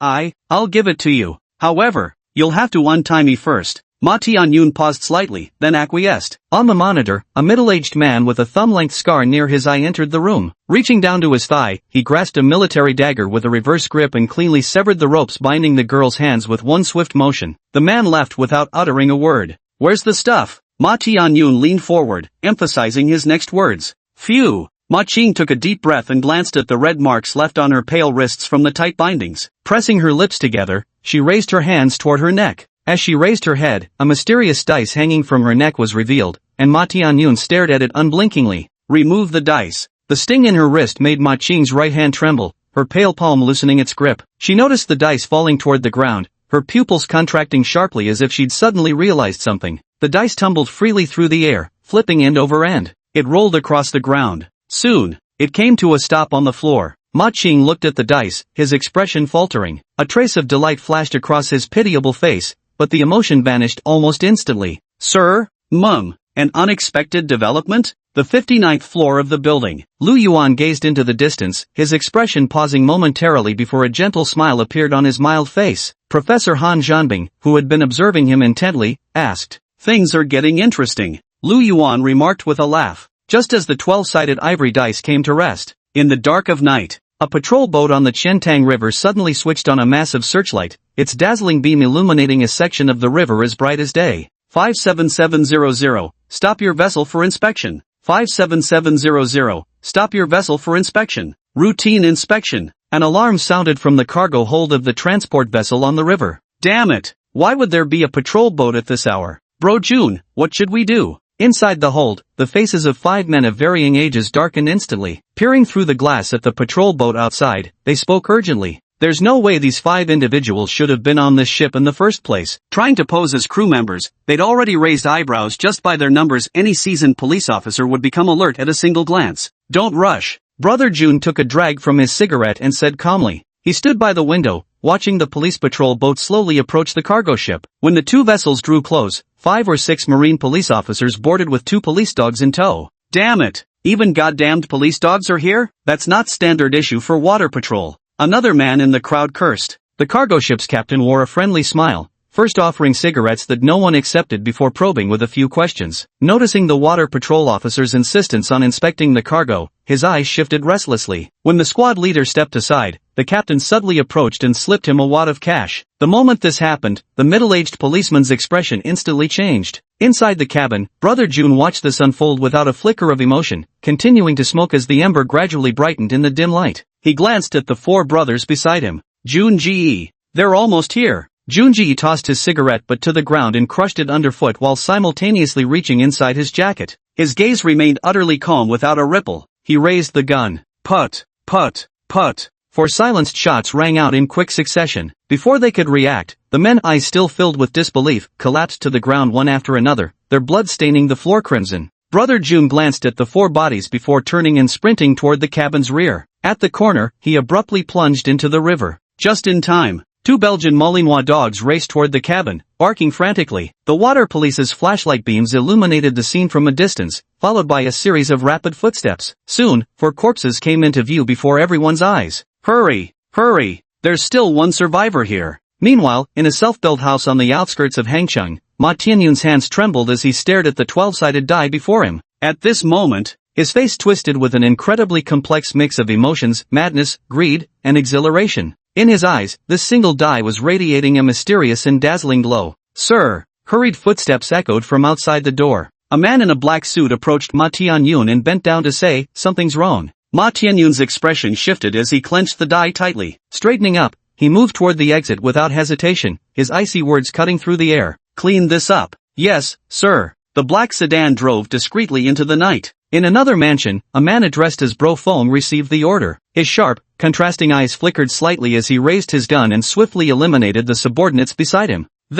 He then entered the underground safe house on the 3rd level. What are you doing? Why you promised to let me live? You promised to let me live. Ma Qing widened her eyes in terror as she stared at the approaching man, tears streaming uncontrollably down her face while she screamed in desperation. Still bound tightly to the chair, she could only writhe and struggle violently against her restraints. The man with a finger-length scar by his eye stopped in his tracks. He raised his gun. The dark muzzle pointed directly between Ma Qing's eyebrows. With no hesitation, he pulled the trigger. The air seemed to freeze in that moment, but seconds later, nothing happened. The man kept firing. 2nd time, 3rd time, 4th time. 9 times in succession, each pistol jammed the moment the trigger was pulled. The indifferent middle-aged man's expression finally changed, his eyes flashing with shock. Chapter 71, Pandora's Backlash. Mr. Liu, has Pandora been snatched away just like that? The skyscraper. With a smile, Lu Yuan calmly described the scene unfolding in the distance. At this moment, Professor Han Zhanbing spoke up and asked.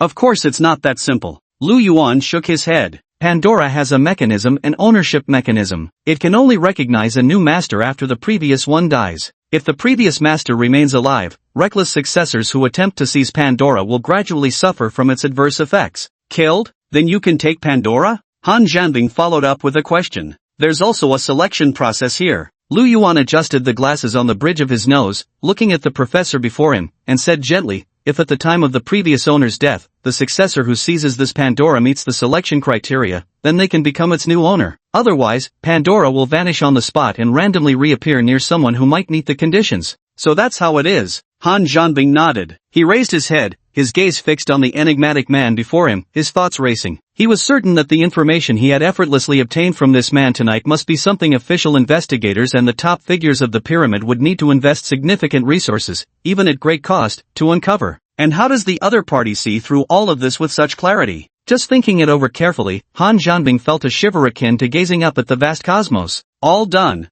Let's stop here for today. Thank you for your hard work, Professor Han. Lu Yuan said solemnly. As soon as he finished speaking, he opened a case before him, took out a fountain pen numbered 4, and handed it to Han, saying, by the way, Professor Han, this pen is for you. From now on, you may come here any time, whether to rest or to pursue your studies. Thank you, Mr. Liu. Han Zhanbing accepted the fountain pen with both hands and said solemnly. He already understood that without guidance, he wouldn't even know which direction this building was in. Naturally sensing Mr. Liu's intention to bid farewell, Han didn't linger any longer. After standing up, he cupped his hands in salute, spoke his gratitude once more, then turned to leave. Not far from the entrance hall, an ordinary-looking young man stood waiting. As he approached from a distance, the youth bent forward slightly and gestured respectfully with an inviting hand. Soon after, Han Zhanbing drove off into the night in his black Lexus. Phew! Coming out. Hangzhou, near the main thoroughfare of Wulin Square. At the traffic light intersection. Professor Han Zhanbing gripped the steering wheel tightly, his eyes wide open as he carefully observed the tall buildings ahead. After verifying that several streets connected seamlessly, he finally exhaled a long sigh of relief. As if suddenly remembering something, he hastily grabbed his phone and opened the car's navigation app. His finger swiped across the screen, and after a moment, he muttered thoughtfully, just as I thought.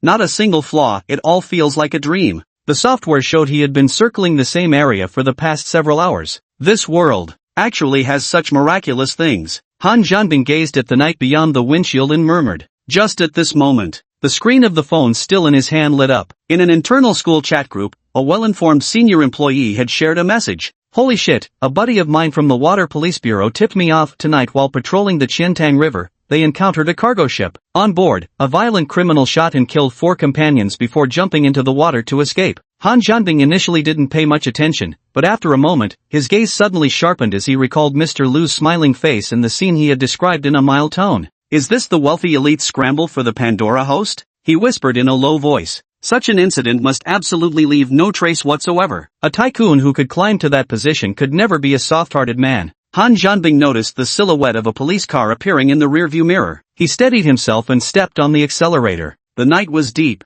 2345. Suburban Hangzhou, self-built house. The man with a scar the length of a pinky finger near his eye still held his gun up, silent for a lingering moment before lowering it back in front of him. With a decisive clap of his hands, he disassembled the magazine and the rest of the pistol, inspecting each part before reassembling it, all while looming before Ma Qing. If the gun was perfectly functional, well then, what could possibly cause 9 consecutive misfires? The man was unaware of Pandora's existence, so everything before his eyes held tremendous impact for someone with his convictions. He stared wordlessly at Ma Qing, indifferent to the latter's wails of despair. A moment later, he holstered his gun at his waist, turned, and exited the room. When he returned, he carried a large can of gasoline, pouring it in a circle around Ma Qing before trailing the liquid all the way outside. Standing before the self-built house, the man lit a cigarette and took a deep drag. In the darkness, the ember at its tip flickered unsteadily. Phew! He exhaled a smoke ring and flicked the cigarette away. As it still somersaulted through the air, the man turned and disappeared into the night.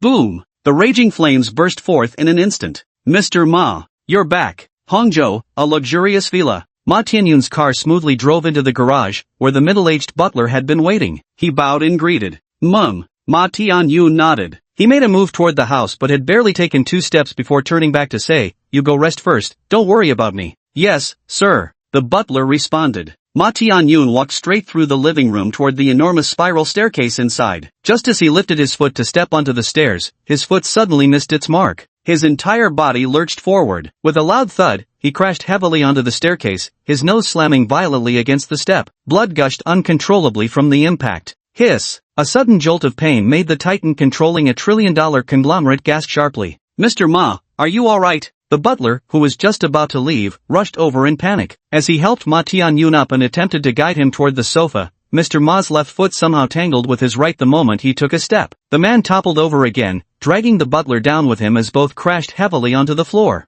The back of Ma Tianyun's skull struck the armrest with a sickening thud. A wave of dizziness washed over him. "Mr. Ma, are you alright?" The middle-aged butler scrambled to his feet, his face filled with panic. Looking at Ma Tianyun, he said, "I must get you to a doctor." Just this one sentence. "No need." Ma Tianyun's gaze sharpened as he said in a low voice, "I'm fine." "Then let me apply some medicine for you first," the middle-aged butler quickly responded. Chapter 72, The Siren Ring. The messy room had notes plastered everywhere, on the walls, cabinets, even the refrigerator door. Each slip of paper bore lines of text. Huang Wenbin, March 10th, Pandora capable of shapeshifting into others. Skyworth Building, office worker. March 11th, victim's blood completely drained. Yang Yucheng, Pandora's appearance unknown, capable of summoning the souls of the deceased. College student, part-time at movie theater bar. The clown whistle, capable of controlling stray animals and accessing their visual perspectives. Ding, ding, ding. The night was deep. In the dimly lit room, Ma Anbang reclined before the sofa with his clothes and shoes still on. One foot rested atop the other as he planted both squarely on the couch cushions. His head lay pillowed on his right hand. His left arm dangled limply at his side, fingers occasionally toying with a metallic lighter. He couldn't sleep.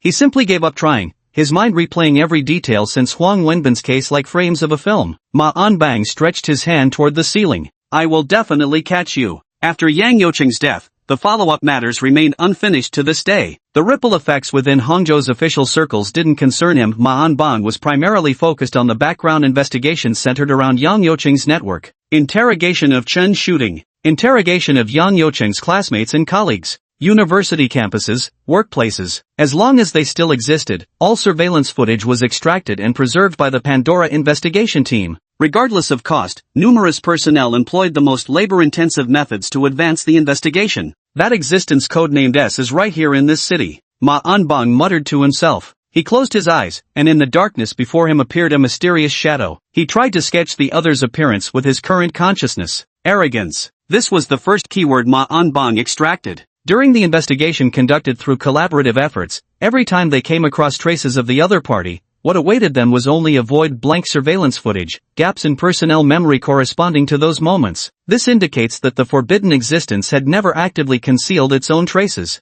But even so, we still can't reach him. Blank. Ma Anbang didn't feel the slightest bit discouraged. On the contrary, deep down, he grew even more eager to rise to the challenge. That's also a lead. Asterisk thud. Thud. Thud. Asterisk. At this moment, a sudden knock sounded at the door, and Ma Anbang responded instantly, quickly pulling the door open. "Team Leader Ma. Something's wrong," the young subordinate said in a low voice. "Team Leader Ma. 25 minutes ago, a homicide occurred aboard a cargo ship in the Qiantang River waters, resulting in 3 deaths at the scene and 1 victim still undergoing emergency treatment. 15 minutes ago, 2 residential self-built houses in the outskirts of Hangzhou experienced an explosion and fire. Firefighters witnessed the scene upon arriving at one of the buildings. Pandora Special Investigation Team, Command Room. After Ma Anbang hurried inside, Assistant Zhao Xiuxue stood beside the massive screen and reported in a solemn voice. She reached out and pressed the remote. Before them appeared. The raging flames painted the dark night sky crimson, and amidst the inferno where even firefighters dared not venture, a girl suddenly emerged, walking through the fiery embrace like a goddess. Fearful tongues of fire danced around her without harming her in the slightest, the red glow outlining her youthful face. In the video, every firefighter present was stunned. Another Pandora. Ma Anbang stared at the screen and spoke in a solemn voice. Team Leader Ma. This girl is named Ma Chung. She's currently being brought over. Her ancestral home is Sichuan, she's 20 years old, and currently studying Chinese language and literature at Hangzhou Normal College. Assistant Zhao Xiuxue concisely reported the information she had gathered. Have I been kidnapped? Ma Anbang narrowed his eyes slightly, his gaze shifting momentarily as he turned to look at his subordinate on the other side. In a measured tone, he instructed, proceed with the investigation as usual, but at the same time, make sure to keep a tight watch on the 4 great families and these individuals on the list. I don't care how much power they have. I'll take the pressure. Ma Anbang stood ramrod straight, like a spear bristling with sharp edges, a warrior who feared nothing. He raised his voice, and his words resounded throughout the command center. His insight remained sharp and incisive, skipping right over the most time-consuming procedural investigations as he unflinchingly focused his gaze on those in positions of power.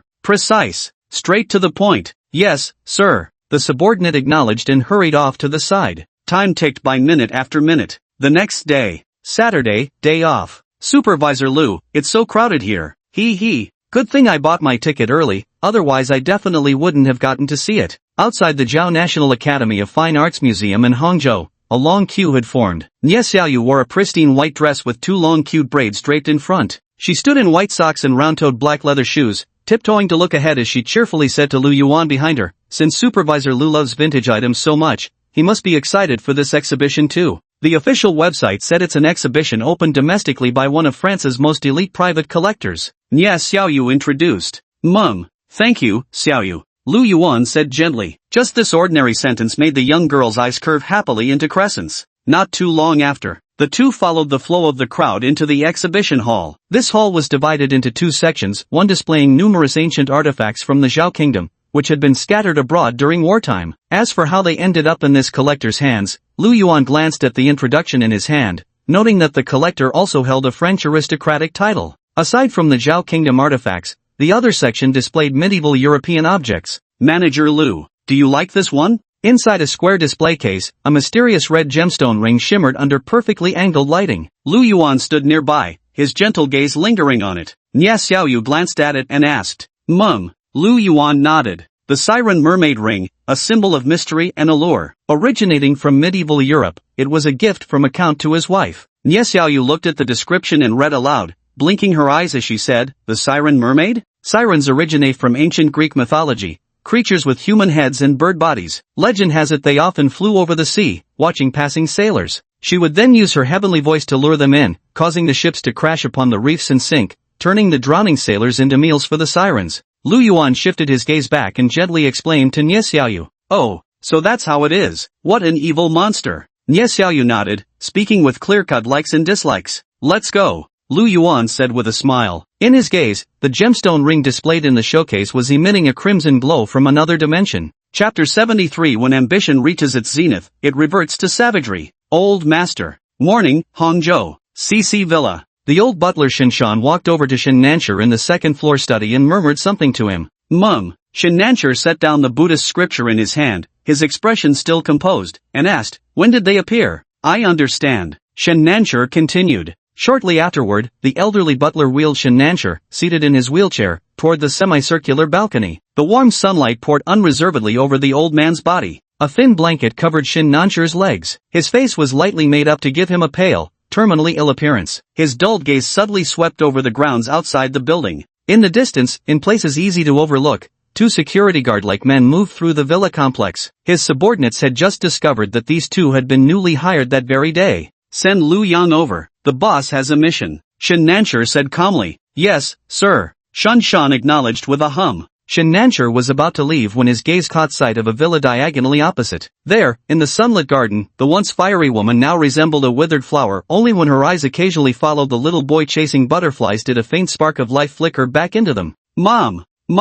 In the garden, a chubby-cheeked little boy chased butterflies halfway before his attention was captured by a tiny yellow flower sprouting between the paving stones. Crouching down carefully, he plucked the little yellow flower and triumphantly raised it overhead, shouting joyfully. But after just 2 running steps, he tumbled headlong to the ground. Even during the fall, the boy stubbornly kept the flower aloft in his right hand. As he scrambled to his feet, his lips quivered while tears welled up in his eyes. Yet soon, the boy wiped his face with his sleeve and ran back to his mother, offering the flower with hopeful eyes. "Mommy, this is for you." "Happy. Shocho wants mommy to be happy," he said in a milky, childish voice. The woman snapped out of her thoughts. Seeing her son's appearance, she took the flowers and pulled the boy into a tight embrace. The daylight hours passed in the blink of an eye. Evening, 7 o'clock. Hangzhou, at the old campus of Zhao National Academy of Fine Arts by West Lake, 2 men in security uniforms patrol through the art gallery side by side. "Captain." Passing through the corridor, the younger security guard suddenly speaks up, nicotine craving acting up. "Wanna smoke one?" "Not here." The middle-aged guard shakes his head, glancing toward the restroom, toilet. The record showed he was also a heavy smoker. "Good. Captain, have one of mine, this isn't your everyday smoke," the young security guard said with a smile. Walking one behind the other toward the restroom, as they entered the men's room, the younger guard at the rear slightly raised his head, his eyes undergoing an instant transformation. "What kind of cigarettes? Well, now I've got to try them." The middle-aged security guard was about to turn when, in the next second, his eyes widened as a tremendous force struck the back of his head. Before he could react, he merely let out a muffled groan before collapsing unconscious to the ground. In the silent restroom, the young man gazed down at the unconscious guard as his facial features began to twist and distort. Even his originally taller frame shrank inch by inch. Under the stark fluorescent lighting, only the mirror above the sink bore witness to this horrifying scene. "Captain, why did you come here?" The middle-aged security guard walked towards hall number 2, where 2 nearby guards greeted him with a laugh. One of them glanced behind him and asked, "Where's Chun Yong? Slacking off again?" "He went to the restroom. Stomachache. That kid. Alright, I'll handle the check here. You 2 head to the next hall." "Deal." The 2 guards showed no suspicion, waved their hands, and headed down the next corridor. In no time at all, the exhibition hall was left with only the middle-aged security chief. Liu Yang's gaze swept across the room before he confidently walked toward one of the display cases. He had already scouted the location during the day. He stopped in front of that ruby ring. He reached into his coat and retrieved the circular device Shen Nancher had given him. With a mere placement on the display case, it clung firmly to the security-proof glass as though magnetized. The red light flashed rapidly. Snap! The supposedly bulletproof glass developed spiderweb cracks, rapidly spreading across the entire transparent display case. The exhibition hall's alarms began blaring at that moment. Liu Yang glanced at the red light, reached into the shattered glass, pocketed that gemstone ring, then turned and plunged in another direction. His running movements were swift, his strength far surpassing ordinary people. Amidst the flickering light and shadow as he ran, Liu Yang's body underwent transformation once more.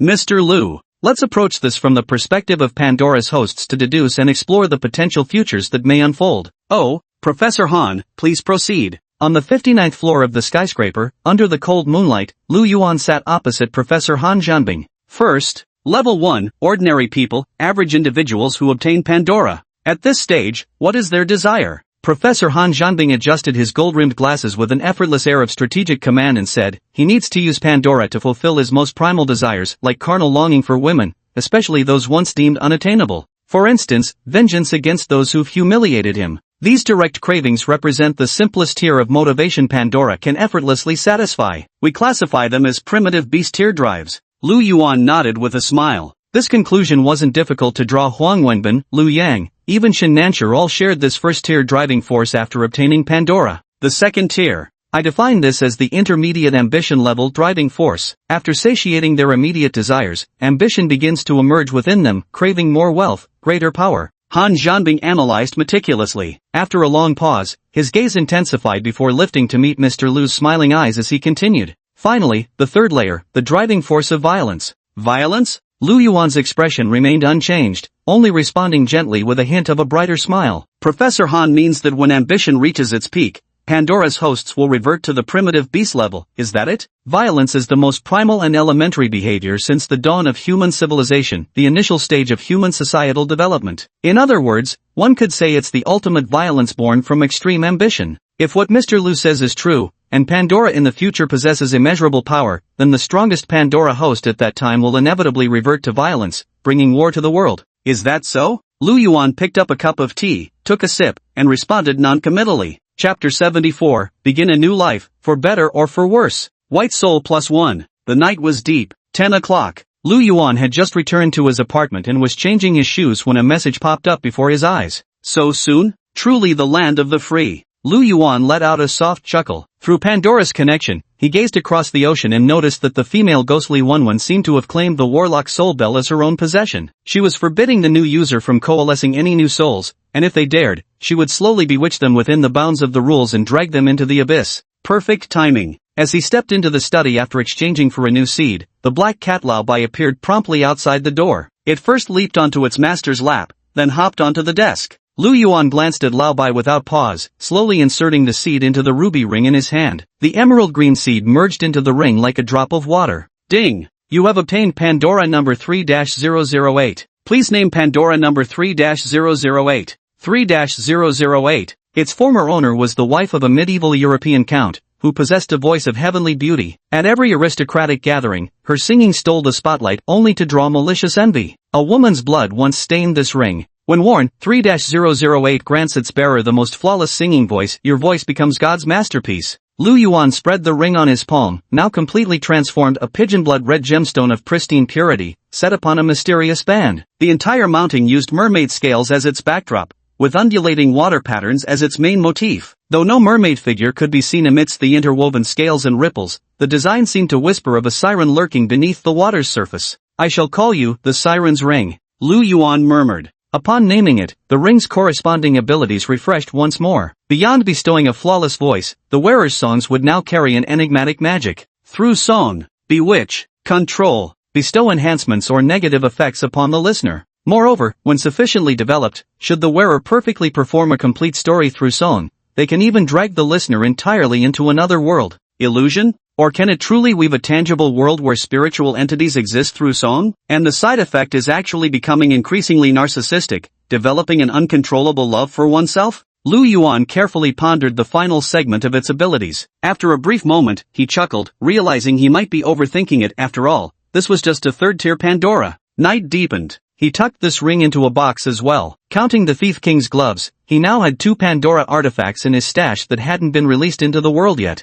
The next day, Sunday, the weather was clear, and the temperature was gradually getting warmer. Lu Yuan left home at 10 in the morning, his gaze casually sweeping across the city behind his black-rimmed glasses. He had no specific destination in mind, only planning to pick out 2 suitable Pandora hosts from the vast sea of people. Strolling through springtime Hangzhou, couriers clad in blue and yellow battle attire frequently brushed past him on the streets and alleyways. At the crosswalk, a young couple dashed by, the boy's elbow bumping into Lu Yuan amidst breathless apologies, before continuing their playful chase into the distance. Holy shit! The Zhao National Art Academy's gallery was robbed, with a ruby ring worth 95 million yuan missing. No way? Any suspects caught yet? On Metro Line 1, just as Lu Yuan entered the carriage, a young man leaning against the door while playing with his phone nudged his companion and exclaimed in astonishment. Lu Yuan heard it clearly, yet his expression remained unchanged. He merely lifted his head and glanced toward the corner of the long subway car. Good. I understand. Thank you for your trouble. Inside the subway, Zhang Luanjuan, a 24-year-old who had just graduated from university a year ago, hung up the phone. Clutching his phone, a flicker of confusion flashed in his eyes. Leaning back, he rested his head against the car wall. Back when he was still a student, he had been filled with aspirations about life after entering society, always convinced he could achieve something remarkable. He was the only child in his family, and his parents treated him well. Though they weren't wealthy, they lived comfortably. Before he graduated from university, his parents even put down a payment for an apartment in Hangzhou for him. At the time, he had also landed a decent job. Who could have imagined? In just 1 year, housing prices plummeted by 30% from their peak, and drastic changes occurred in his workplace. Entire departments were laid off. Phew, life shouldn't be like this. Zhang Luanjuan looked at his hands, clenching them tightly. During his university years, he had loved sports, the feeling of sweat, and the thrill of passion. But it had been so long since he'd last exerted himself to the point of drenching exertion. He even felt that, the moment he graduated, though he was still alive, his life had already died. You seem to be in a bad mood? Lu Yuan walked over, a faint smile on his face, and sat down beside him. Let me guess. Lu Yuan glanced at him and said gently, seems like you've lost your job? Zhang Luanjuan's eyelids twitched as he met Lu Yuan's gaze. With just that one glance, an inexplicable sense of awe suddenly welled up from the depths of his heart. Life. Accidents will always happen, Lu Yuan said with a smile. The subway arrived at the next station, and Lu Yuan stood up, giving Zhong Luinjuan a pat on the shoulder. At the same time, the mysterious glove emitting an eerie glow was placed in Zhong Luinjuan's hand. It's yours now. Begin a new life. Or perhaps a good one. Or a bad one. The moment his fingertips touched the glove, the information hidden within the Thief King's glove instantly flooded the young man's mind. The last sound he heard was Lu Yuan's voice. His head jerked up, and he staggered to his feet before frantically sprinting toward another train car. Pressing his face against the glass, he caught only a glimpse of a retreating figure. Lingling. I saw you swapped your shift earlier, what are you up to later? Don't tell me it's a date with your boyfriend? Hangzhou, a certain Starbucks. The girl wearing frameless glasses and an apron, mopping the floor in the bathroom, suddenly felt an arm around her shoulder as her sweet-faced colleague asked. Ha, the symphony orchestra at Hangcheng Grand Theater? Lingling, you're amazing. Go for it. When you get selected, I can brag about having you as my friend. Giggle, you go ahead with your work first. Xia Lingling's cheeks flushed pink as she pressed her lips together. After her colleague left, she lowered her head and continued working. Before long, she picked up the mop and was about to walk back to the front desk. He halted in his tracks. Did you know? Lingling is going to audition for the Hangzhou Symphony Orchestra. Put.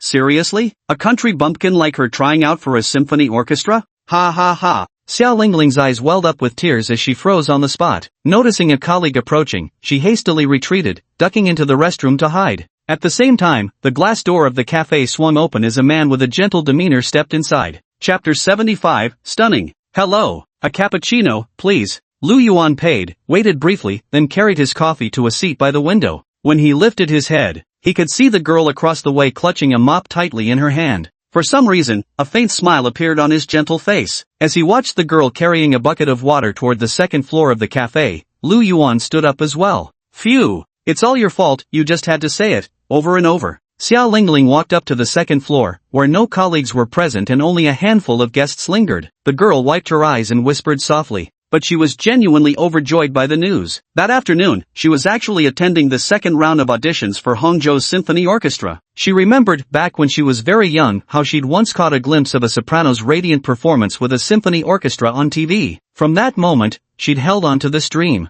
To be honest, it did seem somewhat absurd for a girl from the countryside to aspire to join a symphony orchestra. Xia Lingling mocked herself. At that moment, a pair of black leather shoes appeared in her downward gaze. Xia Lingling flinched and raised her head to meet a pair of gentle eyes. Sorry. Xia Lingling quickly lowered her head again, stammering apologies. She stepped aside, not daring to look at the man before her. You are the queen of your own fate. Lu Yuan gazed at Xia Lingling while simultaneously feeling vibrations from his siren ring. With a faint smile, he suddenly uttered these rather Chinibu words, "Your body conceals boundless potential." Before the latter could react, the box containing the siren's ring was pushed right in front of them. Xia Lingling instinctively took it from him. She raised her head, her eyes wide with disbelief. She saw the man's figure walking unhurriedly down the stairs and leaving the cafe. Once again she lowered her head, the ruby's mysterious glow reflected in the depths of her eyes. In that instant, waves of information about the siren's ring flooded her mind. MMMPH, the weather is lovely. Lu Yuan stood at the crossroads, squinting slightly as he looked up at the bright sun and took a deep, contented breath. Having successfully handed off 2 Pandora artifacts, his tasks for the day were complete. He hailed a taxi and arrived at the plaza in front of the skyscraper. He took the elevator up to the 59th floor. Mr. Lu. Lu Yang stepped forward immediately and said respectfully, "Mum, you did well with yesterday's matter." Lu Yuan looked at the man before him and spoke gently. With that, he walked toward the hall, first stopping before rows of bookshelves, his gaze drifting across pages upon pages of books. Finally, he took down the 6th volume of World General History and settled into a sunlit sofa, reading attentively. Since obtaining the system, Lu Yuan had grown increasingly fond of studying history, not just China's 5,000 years of history, but that of nations worldwide. His gaze fixed upon the long river of time, observing the rise and fall of civilizations across the ages. Everything in this world ought to have its counterpart somewhere in history's reflection. Until Pandora appeared. At the same time, on the other side, gloves of the Thief King? For real? 24-year-old Zhong Luinjuan was supposed to go for a job interview today, but after strange lines of text inexplicably appeared in his mind, he rushed straight home instead. Locking the door behind him, he collapsed onto the sofa. He had jogged all the way home, and now his heart was pounding violently, his back damp with sweat. Phew! He took a deep breath and pulled out a pair of black gloves. Without a moment's hesitation, he put it on. The next second, his entire body convulsed as if jolted by electricity, and a flicker of pain flashed across Zhong Luinjuan's face. Fortunately, the agony lasted less than half a minute. Is this my hand? Zhong Luinjuan widened his eyes, spreading his hands before him. With a focused gaze, his 10 fingers blurred into phantom-like streaks as they executed an incredibly intricate series of motions. That hand speed, that reaction time. Pro gamers would look like amateurs next to me. He stood up and took 2 steps forward before appearing to notice something. Turning back, he stared blankly at what was behind him. The manner in which he shifted his walking gait seemed to have changed, light and agile, leaving not a single trace of sound. He pushed open the door. With nothing more than his usual casual glance, countless details were memorized. Even the varying thicknesses of dust layered over certain sections of the floor tiles were etched into his mind. Zhong Luinjuan walked toward his neighbor's house. After surveying his surroundings, he picked up a single strand of hair from the ground. The slender strand was skillfully reshaped in his nimble fingers before he inserted it into the keyhole. Without any noticeable movement, the door unlocked effortlessly. He didn't touch anything. He merely strolled leisurely through the entire house, master bedroom, guest room, study. Finally, standing in the center of the living room, Zhong Luinjuan closed his eyes. He spread his arms wide, as if embracing a new world. Several seconds passed. He opened his eyes, a smile on his face, and strolled out of the neighbor's house. But before leaving, he opened the fridge and took out an ice-cold can of Coke. A thief never leaves empty-handed. Old habits die hard. Zhong Luinjuan chuckled lightly. The neighbor was just as penniless as he was. What was there to steal? Now that he possessed something as extraordinary as Pandora, the mere thought of rummaging through an ordinary household would make Zhong Luinjuan laugh out loud. Time passed minute by minute. Soon, night fell. Nighttime. 6:45 p.m. Desire points plus 100. Desire points plus 100. Oh, in the high-rise building, Lu Yuan set down his book and gazed into the distance through Pandora's connection. A girl's dreams can burn so brightly, he murmured. Before them appeared Hangcheng Grand Theater, main auditorium. Due to some unforeseen circumstances, Xia Lingling's interview, originally scheduled for 4 o'clock, had been delayed until now. She had finished applying her makeup long ago. She slipped into a burgundy gown she had rented for half a month's salary. At this moment, standing at last at the center of the stage under the spotlight, she first glanced at the siren's ring on her right middle finger, then turned her gaze toward the judges' panel. The interviewers were visibly weary by now. As the girl stepped onto the stage, they skimmed through her profile with undisguised indifference, clearly just going through the motions to wrap things up and leave work early. Xia Lingling, right? Let's begin. You have 30 seconds to demonstrate your vocal quality, the female judge declared solemnly. Xia Lingling nodded, the ruby in her siren ring flickering with light. As she slightly raised her head and opened her mouth, an utterly flawless soprano voice, so perfect it instantly raised goosebumps on every interviewer and staff member present, resounded through the entire auditorium. Ah! In the auditorium, the interviewers simultaneously raised their heads, widening their eyes in disbelief as they gazed at the girl standing in the spotlight. Chapter 76, Pandora Ability Value Testing. The next day, April 7th, Monday. Boss? In the office, a young staff member was reporting his work to Lu Yuan. After finishing his presentation, he noticed manager Lu seemed distracted. Waiting for a moment, he spoke up. Mum. Lu Yuan adjusted his glasses, a gentle smile on his kind face as he met the latter's gaze and handed the documents back. Not bad at all, keep pushing forward. Ha, all thanks to your guidance, boss. Ma Xuxing scratched his head and chuckled in response. When facing manager Lu, it wasn't just him, everyone in the department would involuntarily show a sense of camaraderie in small details. After finishing the work discussion, Lu Yuan showed no intention of letting his subordinate leave just yet. Leaning back slightly, he watched his subordinate with keen interest and continued. I heard you went on a blind date with a girl last Saturday? So, how did it go? Any sparks? Ha, it was, okay, I liked her quite a bit, but the girl didn't seem too impressed with me. Ma Xuxing responded. He had absolutely no reservations about sharing his private matters with manager Lu. On the contrary, he earnestly listened to his boss's advice. After chatting for a while, he finally stepped out of the manager's office. Lu Yuan's gaze lingered on the closed door before shifting away. I really owe team leader Ma my heartfelt thanks. He did what I've always wanted to do. Lu Yuan let out a soft chuckle. He opened the panel and gazed through Pandora's connection toward a certain corner of Hangzhou, the Hangzhou Pandora Special Investigation Team. Inside a peculiar building, Ma Anbang stood with his arms crossed, watching the surveillance feed before him. A softly lit psychologist's office. A 16-year-old high school student, Chen Yuhang, sat on a comfortable sofa beside a gentle-looking woman in her 30s. The two engaged in continuous conversation. All done. I don't have any issues here. The psychologist occasionally jotted down notes in her notebook. Before long, the woman closed the book and turned to Chen Yuhang with a smile. Dr. Li,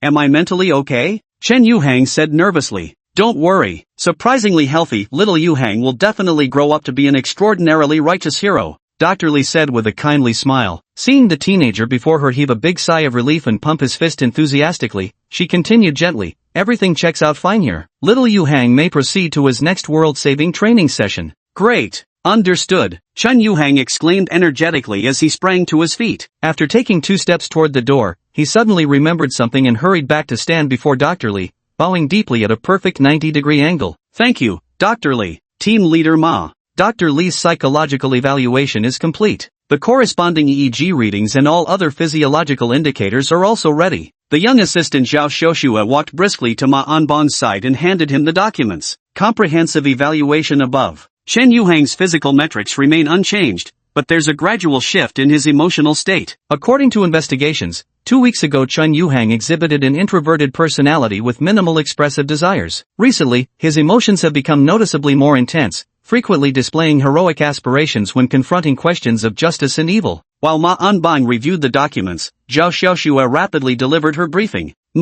Proceed to the next item. Ma Anbang closed the file, striding confidently toward the room's exit. Next up is testing the boundaries of Pandora's gesture whistle capabilities, which includes the following specific items. First, distance test. Starting from Chen Yuhang as the origin point, what is the maximum distance a stray animal can run under his control before losing control? Second, quantity testing. How many stray animals can Chen Yuhang control simultaneously, and at what level of precision? Will a larger quantity cause mental stress or negative effects on the host? Third, strength and speed testing. Regarding this aspect, the Pandora Special Investigation Team will conduct individual tests on the most common stray animals in the city, with specific metrics measured down to the exact newton of force and meters per second of velocity. If Chen Yuhang succeeds in enhancing the stray animals, further tests will be conducted to evaluate the changes in their metrics post-enhancement. Tisk. Truly befitting of an official organization. Under the azure sky. Hangzhou. Skyworth Plaza, 15th floor. Lu Yuan gazed at the scene before him, a contemplative expression flashing across his face. In terms of resource allocation and gathering so many specialized professionals within such a short time frame, the Zhao Nation's authorities were undoubtedly the undisputed leaders among all factions on Blue Star. Lu Yuan opened the black leather notebook and recorded the official investigation data in the section for the clown whistle. The original world order was determined by the manifestation of violence, specifically, by military might and firepower. And in the future. Additionally, a new category will be introduced, Pandora. Lu Yuan carefully read through the document, then rose to his feet and strode toward the floor-to-ceiling window. Gazing at the city sprawled beneath the blue sky and white clouds in the distance, his refined face wore a faint smile. As I've observed these past days, when a third-order Pandora reaches 3 stars in its growth, its user essentially attains the utmost degree of personal freedom. Being able to effortlessly determine someone's life or death, capable of fleeing during routine dragnets by armed police, yet facing no chance whatsoever against a full military operation. When reaching the second tier with 3-star growth, a Pandora's host will possess the ability to stand against a squad unit and withdraw at will. The first tier Pandora. Lu Yuan's gaze sharpened. He recalled the partial information he received when first obtaining the system. From the growth progression of the second star for first-tier Pandoras, hosts will begin their angelic transformation. As for the ultimate zeroth-tier Pandora, it is itself equivalent to a principle of rules and order. Just as the Pandora Special Investigation Unit was conducting ability tests on the clown whistle, Lu Yuan contemplated the boundaries of Pandora. On the other side, Hangcheng Trillion Group Global Headquarters. What exactly is going on? Ma Tianyun furrowed his brows tightly as he recalled his recent experiences over the past 2 days, his expression growing increasingly grim. Seated at his desk, he cautiously retrieved the mysterious dice. According to that woman, rolling a number higher than 3 will bring good fortune. Want to give it a try? He murmured. The events of the past 2 days had prevented him from truly attempting it, but today, feeling somewhat better, the thought resurfaced. Phew! At this moment, Ma Tianyun, who typically remained utterly composed while making billion-dollar investment decisions, found his heart pounding violently, palms sweating with uncharacteristic nervousness. He held his breath and tossed the dice. The 12-sided ivory die spun across his desk. Soon, the die came to rest. Ma Tianyun glanced at the number, his brow furrowed, though he remained relatively composed. Just a 3, he muttered. Chapter 77, the goosebumps rising on Ma Tianyun's skin. Asterisk thud, thud, thud, asterisk. At this moment, the office door suddenly knocked. Come in. Ma Tianyun didn't immediately put away the dice, but covered them with a file folder, saying solemnly. A man in a black suit walked in quickly. President Ma. The man's expression turned grave as he stood before the table and said, Ma Qing isn't dead. What? Ma Tianyun lifted his head, his gaze instantly turning sharp. Despite his unimpressive stature, an intimidating aura pressed down upon the black-clad man. I just found out myself. The black-clad man lowered his head and continued, after that night, the entire area around the self-built houses was placed under martial law. Our people didn't dare get too close. Through inquiries made indirectly by a family member from the village who was away, some said that on that night, a woman emerged from the raging fire, the scorching flames wrapping around her body yet leaving her unharmed. After hearing the news, I immediately contacted Zhao Feng. He told me he fired 9 consecutive shots, but the gun kept jamming. So he tied him back to the chair instead, poured gasoline, and set everything ablaze. He thought Ma Qing was certain to die, so he didn't report it.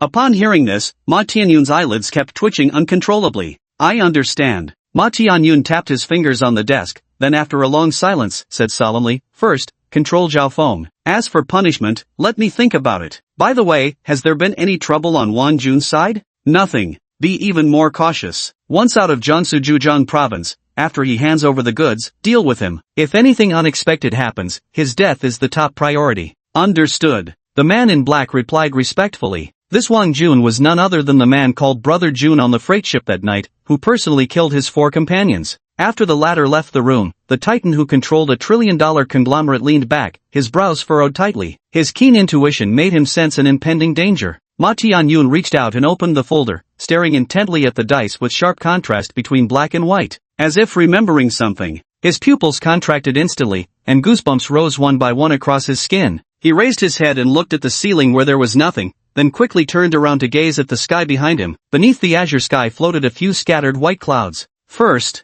why did I just throw the dice? Was that really my own intention? Ma Tianyun pondered. When a company has reached today's level of success, it inevitably faces decision after decision at the brink of a cliff. It is precisely because he was cautious enough that he managed to cut through thorns and thistles to forge ahead. The answer is, I do have this idea, but I will definitely make thorough attempts, for example, through the hands of other people. Ma Tianyun said in a low voice. Second, why was I able to discover this supernatural item, and how could Ma Qing repeatedly escape from what seemed like certain death, dodging 9 consecutive gunshots, walking out of that explosive fire unscathed? As these thoughts surfaced one after another, the powerful figure who could shake Hongzhou's entire business circle with a single stamp of his foot found his breathing growing ragged. When his gaze returned to the dice on the table, deep dread and terror surfaced in his eyes. It's toying with my fate and that girl's. Ma Tianyun quickly realized such an answer. This was perhaps also why, at that very moment, Zhao Feng lowered his gun, not choosing to use a knife or simply strangle, but instead opted to set a fire. That intangible something was guiding the emergence of an outcome.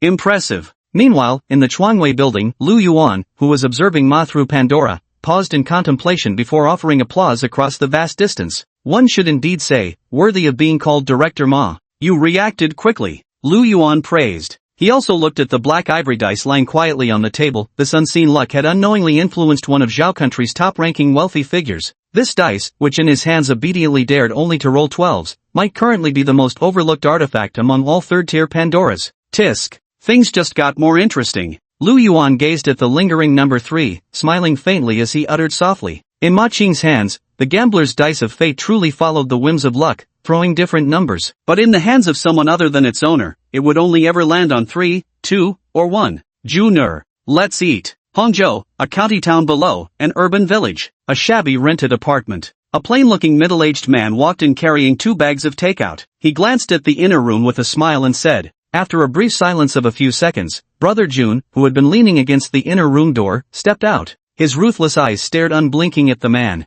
Here. The plain-looking middle-aged man handed over a lunchbox. He extended his hand, but Young Ji showed no intention of taking it for quite some time. The middle-aged man arched his eyebrows and chuckled. What, scared I poisoned it? Fine. Will this one do then? The middle-aged man moved as if to hand over another one. Wang Jun didn't say a word. With one swift motion, he snatched both lunchboxes, opened them, mixed the dishes and rice from both portions together, then separated them again before handing them back. Put. Truly worthy of you, so cautious, no wonder everyone else died and only you survived. The ordinary-looking middle-aged man was taken aback for a moment, then burst into laughter. He took the boxed meal, snapped open the disposable chopsticks, and began devouring it hungrily. Wang Jun, equally famished, also wolfed down his food. No need to wait until evening. We'll send you off shortly. The middle-aged man, still holding his boxed meal, suddenly spoke up. After that night, the Dragnet investigation never ceased. Fortunately, they had managed to reunite with Wang Jun in advance and, after making the necessary arrangements, prepared to send him away that day. The waterways were impassable, leaving only provincial and rural roads as options. Wang Jun gave a brief acknowledgement. Soon after, the two boarded a gray van, the middle-aged man at the wheel while Wang Jun sat in the back, his right hand never straying far from where he could draw his gun at a moment's notice. The minivan headed for the provincial highway, with several of Ma Tianyun's vehicles silently flanking it front and back. Zhejiang and Jiangsu regions are mountainous. As the car followed the route toward a winding mountain road, the middle-aged man's phone screen lit up. He glanced at the message, and his face darkened immediately. At this moment, on the road ahead, police had set up a checkpoint. President Ma, something's wrong. The door to Ma Tianyun's office swung open once more as a man dressed in black hurriedly reported. Wang Jun shot 2 of our men dead. He fled into the mountains. Ma Tianyun sat up straight. His eyes flickered with understanding. This consequence was likely brought about by that dice. Such a simple number 3 could actually create such a thorny situation for him. As for Wang Jun's matter, the moment it got sniffed out, no matter how cleanly he'd handled it, catastrophic problems could still emerge. Prepare the car. Contact Gao Chongwon of the Gao family. Tell him I need to meet. Ma Tianyun reacted swiftly, his voice immediately turning grave as he spoke. Yes, sir. The man in black hurriedly complied. Chapter 78, Alliance, The Hunt for Pandora's Host. Good. I understand. Rewinding time just a bit earlier. The gray van wound its way along the mountain road as the ordinary-looking middle-aged man responded with an alright, then disconnected the call on his headset. Had a little mishap. The middle-aged man glanced up, noticing through the rearview mirror that Wang Jun was pressing his body downward like a leopard ready to pounce at any moment. He chuckled and said, "Don't worry. No big deal. However, we need to turn around." With that, he abruptly cranked the steering wheel, making the minivan execute a U-turn on the winding 2-lane mountain road. Behind them, a black SUV that had been following at a distance continued driving straight ahead. Their lead car had served as a scout throughout the journey. At this moment, having spotted the roadblock checkpoint ahead and sent the warning, it now began stalling for time. The last vehicle is for backup, ready to provide support at any time. Captain Liu, looks like a car over there just made a sudden U-turn. Police cars with flashing lights were parked on the emergency lane, where 6 uniformed officers were inspecting passing vehicles. Suddenly, a young officer ran down from one of the cars and said in a low voice, "I understand. You two, drive and follow me to check it out. The rest of you, continue the inspection." The middle-aged policeman called Captain Liu glanced into the distance, gathered his belongings, mounted the motorcycle beside him, and twisted the throttle. At the same time, the other 2 officers who had been assigned also hurriedly got into their vehicles. Just as they gave chase, the oncoming SUV seemed to suddenly lose control. The engine roared violently before slamming into the police car and crashing against the guardrail of the winding mountain road. On the other side, the white van stomped on the accelerator in a frenzy, racing perilously along the bends of the mountain highway before swerving onto the nearest rural path. Want a smoke? The van pulled up beside a village. An ordinary-looking middle-aged man pulled out a pack of cigarettes, glanced at Wang Jun, and spoke. Seeing no response from the latter, he lit one, exhaled a contented smoke ring, and said with half-lidded eyes, "We gotta get out." Wang Jun acknowledged with a grunt. As the middle-aged man turned to push open the car door, his eyes gleamed with menace. Without the slightest hesitation, he raised the gun in his hand and pulled the trigger. A muffled pop sounded, and a spray of blood blossomed. The middle-aged man only had time to turn his head, casting one last look of disbelief at Wang Jun before crumpling to the ground. He had received the order, but was confident he hadn't given himself away in the slightest. Wang Jun got out of the car but didn't leave immediately. Instead, he hid on the other side of the corpse. Sure enough, before long, another black car came driving down the country road. Put. Expressionless, he fired again, then walked over, bent down, and retrieved the gun holstered at the dead man's waist. He removed the bullets and stuffed them into his pocket. Hangzhou. Ma Tianyun swapped vehicles in the garage of a high-rise building before plunging back into the radiant sunlight. He leaned against the seat back, his eyes closed. President Ma, we've arrived. About 20 minutes. In the passenger seat, the man in a black suit turned his head and spoke in a low voice. Ma Tianyun opened his eyes as a traditional Jiangnan-style mansion appeared in the distance within the main urban area. The car turned onto the private road, where 2 large metal gates on either side had already swung open in anticipation. Mr. Ma, the Gao family's gray-haired old steward greeted him. Steward Liu, it's been a while. I hope you're keeping well? Thank you for your concern, Mr. Ma. The master is already waiting for you. Ma Tianyun stepped out of the car without showing the slightest hint of urgency on his face. Smiling at the steward, he spoke warmly. The latter merely bowed slightly while delivering his response, then gestured politely for him to proceed. Soon after, the two passed through a classical covered corridor one after another and entered an antique-style tea room, where Gao Chongwon, the current patriarch of the Gao family, was seated at an octagonal table. The elderly steward did not linger, respectfully withdrawing from the room. Mr. Ma, might I inquire as to the matter that brings you here? Gao Chongwon invited Ma Tianyun to sit before him. With a smile, he personally poured him a cup of tea. Here, try my new tea, freshly picked leaves. Old Master Gao. Ma Tianyun picked up the tea, took a sip, and said without changing his expression, I wonder if you've heard anything unusual recently? Oh, what exactly are you referring to? Gao Chongwon's smile remained unchanged. About. Ma Tianyun's gaze hardened as he deliberately drew out his words. After a brief pause, he enunciated each syllable clearly, supernatural powers. Gao Chongwon set down his teacup, his expression shifting as he turned to look at Ma Tianyun once more. In an instant, the air in the tea house seemed to freeze solid. This power originates from a certain artifact. Seeing Gao Chongwon's reaction, Ma Tianyun immediately understood that the latter must also be investigating that supernatural force, though how much information he'd actually obtained remained unclear. He continued probing cautiously. At these words, the helmsman of the Gao family, one of the four great clans of Hongzhou, wore an increasingly solemn expression. Gao Chongwon said gravely, an artifact? Yes. Based on my deduction, such artifacts likely aren't limited to just one. The incident involving Chen Guangrong involved one as well. Seeing this, Ma Tianyun immediately understood the other man's knowledge of the extraordinary was still stuck at the most rudimentary level. This was both his advantage and his bargaining chip. However, he had no intention of withholding the information out of self-importance. Cutting straight to the point, he prepared to share. As long as one possesses such an artifact, even an ordinary person can wield unimaginable power. No wonder. Gao Chongwon suddenly grasped the meaning and murmured to himself. With the Gao family's resources, it wasn't hard to uncover Yang Youqing's existence. I obtained one of them not long ago, Ma Tianyun added in a low voice. The unexpected news hit like a thunderclap, causing Gao Chongwon's pupils to contract. In that same instant, a flicker of wariness appeared in his gaze as he studied the man before him. Who wouldn't be afraid when facing something that surpasses all past categories, existing only in fantasy novels? It has nothing to do with one's status. The higher the status, the more one fears such uncontrollable accidents. Ma Tianyun slipped his hand into his coat. A moment later, his palm opened. A mysterious 12-sided die rested quietly in his hand. It's called the Gambler of Fate's dice. Ma Tianyun gave a bitter smile. Then, without holding anything back, he explained everything about the origins of this dice in detail. After hearing this, Old Man Gao's desire for the dice diminished significantly.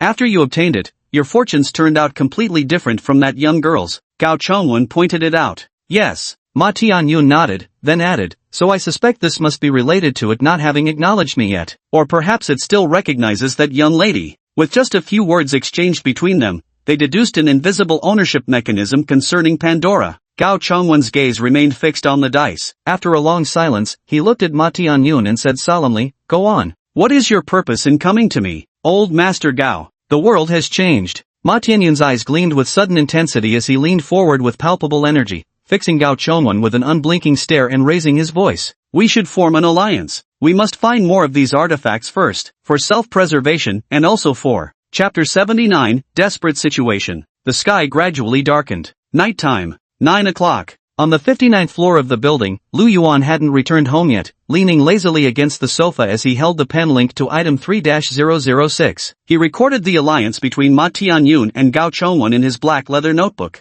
This scene was destined to leave an indelible mark in the annals of future human civilization. Perhaps it would be remembered as Ma Tianyun and Gao Chongwon's alliance fired the first shot of human resistance against Pandora. Or perhaps, the rentier class of the old world, seeking to preserve their wealth and power indefinitely, began hunting down early users of Pandora. Lu Yuan pictured these scenarios, pushed up his glasses, and let out a quiet chuckle. Of course, the specifics of how it will be described depend on the future direction of order. In this notebook, he recorded each Pandora artifact, as well as his observations of reactions across different social strata, from the lowest to the highest, when mundane reality collided with these miraculous tools, alongside the authorities' countermeasures. As he penned down each word, the eerie glow enveloping the black leather-bound notebook grew increasingly radiant. Initially, this notebook couldn't even qualify as a vessel for the seeds, but now, it was on the verge of attaining the potential to bear even second-tier seeds. I've even thought of a name for you. Lu Yuan put away his pen. Closing the notebook, he ran his fingers over its black cover, the Book of Order.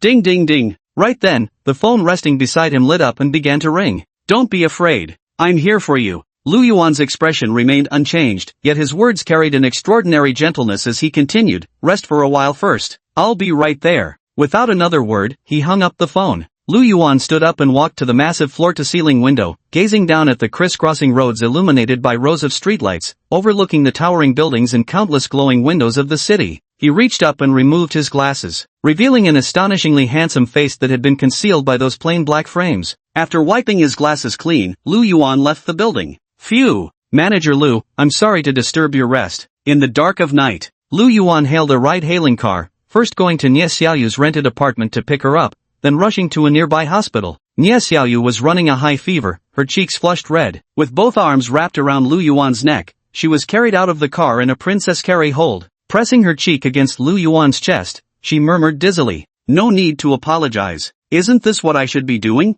Lu Yuan carried Nie Xiaoyu toward the emergency room, speaking gently. "Mum." Nie Xiaoyu pressed her lips together. Though her mind was muddled by fever, a quiet joy still blossomed in her heart. She felt this fever had been worth it. After a moment, she whispered again, "Lu, Director Lu, am I very heavy? I've been eating so much every day lately, I've gained weight. Our Xiaoyu has a very proportionate figure." Lu Yuan lowered his head to meet the girl's gaze and said tenderly. Even before obtaining the system, Lu Yuan had an excellent physique, broad shoulders, a tapered waist, and considerable strength. After acquiring the system and wearing the forbidden ring, he gradually and unknowingly became even closer to perfection. "Ha!" The nurse administered in 4 drip to Nie Xiaoyu. As a hospital porter brushed past them, Lu Yuan's gaze was suddenly drawn to the person. He glanced at the cart being pushed and promptly said to Nie Xiaoyu, "I need to use the restroom." Manager Lu, I'll be fine on my own." Nie Xiaoyu replied obediently. 10 minutes later, in the corridor behind the hospital building, Lu Yuan, wearing a pair of rubber gloves, toyed with the scalpel in his hand, his eyes brimming with curiosity. What kind of ability will this scalpel possess after being transformed into Pandora? He opened the panel. There was still half left in desire points, primarily white-grade souls. He wondered if the sorcerer's soul bell could push harder. "Excuse me, sir?" Beside him, a man around 50 years old rubbed his hands nervously and called out timidly. "Someone will give you the money in a moment." Lu Yuan placed the scalpel into a transparent bag before slipping it into his bag. He turned to the man and spoke gently. Got it.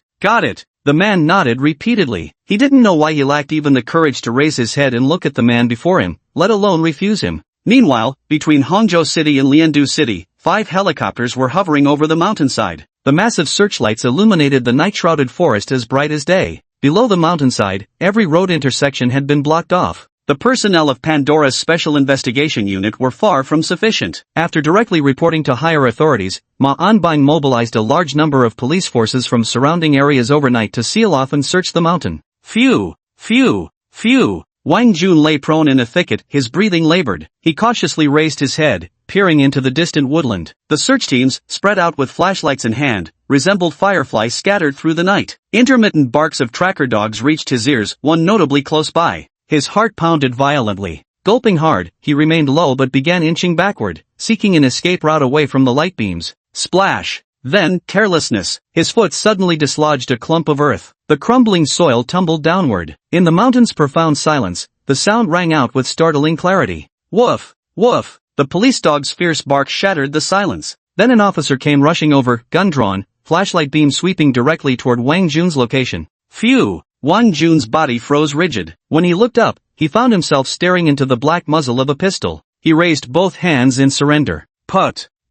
The silenced gunshot suddenly rang out from behind him. Wang Jun's Adam's apple bobbed as his eyes widened, watching the approaching police officer and K9 unit simultaneously collapse to the ground. He slowly turned his head to look behind him, catching only the silhouette of another officer. Take it! Get the hell out! The policeman stood in the shadows, his face indistinct in the darkness, only to toss a satellite phone from afar and utter solemnly. Without another word, the policeman turned and vanished into the night. Wang Jun glanced at the satellite phone, took a deep breath, picked it up, and began sprinting desperately deeper into the mountains. His lungs felt like they were about to reach their limit. How long he ran, he couldn't tell, but the sounds of the search parties grew faint behind him. Just then, the satellite phone in his hand suddenly vibrated. Wang Jun silently gazed at the phone. He slowly answered it. He remained silent. Hello? Wang Jun. A hoarse voice echoed through the stillness of the deep mountains. Huddled behind a massive boulder, Wang Jun trembled slightly but still didn't respond. Listen, the man spoke again. The next second, there was only a string of muffled sobs and the clear voice of a child crying, Dad, save me. Dad, save me. Under the icy moonlight, Wang Jun's pupils contracted as his eyes widened. Chapter 80, Gao Chongwen, just the number 3? Late at night, midnight. In the silent depths of the mountainous wilderness, the chilly moonlight was faintly obscured by the tangled tree canopy. Wang Jun leaned against a massive boulder, clutching a satellite phone in his tight grip, when his daughter's sobbing voice came through the phone. In the dim shadows, this man, who wouldn't even blink while killing, now wrapped his arms around his head, fingers digging through disheveled hair as he curled his body tightly into himself. The face buried within his body twisted into a grotesque and terrifying expression as his frame trembled violently. Phew! Phew! Phew! Wang Jun's forehead veins pulsed and bulged uncontrollably while he gasped for air in ragged breaths. Just as his tensed body began relaxing inch by inch and he raised his head as if preparing to resign himself to fate, sudden turmoil erupted on the other end of the satellite phone. First came his wife's anguished wail, then the sharp report of a gunshot, followed by his wife's hysterical shriek. Sweetheart! Wang Jun's eyes were bloodshot as he clutched his phone and roared, "What the hell have you done? What have you done? Ah! Ah!" Deep in the mountains, the middle-aged man raged like a caged beast consumed by despair. At the same moment, Hangzhou, in an antique courtyard teahouse, Ma Tianyun and Gao Chongwen sat facing each other, listening calmly to this dialogue. When the unexpected occurred, Ma Tianyun's eyelid twitched slightly as he continued listening, until Gao Chongwen reached out to end the call. At this moment, a black-clad assistant entered the tea room. "President Ma, old Master Gao." The assistant met the two gazes and halted his steps, speaking respectfully. Then he lifted his head to look at Ma Tianyun. "There are no outsiders here. Get straight to the point." Ma Tianyun picked up a cup of tea, took a sip, and said in a deep voice, "What exactly happened?" The man in a black suit hesitated for a moment before reluctantly explaining. "They said it was a misunderstanding. Our men saw that Wang Jun hadn't responded for a long time, so they tried to put more pressure on him by hitting Wang Jun's wife on the head with a gun, but then, during the process, the gun suddenly misfired, and the bullet hit the child. Died on the spot." As his words hung in the air, Ma Tianyun's hand trembled,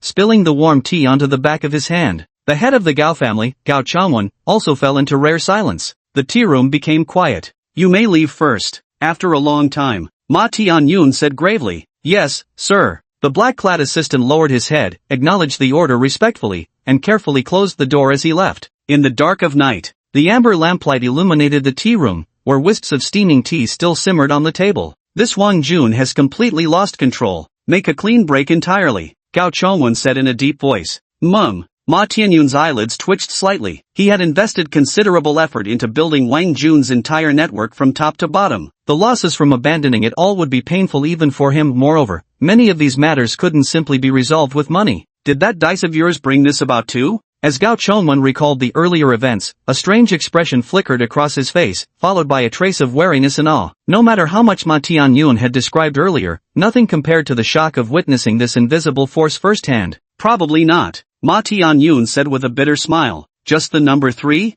Mum." Ma Tianyun nodded. He couldn't even be sure if the negative effects brought by the number 3 had truly ended. "Forget it. Let's call it a day. I'm exhausted already." Gao Chongwen picked up his teacup, gently stirred the tea broth with the lid, indicating it was time for the guest to leave. Ma Tianyun didn't linger either. After uttering a brief farewell, he rose and exited the tea room. Moments later, a black car discreetly departed from the Gao family compound. Today. Fortunately, he had rushed to the Gao residence in time, otherwise, the situation might have spiraled further out of control. The next day. Work. Lu Yuan pushed open his door just as his neighbor opened theirs simultaneously. A little girl with twin pigtails scurried up to Lu Yuan in a flash. First she chirped Uncle Lu, brightly, then without another word, she pouted her little lips and blinked her big eyes pitifully at him. Wan. Single mother Shin Hongru hurried forward to take her daughter's hand, apologizing profusely to Lu Yuan with an embarrassed expression. "I'm so sorry, Lu Yuan. I keep telling her not to chatter too much or she'll bother people." Who knew she'd take it so literally and stop talking entirely?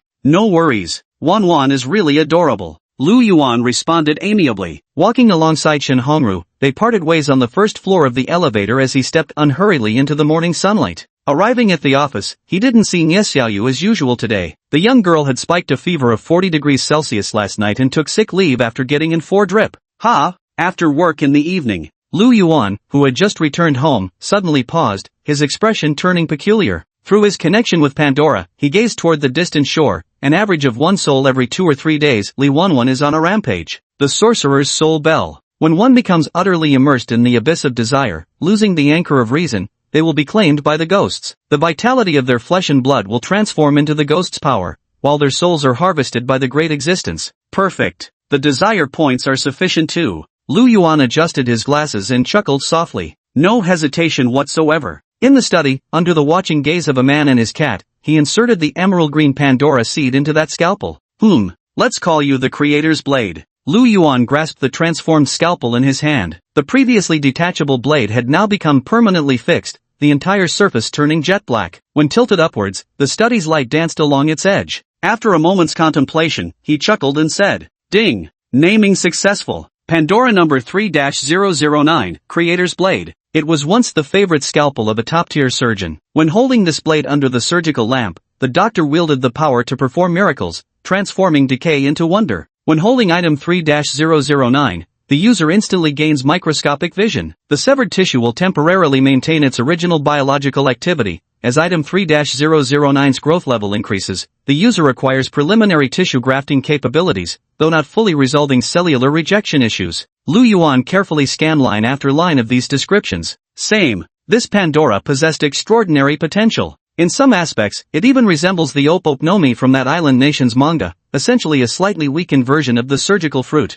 This is already the third-tier 9th numbered Pandora. Lu Yuan set down the knife. Running his hand over the black cat in his arms, he opened the increasingly detailed panel. Name, Lu Yuan. Soul count, 0, white soul. Desire points, 300 points. Pandora items created. 3-001 Marquette's Mask, 3-002 Lilith's Blood Needle, 3-003 Wizard Spirit Bell, 3-004 Gambler of Fate's Dice. Pandora number 3-005, Jester's Whistle, Pandora number 3-006, The Undying Radio Wave. Pandora number 3-007, Thief King's Gloves, Pandora number 3-008, Siren's Ring. Pandora number 3-009, Creator's Blade. 0-001 Forbidden Ring. Pandora Seed, 0. Chapter 81, Wang Jun's Destiny. Wednesday. Hangzhou City Pandora Special Investigation Team, Command Room. Ma Anbang sat at the head of the table. Leaning back in his chair, his strikingly clear black and white eyes remained fixed on the massive screen that covered an entire wall ahead. The display wasn't a single viewpoint, but numerous split-screen feeds. After the previous night's mountain search, in the early hours before dawn, multiple police stations across Liandu district received a phone call. The caller not only admitted to not having killed any officers and revealed moles within the police force,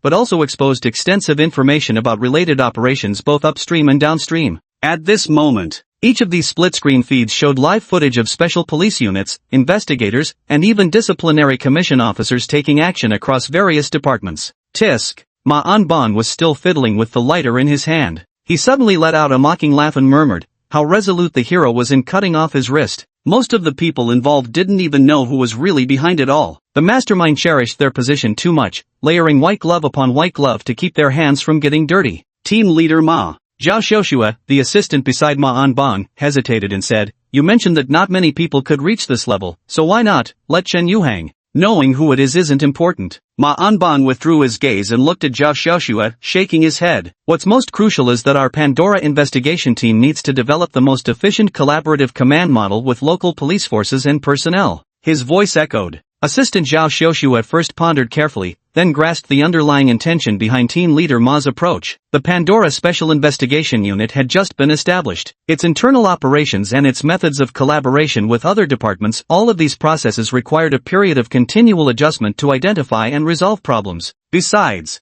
just this one incident. Ma Anbang turned his gaze back to the screen, where a video feed showed the jurisdictional police officers of Liandu City being investigated one by one. The death of an officer during that night's mountain search was an earth-shattering event in itself, not to mention someone had leaked that it was the work of a dirty cop from within their own ranks. "Help me connect with Liandu City Police Department." Ma Anbang suddenly stopped mid-sentence, as if he had noticed something. His eyes remained fixed, unblinking, on the police officer being questioned. "Tell them. Focus the investigation on this person." "Ha, I'll go right now." Assistant Zhao Xiuxue was momentarily stunned but quickly snapped into action. She promptly contacted the relevant party through internal channels and relayed Team Leader Ma's instructions. After hanging up the phone, she looked at Team Leader Ma with astonishment and uncertainty. "Team Leader Ma, you." Ma Anbang shook his head without any intention of explaining to her, instead continuing his previously unfinished sentence in a grave tone. "This time, it's very likely not the doing of any single organization acting alone. They've formed an alliance."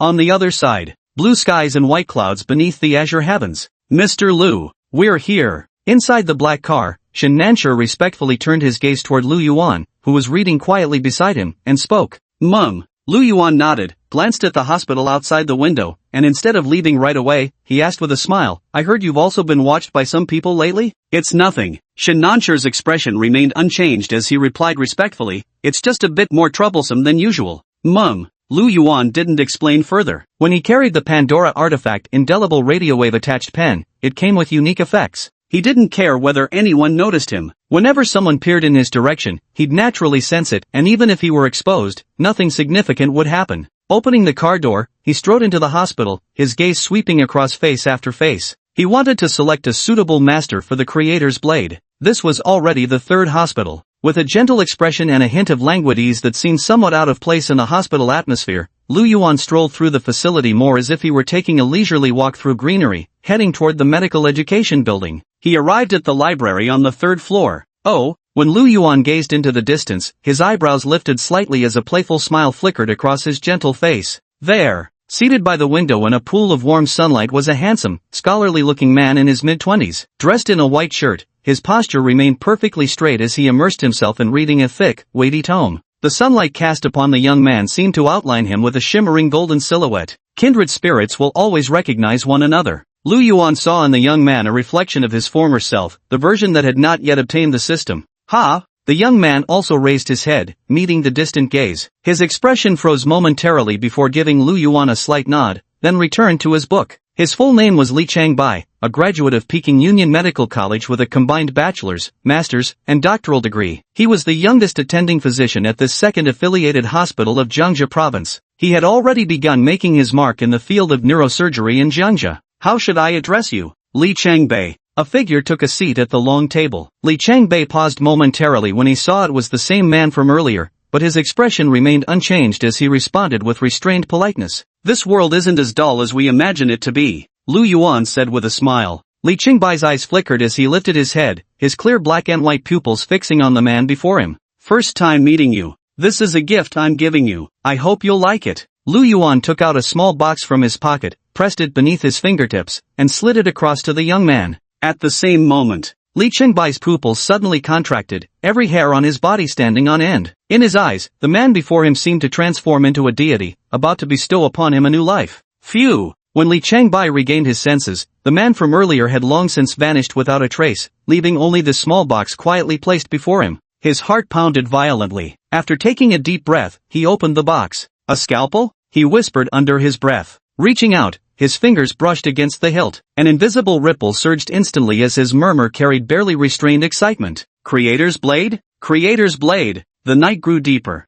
Li Changbai was driving a white Audi down the road when a figure suddenly darted out from an alley as the car turned onto a remote, low-grade path. Before he could brake, the dark figure was sent tumbling by the impact. Li Changbai hit the brakes and hurried to the man's side. Blood was everywhere on his body. Li Changbai frowned. These were clearly not injuries from the collision. He swiftly conducted the examination, and when his gaze fell upon the man's abdomen, his pupils momentarily contracted. Gunshot wound? Are you all right? I'll take you to the hospital right now. Li Changbei's expression regained composure as he spoke. The words had scarcely left his lips. The middle-aged man, his hand bloodied, clutched Li Changbai abruptly and opened his eyes, lips parting as he gasped. I'm fine. Despite his severe injuries, he struggled to rise. In the dark of night, Li Chengbai's keen black and white eyes fixed on the staggering figure illuminated by the headlights. As if struck by a sudden thought, he called out, "Wait a moment. I'm a doctor. Even if I don't go to the hospital, perhaps I can still help you." The middle-aged man's footsteps halted. He slowly turned his head, and as the light fell upon his face, the revealed countenance was none other than the fugitive who had escaped, Wang Jun.